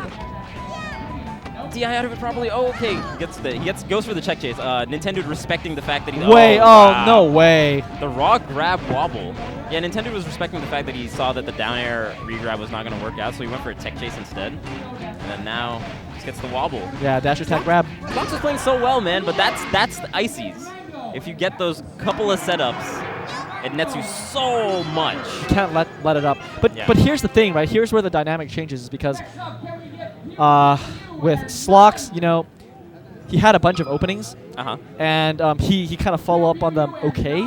But now it gets really tricky because I think Slox is going to start second-guessing a lot of his openings. And I think Mike Nintendo is going to have a much better idea how to like just keep him out in those situations over and over and over again. And I think as that happens, as the Fox player, unless you have a really, really strong read, you're going to start gambling a bit more, and you might see him get grabbed a bit more. So we'll see what happens, but that's typically kind of what happens in these sets as they go on, especially in a comeback like that. Yeah. So again, a lot of like Nintendo's approaches are just like waiting, trying to bait you out with his up airs, or the forward smashes happened a lot in that first game one. Right. That one is like a retreating forward air, kind of hoping that you'll run into it. And pretty similar to how the first game started, it looks like Slox is in control. Yeah? Oh, okay. Wow. But this is actually a strong position for Nintendo to be in. Nice. Yeah. Okay. I think that's okay. Nintendo honestly got so much off of that. Like, Yeah. Nintendo's Sopo is really, really quite strong. I feel like you can't be a good Ices without a good Sopo. It's just not possible, because good players will put you in this position a lot of times, and so you get a ton of practice with it, you know? And they have to make the most out of it, or else that sucks. It sucks for Ices if you're not a good Sopo. Absolutely. Yeah, he could honestly potentially take the stock right here. Yeah. Looking okay. One more solid edge. No! Okay. Well, not the worst thing that could happen, but definitely not what Nintendo wanted. Yeah, I think if he just trusted his instinct and stayed on the ledge, I think he wanted to threaten it and then go back on stage real quick, because he anticipated that Slox would react to him grabbing the ledge. He was giving Slox a ton of credit there. Yeah, I don't know if that situation was reactable at all. Yeah, so to be honest, that was super fast. Yeah, I don't know why he snapped it and then got back off. Yeah. That didn't really make too much sense to me, but you know. Oh. Whoa, that connected hitbox and jab grab. Into the wobble. Yep. That classic setup that we've seen. Jab grab is pretty nuts at certain percentages. Like, unless you're already CC'd, it's like you're done. Yeah. Damn. Oh, no. Oh, I wonder actually because it's like. Oh, that was so smart to do that Nice. up B, but still, Nana will be KO'd. Yeah, that's an actual setup. It's like you get them, and then Ice Climbers has to up B them, and then yeah, when up B happens, they don't have their jump, and then you shine them as they come down. Right. So that sequence happens all the time. For sure. We'll probably see it more as like Fox players lab out this matchup even more. This matchup is just like really understanding those certain situations and how to maximize or get out of things quickly. Like that time, 0%, you mash out. Mash out, please. Yeah. Going from platform to platform, ate a couple of up airs, not what he wants. Oh, I really like that. Kind of coming down with a full hop, making it look like he's going to back air, and then doing the up tilt. Very nice. Wow, what a grab and what a mash. Yeah. Man, Nana almost jabbing the reverse jab, sending him off stage. Nana's way too good for her own good. Oh, of course she smashed the eyes in. Okay. Good choice. Good choice. Wow, so much respect. Does not want to contest Popo on the ledge there. Just keeping center stage way past Popo. Oh, a little late there. Ah, okay, bad get up. Nice. A lot of pressure on Nintendo right now. He definitely wants to clean this out. One grab and another grab is all he needs. He's going to wait for the transformation to disappear. Right. Of course. Oh, he's got Slox cornered. Uh-oh. But if you're Fox, you can hop around regardless. Yikes. And Nana grabbing ledge, and he covers the platform. Okay. That was an excellent edge guard sequence. Blizzard covering the ledge as well, and then gets the forward smash because it kind of knocks you just far enough to where you have to up B. Oh, Icicle Barrage. Oh, that's it. That's it. Not a bird or jump. Oh, Nana's so silly sometimes. Yeah. Once in a while. Oh my god, ledge dashing. A little slow. Yeah, I think he wanted to get a shine, but realized it was a little bit too late. Oh, great forward smash. Good mix up.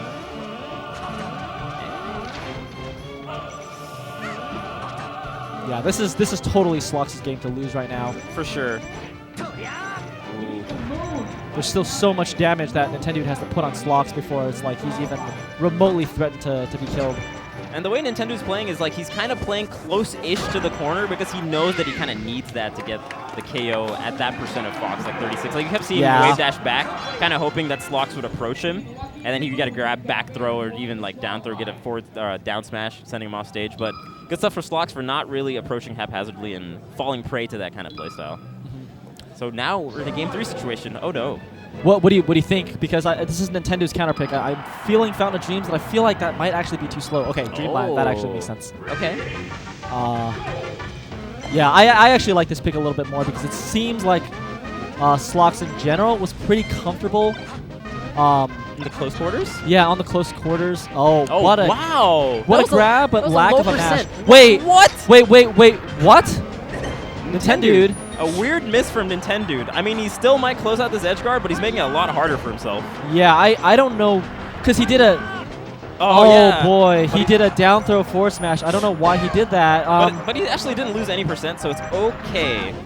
It is. It is? But it is a lot harder. Like, even he takes a sigh of relief, like, okay, I still made it. Yeah, like... Because he got the hard part of the wobble, because he hit him enough to where he was at a higher enough percent, so that was an odd error. Good stuff to him for closing it out even regardless. Because Slox wasn't ready for that forward smash, so he DI'd it super weird.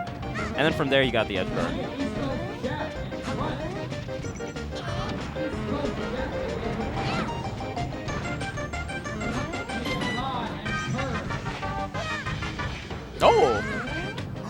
Oh, and he God. gets it started anyways. Jeez.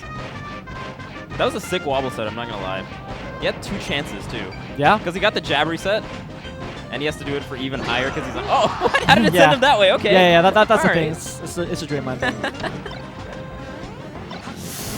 Nana's... Was it? Oh, I don't know. That was a good idea. Up air, back air. Honestly, I think Nintendo is super okay with this because he's up 2 stocks and getting any kind of percent on this second to last stock of Slox is really solid. Oh no, this is all great. This is all great. Oh, and then he gets that, like, fantastic. You know, no up throw up air. Yeah. He's safe on the platform. He's got. Oh, and that's a down smash. The shark up airs. You see the way he went off the stage to get that up air? Yeah. Crazy. That's so much percent for losing that though. For losing his Nana. Slox really feels the pressure right now. This is like probably like the worst like situation you can be in, because it's like you have to pretty much like 0 to death ICs and then do it again. Yeah, it's.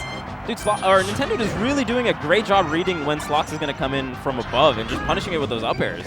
Like an amazing job. Yeah, and the walls that he sets as well, just, yeah, like the Blizzard walls, basically forcing him to, like, go up regardless. Okay. He's gonna get the shine on the Nana. That's something. That's how it starts. That's definitely how it starts. But how will it continue?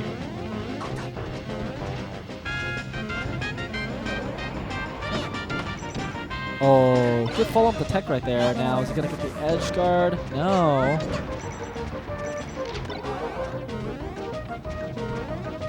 Oh, man. Oh, this is bad. This is bad for Slox. Oh, wow. Okay, that's not. This is okay. This is doable. You know, he took the last stock very, very quickly and confidently, and he has to do it again. But I feel like Nintendo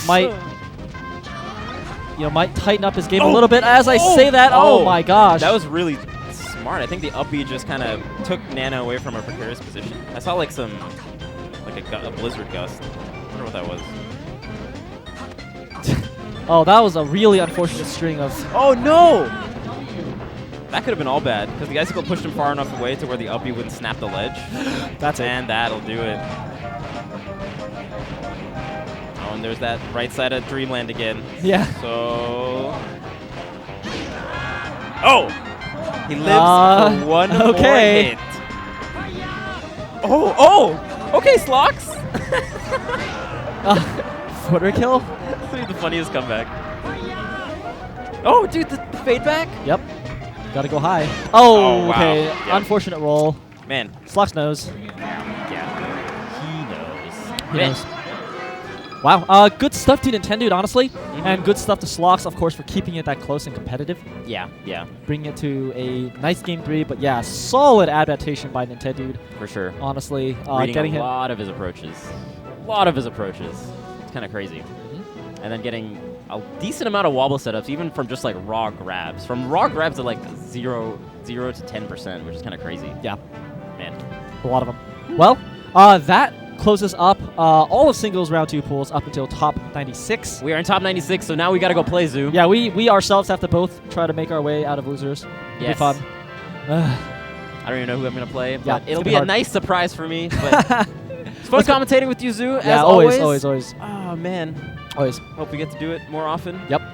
But I'm glad you made it, even after the start. I commentated with 3 different people. Dude, you've been doing work. And I have to go play. Shine is putting me to work. Damn you, Shine. All right. But peace, it was guys. fun. Peace. Follow him at Zoo. Follow him at Vicious Vish. Him. Me. Him. I. Cool. Love you guys. It's been fun. Take care. Peace.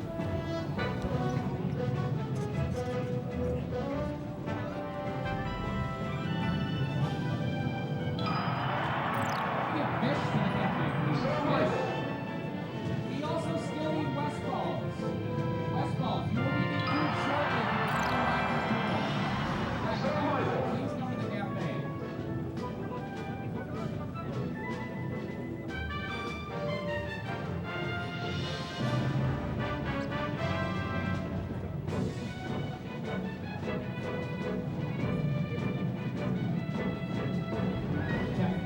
NMW Cafe. Nicholas M. Whittier to the cafe, or he will be disqualified.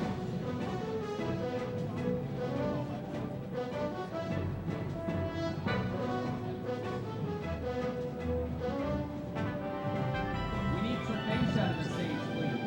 Trevasia, please report to the stage.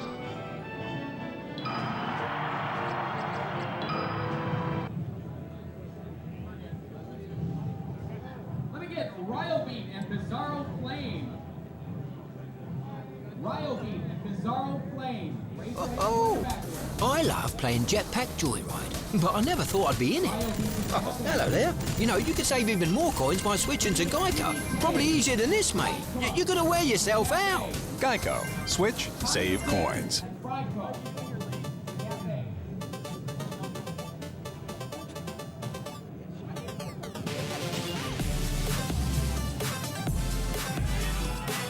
On his throne. And that's it. The ledge! That's it. And it's That's over! it. Will this be the last game in the big house? Or will we go to game 5? And the recovery forwarder is so smart. Oh, music. Oh, and he signed him.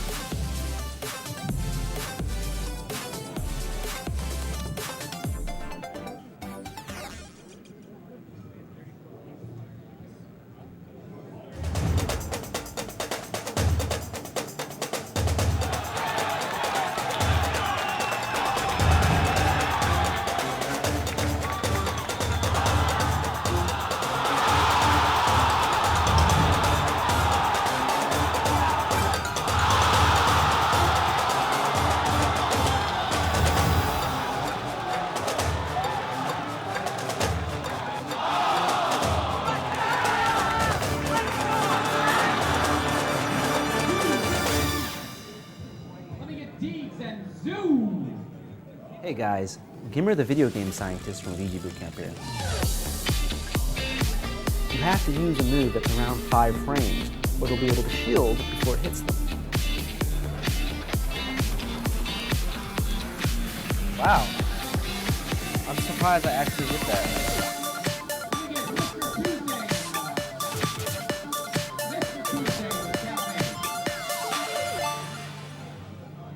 When I signed up to be a game tester, I never thought I'd be in the game. But while I'm here, I might as well let you know that you can save on renter's insurance with the Geico Insurance Agency. Because you never know when you'll need it. Renter's insurance at geico.com.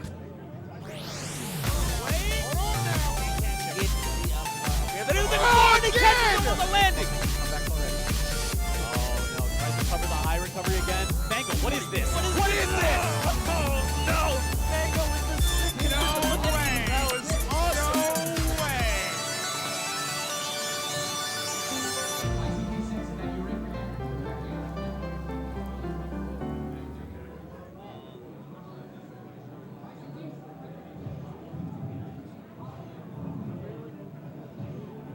Check. Can I get Bonfire 10?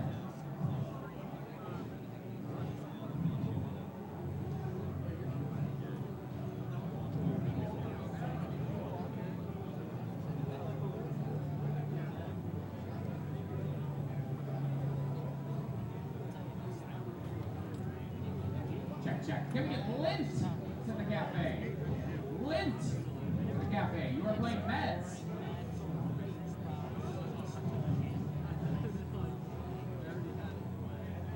Westfall, this is your last call, or you will be disqualified.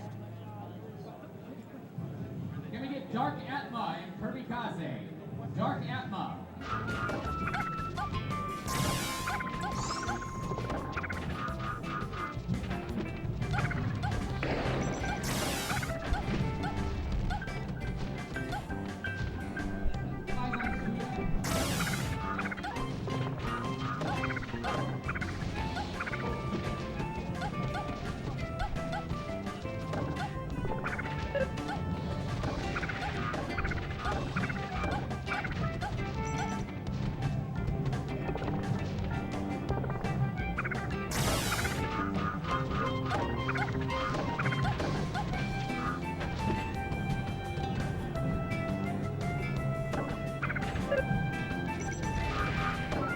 All of top 96 is National 5. And we have links to the cafe. Links. When you get to the cafe, just raise your hand and get them down.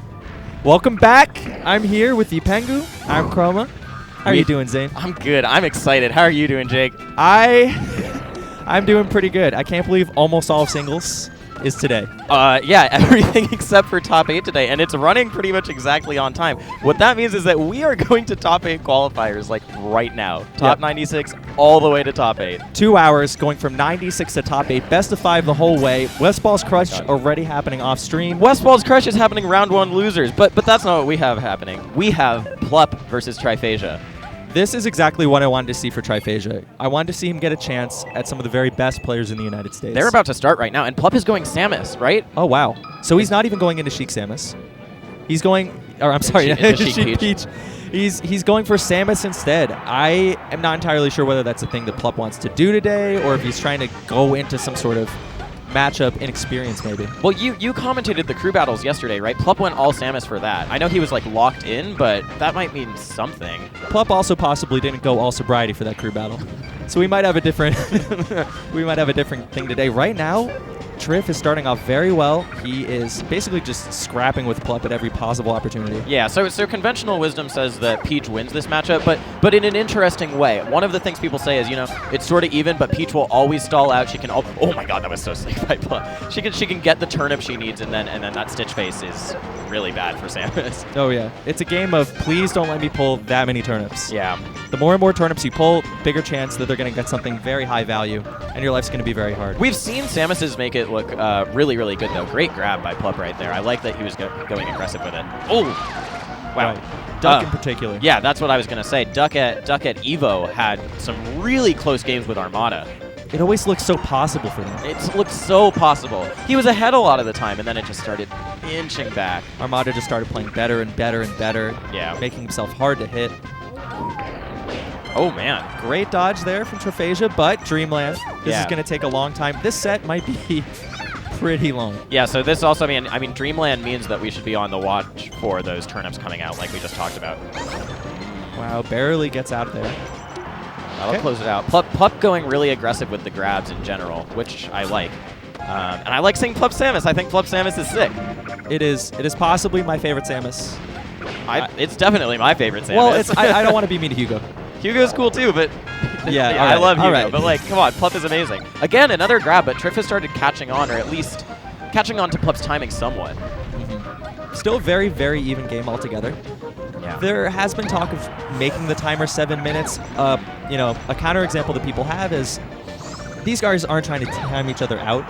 Right. But it's very possible. Well, they're not trying to time each other out right now. Honestly, given how both of them play, I don't expect it. Yeah, me neither, but all right, he has the charge shot. Be very surprised if Triff went for that. Triff to get here beat MacD. Wow. So cementing his place as possibly the second best Peach after Armada. I heard that there were Stitch Faces drawn at crucial times in both games. Oh. But, intriguing. Hey, man, if you let them pull enough turnips, you're letting them pull too many. There we go. Nice coverage. That was so great. He forced him to jump with the missile low, and then he caught him with the charge shot. And what can Peach do there? Her aerial mobility isn't actually that good. A difficult thing as well is that the way that Peach deals with missiles a lot of the time, besides moving around them, he's been doing that more today. Oh my god, he's super wave dashing. That charge shot almost got tripped. Terrifying. But the way that Peach gets around the missiles is by hitting them, by putting out an aerial. Right. That's going to clink with them, but you cannot clink with charge shot like that. You have to be within 7 or 8%. I don't remember exactly. For a clank to occur, yeah. Right. That is actually how it works. Wow. Great call there. Perfect finish for that stock. Very even game so far. Yeah. That is what I like to see. Yeah, really even. Oh my god. One thing I've been noticing is that maybe one of the reasons Plup is going for so many grabs, like right there, it didn't happen, but sometimes if he does it when Triphasia floats, then for Triphasia to make it all the way over with oh my god! That was amazing! That was like reaction time too to realize that had connected and fire off that charge shot. Triff just had to wait and watch as the pain came. But yeah, that's a great point. It's first of all, if Peach is in position, what is he going to do to punish that? Great tech. What a tech. And second, how is she going to get down there? Right. Maybe that's where. Wow, dude! Plup's charge shot conversions this game are amazing. Let's go. Let's go. That is the difference right now. He's hit he's hit 3 charge shots so far, right? All but the first stock he's had charge shots. Plup's getting weirder and weirder. We see some super wave dash, and we see some bomb usage. Yeah. We see some downright just tricky Samus stuff from him all weekend. We saw the set with R2D-Lu. Also right there, he did that earlier to Triff and did it one more time where he uses the bomb to go onto a platform and then also slide off the edge of it because you have some interesting aerial mobility after the bomb. Right. It's a cool mix-up. Point blank grab. He's going for a back air. So safe there, though. Yeah. No real risk. He's not going to, unless they somehow trade with the back air. Yeah. Nice DI. Triff here electing to go active on the edge guard and not just pull a bunch of turnips while Samus makes her way Good back. point. Whereas we've always seen Plup, I mean, obviously you can't go too far out there, but he's really been prioritizing getting those charge shots. All right, Triff. Man, Triff wishing that charge shot had been a little bit more charged right now. Right. Even with the weakness, even with the weakened reciprocity knockback on the power shield, that probably would have killed. 207 will be the kill finally. And what I liked is that Triff actually looked closer to the screen to try and see what turnip it was. You know what else I liked is that he was doing Z-drop turnips to get that extra frame right there. It's a little bit faster, right? Yep, a little bit faster. Oh my god, dude, Plup's projectile play. Missile barrage. Can Plup finish the edge guard? Not quite, but Peach on the ledge. Not good. Could this be the world's most extended gimp? Oh, and there's the bomb movement again. Yeah, see, it's a little mix-up. Beautiful power shield. Interesting he went for the back throw right there. That was something V-Money said that I thought was very funny. Peach's reaction to beating things in neutral is, I'm going to try and power shield this. I'm going to try and power shield everything I can. Dude, suddenly Plup is at 100%. Oh, that Nair, it is going to do it. Wow. Monster Nair. Okay. That was extremely close. I did the bad commentator thing. Where it might not kill. Oh, no, he said. It's important to kind of cultivate the curse, as it were. Okay, so. FD, he stays. Catches the turnip. That was great. Always fun. So, one possibility is that we see Plup's Fox, Plup's Sheik if he wants, if he really ever feels like the matchup's getting out of hand. I guess, but interesting that he's just, I don't think he's even thinking about that right now, given how quickly he went to Samus. I mean, just stayed Samus. They went to this game 2 so fast. That's true. Ooh, great duck there. Yeah. Using the drop and the fair to protect himself in the meantime. And there, you're going to get an air. Oh, great nair to clank with the turnip right there. So we've talked about a little bit about what Plup's doing. We have. To keep Triff out. Let's talk about what Triff's doing. I agree. So he's waiting for Plup to jump a lot. Classic Peach stuff, and then just punishing every time as he can. Dash what was that attack. you said about power shielding as a way to win neutral? Ooh. You just power shield every single move. Oh my god. I really thought that might have done it. Yeah. Almost kind of depressing on this stage. It doesn't end. He wanted to go for the turnip, but Plup with the monster mash. Oh, I like that nair coming in. That was a tricky little triangle jump type float. What Triff might have been doing there is when you turn around and then smash throw the turnip, oop, you got the dot face. Yeah, dot face not going to do enough to kill, but enough for an edge guard situation. Noticeably more knockback. Forces him low and, ooh. Did he not have his grapple? You know what the amazing thing is? I kind of forgot. Yeah. I'm sorry. No, I did too. Such a long sequencing. Yeah.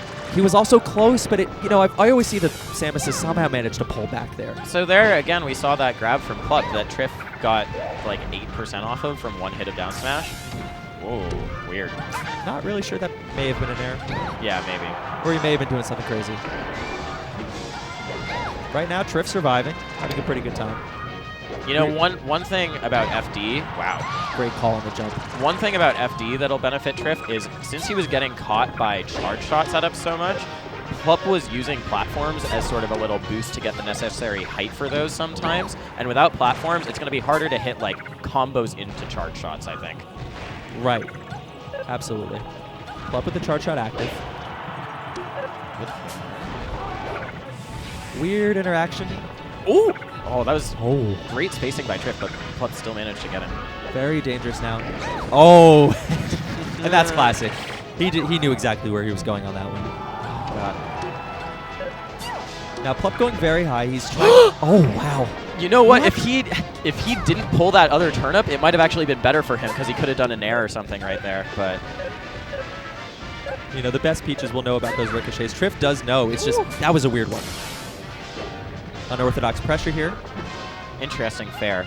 I wasn't sure if he could get an error there, but I trust Plup more than I trust my own Samus knowledge. I think we can all trust Plup. Wow. Still not a dead character. Not much Samus can do. Oh my God! I can't believe I didn't even get to finish my sentence. Until Peach gets down into that range, there's not much. And so Triff can take his time and think about how he wants to. Wow. Amazing Omsa tech. And he's coming back. He's building percent. With the sweet spot. But he trades with the up B. Yeah. Good mash of A there. Oh. Plup got a little over aggressive trying to call the landing there. Okay. Plup's edge tech looks very good this game. Pushing. Plup gaining the lead. Building more and more percent. Oh. But now Tripp have him trapped for a split second. That was an opportunity for a lot of damage, but couldn't quite capitalize as much as he would have liked. Still a great up air to scoop him right there. Again! Again! Oh my god. All right. So Samus's item throw actually looks pretty fast. Yeah. Definitely not an expert on that, but you know, kind of the flow of the game right now is going deep back into Plup's favor. Dude, Plup has been calling out Triff's floats with Nair like that a lot. And just approaching Nair in general. And Samus usually has a hard time approaching. Ooh, wrong way, but the up tilt. And here it's going to be, how does Triff get down? Wow, but he's trapped at the ledge a little bit. Interesting. Oh, look at that jab pressure. Wow. They're just weaving in and out. Plup is staking out Triff's airspace very well with the Nairs. Is he going to try and scoop him with the charge shot again? No. Okay. Wow. Oh my god. That was actually pretty impressive. Plup is so cool. 4 consecutive leads hard. That's a frame window, right? 2 frames? It's 2 like 1 frame, but it's like, yeah, sort of. It is a frame window, yeah. Gotcha. And now Plup comboing a Peach. Doing the impossible. Okay. Oh god, he's built so much damage with this stock too. Rise and grapple, very nice. Working his way back onto the stage. Okay. Now Triff can hopefully play a little bit more aggressively. We see Triff sticking a little bit more to the ground right here. Ooh, good air dodge. Wow. Dodges right into it. Yeah. He's dead. Yeah. Oh no. Oh, best of 5. Best of 5, that's right. I love that. We may go back. Plup really asserted himself at the end of that game, dominating in a lot of neutral spots, calling out the jumps with the Nairs really well. Yeah, that really led to a lot, because Samus's Nair is fat, too. And at the end, incredible combo decisions. And now he's just somewhat invalidating turnips by catching every single one. He's like an acrobat, with Samus doing that flip in the air. Oh, yeah. A little bit of juggle there. Ooh, okay, he was turned the wrong way. Triff immediately took advantage. Still has a grapple, and he still sweet spots. All right. No damage at the end of it. Oh, wow. I loved that fair from Triff. It just didn't manage to get out before the Nair. And an aerial interrupt misses pretty bad. Yeah, but he's not going to get punished for it. Yep. Let's see how Triff baits the Nairs out. Great hunts. All right. Here now Triff is a little bit, reluctant to go for more pummels after that mash. Yeah. And this has been Triff's weak spot, is closing out the kills. Not even going to do it? No, I don't. Yeah. I like the use of the downward throw turn up, because at least he's doing something different to test if Plup can deal with it. Right. But so far, Plup has been somehow finding sweet spot grapples almost every single time. Oh my god, those Nairs. Tripping having a tough time finding his way down. I like that he's now staying on the ground, trying to duck the missiles, shield the missiles. Yeah. And we still haven't seen a Stitch face. Okay, there we go. Good Nair out of shield there. Oh, he missed his Z drop there. A little bit. He's going to have to decide to keep this one. Weird trade of missile turnip. Yeah, just bounced off. People talk about it a little bit weird. Like that they don't know exactly which one does what. Yeah. One of the weird things about Peach Samus. Oh my god, the slow get-up actually maybe benefiting Triff there, but he will lose the stock anyways. Plup just saying, I know your character can't get off ledge very well. Let's see how he handles this. Oh!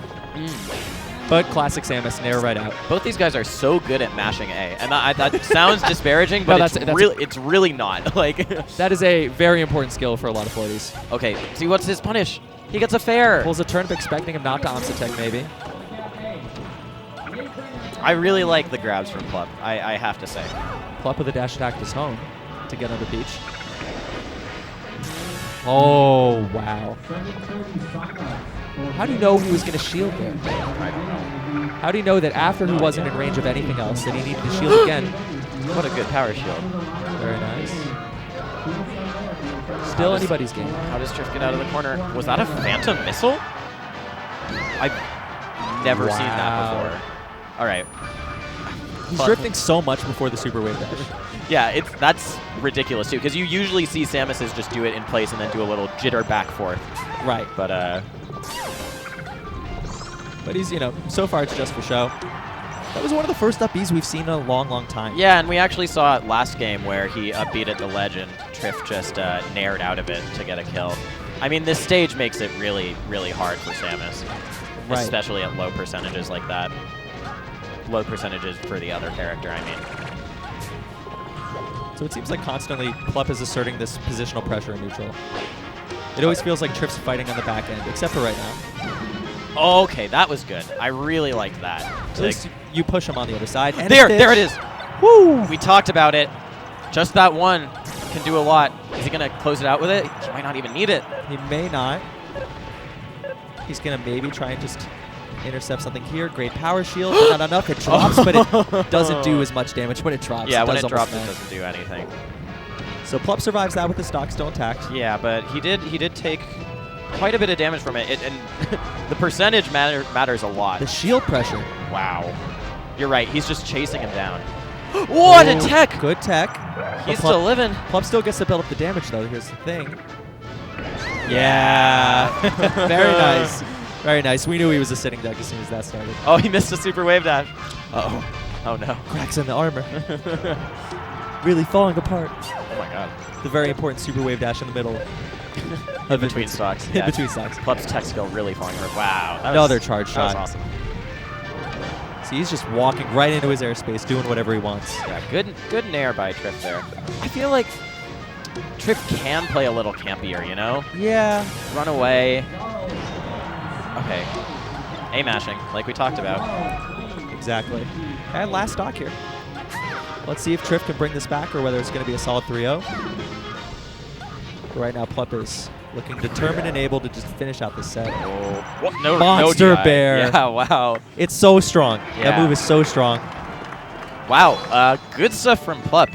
Really interested to see if he's going to continue going Samus for the entire, or for at least a large portion of his bracket, because we haven't seen him do that for quite a while. Yeah, that shows you what I know. I would not have guessed Samus. Yeah. I would have guessed Sheik. I would have maybe guessed Fox. Yeah. I don't know. I mean, Triff has an absurd amount of Sheik practice. That's the thing. He's from the same country as Over Triforce, so they play all the time. Europe in general also is just known for being good against Sheik. Armada, that's the whole trope about him because of his brothers. The brothers. They are brothers. He's got a lot of them. Yeah. It's like 45, if I counted right correctly. So our next match is actually going to be an interesting, well, they're all interesting, but let me tell you a little bit about this. No, this is very interesting. Please tell me. So Spark and Rocky, the young guns of NorCal. Yeah. I saw them at Starbucks actually on Friday, and they just wanted a fork at Dunkin' Donuts. They just wanted a fork, and the manager looks at them and says, "Who are these punk kids?" and just refuses to give him a fork. It says, "Sorry, we don't have any forks here."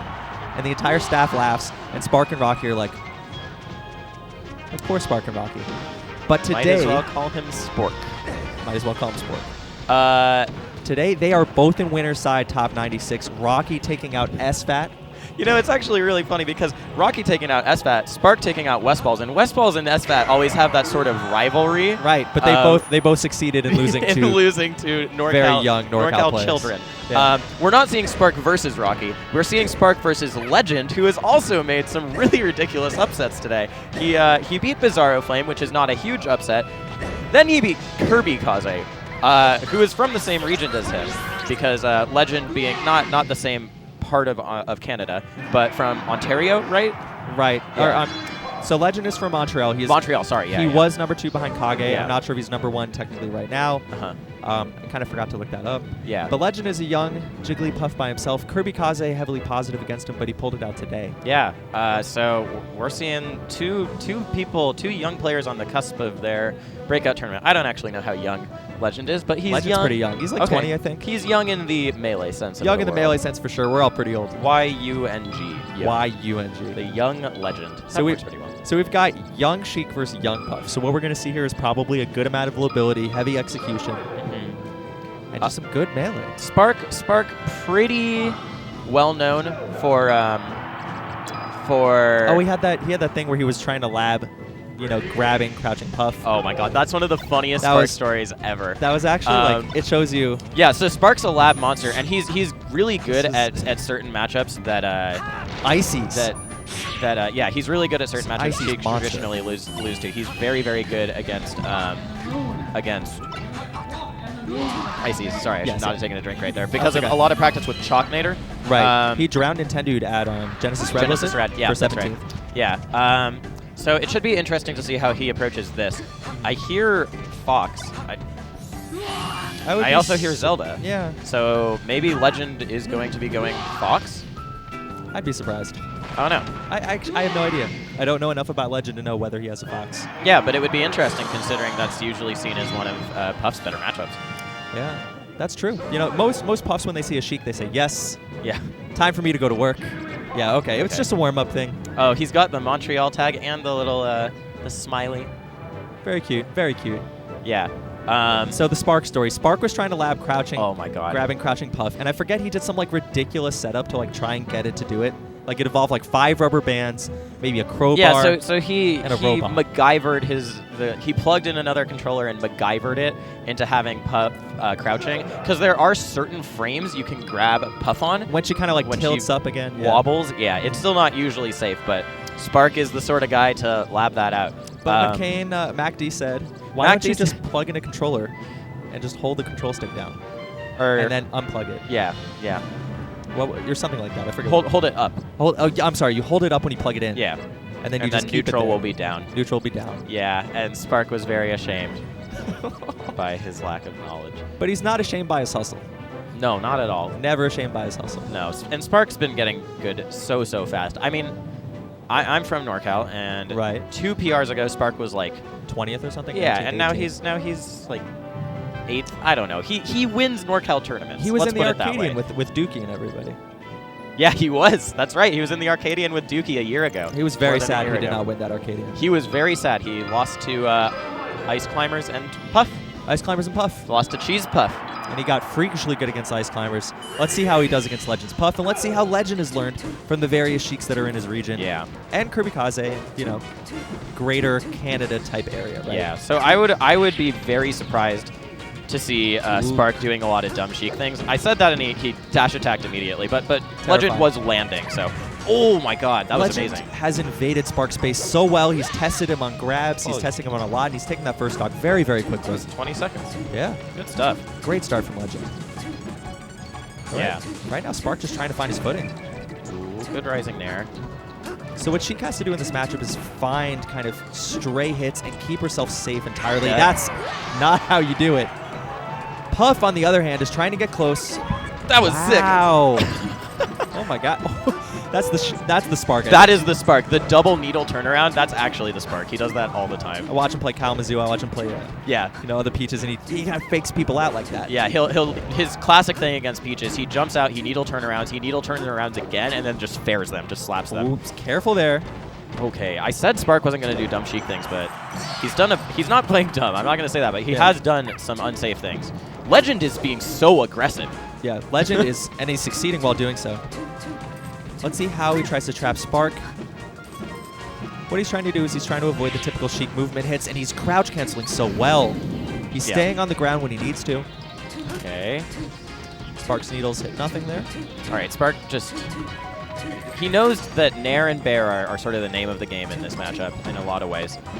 So long, you can catch Puff when she's in the air. Right. On the ground, it's a little bit trickier for Sheik. Oh my God. Okay. I respect that. Coming down with needle down smash.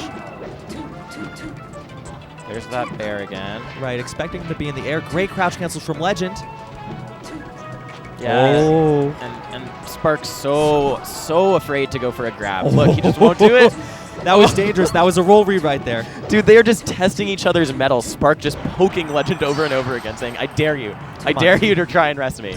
And Legend is just crouching right in front of him saying, what are you going to do? How well do you really know this matchup? Yeah. Is the hype true? Okay. Great grab, catching him jumping up a little bit. Yeah.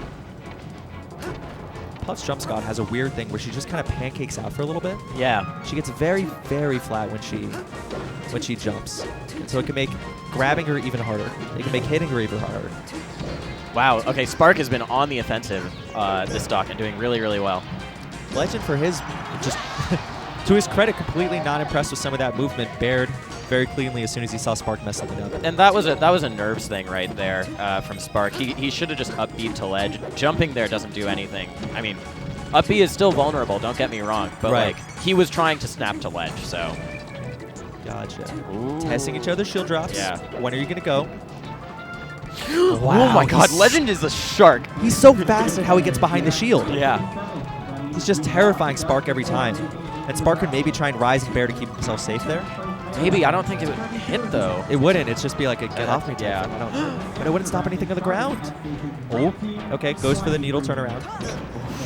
Man. That's half against. Spark, very, very happy that Legend... well, oh my god. What a reversal. Very happy Legend was over 100 there. Very happy that he managed to get to that platform, because otherwise we would have seen a rest. Legend is following him around the entire stage. Spark's going to have to play pretty flawless to take this one home. Yeah, Spark's got a stalker right now, and it's a little Jigglypuff with a blue bow. He tried for a turnaround to get the bear to cover out of him. Yeah. Legend too fast for him. Yeah. He's everywhere. He really is. I never knew a Jigglypuff could be so many places at once. That was terrifying. Legend, just yawning, having a good time. Spark taking like a gallon full of water. Just about. Out of a water bottle that cannot hold that. He might have just doubled his water weight. He is a small young man. Young Santa Cruz. Ooh, he's a color switcher. Oh no, he's not. No. Okay. Color theory, very important. I think that people who just randomly switch colors are the most terrifying people I've ever met in my entire life. It's like randoming. Yeah. Or there are plenty of other things I'll think of. Shout outs to Pew Pew Youth, the master of random. Oh god. Is he? Yeah. Yeah. Okay, he went for it because you're gonna charge needles. You're gonna maybe grab here. Now let's see what Sparks labbed. Up air, I like it. You're trying to get him up in the air, trying to find something. Yeah. One thing that you typically see from Sheik against floaties is the needle triangle. That's when they charge needles and they come down at various heights and just put out all of the needles, stopping, stopping anything from coming in. Yeah. Legends kind of made that look non-existent. It's really hard to do against Puff, but I agree that he's made it look non-existent. Someone who's really, really good at that. Oh, he's so good off that down air. Going for a tech chase here, picks up the no tech. Should. Yeah, great. Wow. Good job with doing the back air too instead of the rest. Look at these cute little dash dances. Oh, is that going to be it though? Yeah, well. Like I said, someone really good at that triangle needle thing is Swedish in this matchup specifically. Right. I think Swedish is amazing at this matchup in general. He hates it, and he's never beaten HBox, but he's certainly put up a fight. Let's see what we got. All right, now he's trying to predict when Legend's coming in. Wow. Ooh. Oh my god. Legend is crazy. Oh my god. I'm terrified of him. Oh, good. That's going to be it. Okay, Spark's just like, I'm going to kick you 2 times and you're dead. Awesome. This stage, very, very strong for Sheik because of that. Foxian levels of kill power on that. Yeah. Very, very low percent. Spark, for his credit, is being pretty wary. There we see the needle turnaround bear coming out. Dude, Legend's crouch cancels are amazing. They are really, really good. But right now, Spark is playing the Sheik game. Zone, take hits, don't push too hard, great back air. Very, very big hitbox on that thing. Needle triangle, Legend got around it and tried to crouch cancel and do something. Spark already ready. Okay. So what Spark's now doing with the back airs is like throwing himself right at him. Doing the turnaround really quickly and just throwing a back air right in his face. Yeah. And it looks really weird. It's like a Shine turnaround back air. Yeah, or like a reverse aerial rush that you might see in the later Smash games. Right. Oh, that was scary dash attack. But you know what? Spark's at 125% and Legend's on his last stock. If he rests in there, it's actually probably a net loss for him. So I'm fine with that. Yep, we're probably, you know, it's still, rest right now is still very, very possible. Now, yeah, it totally is. In a few percent, it will not be. Because here's the thing, charge up smash does kill if you get the tip, but how are you maneuvering to get the tip? Well, Legend but you coming in. can do down throw to up air. We saw that earlier. Right. Oh, okay, let's see how this He didn't works. take any percent, so... Yep, this won't kill. He tried to do Nair mix-up type thing. I think Legend actually smash DI'd it pretty well. That's terrifying. Depending on how many hits you have of down smash on shield, you can be Rest rested. out of shield, yeah. Look at Legend move. AC auto-cancel Nair will combo into rest. Oh, and another scary yeah, dash he's not going to attack. get it there. Good job catching him as he's coming down. The heel movement, the shield drops. Can he finish off the stock, or is Legend going to pull it out like he did against KK? Oh, he's off stage. Okay. He gets back safely. Okay, thankfully Sheik's limbs are absolutely gigantic. Saves him there.